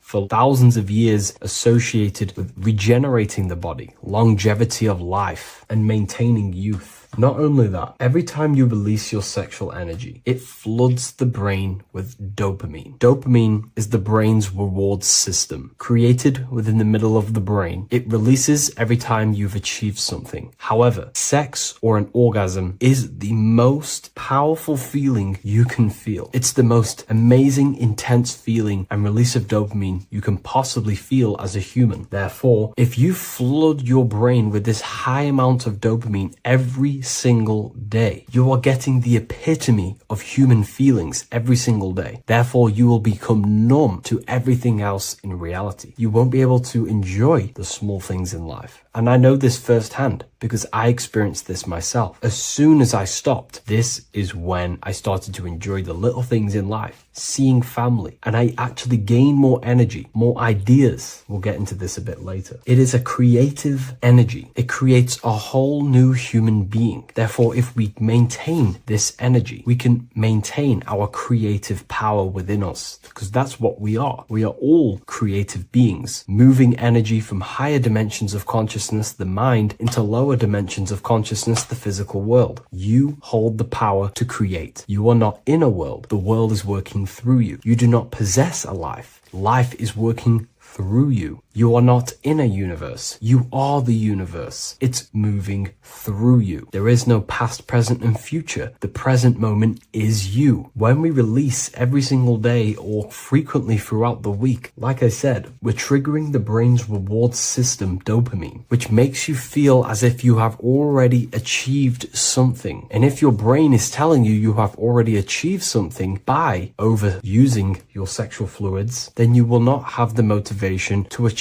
other things in your life. I know this firsthand. I became very lazy. I didn't want to work. I didn't want to do anything because subconsciously my brain felt as if I've already achieved. If we look at the symbol of the Baphomet, we notice the Baphomet has horns and a goat head. Now we look at the word horny. When you become sexually aroused, it's known as horny, which is the horns, representing the lower mind. The lower mind is the mind we use for our animal instincts. We have two parts of our mind: a higher mind, which is contained of higher thought, which chases spiritual things such as love, wisdom, knowledge, and God. Then we have a lower mind, which chases the things of the material world closely associated with the ego, chases validation, material gain, status, and physical sensation, physical pleasures. It is these physical pleasures that can keep you in an endless loop, making you feeling empty inside, because nothing material can ever satisfy our internal world. Nothing. You can achieve millions of dollars. You can achieve your dream house, your dream car, your dream watch. And if that is the only thing you are chasing, you will feel empty inside when you achieve it, because nothing of this material plane can satisfy you. Nothing of the lower mind can ever satisfy you. This is why we must sacrifice the lower mind and overcome the lower mind and the lower instincts. One thing I found amazing when I mastered my sexual urges and my lust is that my mind became a lot more clear. The thoughts and the time and the attention that I used in my mind to go towards lust, sex, and chasing these things was taking up a lot of mental space, time, and energy. But as soon as I removed it and mastered it, my mind became an open vessel for higher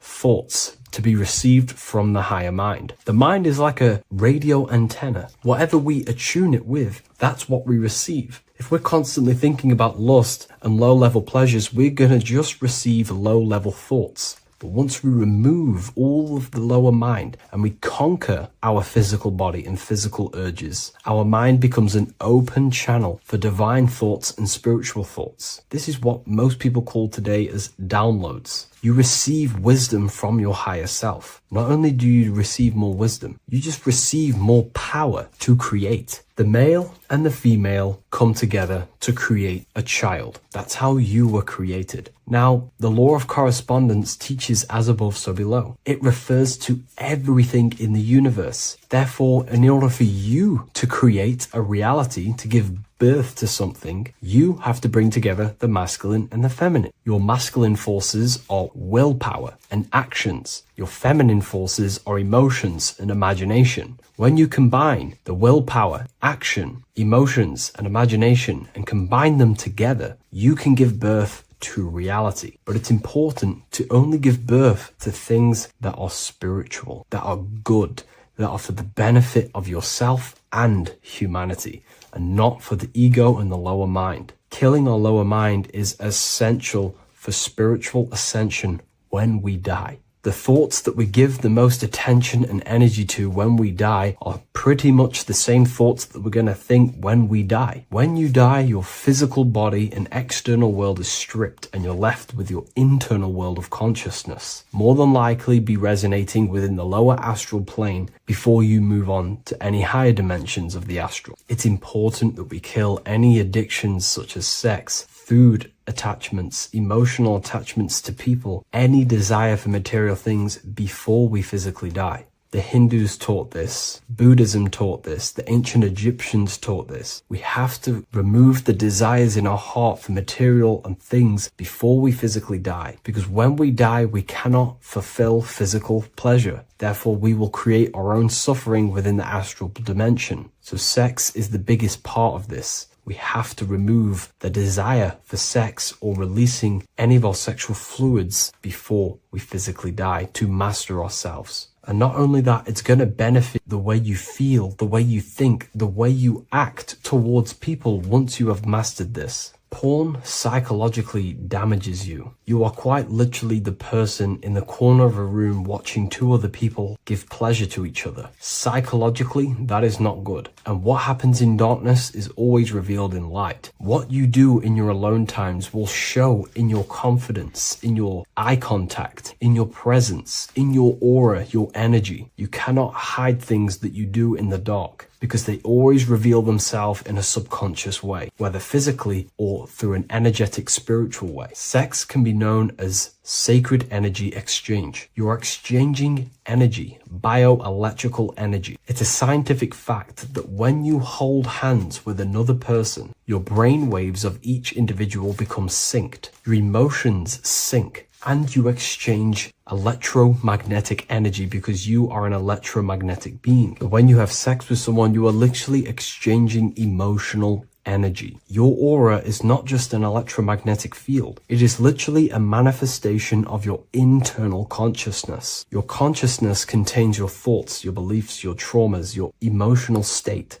And this manifests externally through the vortex of your heart into an energy presence around your body. This is why you can feel sad when someone else is sad next to you, because their energy is merging with yours. When you have sex with someone, you are quite literally exchanging consciousness, beliefs, traumas, emotions, feelings, vibrations, and your consciousness merges with their consciousness. So be careful with just having casual sex. Now, I'm not here trying to say never release, never have sex with your partner. I'm not saying that. I'm saying take caution with these things. Take my teachings with a pinch of salt. If it benefits you, that's great. I'm not here to tell you how to live. I'm simply giving you my research and the things that have helped me in my life on my esoteric research, awakening, or spiritual path. I don't like calling it a spiritual path because it's not spiritual. It's simply just life, the knowledge of consciousness and the self. So I hope this video helps. If you'd love to read this book, I'll leave a link in the description. This book I wrote myself called The Book of Wisdom, Volume 2.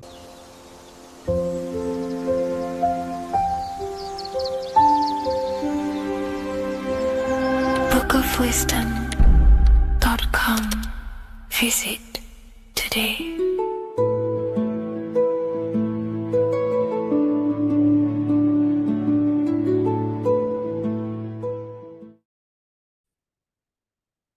Hello and welcome to another video and another lecture from Ethereal University. Today we're going to be breaking down in detail the Freemasonic 33rd degree symbol. Now, of course, this is a complex symbol and it's composed of many symbols put together to create a greater meaning. So, as you should know from my previous videos, a bit of context behind Freemasonry, what it particularly is, and I will give you a brief overview before we go into this. It's definitely important to know what Freemasonry is before we break down this symbol, okay? Because without the knowledge of Masonry and what it is, it's difficult to understand what the symbol truly means. So Freemasonry is all about building. The word Mason means to build. And we're either building with light or we're building with darkness. So that we have good Freemasonry, we have good Masons, people who want to spread the truth, people who want to help people awaken their mind and liberate them and bring them up to higher consciousness. Or we have Masons who want to divide, keep the knowledge to themselves, create walls, build walls in people's minds, construct illusions in people's minds for their own personal gain. Okay, so we're either building with light or you're building with darkness. You're either building with light or bricks, spirit or matter. God and the devil, same thing. You're either uplifting people or dividing people. Each and every single one of you is a Freemason. Well, a Mason. Not a Freemason, but a Mason. You are a builder. And you're either constructing division in you and other people, or you're either creating oneness. Everyone is doing this. Everyone is building. Everyone is contributing towards the world and building our reality. So Masonry is a craft, and that craft is to craft a better mind and heart, a higher consciousness, a higher understanding of the self, building a higher perception of yourself. getting to know who you actually are, why you are here. Every action, behind every single action, behind every single cause is choice. You chose to be here. Whether you know why you are here or whether you do not know. You chose to be here in this time, in this period of life on the earth, on this physical dimension. You chose, the mind of yours chose to be here in this body at this specific time. You are playing a role, you are building in this world at this specific time.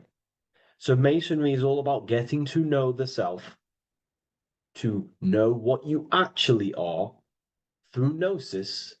Gnosis is direct knowledge obtained and extracted from direct experience. Knowledge extracted from direct experience. Knowingness. You know you have hands. You don't believe you have hands. You know you have hands. That's what knowing thyself truly means. To go within the self. To dwell in meditation for long periods of time. Not even meditation. To dwell, closing your eyes and thinking internally. Not thinking externally about anything outside you, but thinking and questioning internally, and you shall find answers. Seek and you shall find. If your heart is truly set on knowing, on getting to know true knowledge and knowing yourself, then you will find it. Okay, so because that's what the heart is. The heart is where we find our treasure. That's why it's inside of our chest. Our chest holds the treasure. What is your treasure? Your treasure is your physical manifestation. And whatever you act, whatever your heart cares about, your body follows. Your body takes action towards what you care about in life. This is why we say follow your heart, because your body follows the heart, what you care about. If you do not care about something, you do not take actions towards it. Whatever your heart loves and has that love energy for, the body follows. If you truly want to become enlightened and truly want to reach higher consciousness, then you will. You truly care for that, then you will find it. You have to go within. Okay, so this is what Masonry is about. It's about going within and finding out your true nature and constructing a higher consciousness by dissolving walls and blockages inside your mind and heart, purifying the self. Because you can care about sick and twisted things. Okay? We can see that in society. People like killing people. It's psychotic, but I know. So we can be corrupted. Okay, so going into this symbol, what does the symbol mean? What is it trying to portray? Okay? Before we go into the symbol, particularly, we're looking at the Scottish Rite Freemasonry. So we have the first degree all the way up to the third degree is Blue Lodge Masonry. Then from the fourth degree of Freemasonry to the 32nd degree is what we call Red Lodge Freemasonry, the Red Lodge degrees. So again, that is that symbolism of that red and blue, the left and right, masculine, feminine, water, fire. It's that symbolism again of the two polar opposites of reality, of masculine and feminine qualities, solar and lunar. The left and right hemispheres of the brain, the inner and out world, inner and outer world, the brain and the heart. These are all polarities, okay? Spirit and matter. We have to unify these. But we're looking at the 33rd degree. This is the end of the Scottish Rite of Freemasonry, and it's considered the illuminated degrees. illuminated. This is when one gets to know the true self, the true knowledge. When one has gone within, mastered the self, got rid of mental blockages, blockages in the heart, purified the self, and they know who they are. They have higher consciousness. And in this breakdown today, I'm going to show you how they have higher consciousness through this symbolism. Okay, so I was going to say something, but I totally forgot what it was. But anyways, we'll move forward with this symbol. Oh, that's what it was. Water melts. Well, ice melts at 33 degrees, symbolizing ice represents solid matter, ego, the physical body, left brain thinking, physical reality identification, identifying self with the ego, the name, the job, the reputation. That's the ice, that's solid, that's ego thinking, left brain thinking.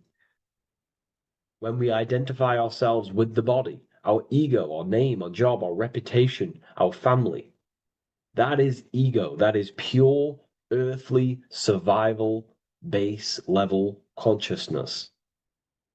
This is the degree, this is the level of state of mind that we need to rise out from and figure out what we are, what you actually are inside you.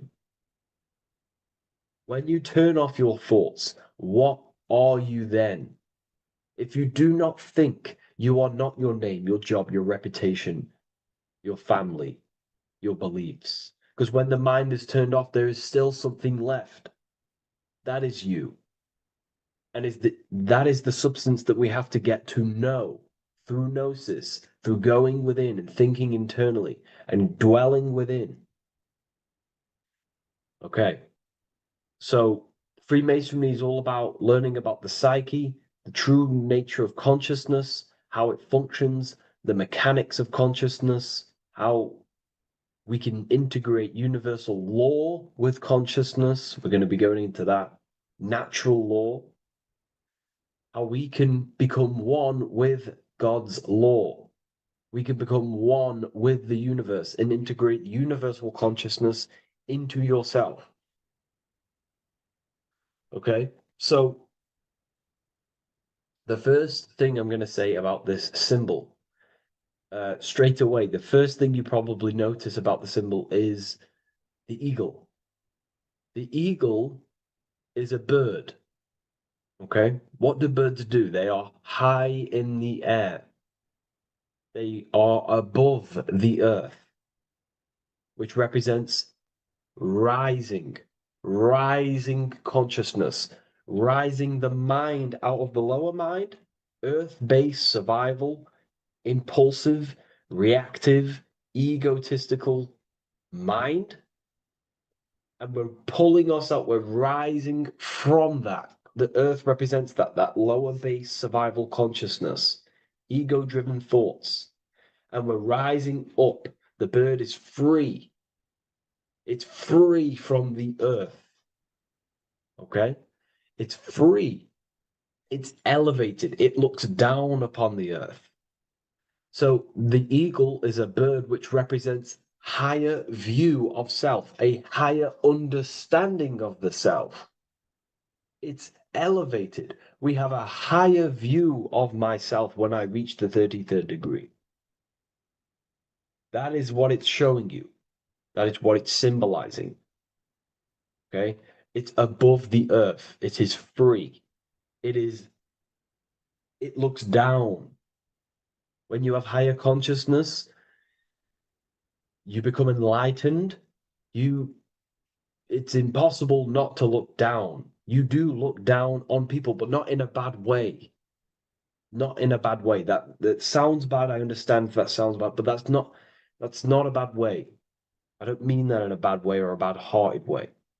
I mean that as when you have higher consciousness, you can see people who are living and dwelling in zombie mode, low level earth based consciousness. They think they're the body, they think they're their name, their job, their reputation, their family. So it represents looking down because I have higher awareness of myself. I know what I truly am. The water is flowing at the 33rd degree.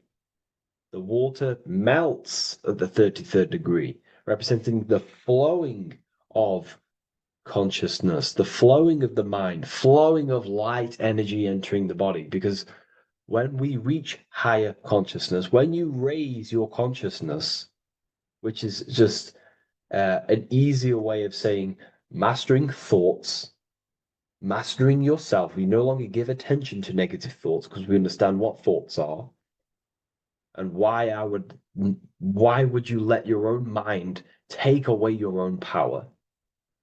So again, Freemasonry is about gaining personal power, not in a bad way. Well, it can be used for bad. Gaining mental power, a strong mind. Most people have very, very, very weak minds in this world. Very weak minds. This world is a mental world. We have to gain strength in the mind. It's a mental universe.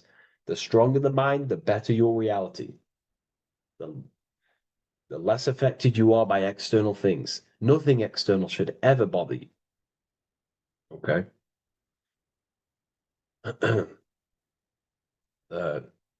So it's about gaining mental strength, mental clarity. So again, the bird is elevated, it looks down, it has a higher awareness, it sees things from above, it sees the world for what it truly is. That's the eagle. Okay? It's the higher view. This is the illuminated degrees. So we're looking at now the sword. The bird, the eagle, the double-headed eagle is standing on the sword. Very symbolic. The sword is not above the eagle. The sword is below the eagle. The sword moves through the air. On a basic breakdown of the sword, it represents power. Power. Because if I have a sword, I hold the power over you. That's what it symbolizes. In war, you have a weapon bigger than someone else and more destructive than someone else, you hold the power. So it's a power symbol. To go even deeper on this, on its true meaning, the sword, I've already broke this down plenty of times. It moves through the air. It cuts the air. It's the mind. Air represents the mind. Water is emotion. Fire is the spirit. Earth is the body. So we're looking at the mind, the power of the mind. And the eagle is standing on top of this, representing I am conquering my own mind. I am conquering my mind. My mind does not conquer me. My mind is truly mine. I hold the power over it. I stand on top of my mind. The mind does not rule me. Thoughts do not enter my mind that take away my power. I think it, I feel it, I act towards it. It's unity. My mind is the monarch. It is the command center. It is mine. I'm above the mind. That's what it's showing here. I hold full control over this mind. I hold the power. Okay? And I have an elevated view of the mind. The eagle is elevated. It looks at the earth from above. It's the higher perception of the mind. The mind has a higher view of the self. It is conscious. Most people are not conscious. Okay? Most people walk around, they act unknowingly, they don't even know they exist. They don't realize they have consciousness. They think they grew from a monkey. They're born on a spinning ball in the middle of space, and they think they're the body. That is the level of a, earth-based consciousness. And it's saying, I hold the power. I hold my mind to what I want to direct the mind's forces to. I create with my mind. I carve reality. I shape my reality with my mind and thoughts and my intellect, my communication. Okay? That is what we're looking at here with the sword. It's on top, meaning I control it. When you stand on top of something, you are the top. You are on top of it. You hold the power. You rule over it. When you are the boss of your business, you rule the business. That's what we're looking at here. The sword needs sharpening. It always needs sharpening. You can't use a sword forever. You need to sharpen it. The mind will not stay powerful and strong and and aligned with what you actually want unless you continuously refine the sword. The mind needs to be refined or reminded. If you stop doing affirmations, the mind will fall back to old ways of thinking.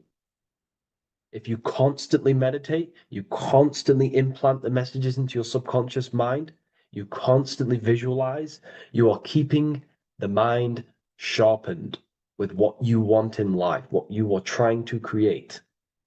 And the mind will continue to think with that power, with them words, with them visualizations. If you fall off, if you stop meditating, you will lose control of your own mind. Okay? This is symbolizing you have to keep on top of the mind. You have to keep control. This is what the world is. The world is like Minecraft. You ever played Minecraft? You're a builder. Okay? What do? You control the man in the world. That's what you are. You need to control this body in the world. It's all about control.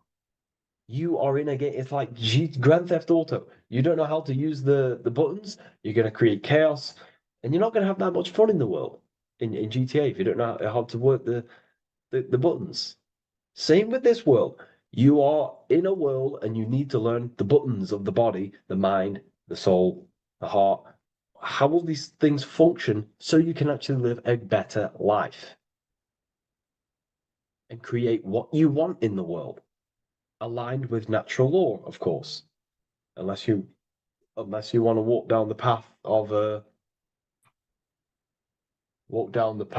of Satanism. So this is what we're looking at with the sword. Now, moving on, we're looking at this little banner here. This says "God and my right" in Latin. God and my right. What is your right? Natural law is your right. What is natural law? You already know the natural laws. We all intuitively know the natural law. What is natural law? Do good. We all subconsciously, on a soul level, we know to do good. We know to do right. It is wrong to hurt people. It is wrong to control people. What is your natural law? What are the forces that you hold power over, that you have full control over? You have full control over what you think, what you feel, what you act. Thought, emotion, action.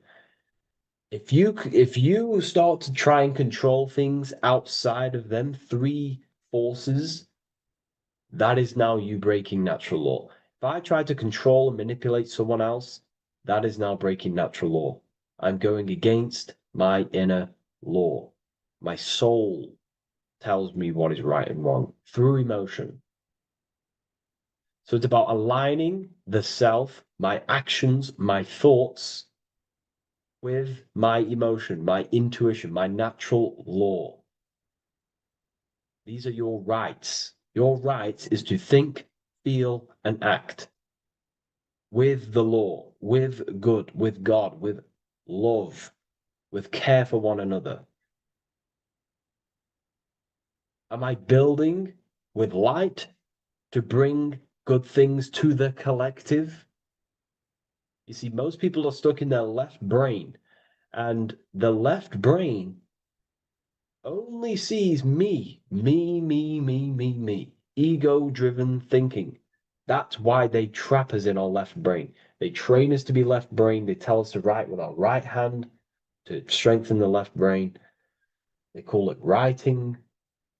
Everything in this matrix is to activate your your left brain. Why? They need you in ego consciousness so you can be controlled and manipulated. So you do not recognize patterns. That's the right brain. The right brain recognizes patterns, symbolism, metaphors. They don't want you reading between the lines. They want you logical. They want you divided because the right brain sees the whole. The right brain sees the woods. The left brain sees the trees. And that tree is your ego. And the woods is the collective consciousness. They want you only thinking about you. Because that way you are divided from the collective consciousness. And we're all one consciousness family. We're all God. We're all God experiencing himself. And we are all building this world. So it's about aligning the self with my right, with God, with natural law. It's what Freemasonry is about. True Freemasonry, light Freemasonry, not dark Masonry or evil Freemasonry, whatever you want to call it. The crown, royalty. Royalty wear crowns. And what do the royalty have? Again, this is another power symbol. They hold control. Yes, royalty hold control. And that's why this crown is at the top of the image, not at the bottom of the image. It's at the top, representing I control the left, I control the right.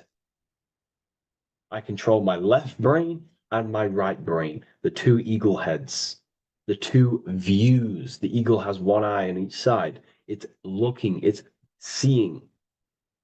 And that's symbolic of the left and right brain. We see, not physically see, but I mean perceive. We perceive reality with the left brain and we perceive reality with the right brain. And it's about unifying these two brains so we can see and perceive reality from a true lens. Because if we see reality only from the left brain, and a left brain dominated brain, we see everything as divided. But if we see everything from a right brain perspective, we see everything as whole. When everything is in the middle, you need to see reality from the middle. Yes, I have my own personal consciousness, and yes, there is a collective consciousness. So I need to balance between that. I need to see reality between the line, between the left and right brain, and align this worldview, and align my thoughts, align my actions with this. Because if you're left-brained dominated, you're only going to take action on ego. You're only going to take action on me. You're only going to think about me. But if you're right hemisphere brained, you're only going to take action for the collective, which is, yes, that's good, but you also need to think about yourself. Why did you come here? Your life has a meaning as well. It's not just about the collective, it's about you as well. But we need to balance this. You see? This is what we're looking at. The crown is in the middle, representing the balance, the power over the two. Okay? It's the balance, it's mastery, it's control. Royalty hold control over society, royal families. So it's about controlling the self. It's control over the eagle, control over the sword, over the mind. It's about personal power we're looking at here, self-control. Now we're looking at a upright triangle, which represents the element of fire, which is masculine. Masculine is all to do with action, the physical body. We're looking at fire, which represents spirit or transformation. Fire is a very transformative element. It transforms things. Okay, so we're looking at self-transformation through action. This is what we're looking at here. Fire is a very, very masculine force, a very penetrating and transformative force. So we're looking at transforming the self, not through knowledge, but through action. We have transformed the self, 33rd degree. I've reached the 33rd degree and I have now fully transformed. Now, there are higher degrees than 33rd degree, but we're just breaking down the symbol. That's a whole of a lecture. But this represents full transformation. 3, another, if you watch my video on numerology, you know 3 is all about what? Transformation. Thoughts, emotions, actions. These are the transformative forces that turn and create reality. Jesus dies and dies and resurrects after 3 days. Transformation from dead to the awakened. Brahma, Vishnu, Shiva. God is threefold. 3, 3, 3, 3, 3, 3. Electricity, magnetism, dielectricity. The 3 forces that pretty much create physical matter. Transformation is 3. So we're looking at transformation through action. Action is a very transformative force. There's no point learning this knowledge if you're not going to act upon the knowledge. A lot of people join the university, they learn a lot, but they leave because they don't want to take the action. They don't want to do the hard part. They don't want to act towards higher consciousness. They want to dwell in their lower mind. That's fine. That's your path. That's their path. But if you truly want to raise your consciousness, you have to act upon it. You have to actively not take the action. It's about what you do and do not do, because not doing something is also an action. If you are not participating in the low-level pleasures like sex, casual sex, masturbation, going out and getting blind drunk. These are low-level pleasures. It's going to keep you on a low-level frequency and a low-level consciousness. That is also an action, not doing that. It's about what you not do as well, which is very important. You have to act upon it to reach this degree. You will not reach this degree if you have not taken a lot of action towards reaching higher consciousness, reaching self-mastery over the mind, controlling the mind. This is what, again, it's about taking action on actually controlling the mind, controlling the self, gaining your power. Okay? Okay.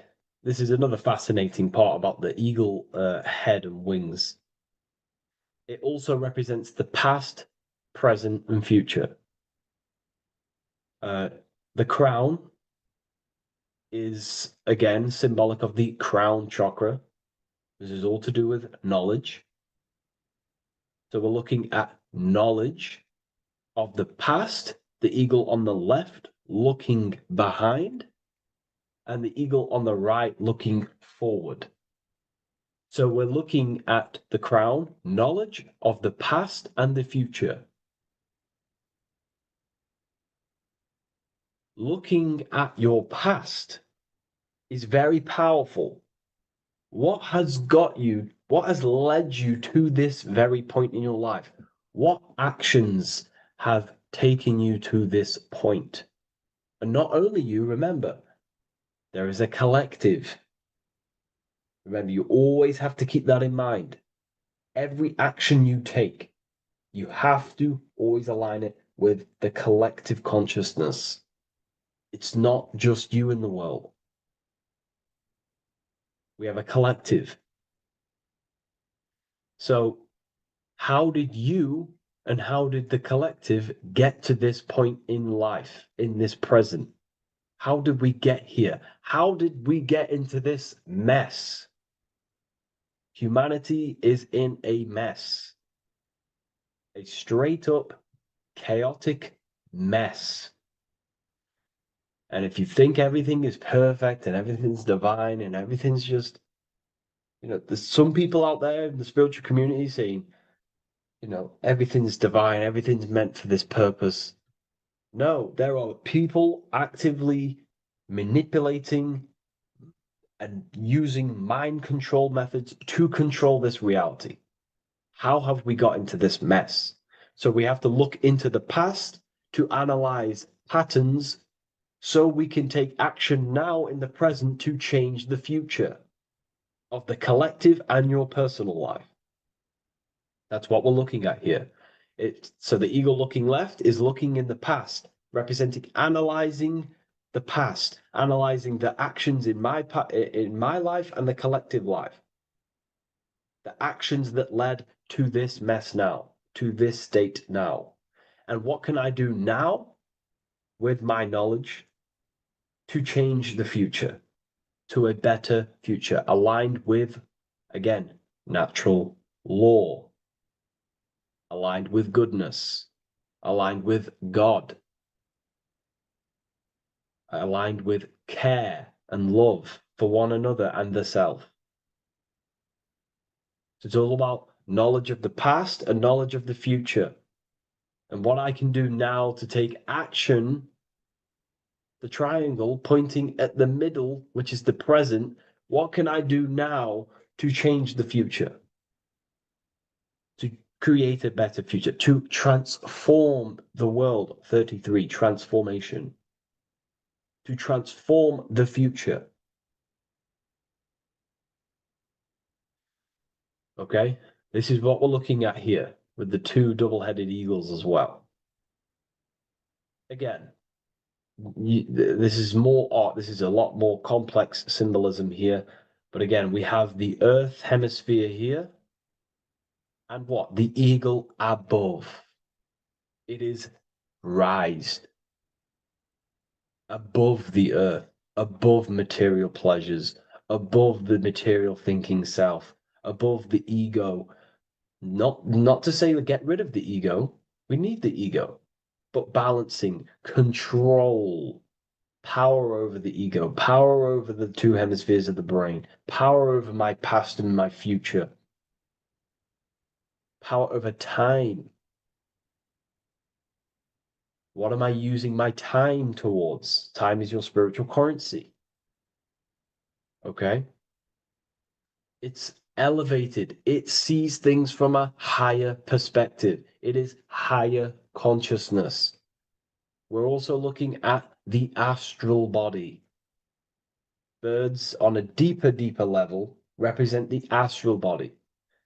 So symbols have layers of meaning.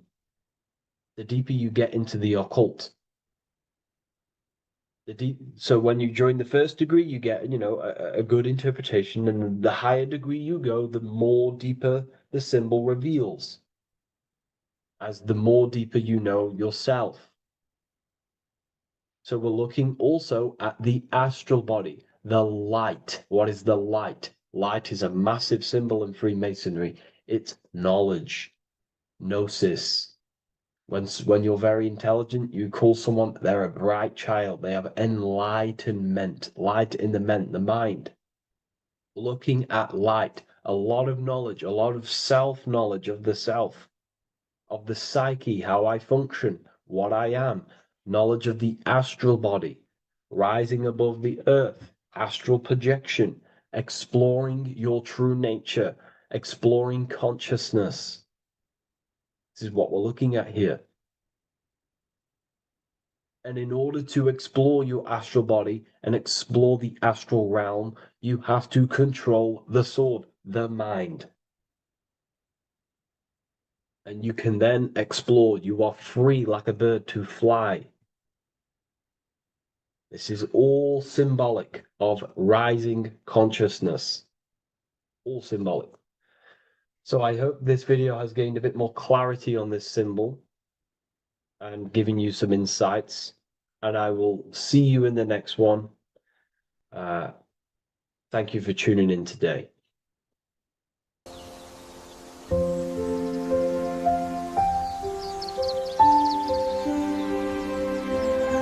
bookofwisdom.com.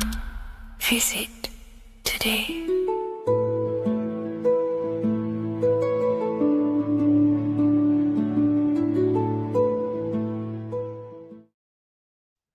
Hello, everyone. Today we're going to be discussing the esoteric and occult meaning behind the story inside of Genesis, the story of Adam and Eve. This is a widely known story, but not many people know the true esoteric meaning behind it. Okay, so today we're going to be breaking this symbolism down. Before we get into this, please leave a like and a subscribe on the channel. I would greatly appreciate it. And please comment below any lectures or anything you wish to know, and I could maybe make it in the future. The first thing we must understand about the Bible is that it is an esoteric and occult book. It is written in allegory. It is written in such a way that we understand the book compared to our level of perception. Now, what do I mean? If a child read the Bible, they would gain a standard meaning and story behind it. They would gain a normal interpretation of the book, of being good, praise God, and be a good person. However, me, who have studied the occult and esoteric and symbolism for a very long time, when I read the Bible, I see a deeper meaning. I can read between the lines of the allegories, which means the Bible is written in such a genius way that it speaks to your level of intelligence. Depending on how advanced you are mentally and with knowledge, will depend on how you decipher this book and how the parables inside the book can speak to you in your personal life. Okay, so the Bible is the greatest psychological book ever written in history. This is why it's known as the greatest story ever told. It's a story. What we must understand with the Bible is that the Bible creates on the surface a logical way of thinking, which is what we call religion. We read the Bible and if we think logically and we take that book literally, then we gain a religion. But if we look beyond the surface, this is what we call esoteric, metaphorical, symbolic. You can read between the lines using our right hemisphere of the brain in deciphering this book and what it truly means to us and the evolution of our mind, body, and soul. What this book actually reveals between the lines is instructions and stories which teach you how to level up your consciousness, how you can sync the mind, body, and spirit and the soul all together so you can live like a god. This is what the esoteric is. It's the purification of consciousness. Now, when it comes to Adam and Eve, okay, what we must understand is that this is the beginning of creation. This represents the beginning of your life in an esoteric way. This is symbolic for the beginning of your incarnation into this physical world. Okay. And we have Adam, masculine, Eve representing feminine. These are the two masculine and feminine energies which create the whole material universe. Okay. And as we are born with a pure consciousness. We are born with pure consciousness. Well, now, what do I mean?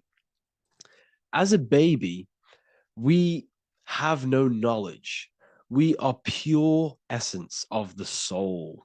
You know, we don't gain the knowledge of good and evil. We are pure. Yes, we're not happy all the time as a baby, and we're not sad all the time, but we have no ego. This is what I mean. Our consciousness is not split. As a baby, you are whole. You have a whole consciousness. You are yourself. You have no false identifications, no limiting belief systems, nothing. You are pure awareness and the pure soul and the pure mind. Now, this is what Genesis is representing. As we grow older, the more experiences we gain, the more thoughts we start to think, the more knowledge we gain of this world, the more impure our mind, our heart, our soul, our spirit becomes, the more impure our body becomes. As we grow older, we're infected with negative beliefs, negative thoughts, and society norms. This is a big one. As we grow older, we are molded by society. We shut off areas of ourself and we push them away so that we fit in with society. We all know this. We all did this in school. We pushed away parts of ourselves to act cool or to fit in, whatever it may be. Whatever type of person you were in school, we all went through this because society and culture is programmed. So as we grow older, our consciousness splits. We gain a persona, an ego, and we gain a shadow self, the subconscious, and we gain an ego. Now, the ego is what you show to people. It's that character that you show, that you put on to your culture, to your family, to your friends. This is a false identification. And we also gain a shadow self. The shadow self is gained through experience. This is the subconscious. Our ego is created through experience. And so is the subconscious and the shadow self. Okay. So as we gain age in this material body, we fall from the Garden of Eden. We gain the knowledge of good and evil.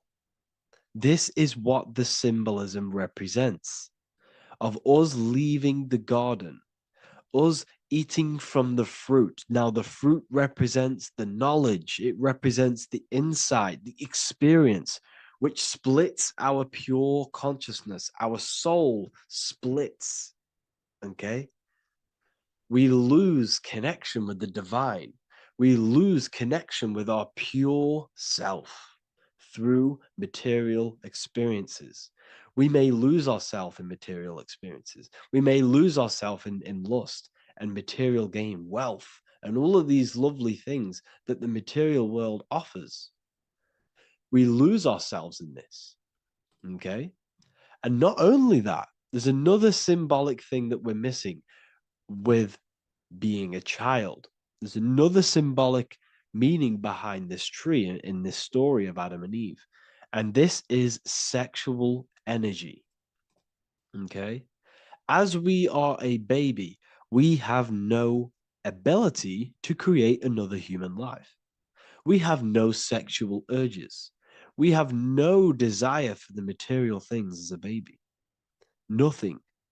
As we grow older, our sexual energy cultivates around the age of, it's like 10, maybe earlier for some people or later for some people. This is what we call puberty, when our sexual energy activates.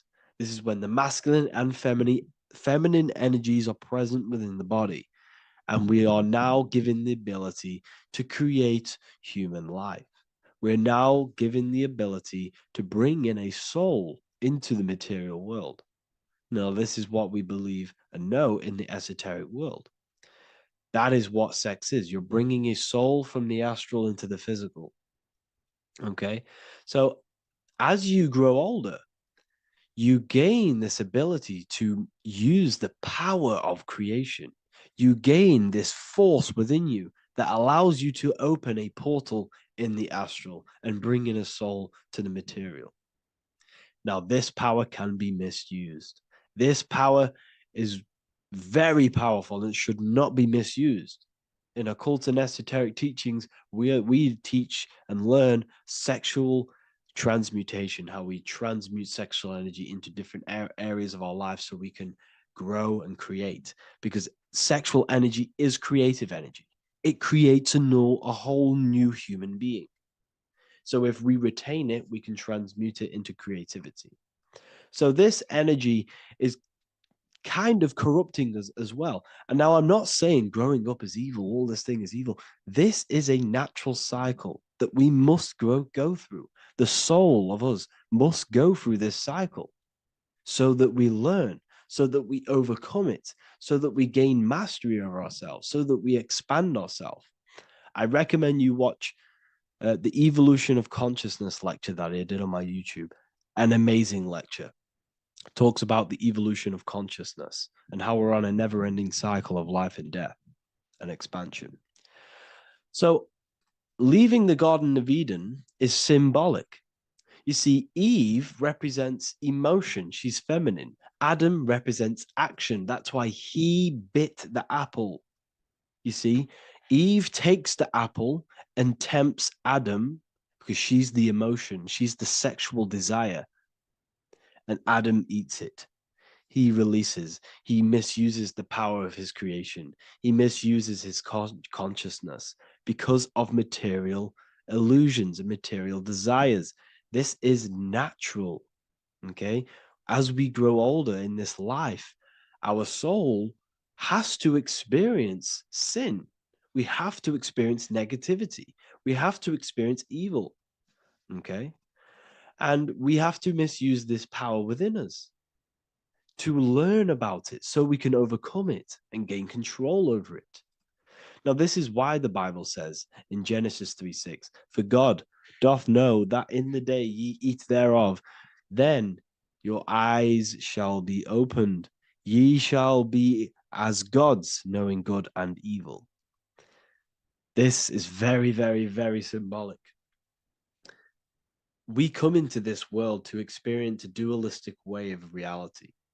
We come into this world to challenge ourselves so the soul can grow, because the soul comes from pure love from God. But we come into this world so the soul may know what it's like to be evil. You see, we are like a seed. Our soul's like a seed. And when that seed grows, okay, and it's planted, them roots must grow to hell in order for the top of the tree and the roots to grow to heaven. In order for the soul to reach the highest states, it must descend down into the lowest states. Good and evil. This is the story of good and evil, okay?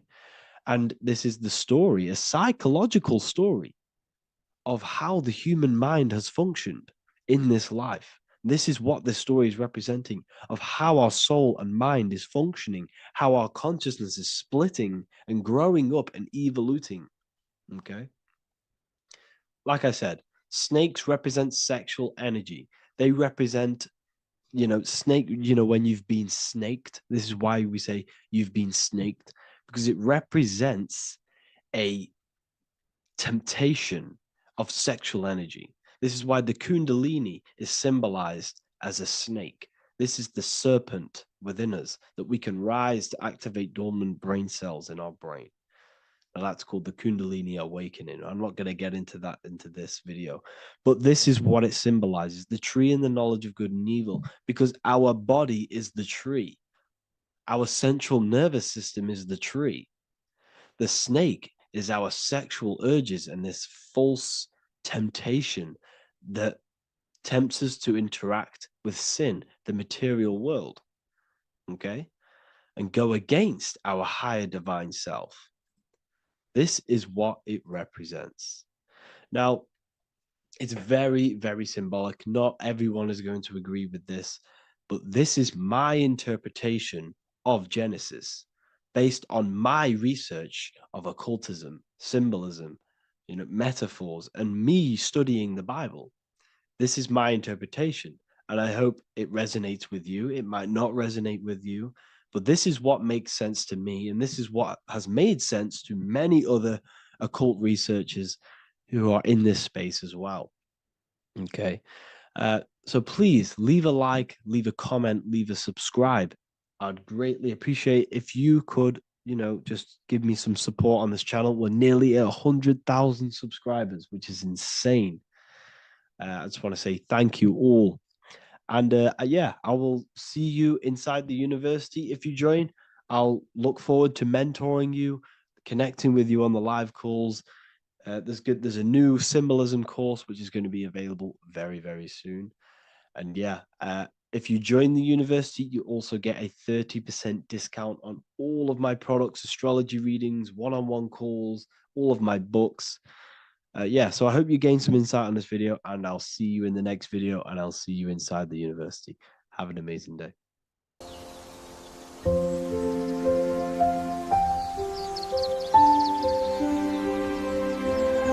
bookofwisdom.com. Visit today.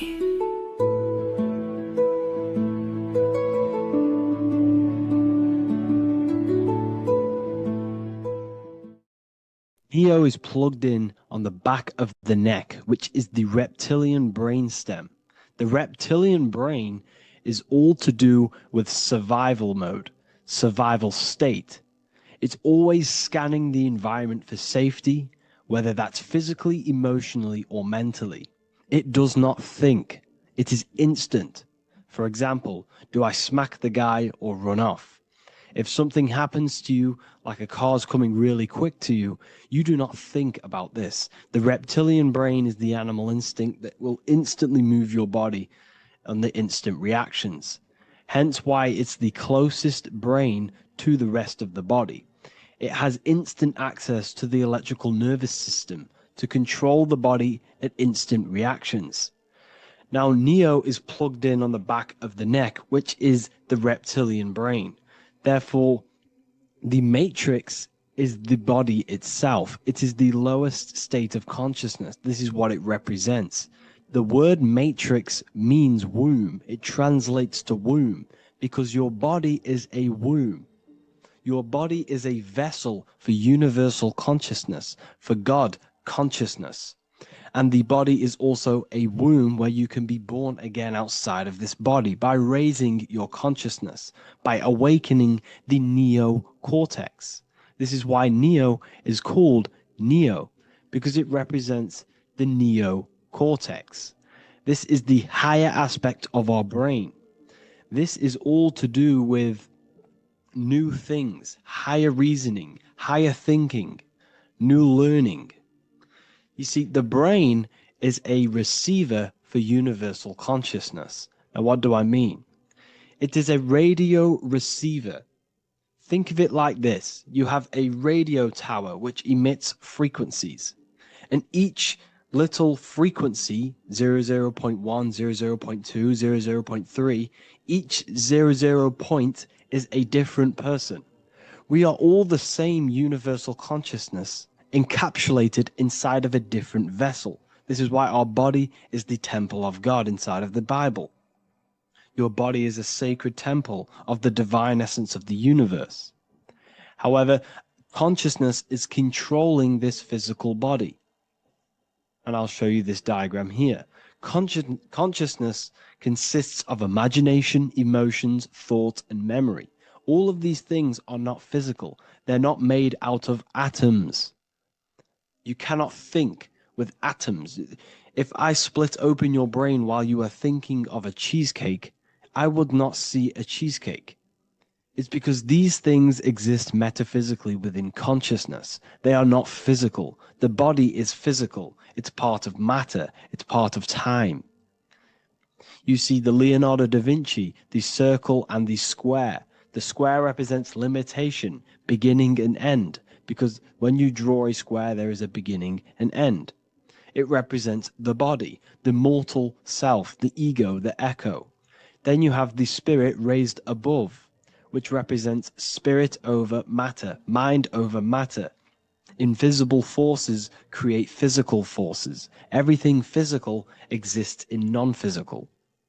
This is also the Freemasonic square and compass, why the square is below the compass, because the compass creates the circle, which is spirit or mind. Then you have the square, which is matter. Mind and matter are the same substance.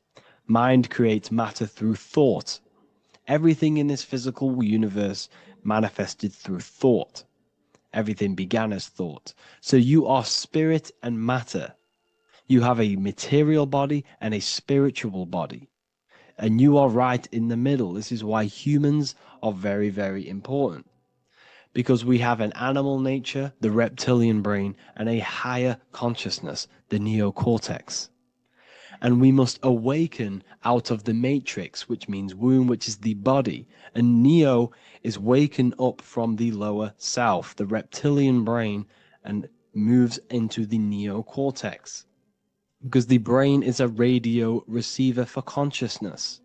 Now, what do I mean? I went over this before. Your consciousness is controlling the brain. The brain is a computer. And when our consciousness, our imagination, our emotion, our thoughts, and our memories are all contributing towards just survival things, food, safety, fear, all of these things, and our consciousness is locked into a survival state, we are using the reptilian brain. We're no longer thinking. You don't think with the brain, but the consciousness is thinking, which activates the different parts of the brain. When we think for higher reasoning, we use the neocortex. It stimulates the neocortex. When we think about survival, we're using the reptilian brain. So therefore, when Neo wakes up, he wakes up to the higher aspects of consciousness, which is only utilized by the neocortex, by learning new things and expansion of the mind and expansions of consciousness. Okay? So the whole matrix is to keep you designed, well, the whole matrix is designed to keep you in a survival state, in the three-dimensional awareness. They want you constantly scanning for safety, scanning for food, scanning for emotional safety in relationships in other people. You see, they do not want you to think. They want you stuck in that reptile, that animal state, that beastly state that most people are in. Most people, all they do is eat, listen to music, consume, have sex, lust, desire. This is all the reptilian brain. So when we say the world's being ran by reptilians, it's symbolic. There is no physical reptilian humanoid beings controlling, manipulating human consciousness. We are all the same consciousness. However, there is a corrupted state of consciousness running this world. And this consciousness worships the physical plane. And they control the physical plane. So by doing that, they keep you stuck in a reptilian way of thinking, the animal state, to keep you stuck in the lowest state of consciousness. Now, this is the god Osiris, which represents the reptilian brain. None of the Egyptian gods ever existed. They are all symbolic for the brain and anatomy of the human body. Osiris represents the reptilian brain. As you can see, this anatomy compare to the brain stem and Osiris statue found in Egypt. And we also see an ancient artwork of Osiris with green skin and two reptile crocodile alligators next to him, which also symbolizes the reptilian survival state of human consciousness and the activation of the reptilian brain. This is what it symbolizes. Now, this is what the Matrix is all talking about. It's talking about the awakening, the expansion of consciousness. The word divine is dive in because you connect with the divine by diving inward. There is no man in the sky going to save you. You must connect with the self. Know thyself. Truth comes from within. All of these things I'm telling you comes from within you. I'm just pointing it out. All of this is self-realization. A lot of people say, well, what are my sources? My sources is knowing thyself, observing thyself, using the neocortex of critically thinking, sitting down and thinking about yourself and having deep realization of yourself. You can realize that your thoughts are not of this physical world. It's quite simple. The brain does not think. The brain does not imagine.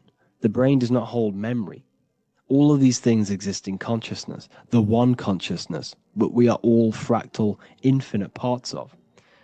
This is the eye on the triangle, consciousness being given down to the rest. This is separate. Consciousness is separate from the rest of the pyramid. The pyramid is your body. Neo is the one consciousness. This is the Egyptians symbolizing the one consciousness giving Ankh, which is life, to all the different life forms. However, you can see that the central sphere is giving a big Ankh to the humans, because humans, like I said, possess the advanced consciousness, an advanced brain that allows us to turn above our reptilian animal self. For example, we can go against our reptilian lower animal nature and turn to our godly nature. Animals cannot do that. They are stuck in instinct. They are stuck in a reptilian animal way of thinking and operating. Everything they create is to survive. We can turn against our lower nature and create for amazing things like buildings, architecture, technology. We can use our creative consciousness for anything we wish, not just survival needs. And it's the same with your spiritual journey. You can raise your consciousness beyond this animal state that they try to keep you in through fear, consumption, food, and the reptilian brain. We must awaken, start to think critically, and awaken to our divinity, because the mind, the consciousness within you has infinite potential to expand. There are infinite fields of knowledge that you can explore. The mind can never be filled. It can never ever be full of knowledge. It always expands, and that's why you are alive. That's why you are part of this universe. That's why the science always says the universe is always expanding, because the universe exists in your mind, and the mind is always expanding into new fields of thought, new fields of knowledge and information. And that is your whole sole purpose, of expansion of mind and expansion of consciousness, and the exploration of the mind of God. We are living in the mind of God. You are a thought in the mind of God. You must awaken out of this body. This is why Jesus says you must be born again to see the kingdom of God. You must be born again. You must raise your consciousness beyond physical limitation and awaken to your divinity. And this is pretty much it for this video. I hope you all understand this, that this is all symbolic for consciousness.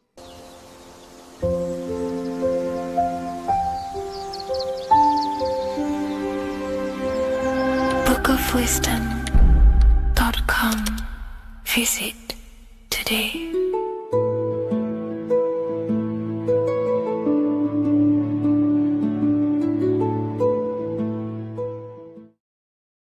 How are we all doing today, people? It's Revival of Wisdom, and today we're going to get real deep. This video is going to get real deep. A lot of people are not going to be ready for this sort of knowledge. Okay, you really have to do is to really deprogram the mind, because everything we've been taught is a complete lies to keep us trapped. Okay, this is really advanced knowledge. Now, let's get straight into this. All of the ancients depicted other worlds, and they called this place Midgard. Midgard is the mid-garden, the middle garden. This is why the Masonic symbolism on the floor is always a black and white checkered board, symbolizing the polarity here, the good and bad, because we're in the middle garden, the heart. Earth rearranged spells heart, because we're in the heart of this system, of whatever it is, a super quantum computer, whatever you want to call it, simulation. Now, in the Quran, it talks about the 7 layers of heaven. All of these ancient artworks are depicting these different layers of reality. Okay, and look at the Egyptians here with the boat outside of the firmament. Boats travel on water, and this is exactly what the Masons are doing. So they're still using the same symbols. Why? Because it's the same knowledge, just hidden.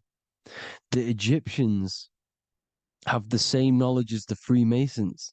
It's just hidden. Now, this cosmology that they're showing here, which was probably made maybe 100 years ago, this painting or artwork, is the exact same as the one we see here with the arch, the boat.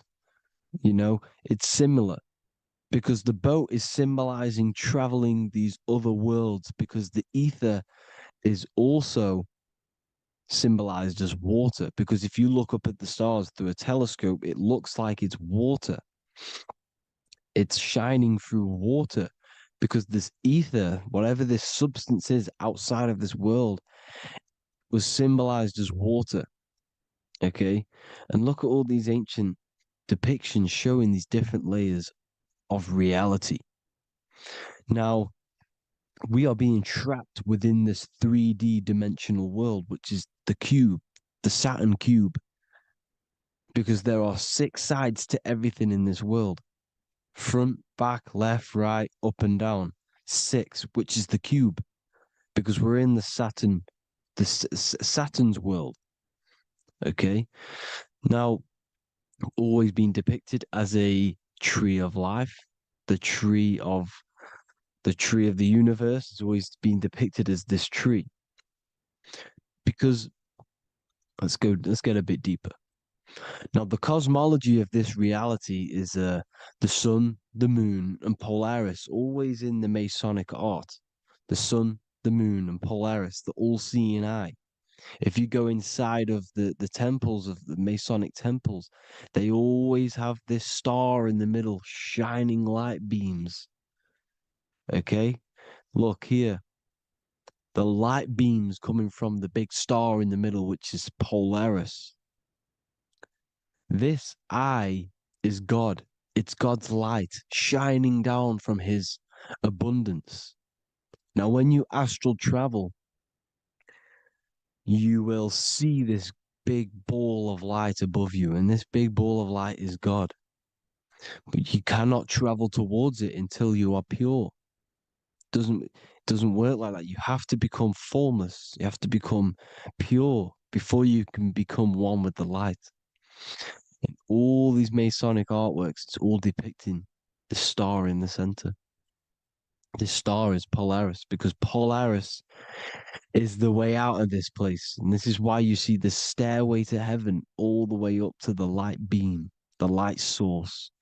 What does it say in the Bible? God is light, because everything is made out of one substance, and that substance is light. And it symbolizes the eye because God is an eye. All things that are alive have an eye. And we all say, I am. We all see these realities through eyes. God is an eye. He's the all-seeing eye. He sees all things at all times. And he is projecting this light. And this light comes down to create all the different levels of the worlds. And this is what the 2 pillars symbolize the number 11.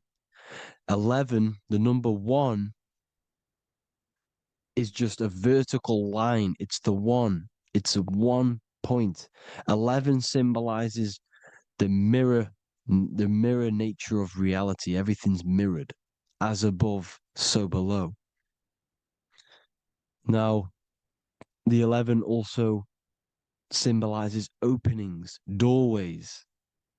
And as you can see here, an opening to the all-seeing eye. And you see here again, an opening to the stairway all the way up to the light. This light is the light of God in the astral worlds, beyond this world. Now, Polaris has also been symbolized as the UFO. They put the truth in plain sight. So, you know, in the films, how the UFOs suck people up. That's what Polaris is doing. If you ascend beyond this world, if you do not ascend beyond this world, you will be reincarnated in this world. The whole thing is to outgrow this consciousness to the plane above. And I'm not just making this up, I'm going to be bringing in scriptures after this. But you can see with the Christmas tree, we always put a high, big star at the center, at the top, which is the star of Polaris, which is exactly what the Masons are doing here. The star at the top. And it's on top of our Christmas trees. And all of these symbolize the other stars, because Polaris is the most high star. And all the other stars are wrapped around the firmament lower than Polaris. And that's exactly what the Christmas tree is. And it's a triangle. It's a triangle, just like light beams travel from one point in the triangle, just like the all-seeing eye.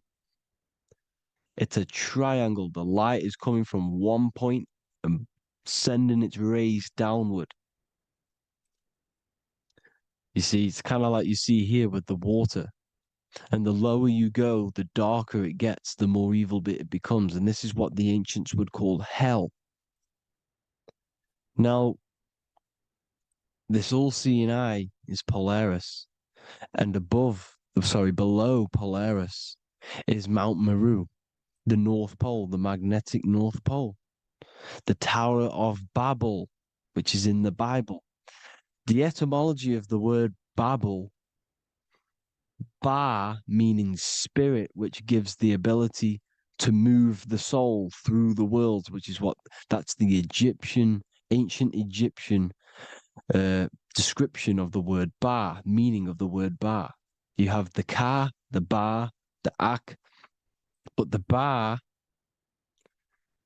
is the one that gives the ability for the soul to move through the worlds.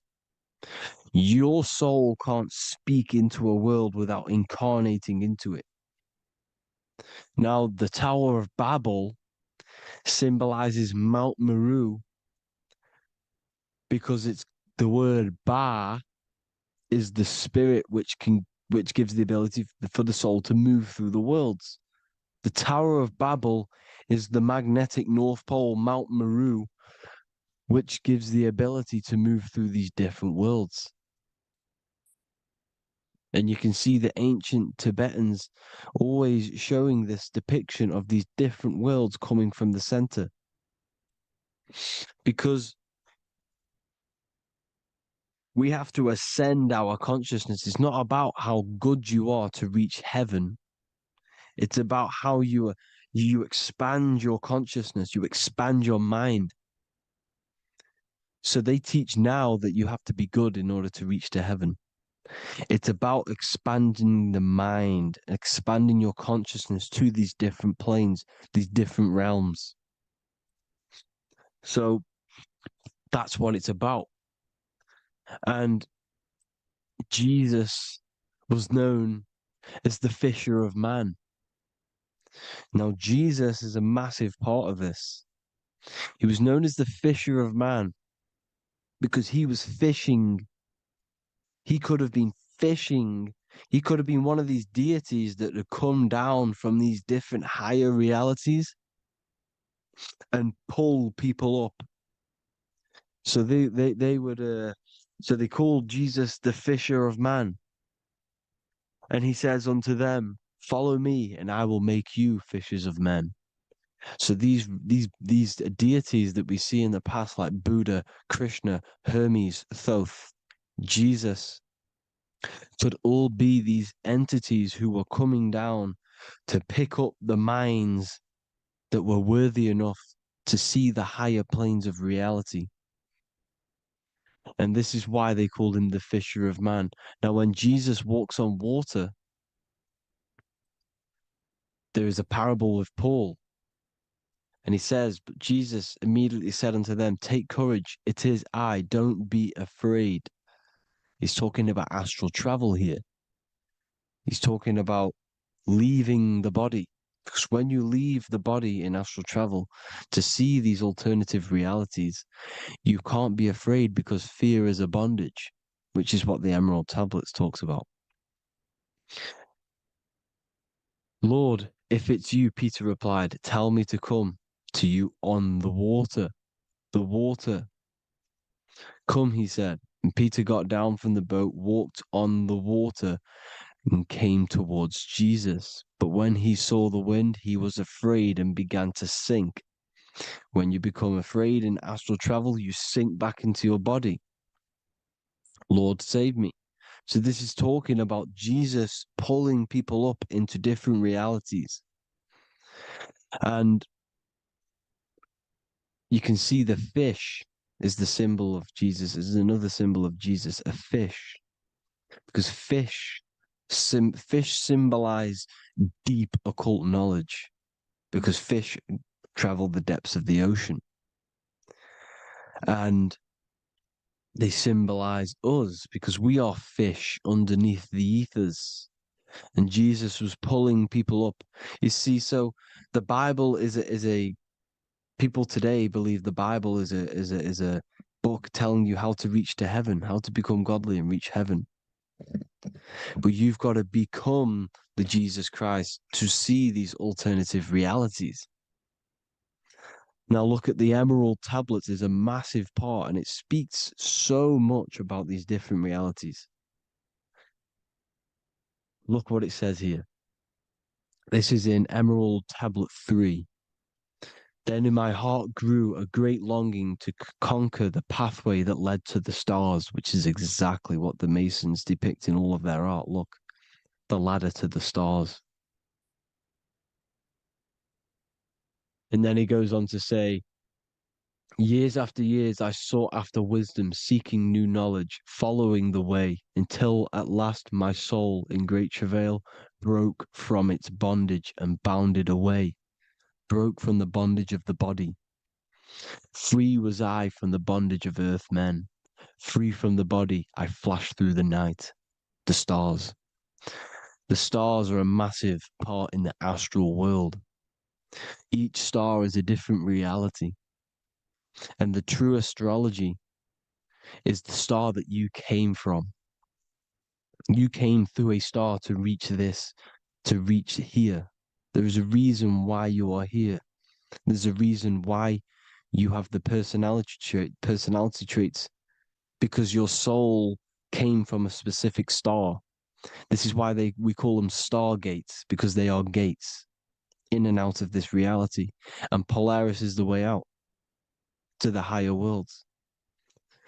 Now look, far into space, my soul traveled freely into the infinite circles of light. Beyond knowledge were some planets and great gigantic beyond dreams of men. Then he goes to say, lift up your flame from out of the darkness, fly from the night and ye shall be free. Lift up your flame. Your flame is your soul, because it has to be lifted up out of the darkness. This is the darkness, this world, this body is the darkness. Because it's a bondage. You need to break free. You need to learn how to astral travel, people. You have to learn this. If you want to get out of this world, you have to learn how to astral travel and see the other realities. Traveled I through space-time, knowing my soul at last was set free, knowing that now I must pursue wisdom until at last I pass to a plane hidden from knowledge, known not to wisdom, extension beyond all that we know. So he's talking about he went to a place where we cannot even comprehend here, a place that is not even known to earthmen. He's telling you he's ascended out of this world to the planes that are beyond. And it says here in the Emerald Tablets, man is in process of changing to forms that are not of this world. Grows he in time to the formless, a plane on the cycle above. Know ye must be one, ye must become formless before ye are one with the light. The light, the same light that I was talking about, the Masonic light, with the triangle, God, the one source. Ye must become formless before ye are with the light. Formless, you have to leave the body. You have to leave the body. You have to gain the ability to leave this body and travel to these other worlds. Now, it says here, not as man am I, for free have I become of dimensions and planes. In each I take on a new body. In each I change my form.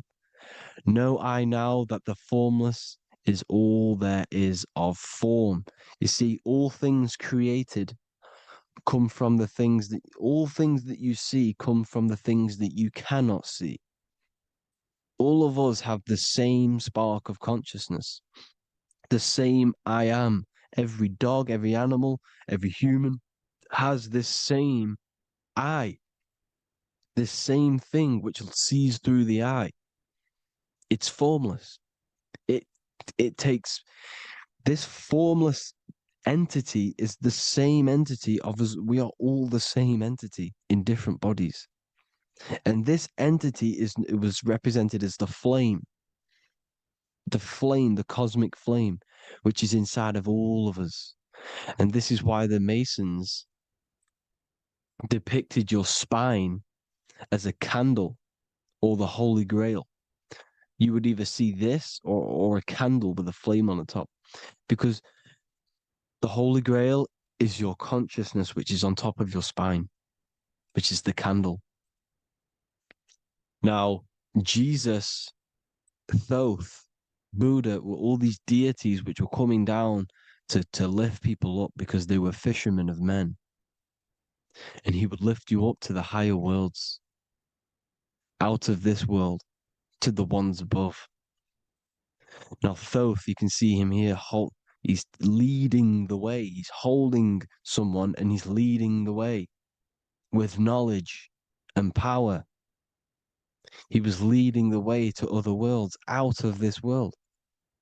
There's no point trying to change this world. This world will stay the same. It will stay the same. You have to get out of this world. And that's what they're telling you. That's what they're keeping you from. They're keeping you stuck within this thin layer of reality. So what the Masons are doing, they have the ability to astral travel. They're living not stuck and bound to one reality, but living within the different layers of reality. And this is what Morpheus was doing in the Matrix. Morpheus was going into the Matrix to go and get Neo, which is exactly what Jesus was doing, pulling up people out of this world to the ones higher. And that's exactly what Morpheus is doing in the Matrix. If you haven't watched the Matrix, go and watch it. It will blow your mind. Everything I'm saying in this video, you will see it.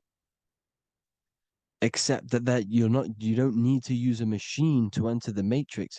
You just use your body. Well, you use your consciousness to leave this body.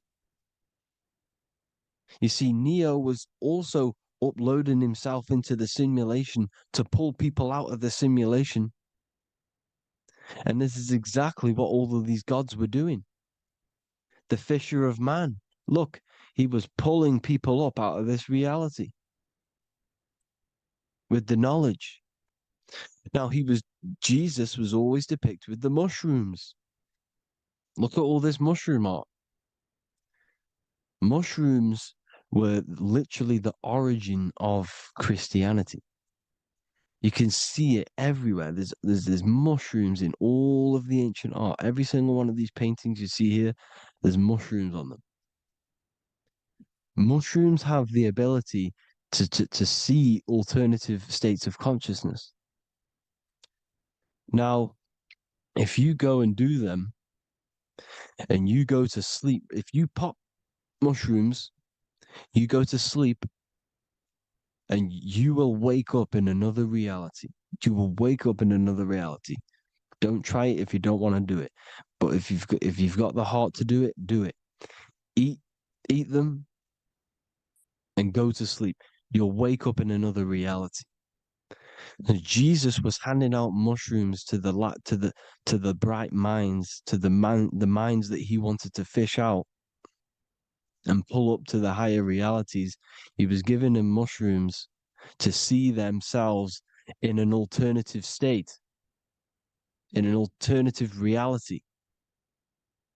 This is why there was so much mushroom art, and it's not just ancient Christians; it's Sumerians, it's the Mayans, the Celtics, the Egyptians,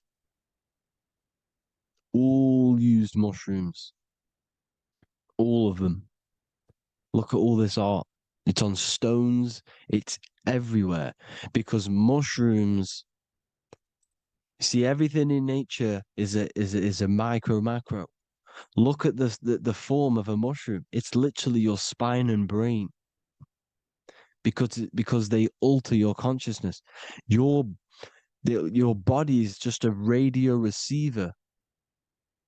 Everything that you're experiencing is a program being ran by the central nervous system, and your consciousness is experiencing this program, these electrical impulses of the nervous system, because it's all feeding back to one point, which is the pineal gland.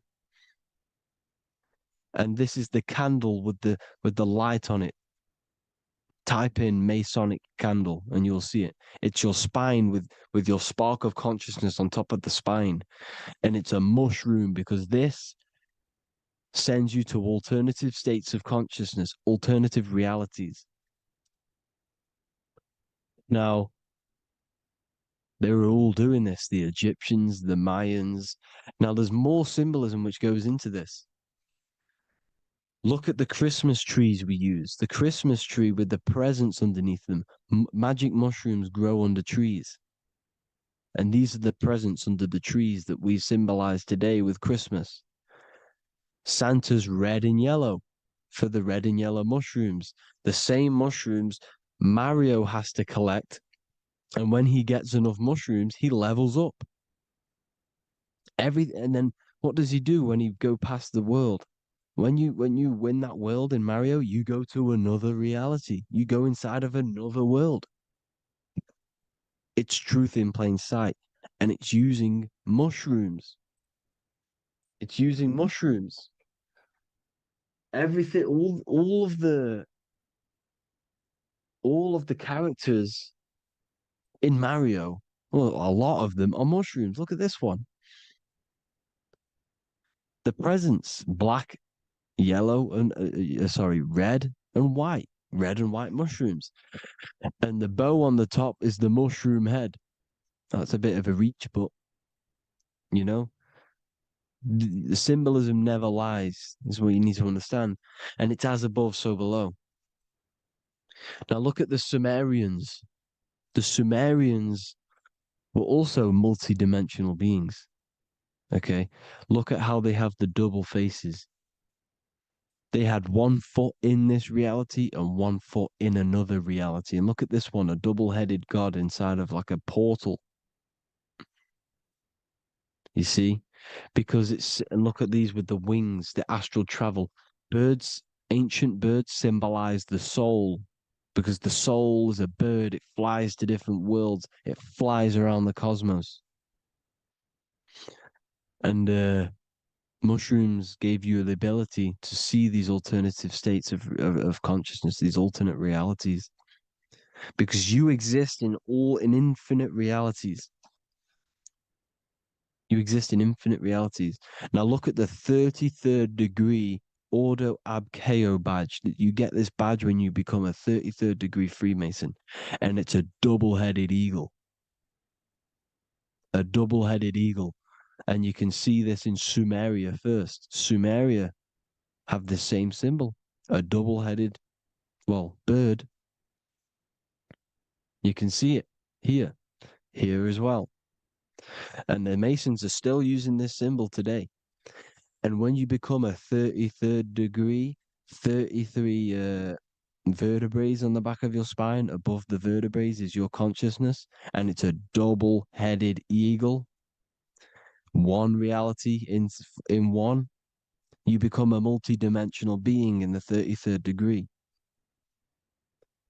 And I've heard many interviews of Masons say it becomes Luciferian. You see, they speak in code. These Masons can't tell you about what they learn about, but they will speak in code. They said it becomes Luciferian.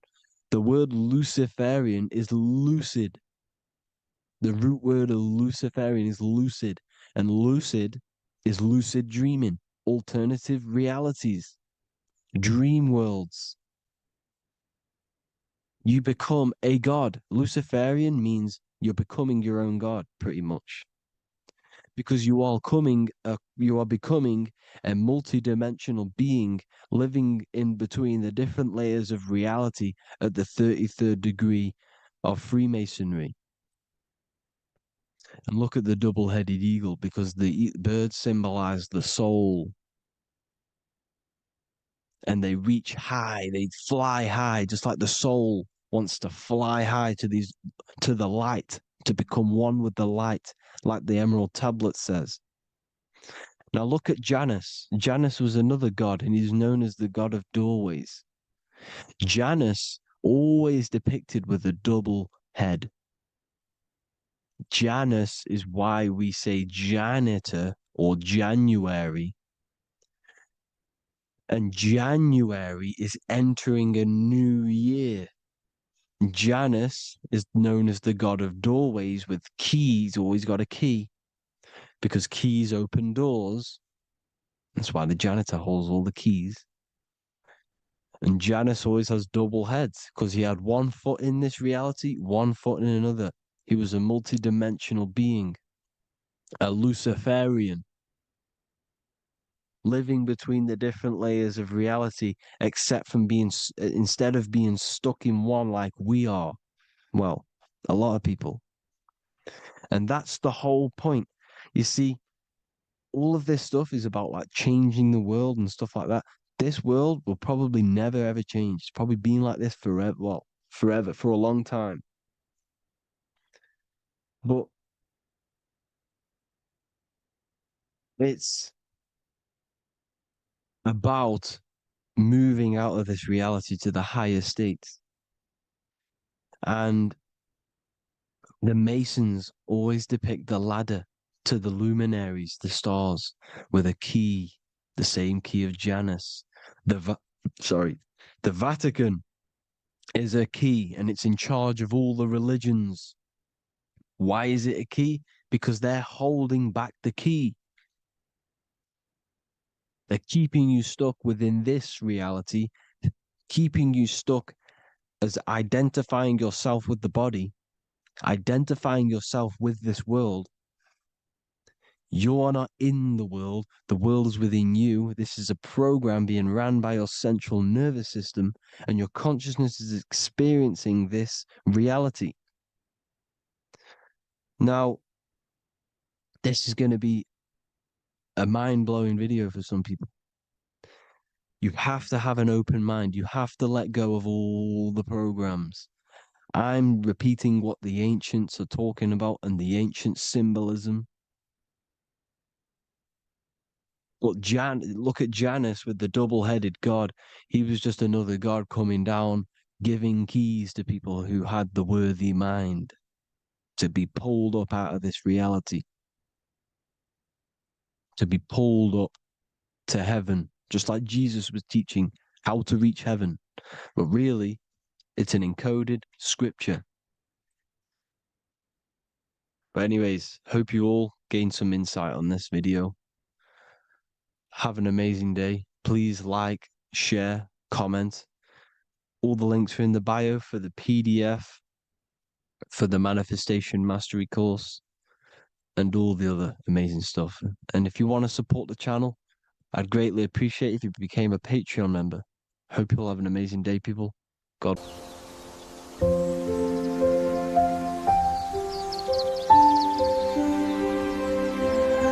bookofwisdom.com. Visit today.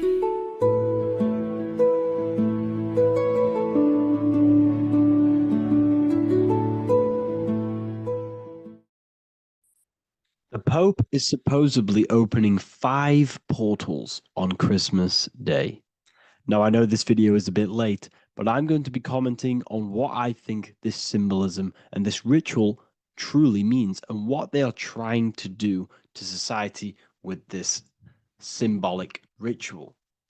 So the first thing we must understand is that everything these people do on a mass scale, all of these major events that they take place on, are all symbolic. They're all ritual. They all have purpose. Okay? So when we look at the locations of these 5 doors that are in Rome, we actually see the sigil of Lucifer when we connect the dots of all of the 5 door locations. This is the sigil of Lucifer. Lucifer is not what you think.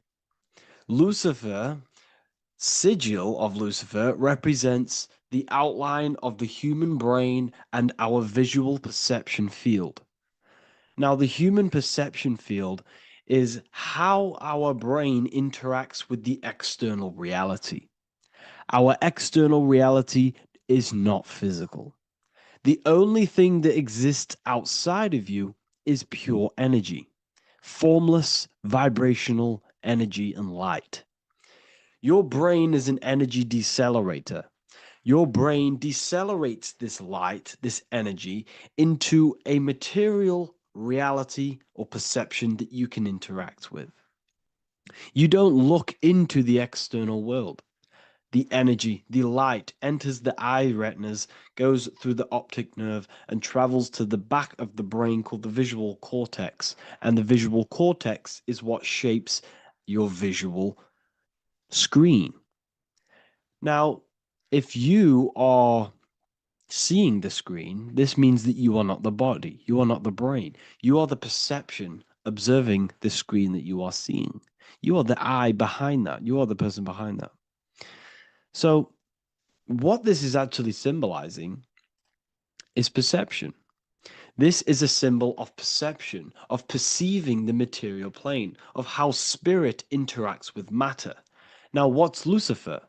Now, the word Lucifer means the light bearer. He's known as the light bearer. The word Lucifer originates in Latin. Luci means light, and fer means to bring. It's the light bringer. The eyes, the visual perception of the light bringer to your reality. You see, everything outside of you is light. You are made of light. The word hue man means light. Hue means color, which is a form of light. And man means manifest. We're light manifested into material form. Every single one of us is Lucifer. When we fall for the material world, the external world, is an illusion. It is the false world. It can elude you. It can make you fall in love with the material things, material pleasures, lust, money, fame. These things make you fall. This is the fall of Lucifer. This is the mythological story. This is the symbolism behind Lucifer. It's you. Are you falling for material pleasure because you are a divine spiritual being from the higher planes, not from this plane? Now, if you let your divine being fall for this material plane and fall for the evil that can take place in this plane, then you are Lucifer. It represents the false light, the false reality. This symbol, the sigil of Lucifer, it symbolizes the interplay between light, consciousness, and the perceptual experience of the physical reality. The external world is truly internal. What we visually perceive is essentially light waves carrying information, which then gets processed by our brain, the central computer of our nervous system. Okay? So, how many doors are open? 5 doors. So 5 is the number of perception as well. 5 fingers on each hand, 5 points on the human body, 5 toes on each foot. We have 5 senses.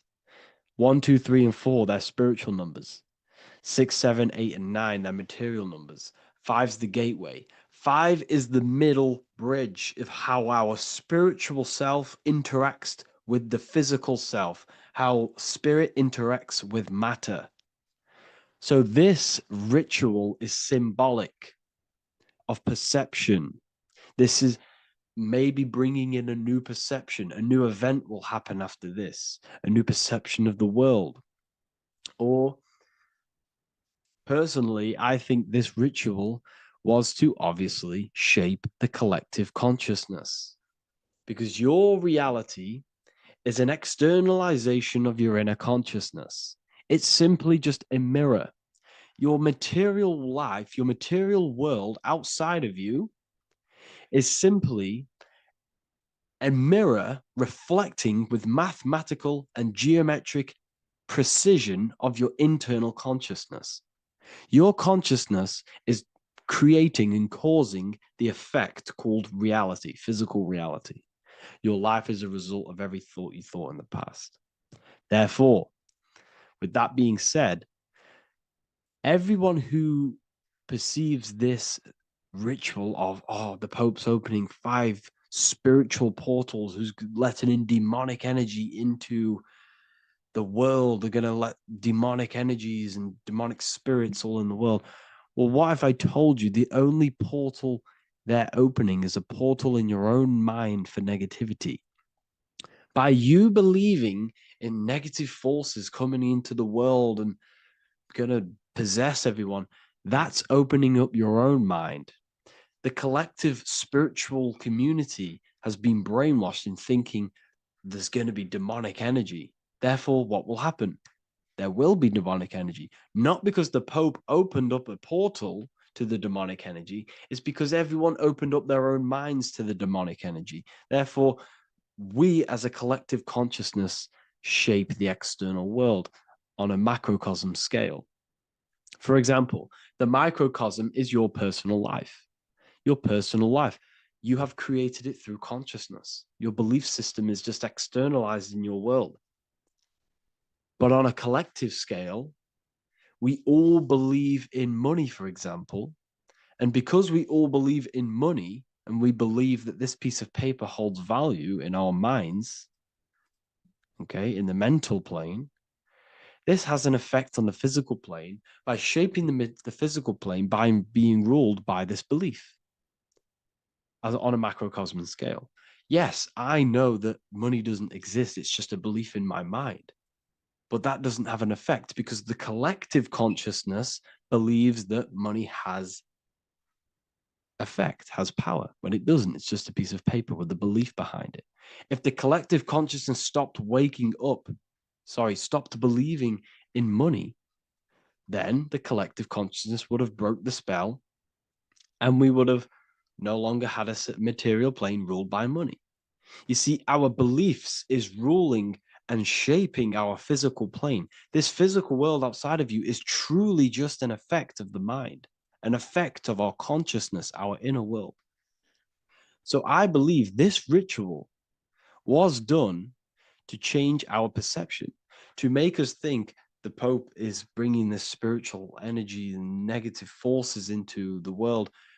And it's just simply us creating the negativity in the world by believing in this, by thinking this. Remember, they have the power to send messages into millions of people's minds through media. And then messages are then believed, and that belief is shaping our world. What have I told you? That the New World Order is not manifested by the elite, it's manifested by you and us. We're all manifesting the New World Order. They can't manifest it. We can, because we are the ones believing it. We believe it. It is reality. It shapes our own prison. We're all shaping our own prison by believing in the prison, by believing in money. So this ritual was all to do with perception, creating a new perception, creating fear in our minds to, of course, distract us from what's really going on. This is all a ritual to implant messages in your own mind. So I hope you all understand this video, and I hope you all gain some insight, and I'll see you inside the university.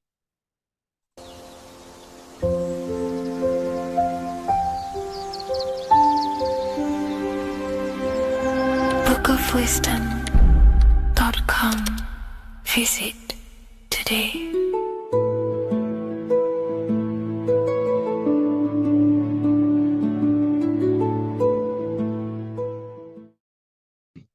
This one secret that is hidden and guarded within secret societies grants you profound power, which can fully transform your life and perspective on reality. Today, I'm going to reveal this one secret, which you probably already know, but never realized how deep it truly is. This has the power to change your life. It is the key to your potential. And if you stay with me, this power may be yours, and you could transform your life with this hidden secret that is guarded within secret societies and esoteric orders. And this secret is not really a secret, but something people overlook, that the universe is mental. Everything we experience and interact with and perceive originates within the mind. The universe is a boundless field of consciousness, a mental construct molded and shaped by thought. We do not just live in a physical world, as they want you to believe. There are hidden forces that mold the material world. They want you to believe that you are only a physical being inside of a physical universe. But this is completely wrong. You are the architecture of the universe. Your consciousness is the very fabric of reality, and you create your own universe. The universe is an infinite field of consciousness, a vast and limitless mental construct, intricately woven and shaped by the power of thought. It is a dynamic and ever-evolving field where the interplay of awareness and attention gives form to existence. Within the boundless realm, every idea, perception, and belief contributes to the creation and transformation of reality itself. Each thought holds the power to transform reality. Your consciousness is the very fabric of reality. And this is shown in the symbol of the flower of life. The flower of life is a symbol. It symbolizes the interconnectedness of all existence, illustrating how every thought is not merely a fleeting moment, but a ripple that reverberates across every layer of reality. Each action, like the intricate overlapping circles of this pattern in the symbol, extends its influence far beyond its origin, weaving a web of interdependence where every choice impacts the whole. It serves as a profound reminder that everything is connected, bound by an unseen field of consciousness. This symbol represents how one action, one thought is a ripple in the whole vastness of the ether of consciousness. To master your mind is to master the universe, because your mind is a miniature universe. The mind is the very fabric of reality. So if we gain the hook, if we gain the power and the mastery over our minds, we have now gained the power to create reality to your will and intent. You see, most people live in a cycle, and this cycle is the outer world manipulating how they feel on the inner world. People's external circumstances are creating their thoughts and emotion in the inner world of consciousness, which is producing a constant cycle of negative manifestation. For example, let's say something negative happens to me in my external world. Then I start to think negative and feel negative. What that is actually doing is manifesting and projecting more negativity, because our thoughts hold the power to control and weave our own life. Your life is a direct correlation of every thought you thought in the past. What we need to do is stop and not let the mind control you in your reality. You need to control the mind so you can control reality. So, what does this actually mean? Reality is an externalization of consciousness. Consciousness and matter are one, they're not separate. They are inseparable and interconnected. Everything we see, experience, and observe is a manifestation of thought, beliefs, and consciousness, shaping the world around us. Now, this ties in with the secret fifth element that they have hid from you. They've hid from you this sacred and very important symbol and pillar to reality. And this pillar, this sacred thing they've missed, is called the ether. And they've held this from you for a reason, a specific reason. This is the true fifth element. Why do they hide the ether? Because the ether has the power to shape and manifest whatever we imprint upon it. Every thought is a vibration interacting with the ether and actively shaping our reality. The ether, you could see it as the codes to physical reality. It's like an energetic blueprint which surrounds all physical objects. It is the life force that gives life to all things. All energy comes out of the ether and returns back to the ether. Energy, it's 0 point energy, and it is an infinite source of energy. So this is why they hide the ether, because whatever our mind can imprint onto the ether, we can create into a reality. And we imprint the ether through thought and imagination. The mind holds the power. The mind is the very source of reality. The material realm is not separate from the mental realm. Rather, it is intricately shaped and influenced by it through the ether. This subtle, all-pervasive medium bridges thought and matter, allowing consciousness to mold and manifest the physical reality. To transform our lives, we must first transform our minds. True change begins within, as our thoughts, beliefs, and perceptions shape the reality we experience. By shifting our mindset, we unlock the power to reshape our world and recreate the life we desire. This is the power of the mind, and this is the power that's been hidden from you. We're not taught these things in schools for a reason, because they don't want us all to be conscious creators. Instead, they feed you your beliefs. They feed you your thoughts through the music, through the entertainment, through the movies, through the news.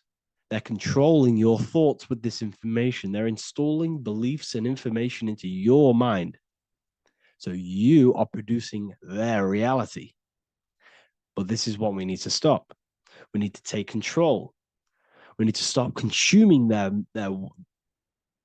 music, their movies, their information, their news, because all of this is contributing towards your reality.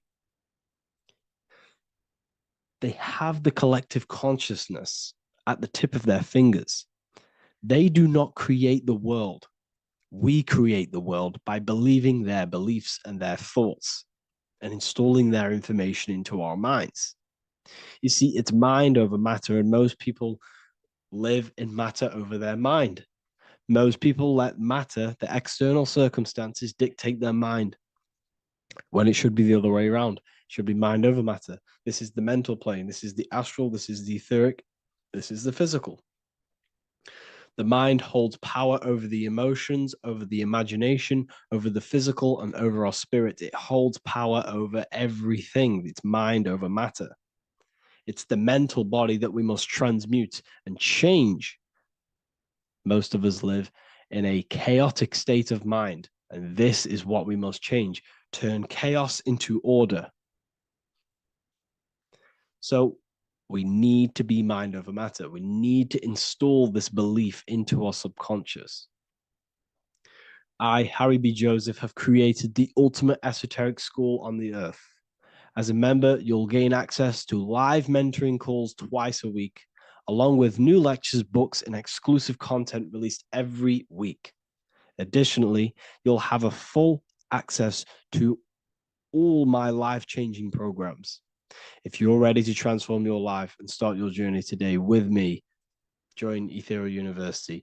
These are the campuses. We have the real lecture sections filled with lectures that you can watch. Manifestation Mastery, which teach you exactly how to reprogram your subconscious mind so you can live that reality.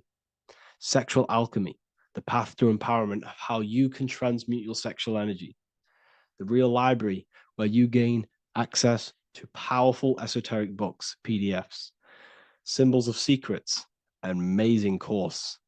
The course that allows you to see beyond the veil that has been pulled over your eyes, the language of symbolism that secretly rules the world. I teach you how to read symbolism. Esoteric Exchange, live calls. You get to rewatch all of the old live calls. Mindwave Hub, this is a place of binaural beats where you can listen to infinite amounts of binaural beats. So you can meditate to them. Meditation section, numerology, health section, and electromagnetism. This is a life-changing place. And if you are serious, we only accept serious about changing your life and studying the occult and esoteric, this is the place for you. I've been there. I've been on YouTube looking around for valuable information, trying to find good accounts, good channels. It's very hard. I had to go through years of trying to find good information on YouTube. But what I've done is instead of you searching around everywhere for bits of information and connecting the dots, I've put it all into one big place. You get your binaural beats, you get all the programs you need to walk the path of enlightenment to transform your life. I will connect with you on the inside, and I hope this lesson, this lecture, you gained some information, you gained some power from it. Please like and comment, or don't. It's up to you. If you have any reviews, if you have any ideas of lectures that you know, if you don't understand certain things, make sure to leave a comment and I can make a lecture about it. I can make a video about it for sure. I don't mind taking recommendations for videos. So I thank you all, people. Have an amazing day.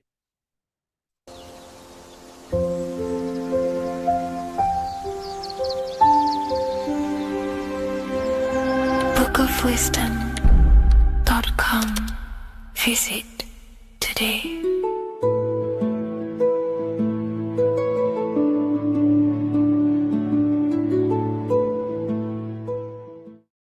What if I told you that the seasons don't just change the external world, they also change your internal world? They have a psychological and a spiritual effect on your consciousness. If you're new to esotericism, you may not really understand this. But if you have some deep understanding of as above, so below, you already know this. But today we're going to be explaining it in great detail. So tune in, take a pen and paper, maybe make some notes. So we have 4 seasons. The sun is the main source of life on the earth, and it changes the circumstances on the earth in 4 different ways. Of course, we have spring, summer, winter, and autumn. These are the 4 states of the earth due to the sun's cycle. Not only do they take place on the earth, they also take place on you, your body, your mind, your spirit, your consciousness. They change things internally and externally. The first thing we need to understand is that we have a dual nature. We have a mind, and in that mind, we have an internal self. That's what we call the spiritual self.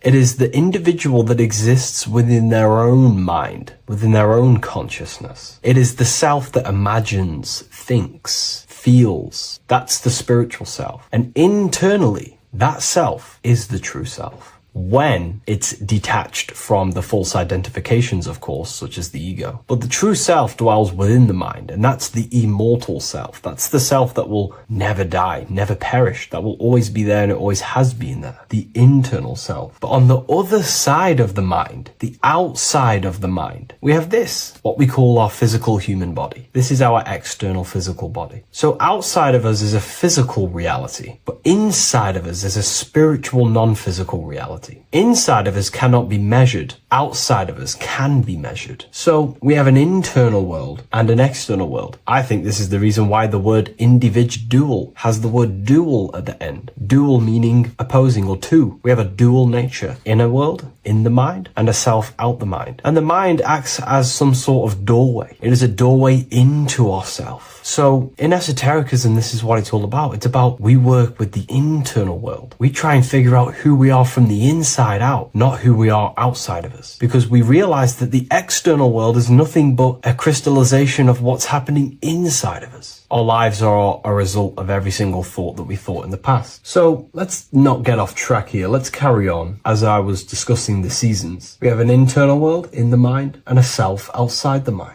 And this is reflected even in the cycles of the heavens. This is how you know the universe is intelligently designed, and the law of correspondence corresponds with everything. The law of correspondence is as above, so below. It's not a Hermetic principle. It's not a Freemasonic principle. The law of correspondence, as above, so below, is just the law of life of the universe. It is in everything. So the daytime, the sun, this is external impressions or expressions, should I say. We express ourselves outside the mind, in the outside world, in the material body, taking actions outside of us during this daytime. The sun represents outward expression, the daytime. This is when we wake up, we're conscious, we do things outside of our mind. But then the nighttime comes around and it becomes dark and the moon rules over the nighttime. And we return back to our internal world. We return back to the darkness. We return back to the internal self, the self in the mind. Really is fascinating. And this is as above, so below. This follows the correspondence. This follows the law. Although that the outside world has a cycle of day and night, so does our own mind have this cycle. As above, so below. As within, so without.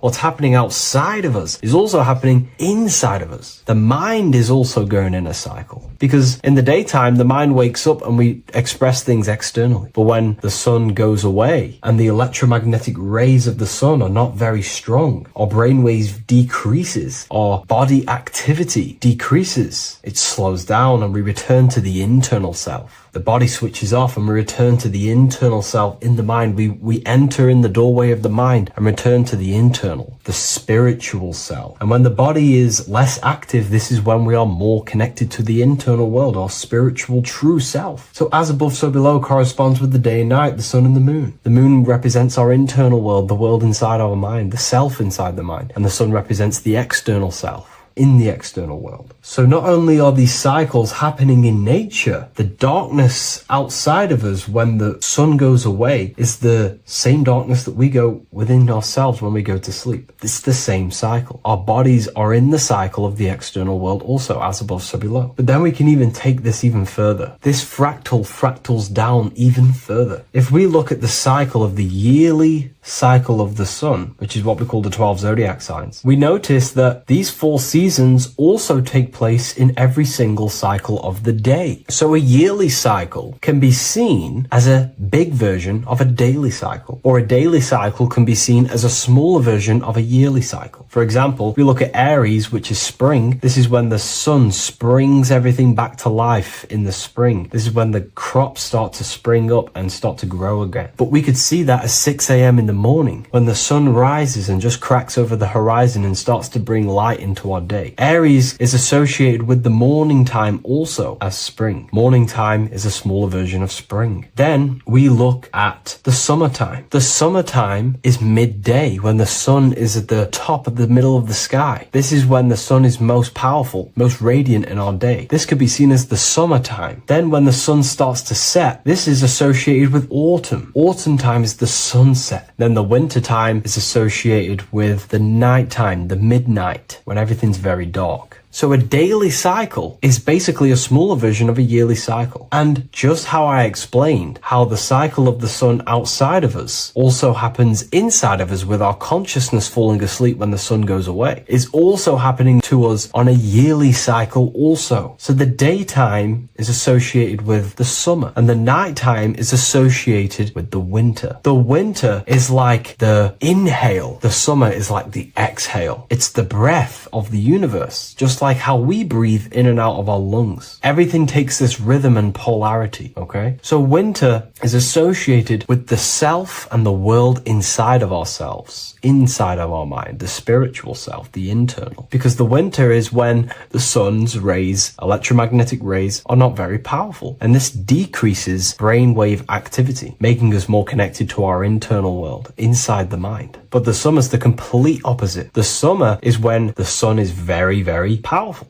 And the sun's powerful electromagnetic rays increase brain activity, making us more actionable in the physical world outside of our mind, in the external world. So summer is the daytime and winter is a big version of the nighttime. Vice versa. Just like how in the winter, we're more in the house. We're inside buildings because it's very cold outside. Animals hibernate. They go inside. They go into little places. They collect all their food and prepare for the winter. They go inside. They go in darkness to hibernate. So does our consciousness, our spirit, the self inside of our mind. We can use these cycles to our advantage, to evolve spiritually, to connect and be more balanced. You know, I've mentioned a lot of this inside the university to my members, to the family inside of there. We discussed this. We had a great discussion about this. And, you know, the live calls we have are priceless. The conversations you can have with someone when they're awake, you never forget them. You always have deep, meaningful conversations. And we discussed this deeply, and we were going into some interesting things about how we can use these types of changes in the seasons for our spiritual growth. We even discussed about spring and autumn and how they're associated with the different spiritual bodies that we have. But anyways, let's not get off track. Lucid dreaming,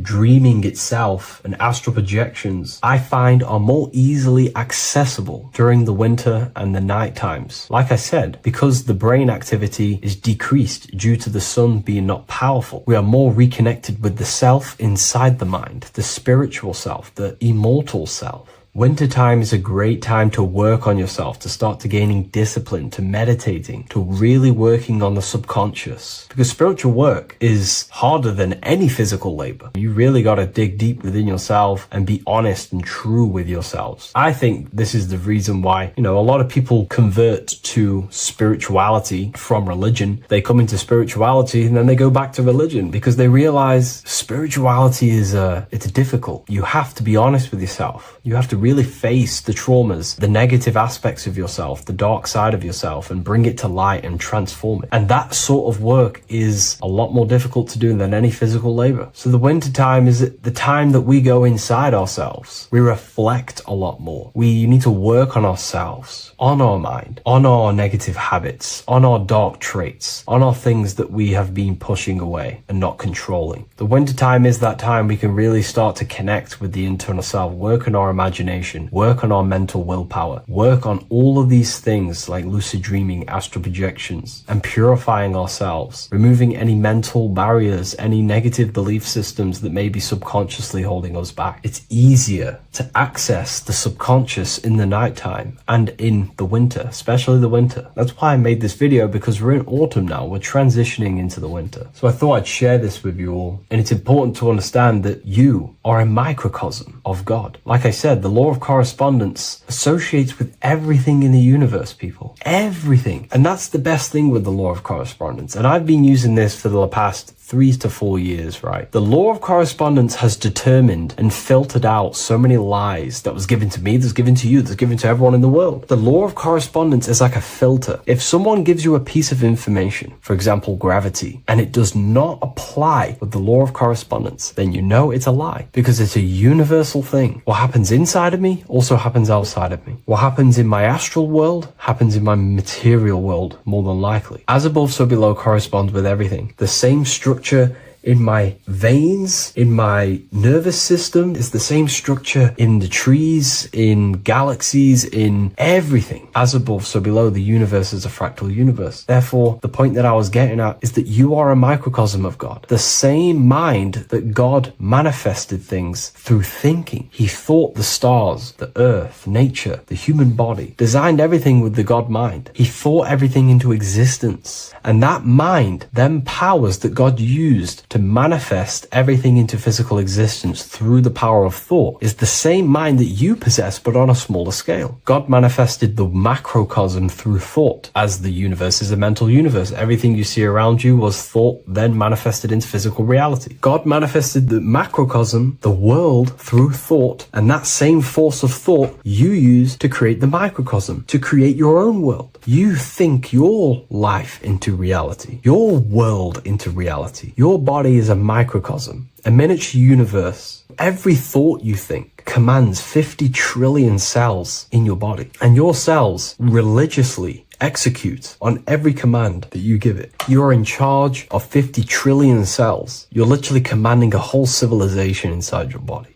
And this is how you are a reflection of the divine. The God mind created the macrocosm, the world, and you create your own world inside that world using the same power as thought. Very powerful. So everything that happens outside of you is also happening inside of you. The law of correspondence is the most important, the law that you could possibly learn, because it makes everything so clear for you in the universe. Makes life so clear. You see reality for what it truly is. It's a reflection of the higher dimensions. Just like how reality right now is a reflection of what's happening inside of people's minds and consciousness. We can't blame the elites for all the negative things that's happening in reality, because all the negative things that's happening in reality is the negative things that's happening in people's minds. We need to take control of ourselves. So with that being said, thank you all, everyone. If you wish to read more, 90% of you watching this video have already got this book. I want to say thank you for your support. It means the world to me. It makes me research more and write more books, and the book of symbolism is coming very soon. So thank you, everyone. I'll leave a link in the description for the university, for the live calls, and for the book if you wish to join. Have an amazing day.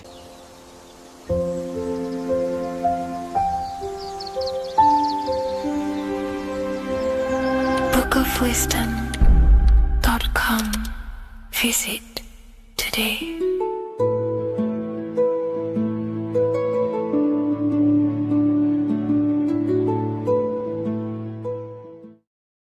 This isn't just spiritual fluff. Your words are vibrational commands that teach your subconscious what to believe and what to create in your reality. Now, I'm not going to sit here and tell you how words are these vibrational things that create reality. In fact, they are. However, the power of words does not hold in the vibration of the word. Yes, it has a little effect on plants. Yes, every word is a vibration that speaks to every cell in your body. However, this is not the main power of words. The main power of words is restructuring your consciousness and invoking energy inside of your own consciousness. I'm going to go over these two in detail for you. Your life is an externalization of your consciousness. Your belief system, your internal world, are building blocks to create your external world. What you believe in is how you see reality. It is the filter that you see to see reality. If you want to change reality, you have to change your consciousness first. There's no point trying to create a change, a manipulation in the external world, because it won't last very long. You have to restructure your inner temple, your inside world of thought and emotion. For example, your external reality is an externalization of every thought you thought in the past. Your life circumstances are just a result of every thought you thought in the past. You become what you think about. So if we can control what we think about, we will control who we become. Words are a powerful way to restructure your subconscious mind, which will then restructure what you think about. For example, if I said the word chicken all day long, I'm going to be thinking about chicken all day long. The words we repeat enter our subconscious mind, and our subconscious mind molds our conscious mind of what we are consciously giving attention to and thinking about. And that becomes our emotion. Our emotion becomes the energy, the charge behind our action. And all of this creates who you are and your reality. If you want to create a change in your external world, you need to repeat the end result as in an affirmation. I am abundant. I am disciplined. For example, if you're trying to stop a certain addiction, don't say, I am going to stop smoking. Say, I am disciplined. By saying discipline, the subconscious mind accepts the word discipline and not the word smoking. If you repeat smoking, I am not smoking, your subconscious mind will just pick up smoking and then do more smoking. So if you are trying to create discipline in your life and trying to stop something, Say, I am disciplined. The reason for this is powerful because you're conditioning your consciousness. You're conditioning your subconscious mind and filling it with the word discipline. And I'm not going to say do this a certain amount of times a day or do this in the mornings. I want you to do this as much as possible. I did this as much as possible. Whenever I had free time, whenever I had a free minute, I would say these words either physically or mentally, just to condition your consciousness. Words are the most powerful way to restructure your belief system and restructure your inner world, which will then mirror in your outer world. Words are also a powerful way to invoke energy. This is why when you see these magic occult rituals, you see people chanting and doing these things. It's because if you slowly chant a word, you can actually invoke the emotion. There are three aspects of creation: thought, emotion, action. Emotion is energy in motion. By repeating a word over and over again, you can actually begin to invoke that energy, that emotion inside your heart. And you can start to feel the reality as if you are already living it. And this is just another powerful way to condition your consciousness to become a certain thing before you have it. This is what magic is. Magic is all to do with reprogramming the subconscious mind, aligning the subconscious with a certain belief or reality, which will then produce an effect in our thoughts, our emotions, and our actions, which will then create that reality. So if you want to create something in your life, literally just repeat, I am something. I am is referring to your consciousness. I am is the highest aspect of you. It is the true self. Whatever you condition your consciousness will be mirrored in your external reality. I am abundant will condition your consciousness to feel and believe you are abundant, which will then seep into your thinking. And then you will start to act more on this because you are thinking about it, which will then change your external reality. Words are vibration, and vibration is powerful. However, if you truly want to change your reality, you have to change your inner world of consciousness. And words are the best way to invoke feelings to become the reality you want.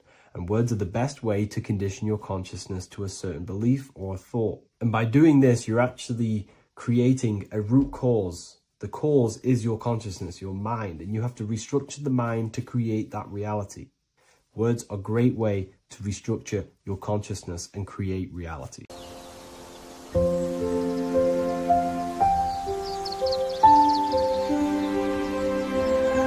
bookofwisdom.com.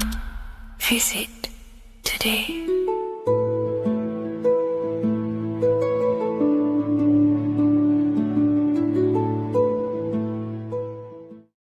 Neo is plugged into the matrix on the back of his neck. And if we look at the human brain, the back of the neck is the reptilian brain stem. And when one operates their life out of the reptilian brain stem, they are unaware, unconscious. They are consciously dead because the reptilian brain does not really critically think. It acts on instinct, fight or flight mode. This is considered in the occult spiritually dead. When one is taking actions without intention, simply very reactive to life. They're not living, they're simply experiencing. When you're walking down the street and you see someone, and in your mind you think me versus them versus me. That is an animalistic way of thinking. I used to be trapped in this way of thinking, always thinking of fight or flight, always judging people, always reacting to the world, never consciously creating and commanding with intention in the world. This could be considered the matrix, when one lives unconsciously, simply surviving in the world. Another symptom of living in the reptilian brain could be obsession, a constant need to assert your power over others to feel safe or superior. Views relationships as power hierarchies, not as mutual connections. It could be a conquest for sex, lust, seeking validation through sexual activity. Sex becomes a tool for dominance, escape, and self-worth. Intimacy is avoided. Pleasure is pursued. pursued without emotional depth, seeking pleasure all the time. This is all to do with the reptilian brain, seeking safety. It could be compulsive eating or food hoarding, driven by craving and not actual hunger. Eats to soothe fear or emotional discomfort, often unconsciously. This is the unconscious. Fear-based decision making. Every choice is shaped by perceived threat or insecurity or fear within the subconscious mind. Long-term vision is sacrificed for immediate safety and gratification. All the reptilian brain. Territorial behavior overacts when personal space, possessions, or status is threatened. Acts as though survival depends on ownership or status. Addiction repeats patterns to feel safe, even if they are harmful. Avoids anything unfamiliar or unpredictable. Low empathy. No empathy or emotional care for one another and for fellow beings in the world. Sees people as threats, tools, or competitors. This is all to do with the reptilian brain. Intense jealousy or possessiveness. Sees others as rivals or objects to control. Cannot tolerate perceived threats to loyalty or status. Quick to be angry. Slow to reflect. Reacts with rage, withdrawal when challenged. Lacks emotional regulation or deep self-awareness. So this brain could be considered the matrix, hence why Neo is plugged into this brain. He's operating the life out of this brain, unconscious, simply navigating life like an animal. I was in this state, and you can only really realize this when you come out of this brain and you start to function from the higher regions of the brain, which we will discuss very soon. And my life was chaos because there was chaos operating internally. I was never thinking about the future. I was always operating life out of fear, out of lack, never had care for another person. When you operate life out of this brain, the matrix, things outside you, can easily control you. This is why they keep us in a constant state of fear. So we operate life out of this. So we never gain full control over our reality, over our actions, over our thoughts. So Neo is called Neo, and he works at a place called meta cortex, very symbolic of the neocortex, the higher region of the brain. Now, this brain makes you human. It ultimately allows you to hold control over the animal urges, okay? The neocortex is the brain that allows you to have self-mastery, that allows you to control your urges, your instinctual survival urges. So humans can overcome their reptilian animalistic state and start to operate their life in a conscious mastery state. And Neo is plugged out of the reptilian brain, and he starts to use his neocortex, the human brain. This allows one to learn to have self-control, allows one to create, allows one to think about others. It allows one to critically think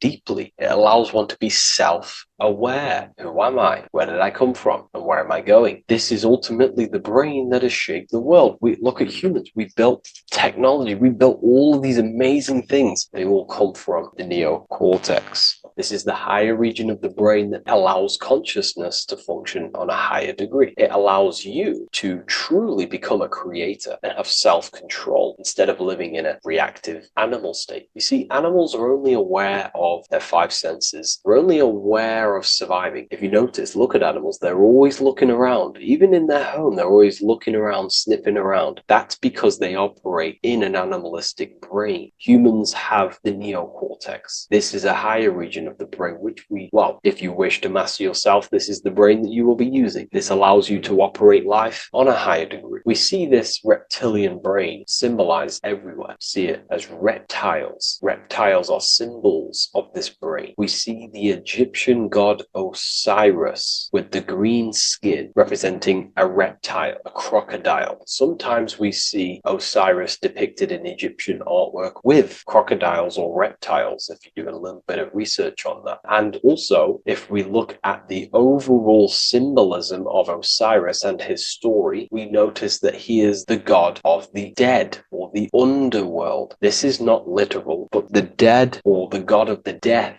the god of the death of self, the dead of consciousness, because you are a divine being with limitless potential to create. And ultimately, to create, we have to master our reptilian brain. But when we function from this reptilian brain, we are dead to our higher powers of creation, of imagination, of actually gaining control and operating life from the higher mind, operating life as the divine being as you are. But if you operate life in Osiris, he is the god of dead. You are spiritually and consciously dead. You act unconsciously. You are dead, not physically, but mentally and spiritually. So what we're looking at here in the Egyptian artwork is the reptilian brainstem. We have the left hemisphere and the right hemisphere of the brain. Notice a curve. The feminine body is very curvy. This represents feminine. The masculine body is very liney. So if we study geometry, we know that lines are masculine, hence why the word masculine, line, and the feminine body is,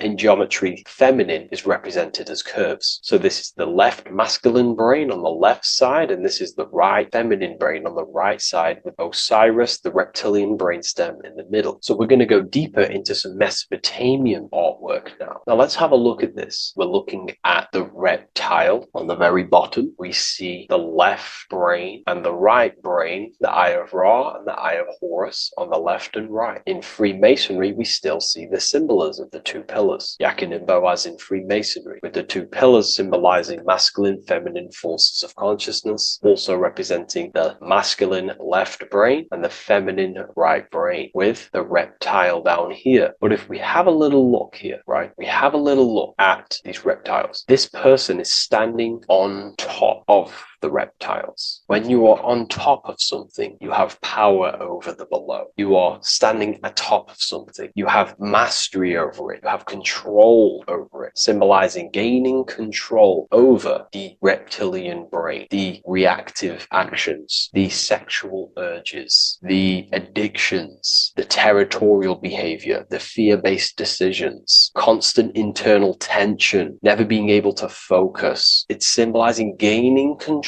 over these internal qualities that happen within us, in our mind, because the universe is mental. And if we do not gain control over this brain, it will dominate our mind, which will ultimately dominate our actions and destroy our life and live in an unconscious state. So this is basically instructions in this ancient Mesopotamian artwork of becoming self-mastery, to operate on a God consciousness level. So we have a person symbolizing your awareness, the internal you, having mastery over the reptilian urges, the reptilian brain, the reptile thinking. We have a person, a face in between, and it's standing in between these pillars, symbolizing balance of the brain hemispheres. Because the face, we see the eyes in the middle, we see the person is you, your consciousness, standing in the middle pillar. So representing seeing reality as neutral. Everything in the world is neutral. It's the mind's perception that gives it a positive or negative charge. When we adapt this mindset, this view of reality, this knowingness of reality, we see the world for what it truly is. And if you see things as neutral, it allows one to transform the situations in your life accordingly, instead of simply choosing a side. This is a major problem in society, and this was a problem within myself also. We like to choose sides, and choosing sides can keep your consciousness locked in a certain mindset, in a certain belief. And belief is what is ultimately destroying humanity. It's about knowingness, and knowingness is in the middle. We want to seek to know things. Knowing things allows you to go out there, directly experience it, and know it for yourself. For example, I know I'm not on a spinning global ball flying through space. Why? Because my senses tell me I'm not doing that. My senses tell me I'm not going 1,000 miles per hour and 360,000 miles per hour through space while spinning around the sun. I know that because I know myself. I know I'm not my body because I've had direct mystical experiences beyond the physical body. So we should seek to know things, and that's what we call gnosis, direct knowledge obtained through direct experience, knowingness. And that is a middle pillar quality. So in Freemasonry, we see the middle pillar. The matrix is designed to give you two wings all the time. Democrats, Republicans, feminism, and then there's another side. There's always two sides that they're giving you because they want you locked in either way, which is seek the middle pillar, seeing things as neutral, seeing things as the middle pillar, seeking direct experience, gnosis. And this aligns with the brain because the brain gives us these two perceptions also. The right brain sees the woods, the whole woods, but the left brain sees the individual trees and branches and leaves. If we're too left hemisphered, we're going to see everything as divided. If you're too left hemisphered, you're only going to see yourself. You're only going to think about me, myself, my ego, my consciousness, my life. And I'm only going to operate in the world, take actions only towards me without considering the collective, which is the right hemisphere quality. The right hemisphere allows you to see the bigger picture, how we're all connected. We're all one family of consciousness. We're all one being separated in different bodies, one consciousness operating in different bodies. So it's about aligning these perceptions of the brain and standing in the middle and also conquering the reptilian brain. This allows us to operate in the world and see the world for what it truly is and operate from a place of balance. We also see some more symbolism in Egypt of the ram sphinx in Egypt. Ram sphinx. Please leave a comment and please leave a like and a subscribe onto the YouTube if you like my content. Smash that like button and we'll get straight to this. So this is the ram sphinx in Egypt, also symbolizing the brain. This is my research. These are my conclusions. You can take this with a pinch of salt and go out and do your own research. This is what makes sense to me based off my information I've gained, my symbolism that I can read. So take what you can from it. I'm not here to obstruct anything. I'm not here to place anything in your mind. I'm simply here expressing my research. Never take anything off anyone as solid truth. I've never have said everything I say is solid truth. This is my research. If the research aligns with you, that's great. Maybe it doesn't with some people, that's fine. Simply take things with a pinch of salt, go out and collect as much research and information from many different sources and place together your own understanding of symbolism and your own perspective on reality. But like I say, seek to know and not believe. So this is the ram sphinx in Egypt. This is a more powerful symbolism of the brain. We have Osiris here, the god of the dead, which is the reptilian brain, and an Aries symbol here symbolizing the hippocampus in the brain. So this is the reptilian brain stem, heavily aligned with the reptilian brain stem here. We can see the connections if we look closely. So this represents the dead of consciousness. This is the dead of self, living in impulsive animalistic state, the symptoms that I listed earlier. I'm not going to go over the symptoms again. And Aries symbolizes the hippocampus in the middle of the brain. This is the hippocampus. And Aries is a symbol of a state of being. Why? You see, ancients and the ancient Egyptians, according to my research, Freemasons still use this symbolism today. So what they do is they use the path of the sun to symbolize a state of consciousness or a journey in consciousness. So what do I mean? So Aries here is the transition from the winter arc. So this is the winter arc from Libra, Scorpio, Sagittarius, Capricorn, Aquarius, Pisces. This is when the sun is dead. This is when the electromagnetic waves of the sun are not very present. This is the winter. This is when there's more darkness in the world. However, from Aries, Taurus, Gemini, Cancer, Leo, Virgo, and to Libra, this is when the sun is giving more electromagnetic rays. Everything grows. Everything is reborn again. Everything's growing. There's more light. There's more warmth. You can grow crops. So this is very symbolic as a state of consciousness. Aries is used heavily to represent the rebirth of the sun, but internally, as an esoteric interpretation of Aries, it symbolizes the resurrection of awakening of the self. It is the rebirth of the sun, of the soul, the rebirth of becoming aware out of the darkness into the light, living in the reptilian unconscious state, the unconscious, not being aware that I possess consciousness, not being aware of my thought, emotion, actions. And Aries is that symbol, is of the rebirth of the spirit, the rebirth of the self, becoming self-aware. So that's what we're looking at here with the ram sphinx. We're looking at Osiris, dead, the reptilian brain, operating life in an unconscious state, not really thinking, not self-aware of thought, emotion, actions, not aware of the soul, not aware of good and evil, not aware of the laws that are in the heart of love, not aware that there's always an intelligence in the heart telling us what's the right thing to do at all times, not aware of anything, just simply reacting to the world. But then we have a symbol of Aries above, which is the resurrection of yourself. So again, this is symbolizing by the Egyptians to me and my research going from darkness to light. This is the resurrection of consciousness when we start to deepen our self-awareness, which is ultimately what I'm doing to you in these videos. Hopefully I can awaken some people's minds and make people think deeper. And that process of internally what's happening within you that's what Aries represents when you're starting to say, wow, my mind's going deeper and deeper into the self, and I'm realizing more. That is what Aries symbolizes. When the sun returns, it's also a symbol of a sacrifice, because obviously when the sun returns back to Aries, we're sacrificing the winter, when we're transitioning, and all transitions require sacrifice. So in Aries, the Jews celebrate the Passover. It's the Passover of the sun, and what do? They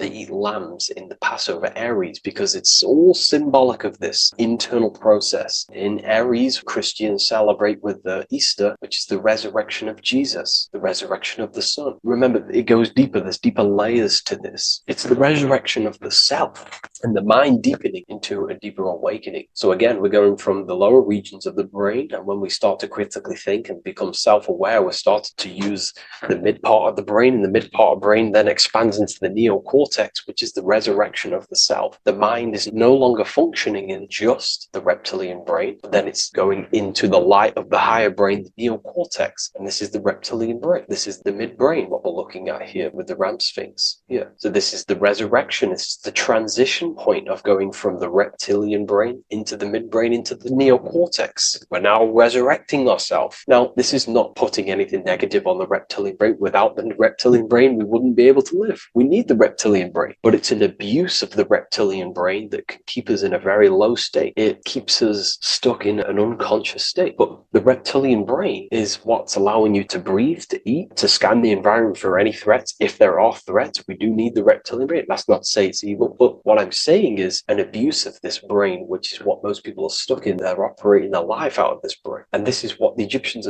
I think, are symbolizing, trying to tell us to resurrect ourselves, to become self-mastered, to become the highest version of yourself, to actively create in the world. Because when we are only operating from this brain, we're unconscious, well, then other people can use you as a vessel to create their reality. This is how the world is at the moment. The ones who know how to use the mind are controlling the other ones who do not know how to control the mind. So I hope this makes sense to you. Let me know if you have any video recommendations, and I'll see you inside Ethereal University. If you wish to take your research to the next level, I have things inside of there that are very powerful. We happily invite you. I'll see you inside of Join. If not, I'll see you in the next YouTube video.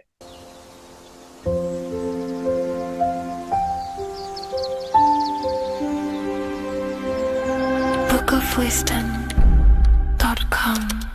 Visit today.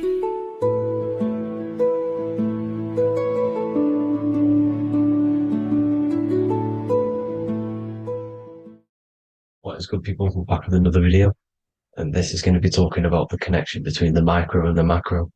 You know, you are the universe. Everything is inside of you.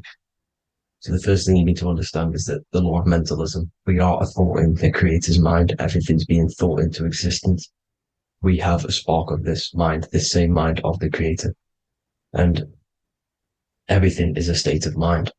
Particles or atoms, whatever you want to call them, are a mental thing. They're a product of the mind. Everything's thought into existence. Thoughts influence everything. Thoughts are energetic effects which send out waves into the quantum field around you. And your consciousness is actually the universe experiencing itself, expressing itself, and viewing itself. So we are the creator, but viewing itself in separate bodies. And this is why they call the material world the world of illusions, because everything's separate here, but we all forget that we're not all one. We've all been brainwashed to think we're all separate, but we're all one. We're all the same mind, the same consciousness, everything. So everything's created out of toroidal fields. God created the toroidal field. That's the only thing that exists, because atoms are toroidal fields, and it's the basis behind all creation. As you can see it in the owl's eyes, it creates the infinity symbol. And this was the apple. That apple is a toroidal field, and the toroidal field is made out of dielectricity, which is ether. Ether is black light, and this is counter space. This is another realm. This is what creates God to be omnipresent, to be everywhere in one. at one place at all times. He is everywhere because ether is everywhere.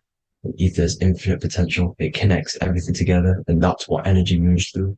It moves through the ether, and that's black light. Everything is light, as it says in John 4:2. God is light. Everything's a vibrational state of light. So the torus field is made out of dielectricity, ether, black light, magnetism, which is white light, which is the center of the toroidal field. And magnetism radiates, it has no vibration. And then when white light splits, it turns into electricity, which is physical material, and that has a vibration. This is the Holy Trinity, the sun, the moon, Saturn. Saturn, the god of materialism. If you've watched my videos on Saturn, you know that Saturn is crystallizing everything into physical matter. And that's why his old name was El. The ancients called him El. And this is why we get L electricity. This is where L electricity comes from. Because L electricity is only a product of the physical world, which is redshift, blueshift, Adam and Eve. And this is what creates the redshift, blueshift is what is a product of magnetism. When magnetism, white light splits. And this gives us vibration. And this what creates the toroidal field, which is the basis of all physical creation. The sine wave is created out of the magnetic wave and the electric wave. The electric wave is the blue wave, and the magnetic wave is the straight wave, which is radiation. This is vibration frequency. So the magnetic wave is straight, and then you have longitude and amplitude, which is depth, which is dimension. You see how the electric wave has depth and a dimension. This is why you get the cross. This is the cross of Earth. This is the symbol of Earth, of bondage, of physical matter, because it consists of magnetic wave and depth, which is electric wave. And this is where you get the sun cross or the earth cross, whatever you want to call it. It's the cross of physical matter, and the ancients knew this. This is why they used that symbol. Redshift, blueshift, which is the toroidal field, is the basis of all creation, physical creation. And this is why you have the police siren is red and blue.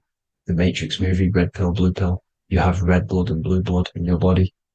The Democrat and Republic, the two parties, red and blue. Like your taps on your taps, you have a red and blue tap. One's generative and one's destruction. Fire, destruction, water, generative. So this is the basis of all things. And electric wave has dimension, like I've already said, depth, material, and it's measured in hertz. It's measured in hertz because it hurts you. It decays because the electric wave has a vibration, and vibration always has to go back to a standstill point. This wave cannot go forever, but the magnetic wave will go forever. It's radiation. Magnetic is radiation. It radiates forever. It pulses, but the electric wave will at some point come back to a standstill point, and that's why it hurts. It decays. That's why our physical body decays, because we contain of electricity. This body is an electric body, and it will return back to stillness like a guitar string. If you vibrate a guitar string, you pull it, it will vibrate, make a sound, and then go back to a standstill point. It's the exact same with every single toroidal field within the body. It will decay, and this is why our bodies decay, and everything in creation decays. So we're born into sin. The sin of Eve. The sin of Eve is us biting into the tree of knowledge of good and evil, which is the systems in the body. And the sin of Eve is biting into the sine wave. We bit into the sine wave. The sun moves in a sine wave. Our DNA is a sine wave. Time is a sine wave. Everything in this creation is a sine wave. This is why the dollar bill is a sine wave. Magnetism and electric waves in one. And this is the sun doing its sine wave, which creates, when you go bowling, it kind of creates that pin that you hit over. That's the pin of the sun. The zodiac sign is a sine wave because the zodiac sign is an expression of the toroidal field, because magnetism unfolds into 12ness. And that's why you have 12 zodiac signs, 12 systems in your body, 12 cranial nerves in your head, in your brain. So if you can imagine this, see where my pointer is. Always starts with Aries. Aries is the head. It's the first thing that's created in the womb. And this is Aries, the ram. And this is why it's called a cerebrum in your brain, which is the first thing that creates when you're in the womb. And what's the element of Aries is fire. Fire is the first element, FIR, first, because it's the first thing on the wheel, the first expression of energy. As you can see here, my pointer, this is the center of the toroidal field. It would go Aries, Virgo, Capricorn, Pisces, Scorpio, Cancer. Then we go back to Libra. Libra would be center. But you see how the toroidal field is the expression of the 12 energies. That's what the constellations are, the energy expressions of the toroidal field. So it would go outward, starting from Aries here, all the way back to Pisces, which is beyond the bottom half. But Libra would be the center. That's why Libra is the equinox. It's the equinox. Libra is when it goes from summer over to autumn. It's the equal. It starts to transition into the winter side. Equinox, equal, which is Libra. And that's why Libra has the two scales. It's symbolized with the two scales. That's because of, the sun moving over. It's being judged. It's equal now, but then it's going to tip over into the winter. That's why Libra is here, the center of the sine wave. And like I said before, magnetic energy unfolds into 12ness. Magnesium is number 12 on the periodic table. It's the sacred number. And this is why the scientists are trying to, NASA is trying to bring in another constellation to destroy the holy science of astrology. So Aries rules the head, which is Mars. Taurus rules the neck, the lower head. Gemini, the two twins, which is your lungs, your two twins, your arms, two twins. Cancer, the breasts, or the chest area. Leo, the heart, which is the sun, which is fire, the center of the toroidal field. Virgo, the belly, which is the intestines. Libra, the kidneys, the two scales, the kidneys, balancing out everything. Scorpio, the sex organs. Sagittarius, hips and thighs. Capricorn, I've missed that out, which is the kneecaps. Capricorn, kneecap. Aries, which is the ram, which is the cerebrum in your brain. And then Aquarius, the calves and the ankles. And the Pisces, the two fish, the 2 feet. So everything corresponds, as you can see here. This is an ancient way of depicting it, of the folded human. And this is everything. Each constellation rules that part of the body, gives energy to that part of the body, makes you do certain things. So magnetic energy unfolds into 12ness, electricity unfolds into 7s. That's why when you get electric, the light spectrum that we see, it consists of 7 colors. Why we have 7 planets. The 7 planets give us our 7 metals and the 7 solfeggio scale frequencies. So the rotor, this is the rotor. And rotor is an anagram for Torah, the Torah, which is I think it's the Hebrew Bible. Don't quote me on that, but it's one of the holy books, which is the Torah, the Taurus. Everything goes back to the Taurus field because it's the basis of all creation. So the chief cornerstone, it says in the Bible that the builders rejected the chief cornerstone. The chief cornerstone, you are the builder. You decided to incarnate into the physical world, into the electric world, the world of Saturn. When you are created in the womb, it takes you 9 months for you to be created.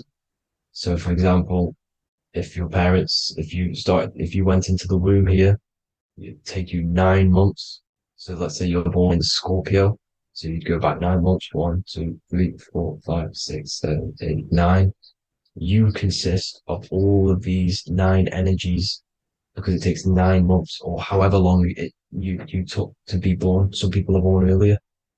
You'd have to find out how many months you were in the womb for. But you consist of these 9 energies, and each constellation has a cell salt associated with it. And these cell salts are vital for your health, and your cells are the optimal health of your body. So the chief cornerstone that you rejected is these 3 cell salts, these 3 constellations. So you're mineral deficient in these 3 constellations. For example, fluoride, magnesium, phosphate, and potassium sulfate.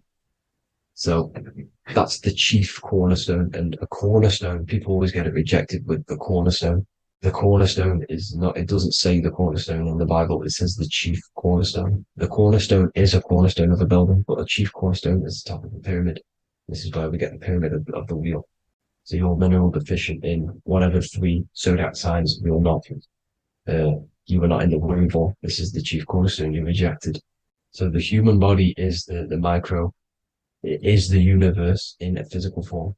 It consists of everything in the universe, just like your consciousness is the universe watching itself, experiencing itself. Your body is the whole universe, 12 systems in the body, 12 zodiac signs, 7 chakras are the 7 planets. The Holy Trinity of you is your Temple of Solomon, the soul and the mind, the sun and the moon.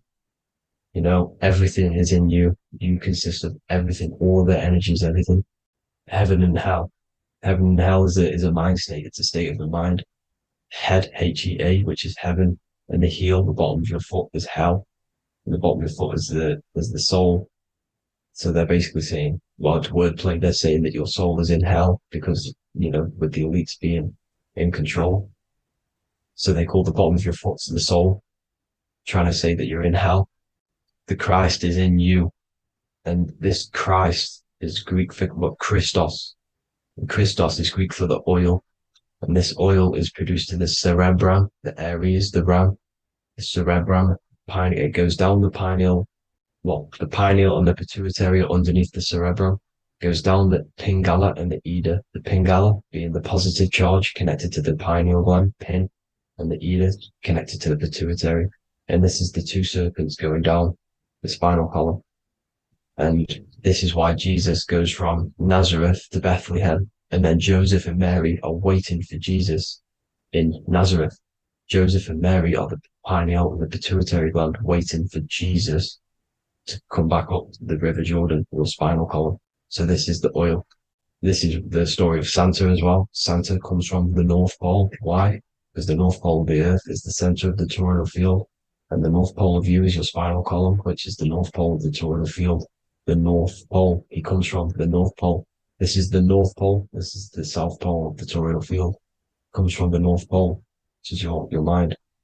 And he goes down the chimney and then back up the chimney. This is the chimney. And he drops off the present, which is the Christos, the oil. And this is why Jesus is crucified at 33, because he crosses over the vagus nerve at the top of your spine. When this oil comes back up the 33 vertebrae, these are your vertebrae here. When it goes up the 33 vertebrae, it gets crucified at 33 because it crosses the vagus nerve, and he's crucified on a cross at 33. This is the story behind Jesus and Santa. The Ark of the Covenant in the Bible is the 2 hemispheres which cover the vital parts of your mind, the brain side, which is the cerebrum, the pineal, the pituitary, etc. So the 2 hemispheres are the 2 angels, the Ark of the Covenant. This is the Ark of the Covenant covering the 2 vital parts of your brain. So these are the optic thalamus is another part, and it protects the Christ oil, which is inside at the center of the brain. See, the Bible is all a massive metaphor about yourself because you are the universe. You are a microcosm of the universe. Your consciousness is experiencing itself, and the universe experiencing, and your body is the whole universe. Your head's heaven. So Moses crosses the Red Sea. These are the 2 hemispheres of your brain. This is the corpus callosum, the Red Sea. So he's pretty much saying that he's uniting the 2 hemispheres of your brain, because most people in this generation are stuck in the left brain, which is just logic, reasoning, science and maths, writing. You know, this is what school teaches you to do. It keeps you stuck in your left brain. And you want to cross over to you want to cross the Red Sea, which is the corpus callosum, to the right brain, which is awareness, art awareness, creativity, imagination, intuition, insight, you know, using the higher mind, creativity, imagination. If you don't have intuition, then you can't read energy, you can't pick up on bad things. This is what Moses is symbolizing by crossing the Red Sea. And it's also the upper room where Jesus met the 12 disciples. 12 disciples are the 12 cranial nerves in your brain. It doesn't just represent the 12 zodiac signs, the 12 disciples. It symbolizes many different things. Because like I said, energy the universe consists of 12ness. So you have 12 cranial nerves in your brain. And that's the 12 disciples as well. And they want you stuck in your left brain, which is the 5 senses, materialism. So they say in the Bible that Satan blinds the mind. Satan is Saturn. If you've watched my videos, Satan is Saturn. And you consist of the Holy Trinity, which is the sun, moon, and earth. The soul, the moon, the soul being the sun, the solar, the moon being your mind, the earth, the physical body. And Satan blinds the mind. Why? Because we enter a soul system. This is a soul system, not a solar system. And Saturn is the Lord of the Rings, which is the outer ring. When your soul enters the soul system, your soul starts to materialize. It hits Saturn. Why? Because Saturn starts to materialize you. You take on the 7 virtues, which are the 7 planets, which are your 7 chakras. And to get out of this soul system, you must get out of your lower nature, your animal nature, which is lust, desire, greed. You know, the number of the beast 666, which is Saturn, Satan. So you enter the soul system, you take on the 7 energies, which you turn into physical matter. And this is your descension from heaven to, well, to say hell. And then you must raise back up from matter to spirit. They say Satan blinds the mind. Why? Because your mind gets materialized. Your soul and mind get materialized. And when you get materialized, it's an intense experience. You lose the divinity within you. You forget the divinity. So Satan, which is the first planet, the first energy you take on, the material body, he blinds the mind. He makes you forget everything, your divinity. Then you must remember, ascend up Jacob's ladder, the 33 vertebrae to heaven. And this is a microcosm of the macro, because you will ascend back up to heaven if you do this, when you leave your physical body, when your body decays. So when it talks about in the Bible, completely destroy them, the Hittites, the Amorites, the Canaanites, all the ites, this is what God says to the Israelites. It says completely destroy them. It's basically symbolizing saying destroy your lower nature. The Canaanites, cannibals. We're under a Canaanite system now, which is cannibalism. And this is flesh eating, lust, greed, all the demonic stuff, all the lower vibrational stuff, you know, the lower nature, eating, sex, and survival, the lower 3 chakras. You must get out of these lower 3 chakras and return back to spirit, which is heaven, which is spirit, love, being holy, being truthful, being passionate. Going back to Satan blinding the mind, all of the planets are made out of these 3 symbols. Satan blinds the mind, and that's why Satan's symbol, this is the symbol for Saturn, Satan, the symbol of Saturn is the cross, which is physical matter, the earth, over the moon is your mind. So the Saturn symbol saying matter over mind, he blinds the mind, Satan blinds the mind once you enter the soul system. And you must remember, in the Bible, it talks about the Genesis, which is Eve, the sin of Eve, which is biting of the tree of knowledge, with the serpent, which wraps around the tree. It says the serpent placed himself on the tree. Well, the serpent is the spinal column.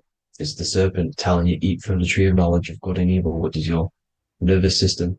And eating from the tree of knowledge of good and evil is doing bad things. For example, over-sexualized, overeating, eating the wrong food. That's eating from your nervous system. It's decaying you, and it's preventing you from achieving the God self, the God consciousness. This is the symbolism of, you know, the tree on the serpent, telling you to eat from the left brain, with the left brain being the sinister. Sinister is Latin for left.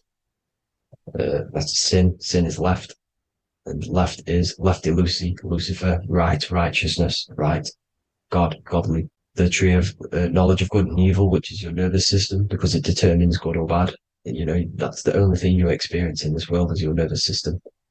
And then the tree of life is the cardiovascular system, and the Garden of Eden is your body. So that's it for this video, people. I hope you've got a greater understanding of how you are the universe and everything is inside of you. Just keep in mind you are the universe experience in itself, and your body is a reflection of everything. The 12 constellations, the 7 planets, everything's inside of you. This world is an expression from the inside outwards. You can't affect the outside world to manipulate reality. Everything's inside of you. I hope you got a greater understanding of this. God bless.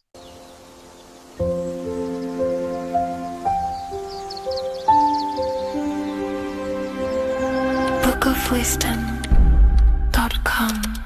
Visit today.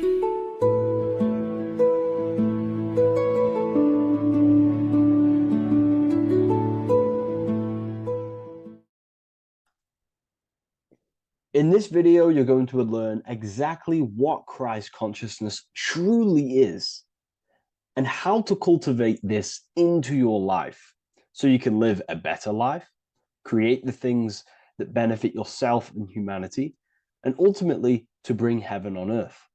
This is the true way. If you're familiar with my work, you know that, I'm pretty much obsessed with symbolism.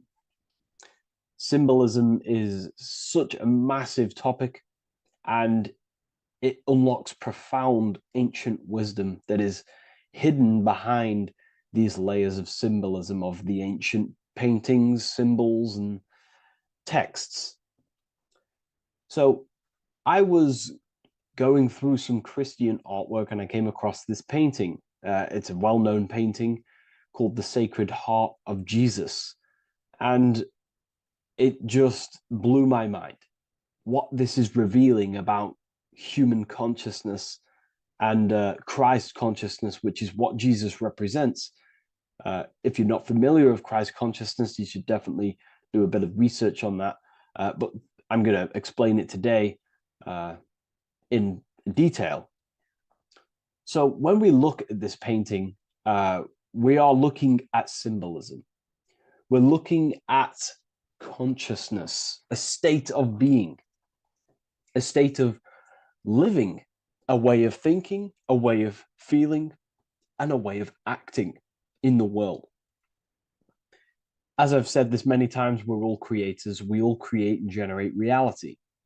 And you don't just have your personal reality, you have a collective reality. Your reality is affected by the collective consciousness.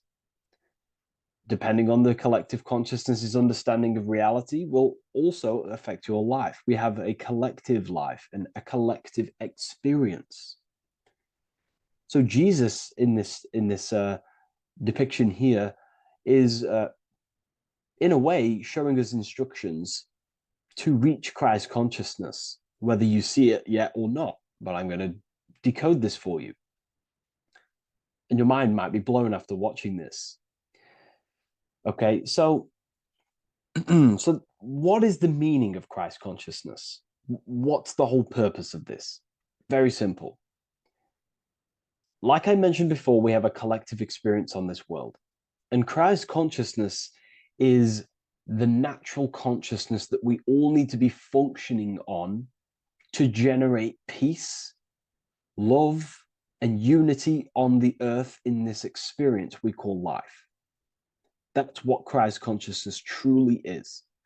It's a state of being that we need to cultivate within our own self, within myself, others, and everyone in this life and experience, so that we can all live in peace and heaven on earth, what they like to call it, so that we can generate the best experience possible together on this thing we call earth, on this material world, this material dimension. The material dimension is simply just a physical dimension of thought. It's a physical outcome of thought, but that's a whole other lecture. So please leave a like, leave a comment if you have any topics to talk about that you wish for me to cover, and definitely leave a subscribe if you like my content and channel. So to go deeper into this, right, we've explained what Christ consciousness is and what it actually, will do to the earth and what it will do to reality in our collective experience. And it's also representing a profound understanding of self, a deep understanding of the true nature of self, the true source of self, what the self is, pure consciousness, pure God. We are all Jesus. Jesus is you, a physical manifestation of the divine made manifested physically. A physical manifestation of consciousness, okay, of spirit descended into matter. However, Jesus is a symbol that should not be worshipped, but something that we need to cultivate, maybe look up to, and cultivate within our own mind and hearts and actions. So he is someone that we should embody into our own very own being. We need to reach a level of intellect, the mind, a level of emotional understanding, and ultimately this creates Christ consciousness. Okay, and now I know that was very, very vague what I just said, but I'm going to explain it a bit more. I don't want to give it fully away yet because you need some more information, more keys. So let's observe the top end of this painting.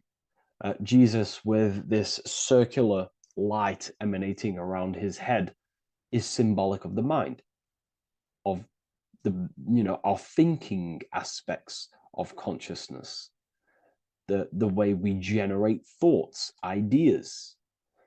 The mind is also good at also ruling communication. It also rules what we give attention to. Okay, so this is symbolizing the mind of every human being. The mind is a very powerful center of consciousness located in the head, of course. This is why Jesus is the head at the top with the circle around it, representing the mind. Now, to reach Christ consciousness, we need to purify our minds. Purification of the subconscious mind. The subconscious mind is the hidden aspect of our mind with all of our memories, belief systems, and everything we've ever experienced is stored within there. We have traumas there, we have bad belief systems that hold us back. So it's about reprogramming the subconscious and aligning the subconscious with higher consciousness, with higher understanding of self. Removing any mental blockages from the mind. Because in today's world, most people's minds, including myself before I, purified myself, and I'm still continually purifying myself. That's not to say I'm perfect, because I'm definitely not. But what I was saying was purifying the mind so we can have a powerful mind. Because like I was saying, most people's minds are not their own friend. They let their mind control them. They let their thoughts create negative influence on them, negative emotions. They let their mind destroy their confidence, destroy themselves. We do not want a mind like this. We need a mind that is our best friend, that receives powerful thoughts, that gives someone power. We do not want our mind taking away our power. Okay, so in this specific image here of Jesus, this represents a light mind, a powerful mind, enlightenment. The word enlightenment means light and ment coming from mental or mind, light in the ment. This means a powerful mind. Light is also symbolic of knowledge, information. When someone's very intelligent, you call them a bright person. It's a bright mind. It's knowledge of self. So the mind is conscious of self. That's another thing. We need to be conscious. A lot of people are not conscious, including myself before I did this, before I woke up. Most people are not conscious of their actions. They're not conscious when they're actually awake in the day. They do things unknowingly. Are we conscious of our thoughts, emotions, and actions, what we're giving attention to in our mind? Because ultimately this shapes our experience. There's a great quote, I think it's Julius Caesar or one of the Roman emperors, who says the quality of your life is dependent on the quality of your thoughts. Something along them lines. I don't know if I'm 100% correct there, but it's very true. Our thoughts dictate our happiness. So to cultivate Christ consciousness, we need to be conscious of our actions, conscious of our thoughts that we're giving attention to. There is a level of mastery that we can achieve within ourselves where we become conscious of every single thought that enters our mind. That sounds easy, but it's definitely not. But that's a high level of mastery that we can achieve and cultivate within ourselves. So we're looking at a powerful mind here from Jesus, a powerful mind. a purified mind. And we purify the mind through, affirmations, meditations, ritual work. Rituals are things we do every single day with an intent in our mind and an emotion in our heart to impress that state of consciousness into our subconscious, so it can slowly rewrite our consciousness and align our consciousness and sync it with higher thoughts and higher emotions with love. We can sync our consciousness with love, which is ultimately what Christ consciousness truly is. Well, now we're going to go on to that now. So we've gone over the mind. Now we go over the heart. Now notice, before we go into the heart, Jesus is revealing. He's pulling back the robe, symbolizing opening the heart, revealing the heart, revealing the soul, the light of the heart. Our authentic self lies in the heart. Our pure intentions, our love, our soul needs to be shining through our heart. And our soul is unconditional love. Now, that's not to say that we can get corrupted hearts. We surely can have corrupted hearts, for sure. We can love sick and twisted things, and that's evident in today's world. People love killing people. People love hurting people, manipulating people. People love power. Now, that's obviously an inversion of the natural state of consciousness for humans. When we're born with a natural state of love, of unconditional love for the self, for everyone else, for animals, insects, the earth. We love everything as a child. And not only do we love everything, we actually act upon this. As a child, we do not act on anything we know is not good. And I'm talking early stages of being a child, before we're indoctrinated, before the mind and heart become corrupted. We are pure. This is symbolizing this. Light represents also purification and truth, because when you shine light on something, it's the truth. You see it. You shine it through the darkness. It reveals. So light, this is symbolizing revealing the light of the soul, of love consciousness, holding love in the heart, true love, not love for sick and twisted things, but true love for the self, the body, and for everyone else and all things.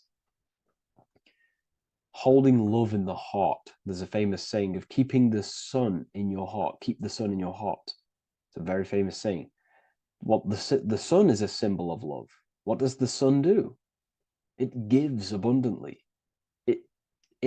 All it does is give light, give energy, power, light to the earth, and everything is feeding off this source. The sun expects nothing back. It just abundantly gives. It's a symbol of love. This is the love principle of creation. Now, the heart is also governing our actions. What we think about, in our mental field of consciousness, is directly corresponded and observed in our hearts. What we think about directly corresponds with what's going on and what we feel in our hearts. Thoughts produce emotions. So if we give attention to negative thoughts, there's no wonder we're having negative emotions in our hearts. So purification of the mind is also having an effect in purification on the heart. Because when we purify our thoughts and only give attention to powerful thoughts and positive thoughts that uplift yourself and humanity, then we're going to also see this change in the heart, see this emotional change in our consciousness. So this represents the purification of a purified heart, the light emanating around the heart. Love for the self, love for one another. And you're revealing this, you're shining the heart on others. This represents, revealing your true self to everyone without suppressing aspects of self. Revealing the light, not holding back the light. Because people in darkness will look at people who are spiritual and say, oh, he's into the woo-woo stuff. It's about revealing that and not caring about others. Because when you shine a light, you're also planting seeds in other people. Now, I'm going to tie this together with the hand gesture. Now, what we're looking at here, we're looking at a hand gesture with two fingers up. We have the middle finger and the index finger upwards. And notice how they're crossed over. They're crossed. They're not separate. They're crossed, representing unification